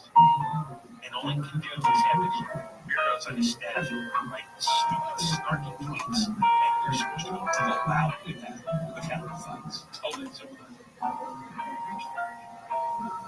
You're in yourself. This is embarrassing. You're all going to get in the car, pump your $5 gas, not realize just how far the place has gone, huh? All right, more coming up. We've got It's Nevermore, Virginia D'Agostino's live. We can't find 24-hour news. Some new residential developments in LA could be built with only 1 stairwell and exit. Supporters argue requiring just 1 exit and stairwell would make it cheaper and easier to build much-needed new housing in LA. City Councilwoman Tracy Park disagrees. She says she's concerned about fire safety. I, for one, would like to hear directly from the LA Fire Department, Fire Marshal, and the Fire Prevention Bureau. Park was the only council member to vote against a measure asking the city attorney to draft a new ordinance for consideration that would allow for 1 stairwell and an exit in residential developments up to 6 stories. Local Parks can't find it. The kidney disease outbreak is sickening sea lions, and it can spread to dogs and people. The illness is called leptospirosis and is carried in animal urine. Wildlife centers say about 200 cases have been reported in sea lions this year, mostly along the central and northern coast. Dogs can be vaccinated against it, but people risk infection if they come into contact with contaminated water. A new Texas law that would require public schools to display the 10 Commandments in classrooms is on pause. ACLU attorney Tommy Musser Clancy says the judge sided with their argument that the law is unconstitutional.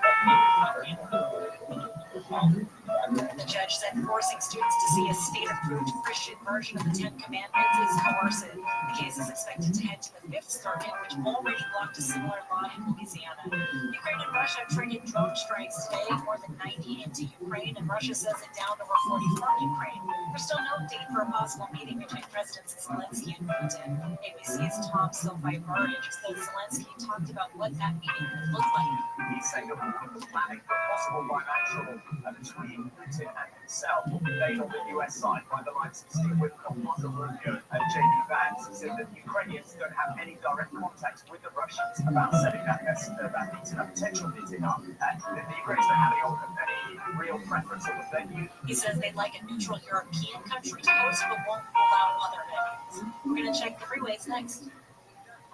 If you're getting close to retirement or just thinking ahead, you've probably done a solid job saving. But here's something that most people don't consider. How much of that money is just sitting in cash? Which might feel safe, but holding too much cash guarantees one thing.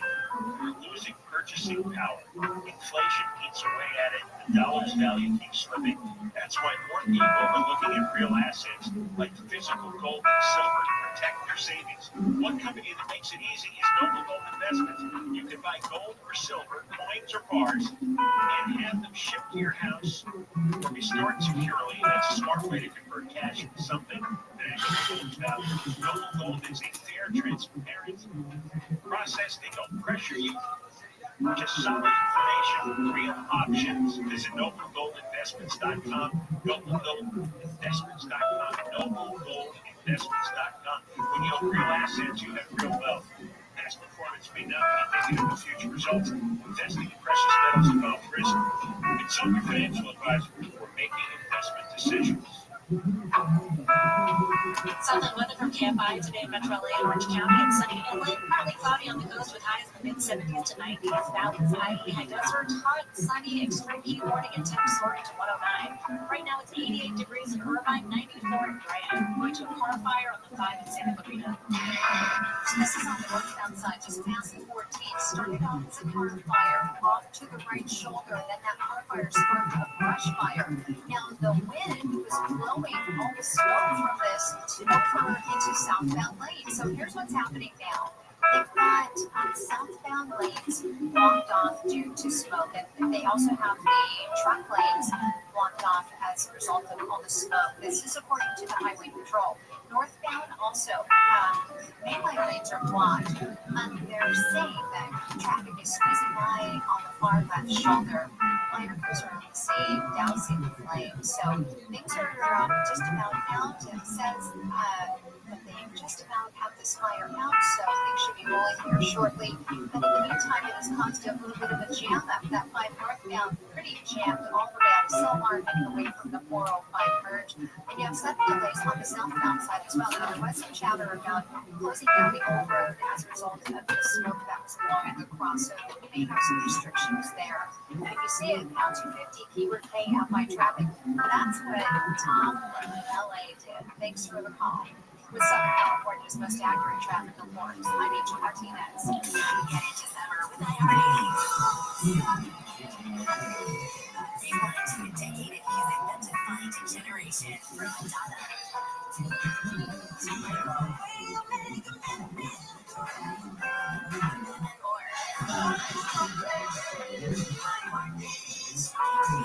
Commercial-free and every weekend. Open the free iHeart app, search iHeart80s, then take it for next preset. Here's that song again. Here's that song again. For the 100th time today. Here's that song again. It's good on stuck in your head all day. Here's that song again. It will make you cray, cray. You love your kids enough to watch that TV show a bajillion times. Love them enough to make sure they're in the right car seat for their age and size. Show them you love them. Keep them safe. Visit nhtsa.gov/the-right-seat. Brought to you by the National Highway Traffic Safety Administration and the Ad Council. The free iHeartRadio app is #1 for music, radio, and podcasts all in one. Discover a new podcast from our library of over 350,000 titles. Here's an iHeartRadio podcast preview.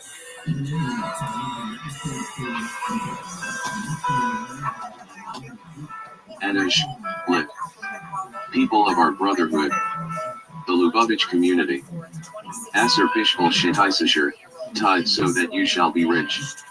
Askin/Iskinas, activist/ism. Ogalim, mourners. But the story of who killed her and how takes wild twists and turns. A second woman kidnapped.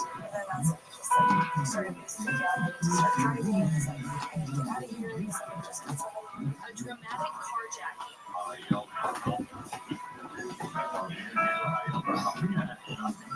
A high-speed police chase and a murderer's disturbing urge to kill. It just baffles me that somebody can just take someone's life. The most evil person you've ever met.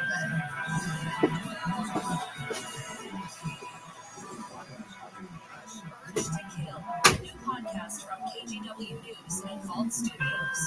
Listen and follow this podcast for free on the iHeartRadio app. #1 for music, radio, and podcasts all in one. Nobody covers it like KFI. Questions are swirling over who actually drew California's proposed new legislative map. The reality is that it was a collaboration and lines of the line. The border wall in New Mexico is getting a fresh coat of paint. In the hot temperatures down here, where something is painted black, it gets even warmer, and it will make it even harder for rainbow KFI News is on it. Some areas have flood zones require them to have emergency plans and weather radios and warning sirens. The non-satellite reports on news and hurricane. Trust and should be safe. KFI AM 640, your number one preset for breaking news in Southern California. KFI AM 640, more stimulating talk. KFI AM 640 live everywhere on the iHeart radio app, and also happy birthday to Ray Lopez, our producer. We had cake, folks got cake, and Ray has been working with me and with Ken for that for now 26 years. 26 years. Half his life wasted producing this radio show. It's a lot of good work he's done. I know. No, he has. This wouldn't exist. So I want to thank him both. Because, we just did never say nice things. Saying something nice today. He has been most important person.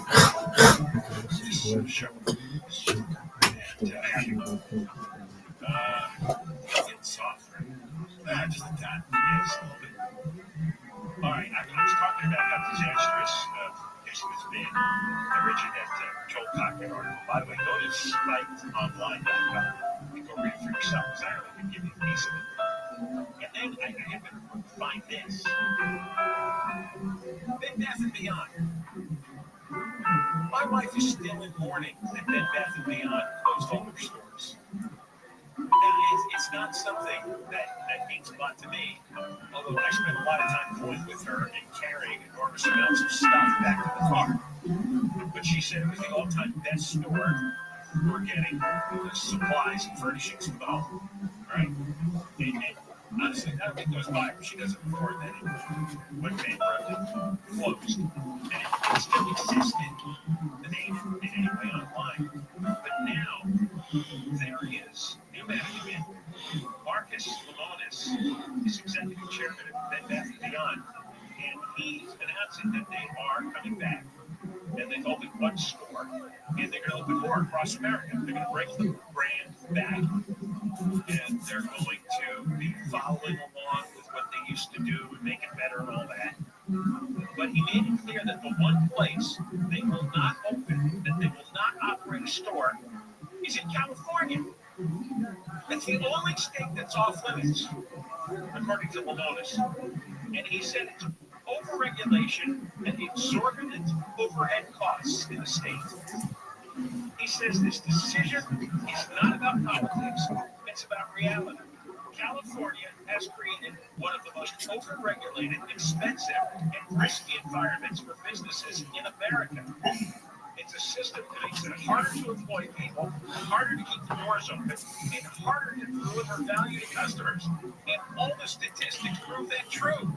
Hundreds of businesses have left the state, thousands and thousands of jobs.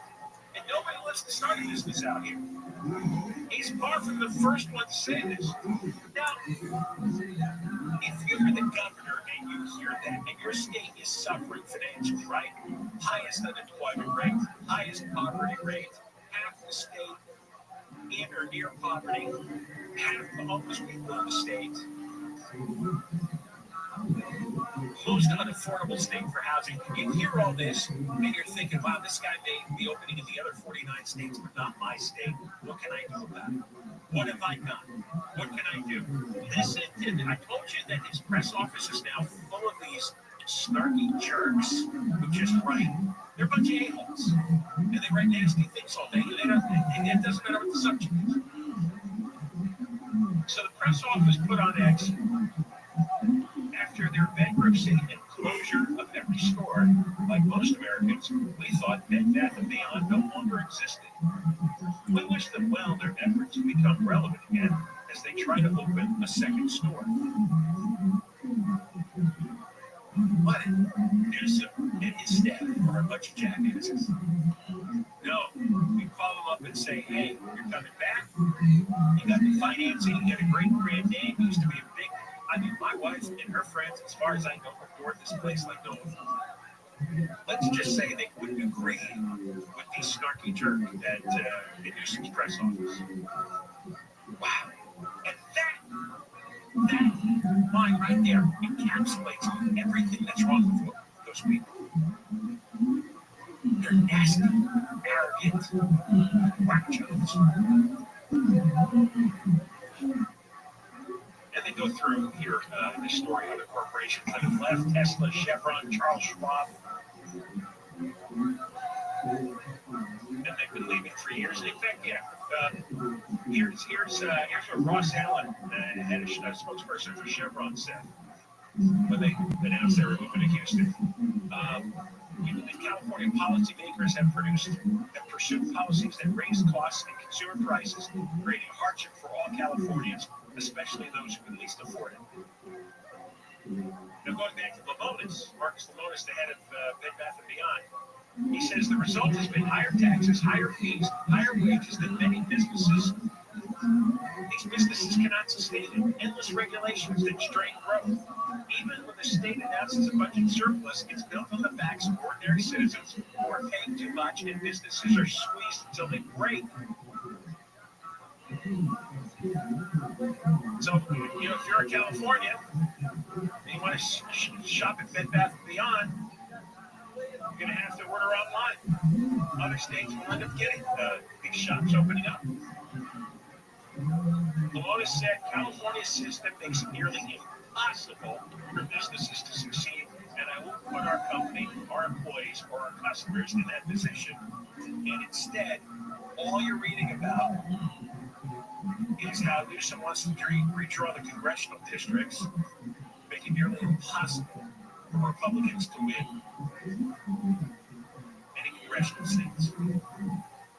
They're allowed 4, but the other 48 are going to be Democratic if this scheme goes through. Am I insane? I mean, really? Am I insane, or is this all insane? We got Virginia D'Agostino live on 24-hour news.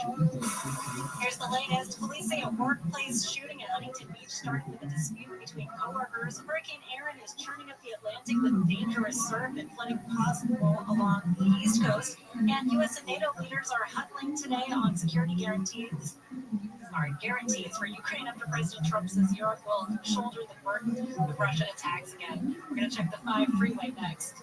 If you're a business owner, I want you to listen. You can't afford to get HR wrong in California. One bad hire, one missed deadline, one complaint. To go sideways, you'd be staring down a 6-figure lawsuit. And that's why I want to tell you about Guardian HR, a full-service HR support team with real employment attorneys on call. Whether you've got 5 employees or 500, they're going to guide you through compliance handbooks, terminations, harassment claims, you name it. It's like having an in-house HR department without the overhead. You can get your own dedicated HR manager who gets to know your team and your business. Get the support you need with Guardian HR. Protect your business from costly lawsuits. And find out why thousands of businesses are using Guardian HR. Visit GuardianHR.com today and schedule a tour of their platform and try their services with a member of their team and tell them John sent you. Very important. Protect your business from the nonsense. GuardianHR.com, the HR compliance partner that you rely on. All right, let's go to a brush fire on the 5 in Santa Clarita. It started on the northbound side just past the 14, and they had all northbound lanes stopped for a few minutes while fire crews got ahead of everybody and doused the flames. They even shut down southbound lanes, including the southbound truck lanes. Highway Patrol telling us now that truck lanes are open. That's the southbound side, so that's flowing. You may still have a restriction or two on that northbound side.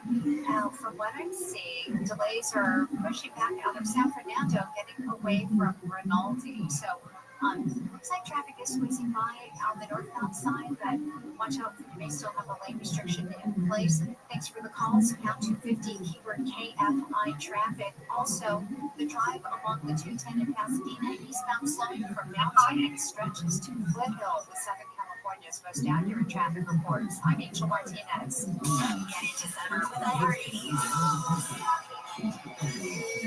Rewind to a decade of music that defined a generation. From Madonna to Michael and more. iHeartRadio is commercial free this weekend and every week. iHeartAD's then picking your next preset.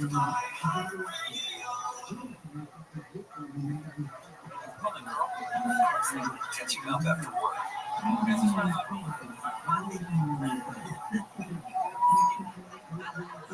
You said that? Getting back to the moments we miss starts with getting informed. Get the latest info about COVID-19 vaccines at getvaccineanswers.org. It's up to you.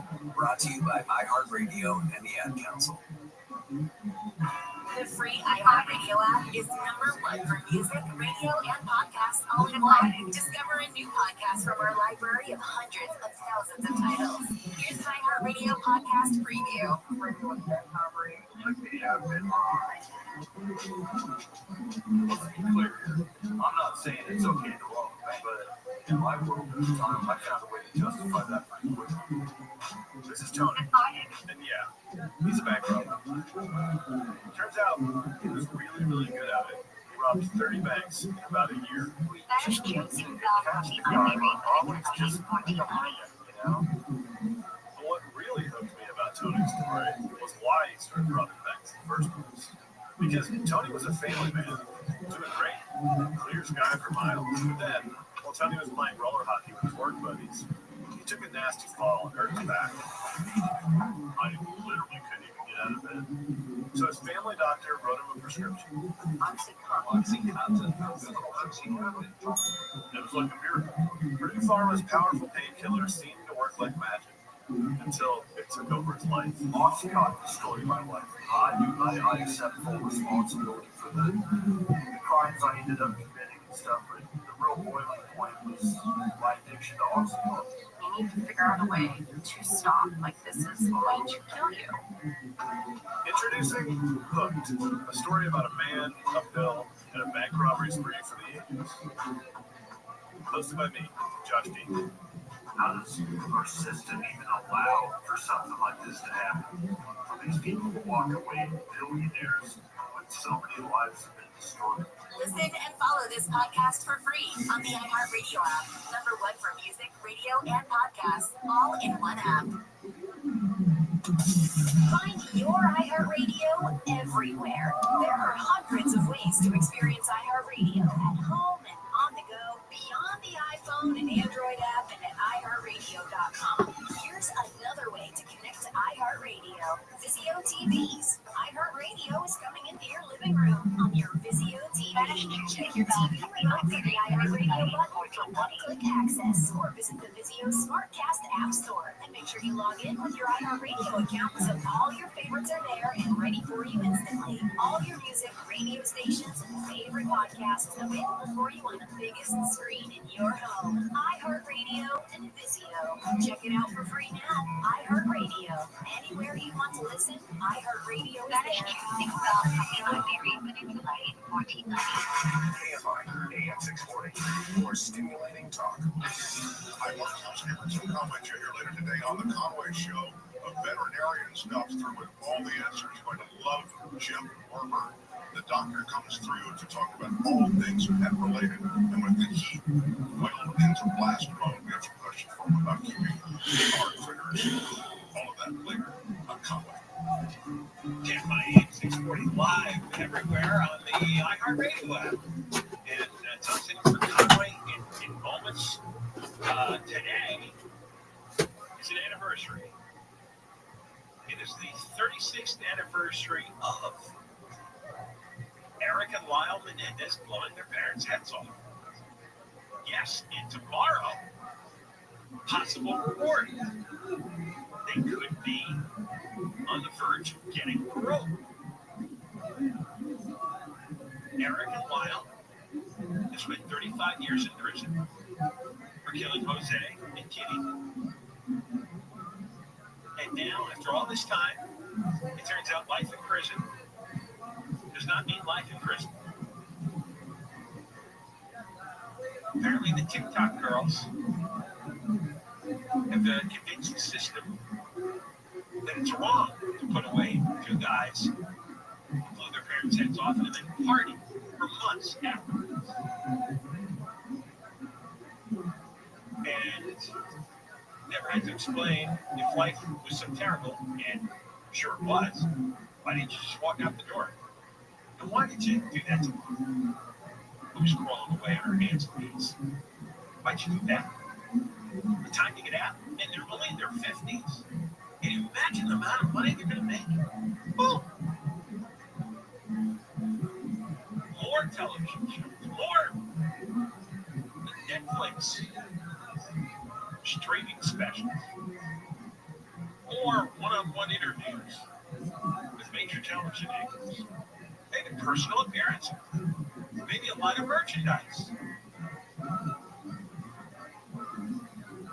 If the parole board recommends either or both for parole, and one brother is getting his hearing tomorrow, and the other on Friday down in San Diego, then it goes to America's sweetheart, Gavin Newsom, who's going to have 90 days to accept or reject the parole grant. And they also have attorneys, Geragos, have asked Newsom to consider clemency. Just end the sentence to one stroke of the pen. Gavin Newsom is going to let these two psychopathic, narcissistic monsters. But then again, Newsom himself is a narcissistic psychopath, so he'll probably find some common ground, which in the case. Mark Thompson. You had me at psychopathic, narcissistic monster. Yes, thank you. Yeah, very, very cool. We got a big show, John Cobelt. I know you're out of here. You're going to go, I don't know what you do with your estate, Cobelt estate, where you live there. I just spread out, turn the radio on. Exactly. That's what else would I do with my life? So, there's the lawsuit. We'll talk about it. You know, didn't you know that when there was a back and forth between Chief Crowley and Mayor Bass, that I thought somehow this is going to spill all over everybody. Oh, yeah. I mean, it was clear what was going on at the time. That's what you get for telling the truth. Yeah. You get fired. No, I mean, you always get in trouble for telling the truth. You want to toe the party line. Yeah. You know, from LA to Washington, that is the deal. Yeah. And if you don't toe the party line, you know, see you under the next bus. Yeah, right. It's not what they told us in school. That's right. That's right. To be honest. That's true. Turns out that's a joke. No points for honesty. No. Although she may get money for honesty in the end, right? I mean, she'll get money. The city is no stranger to selling, so I think it'll probably happen. Anyway, we'll start with that. We're going to talk to Fuchs today, who is recovering from that incredible car wreck. So from his hospital bed. That and more. It's a packed show. It's also hot as hell. And it's only, I think tomorrow's going to be worse. That's what I was reading. Worse? Yeah. How hot can it get? Is there a limit to how hot the earth can get? I guess we're going to find out, aren't we? Apparently not. Yeah, anyway, good times. So, all right, that's exciting. Yeah, so it's a Conway show. Conway returns Monday. We'll get the show today. Mark Thompson in for Conway. This minute, Michael Crozier live in the KFI 24-hour newsroom. KFI and KOST HD2, Los Angeles, Orange County. More stimulating talk. I had a feeling this was coming. I'm Michael Crozier live from the KFI 24-hour newsroom. Former LA Fire Chief Kristen Crowley has filed a claim against the city and Mayor Bass. Crowley accuses the mayor of defamation, retaliation, and negligence. The former chief says she was fired after the January wildfires in Pacific Palisades as a scapegoat. She says her 25-year career was destroyed, not because of her own actions, but because she told the truth. Crowley claimed at the time that the fire department had its budget cut by Mayor Bass before the fire. She was fired soon after. She's demanded an immediate retraction and public apology. Michael Monks, KFI News. This is a report watched by Sit and Sleep. Police in Huntington Beach say the woman who shot an employee at a California Closets warehouse was a co-worker. Police say Lucero sent Pedro Castro opened fire on 2 co-workers, wounding one and missing the other. About 2 hours later, she was pulled over by Southgate police officers who shot her to death after she allegedly pointed a handgun at them. The man who was shot at the business suffered major injuries but is expected to survive. Motive is unclear. Daniel Martindale, KFI News. Executives at the company that provided LA County with voting machines have been charged with bribery and money laundering tied to election contracts in the Philippines. KFI Group says federal prosecutors say Smartmatic had bribery in its business model. Company's owner and 3 other company officials allegedly overcharged LA County and other customers for voting machines. LA Times reports Smartmatic then used the extra money to bribe election officials to help them land contracts. The LA County Registrar's Office says the county's found no evidence of surplus charges alleged by the government. Hurricane Aaron has strengthened as it creeps toward the mid-Atlantic coast. ABC's Olivia Rubin says the storm could cause high winds, dangerous surfing, flooding the beaches up and down the East Coast. With every single passing hour, we are seeing the effects of Aaron as it turns up north, as it gets stronger, as it gathers more wind. And we've seen some lifeguards coming out here. They pulled a swimmer out of the water. I spoke to her a bit ago, and she said she just wanted to see what it was like in there. Aaron's expected to peak over the next 48 hours. It's unlikely to make landfall before turning farther out to sea. U.S. and NATO military officials are meeting today to talk security guarantees for Ukraine. President Trump said yesterday Europe will bear the front load of the burden to help Ukraine if Russia invades again. ABC's Rachel Scott says Trump also said sending U.S. troops to Ukraine is off the table. The United States could help by providing air defenses to Ukraine if there is a peace deal, and that's a big if. White House is currently working on arranging a summit between Ukrainian President Zelensky and Russian President Putin. Country superstar Morgan Wallen reportedly will not be submitting his latest album for the next year's 20 Grammy Awards. Multiple reports that Wallen and his team will not be putting up I'm the Problem or any of its songs for any Grammy category. His team didn't give any further comment or detail beyond the decision. Despite being one of the biggest stars in country music, Wallen's never won a Grammy. Southline weather from KFI, mostly clear and comfy through the night tonight. Lows in the mid-50s, sunny tomorrow, and another 5 degrees hotter. Highs mid-80s at the beaches. Mid-90s, Metro LA, Orange County, maybe 115 further out the Inland Empire, 100 and up in the San Fernando Valley, above 105 in the Antelope Valley. Maybe a degree cooler Friday, or hotter, I should say. And then a degree or 2 cooler Saturday. Right now, 79 in Laguna Beach, 91 in Orange, 94 in West Covina, 98 in Thousand Oaks. The KFI Financial Report, Dow was up today 16, NASDAQ was down 142, S&P was down 16. Let's head out to Santa Clarita.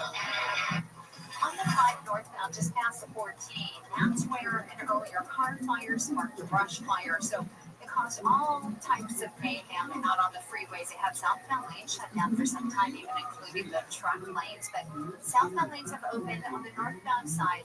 What we're hearing is that the 2 left lanes are now open for business. But huge delays as we saw loading up on the 180. It's affecting the 210 westbound from Yarnell and the 405 northbound slammed from the 180 northbound to 5 merge. If you see which lanes are blocked northbound, you can always give us an update. Down to 50 northbound, choose district following the northbound guidance in crash. The 118 eastbound delays from DeSoto looking a lot better once you make your way past Reseda Boulevard. And in Orange County, this is the 5 northbound in Irvine delays leaving the 133. Choose the belief the multi-app guidance inventory can be adapted for modern times. They believe the Torah was inspired by God but written by humans, so can be interpreted according to the times. Whatever it is, usually you list the house. The real estate broker, commission, paint, clean, repair, all the escrows. Not DirectBuyers.com. They'll buy your house for a fair price, no commission, and boy, it goes quick. Cash. The Jewish Holy Day of the Week. A day of spiritual reading starting shortly before sunset on Friday and continuing to nighttime on Saturday. Visit DirectBuyers.com. It's official. The 30% federal solar tax credit ends this year. The time for thinking about going solar is over. The time to act is now. Don't find yourself... Laws given by God to Moses that tell Jews how to behave in their daily lives over 3,000 years ago. Thousands of 5-star reviews. There's no time to wait and go solar now or pay 30% more later. Call 877-211-5591 or Jewish go to rules work SemperSolarS.com. Consult your tax advisor. See website for details. Expires 3125 CSA. Hey, it's Neil. Join me Saturday, September 6th. Rabbi. Bill Handel and Wild Fork Foods in Long Beach, 2 to 5 p.m. for a live in-store broadcast. A Jewish religion. Free food and prices at Wild Fork Foods in Long Beach, corner of 2nd Street. facebook.com/wildford. Number 1 on your car radio The preset and anointed the one, new and improved a leader of the Jews who was expected to live on earth at some time in the future.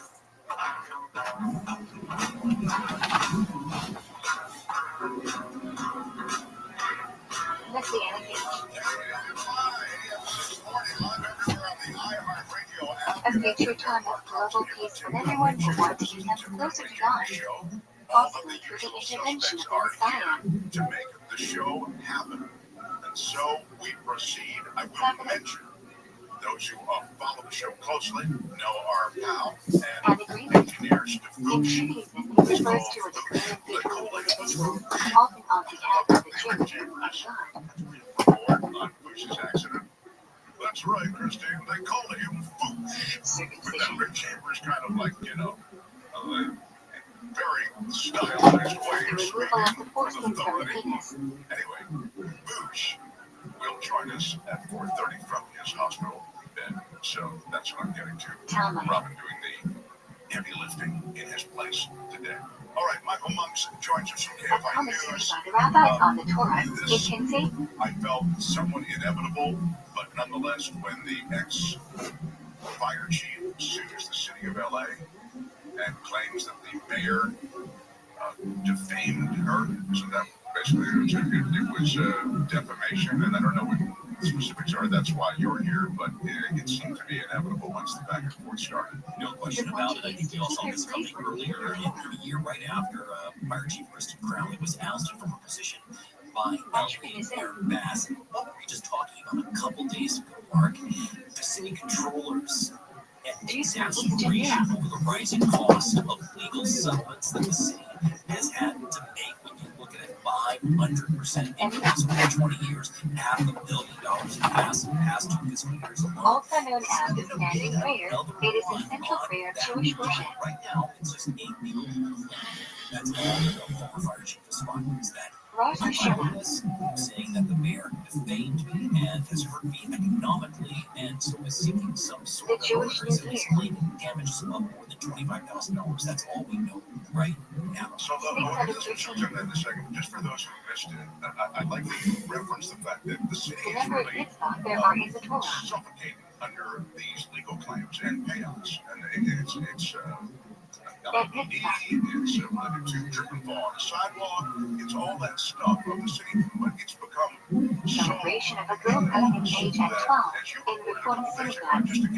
Literally daughter of the celebration. really become an impediment to being able to do things around the city because we're so busy cutting checks. Gemara. Look, you live in LA, I live in LA, I'm trying to find the right sidewalk to trip on. So Rabbinic commentary of the Mishnah. Santa Barbara. Part of the Because Talmud. they cut these checks so easily. So look, again, this is just a legal claim that the fire chief is. Look, let's go Cash back run. to January.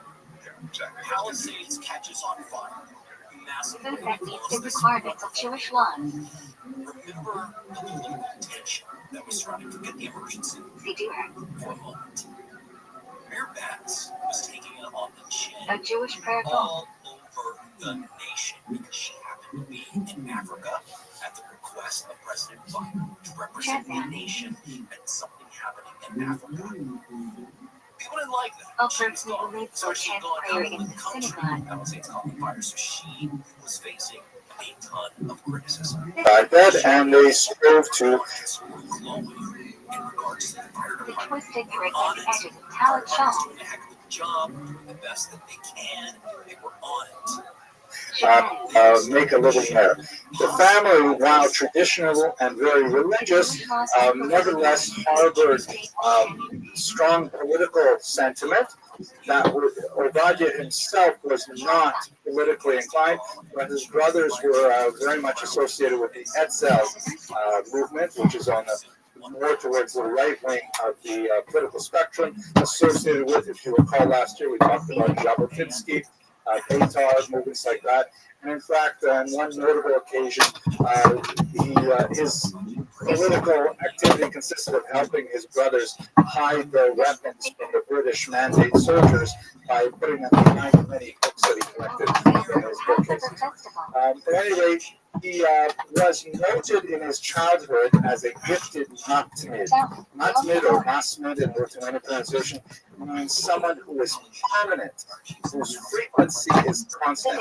From the word tamid, meaning always. But he was always studying. And his teachers and his parents and even his siblings noted that he was just simply not interested in playing.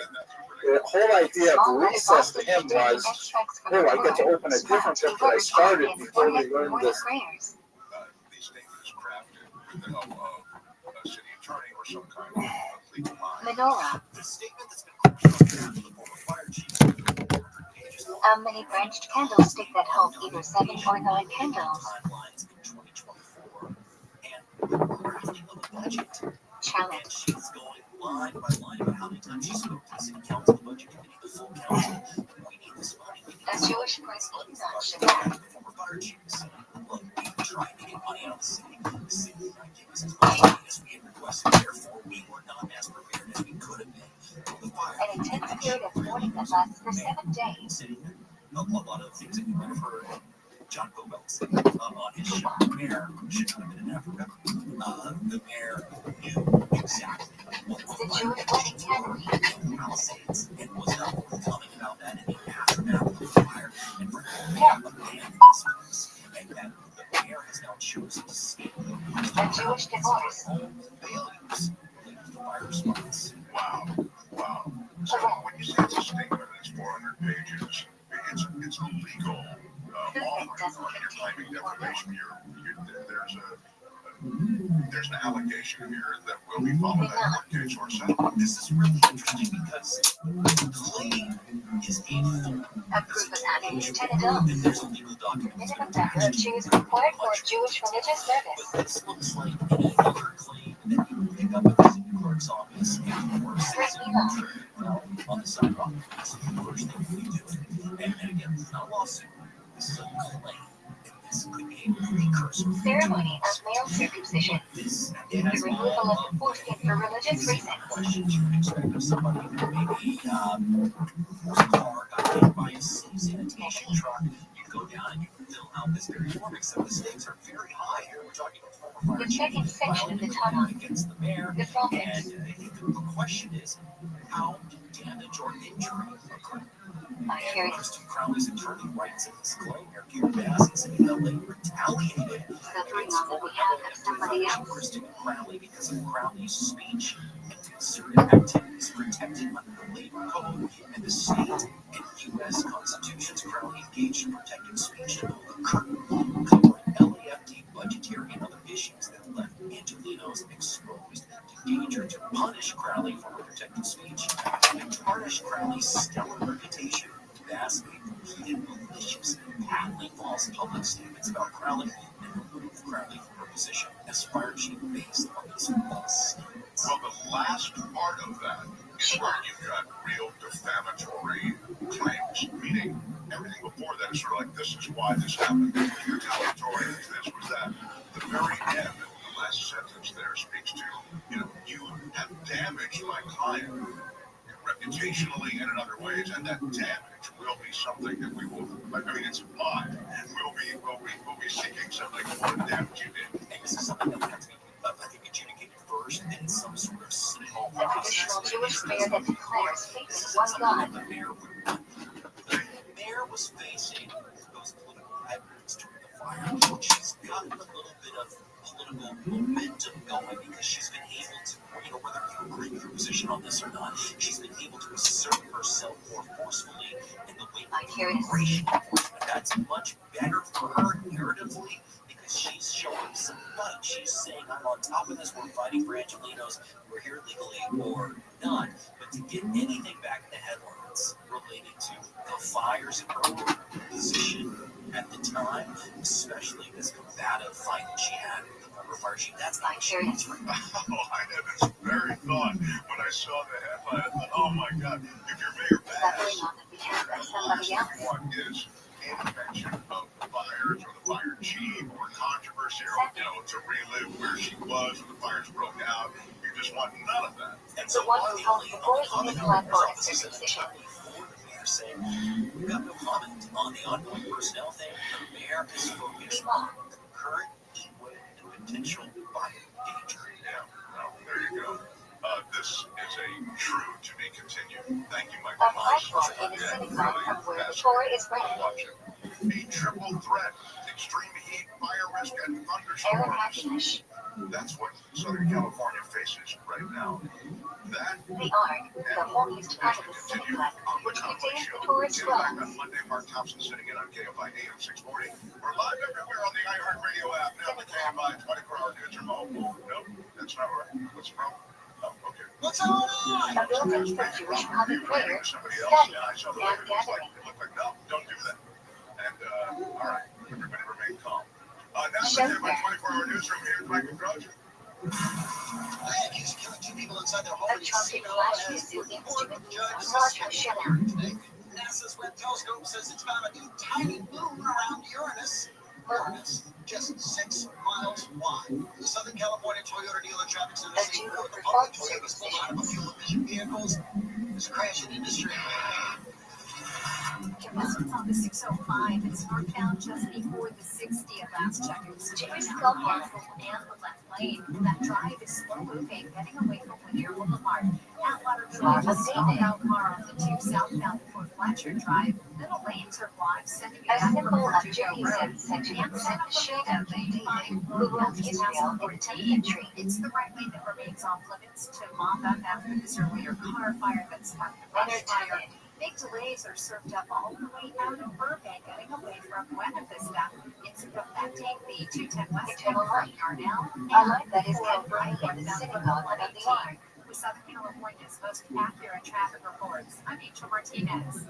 Hey, it's Dean Sharp. Is there a problem with your home's foundation sinking, rotating, A or prayer deteriorating container in attached to concrete, the door of a Jewish home. rotating, or failing? Then it's time to call my foundation guys, Mark and James at Foundation Repair LA. Failing foundations, slabs, retaining walls, A prayer hillsides, said by earthquake Jewish order retrofitting. and It's praise one of God thing, and Tim, ask and for there's peace. nobody better, nobody I trust more. Find them at foundationguys.com. Foundationguys.com. CSLB 999-47. Sarah Spain from iHeart Women's Sports, presented by Capital One. On Tuesday, the Indiana Fever announced that Sophie Cunningham will miss the rest of the season after suffering a torn MCL in her right knee in the team's win over the Connecticut Sun. The Jewish Exodus Fever Convention that already is lost celebrating Martin this spring. Olsen and Gary McDonald to season-ending injuries. And All-Star Caitlin Clark has missed 22 of 35 games this season. I'm gonna kick that. It's gonna hurt. As a founding partner of iHeart Women's Sports, Capital One helps you stay connected to top female athletes and earn unlimited 3% cash back on dining, entertainment, and grocery stores with the Capital One Super Card. What's in your wallet? Terms apply. Visit CapitalOne.com. This report is sponsored by Palm Springs Tramway. Experience adventure at Palm Springs Aerial Tramway. Ride the world's largest rotating tram car. Explore over 50 miles of scenic trails in pristine wilderness. Dine at 8,500 feet. Inspiring views and get that perfect souvenir. Adventure at its peak. Learn more at pstramway.com. Because it actually looks frightening. I'll watch it during the day. That's why surely you must have like a blanket you could wrap around yourself. A commentary by Rabbi Rothschild is contained fish and a large together in one collection. Later, we'll go with this evening at 7 on KFI AM 640 or Stimulating Talk. The third section of the tunnel. The writing.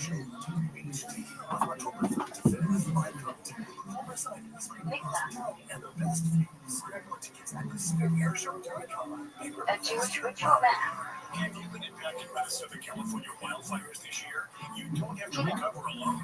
Join us for the Ashes to Answers, a wildfire expert panel event, August 21st and 23rd at the Western Pasadena. The event is free and hosted by the Rise Relief Project.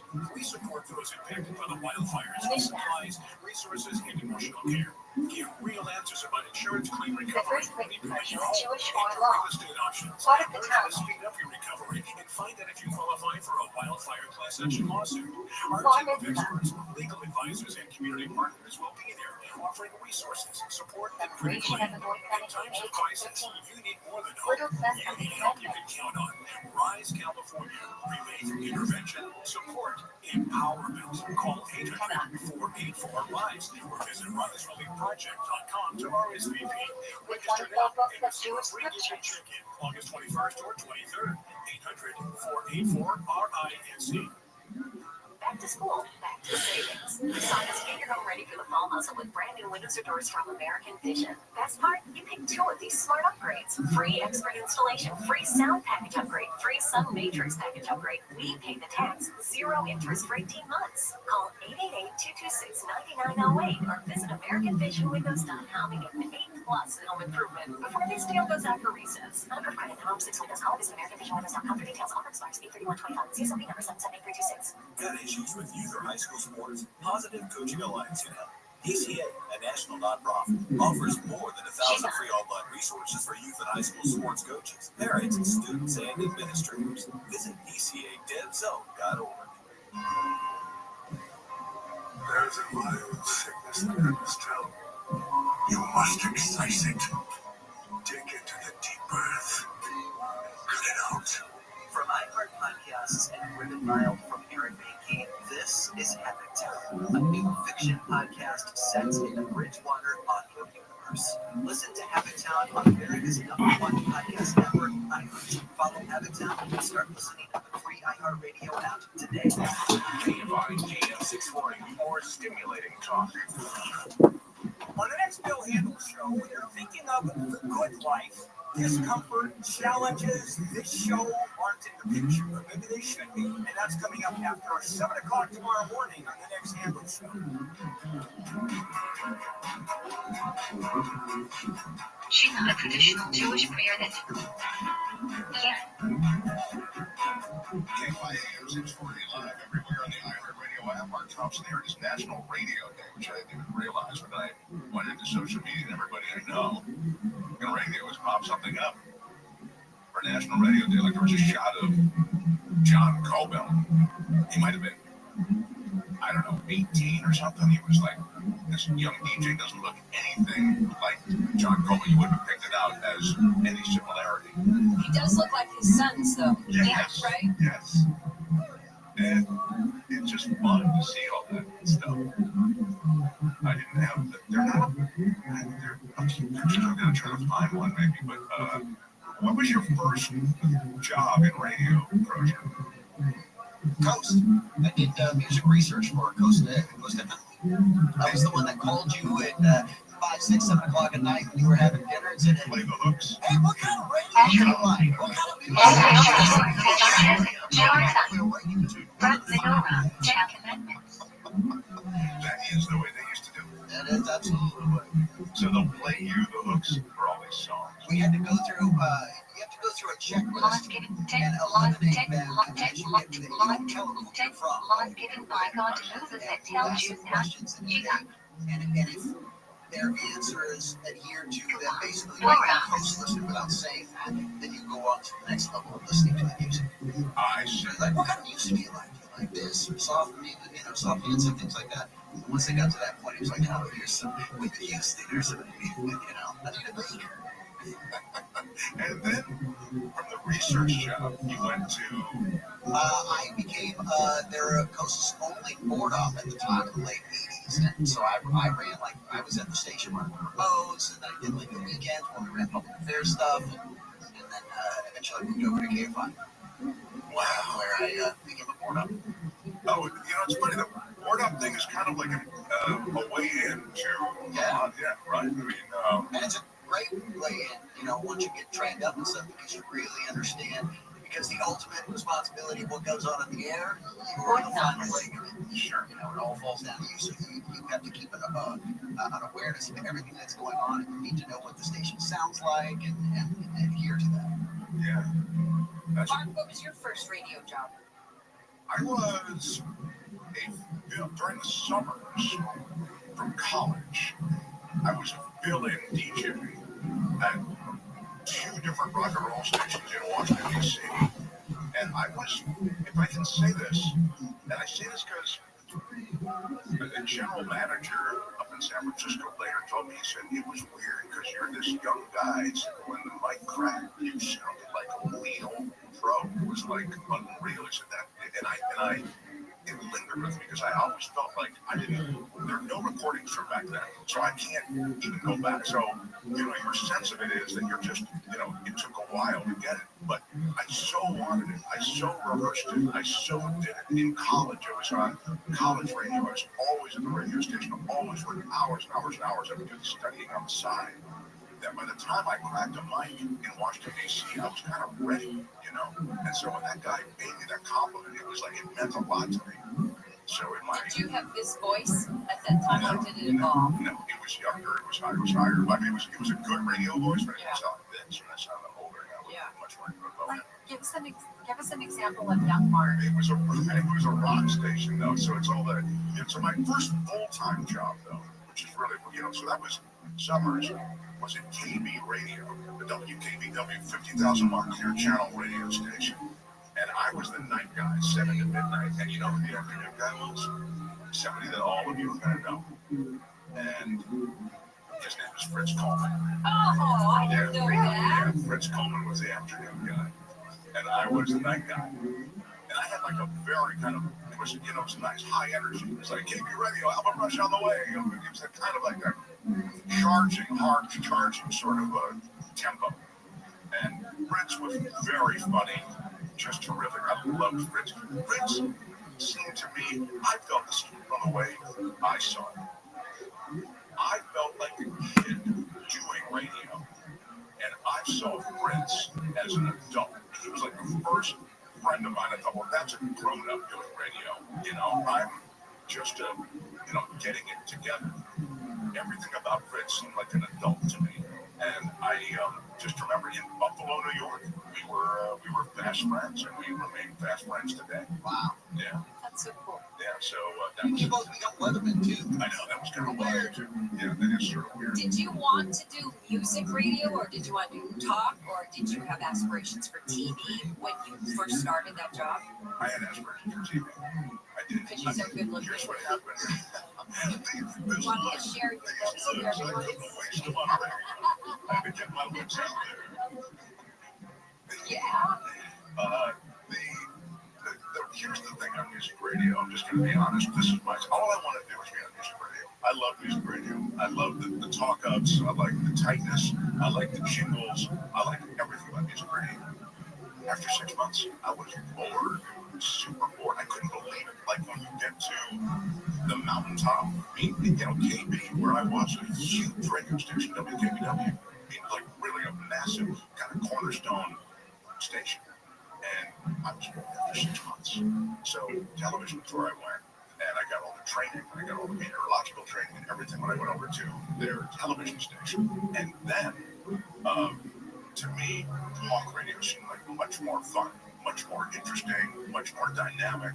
I couldn't see, but I still have a place in my heart for music radio. I do. I just think for great jocks, great personalities, I really miss that. I love but that's because it probably is something I grew up with, so it kind of lands with me that way.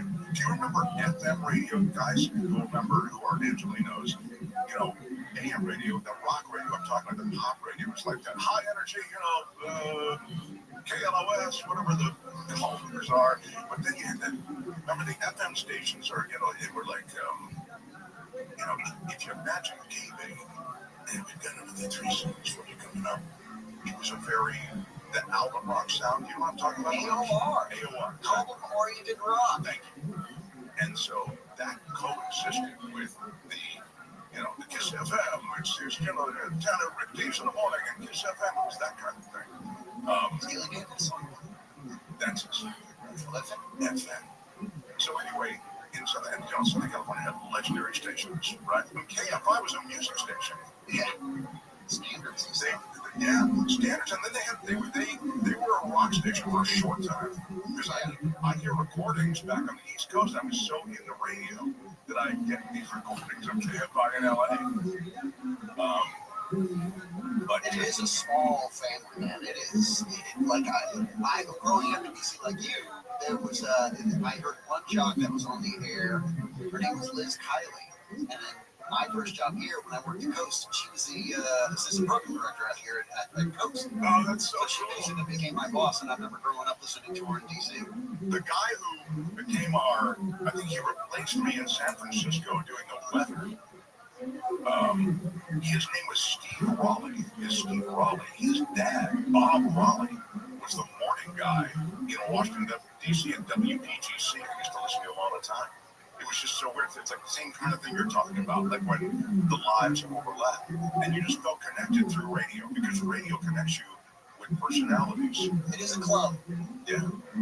But what a great legacy in Los Angeles. Such great, Charlie Tuna and Robert W. Morgan and all those just great days, my God. Just so cool. And, now the new generation, things have changed. But it's really cool. National Radio Day. I didn't even know that it existed. And it's kind of cool. It just makes me nostalgic, sort of. So, anyway, happy National Radio Day, all you radio people and radio listeners. We are KFI AM 640. We're live everywhere on there. There was no streaming back then. Enjoy while it's here. Yeah, that's Thompson for Conway. We're live everywhere on the iHeartRadio app. Now the KFI 24-hour news from your life. The husband of a woman whose body was found in the Angeles National Forest has left the country. Body of Lancaster resident Sheila Gutierrez was found on Saturday. The LA County Sheriff's Department believes her husband, suspected of killing her, has fled to Peru. Gutierrez's family says Jose Mark Cabrera kept changing his story ever since his wife went missing more than a week ago. First, he claimed ICE took her, then he said she left with another man, and he said she'd been in an accident. Authorities say video shows Cabrera dragging something large wrapped in fabric. Gutierrez's body was found wrapped in similar material. Andrew Martindale, KFI News. Candlelight vigil taking place at Lancaster City Hall was set to begin right now. This report watched by Sweet James, accident attorneys. House Republican lawmakers in Texas have approved new congressional maps that would give their party as many as 5 new seats in the House of Representatives. With the federal House of Representatives, President Trump pushed for the mid-decade revision of congressional maps to give his party a better chance of keeping control of the House of Representatives in next year's midterm elections. Maps need to be approved by the Republican-controlled state Senate and then signed by Republican Governor Greg Abbott before they become official. It's expected to happen. Families of the girls who died in the flooding on the 4th of July at Camp Mystic in Texas are speaking publicly for the first time. In support of a state bill to protect children's camps in Texas from future flooding threats, the parents of the girls who died at Camp Mystic gave emotional testimony. Cece Williams Stewart's 8-year-old daughter, Seal, has not yet been found. 38 days later, Seal remains somewhere in the devastation of the Guadalupe River. Alex Stone says she told the lawmakers her family feels betrayed that protocols in place were ignored. It'll now cost gamers more to buy a PlayStation 5. Sony announced the prices for each model of the popular video game console will go up by $50 in the US starting tomorrow. Standard PS5 model will now cost $550. Mostly clear and comfy overnight, sunny and 5 or 4 degrees hotter tomorrow. And then a smidge more heat on Friday, then down a smidge on Saturday with some more cooling on Sunday. Right now, 88 in Culver City, 90 in Santa Ana. There's a stall in Tustin. This one's on the northbound side of the 5, and it's coming up on the 55 freeway where it's been cleared out of lanes to the right shoulder. The delays are moving up out of Irvine, heading away from Sam Canyon Avenue. We're also checking out a terrible drive ahead on that 5 northbound. At Calzona in East LA, there's a wreck in the left lane, and it's adding to a very slow drive getting away from Rosecrans out of Norwalk. The drive on the 10 eastbound leaving Santa Monica, loading up at Cloverfield all the way to the 5 in Boyle Heights. And we're heading out to Rubidoux, 60 eastbound. Delays from Rubidoux Boulevard as you continue ahead towards University.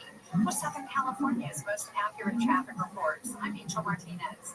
Major sports loving buddy Conway here. And nothing is better than this time of year. You got football, you got baseball, and I'm the king of fantasy sports with Prize Picks. Yes, Prize Picks is very simple. That's the way I like it. What you got to do is pick more or less on 2 to 6 player stat projection. If you get them all right, you can cash in and win up to 2,000 times your money. That's right, a $5 bill can turn into 10 grand. Woo! And another thing is great about Prize Picks, they put their members first. easy to fund your account, and withdrawals are super easy and fast.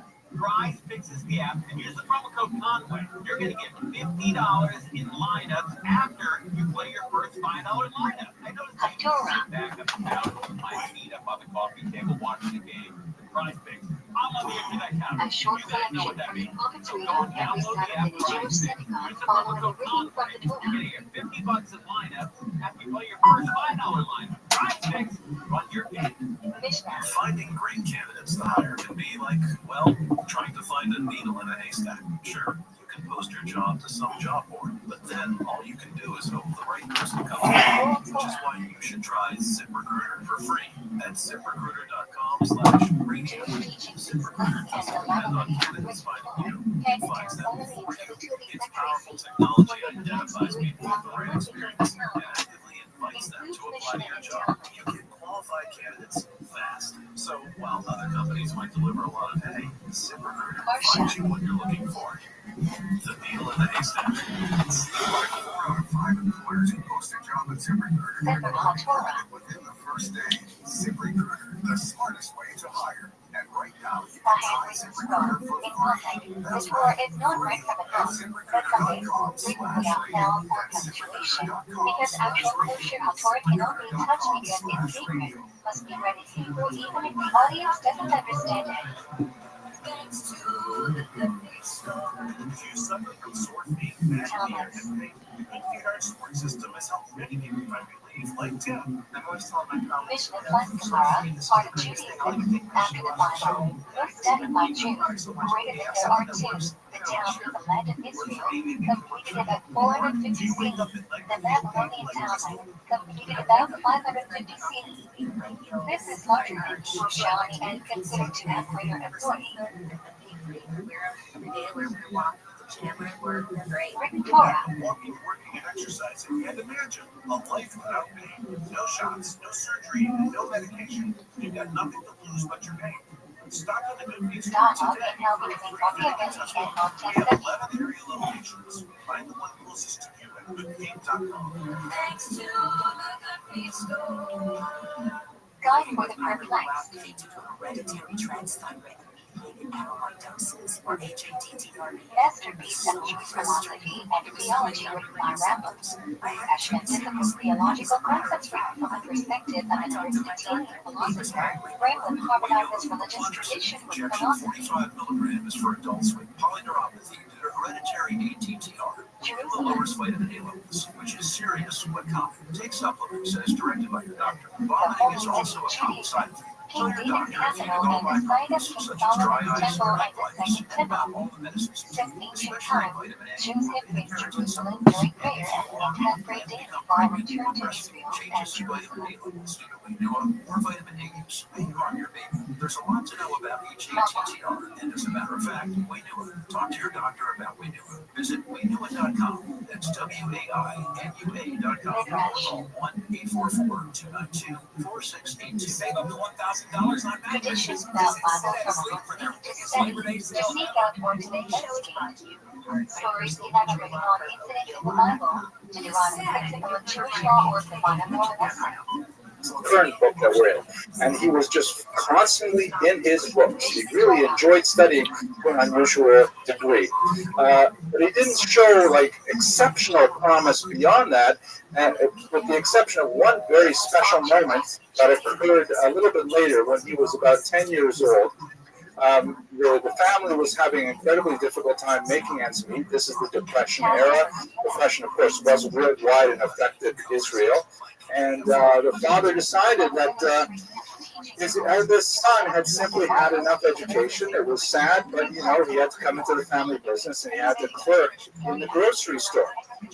And so he took his son out of Porat Yosef Yeshiva and had him studying there. And then one day, a couple of days after young Ovadia was missing from class, the Rosh Yeshiva, Ezra Atiyah, Chacham Ezra Atiyah, came to the father's door and said, "What's going on? How come Yosef hasn't come back to school?" And the father said, "What can I do? We're so impoverished, we can't make ends meet." And so the Rosh Yeshiva took off his robe, rolled up his sleeves and says, I will work for you, send your son to school.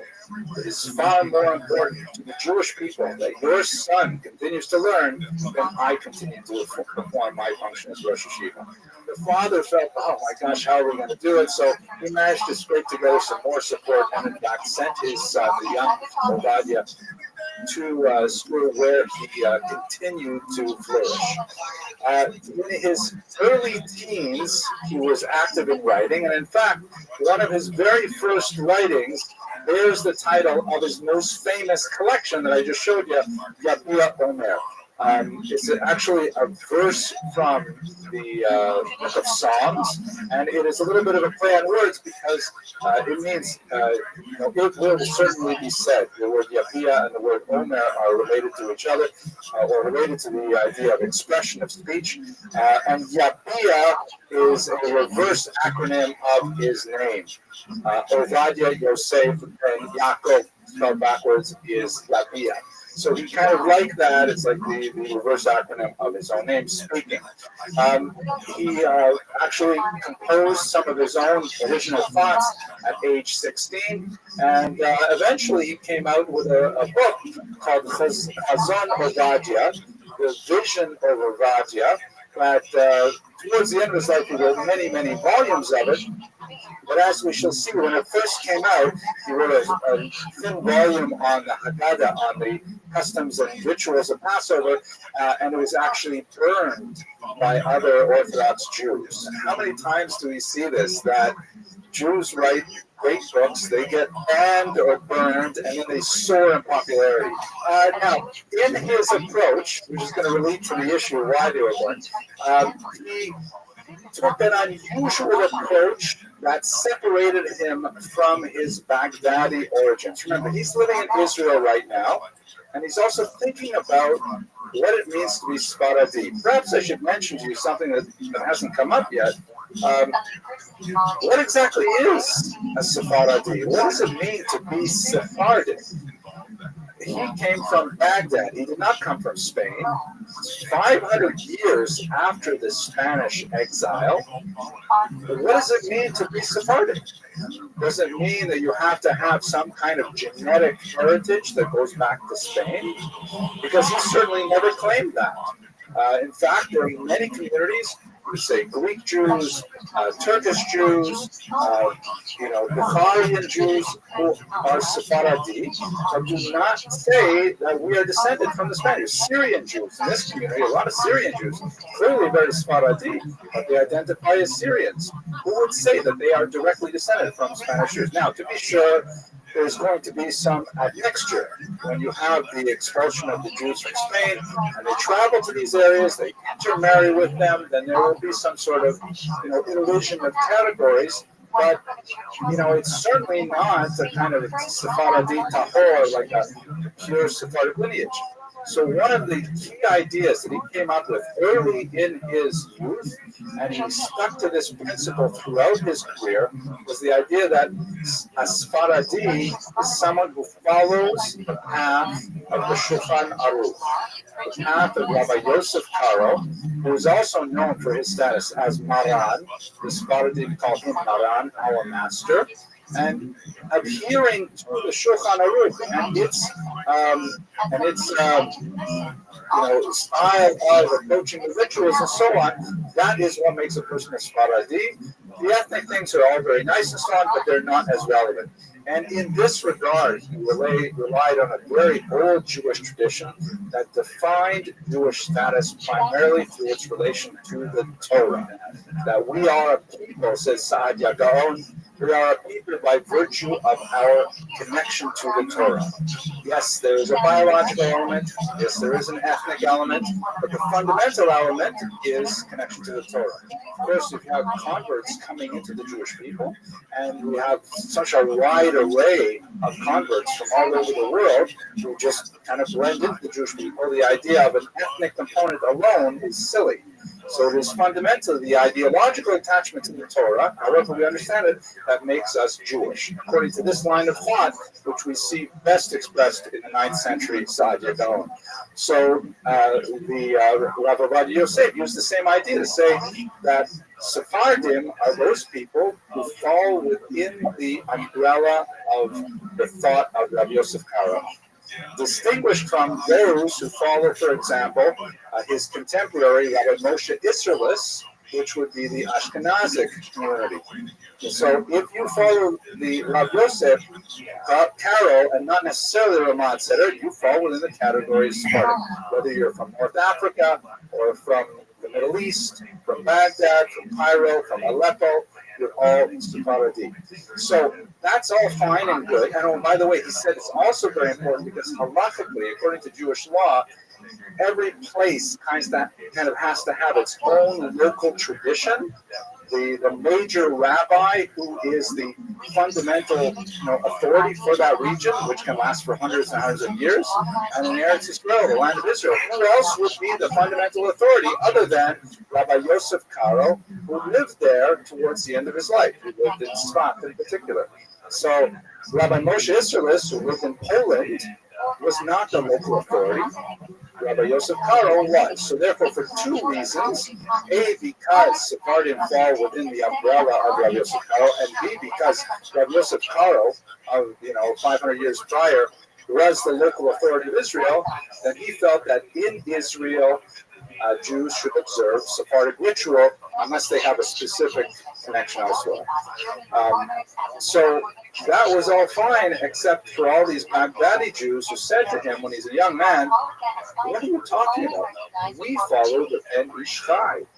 We follow the great Baghdadi thinker who himself, although he was clearly Sephardi, he also took on a lot of Kabbalistic ideas that were not necessarily in Rav Yosef Karo's main work, the Shulchan Aruch.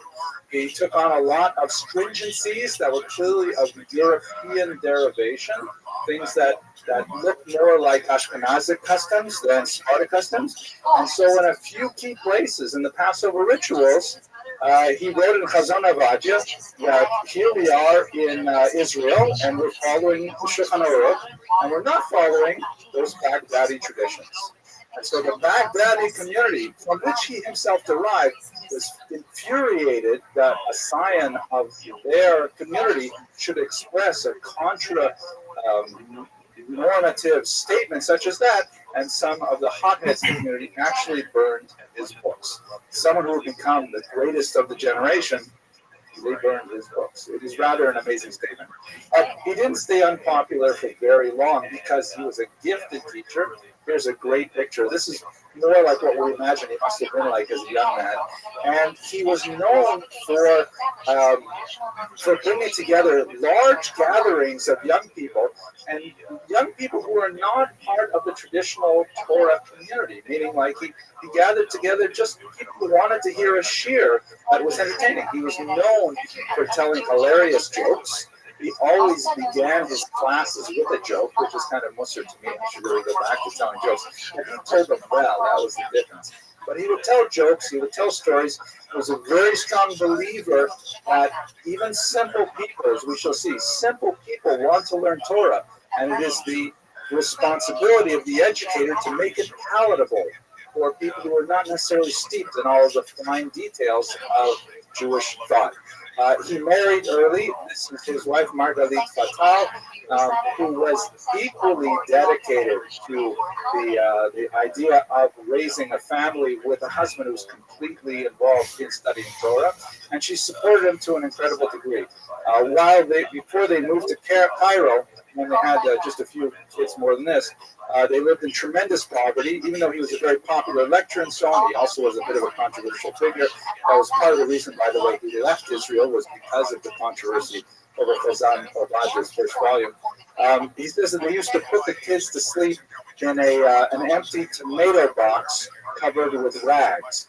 And they only had a 2-room apartment, one room which was used as a synagogue, and the other room was for everything else. And so when he would study during the day in the synagogue part, she would keep them quiet by sitting them underneath the kitchen table and playing with the fringes on the tablecloth. Amazing kinds of stories of penury that we don't understand. He also spoke about it much later in life as well. At any rate, they had a very strong, close bond, and I'd like to close the lecture later tonight with an amazing story about his wife, but we'll move on. At any rate, they lived the typical Kollel family kind of existence, especially when the fathers-in-law were not so wealthy themselves, and combining that with the controversy over his work, he eventually decided to take a position in Cairo. He was offered a rabbinic position there, and actually he received mixed reviews from his work in Cairo. Here you can see him surrounded by his students at the yeshiva in Cairo. They're all requested to wear these distinctly Egyptian hats. That was actually something that the government wanted them to wear, the fezzes, yeah. So he was tremendously valued as a teacher. There are stories, by the way, I forgot to mention in the previous class, stories about when he was trying to leave Israel to go teach in Cairo. His students were literally laying down in front of his automobile. The automobile was taking him to the border, that they did not want him to leave. It's also, well, I won't tell you that story right now. But it was a great success, brilliant success as a teacher. As a rabbi, not so much. He encountered tremendous degree of entrenched resistance to a more strict observance of Jewish law.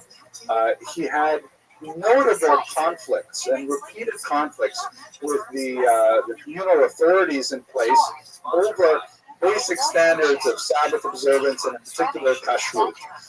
He was especially disturbed that they had a home there for older people, and it was communally run, and the kitchen promised to keep kosher, but there was no Jewish supervisor of the Arab cooks, that they simply washed the dishes in water between milk and meat, and he was aghast with the low standards.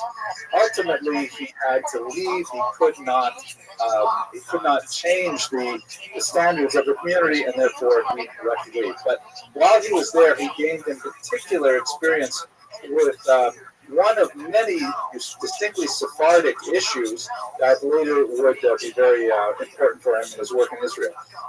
He ended up working quite heavily on gitin, which are divorces in Egypt, a task which is part of the regular rabbinic repertoire. And as I'm sure you're aware, divorces are extremely serious things, because when a woman is married, she is forbidden to any other man in Jewish law. If she were to be with another man, then there are grave consequences, not only for the partners, but for any children that would be produced. So if a marriage is dissolved, it must be dissolved completely in order for the woman to go and marry a second husband if she so desires. And therefore, the documents that attest to divorce are written with tremendous precision, and they have to be supervised to a very high degree. All of this goes without saying. Why is it specifically Sephardic? Because they were very lazy in Egypt and in Israel, as it happened, with the pronunciation of Sephardic names. Since the names have to be recorded in Hebrew letters, it was crucial that they had to be recorded phonetically and not orthographically, meaning you had to write it down the way it sounded. And a lot of Spartans have names which were borrowed from many other languages, and the Ashkenazi rabbis would just sort of guess at it, and the Rabbi Yosef said, no, that would make the entire get pasul, would make it invalid, and if she were to remarry, then it would be a tragedy. You have to make sure it's done right. So, for example, what if a Spartan guy has the French name Georges? The following is a conversation with Jack Weatherford, so in French, Georges. Anthropologist So and we don't have the letter historian specializing in Genghis Khan and the Mongol Empire. He has written a legendary book on his topic titled Genghis Khan and the Making of the Modern World. letters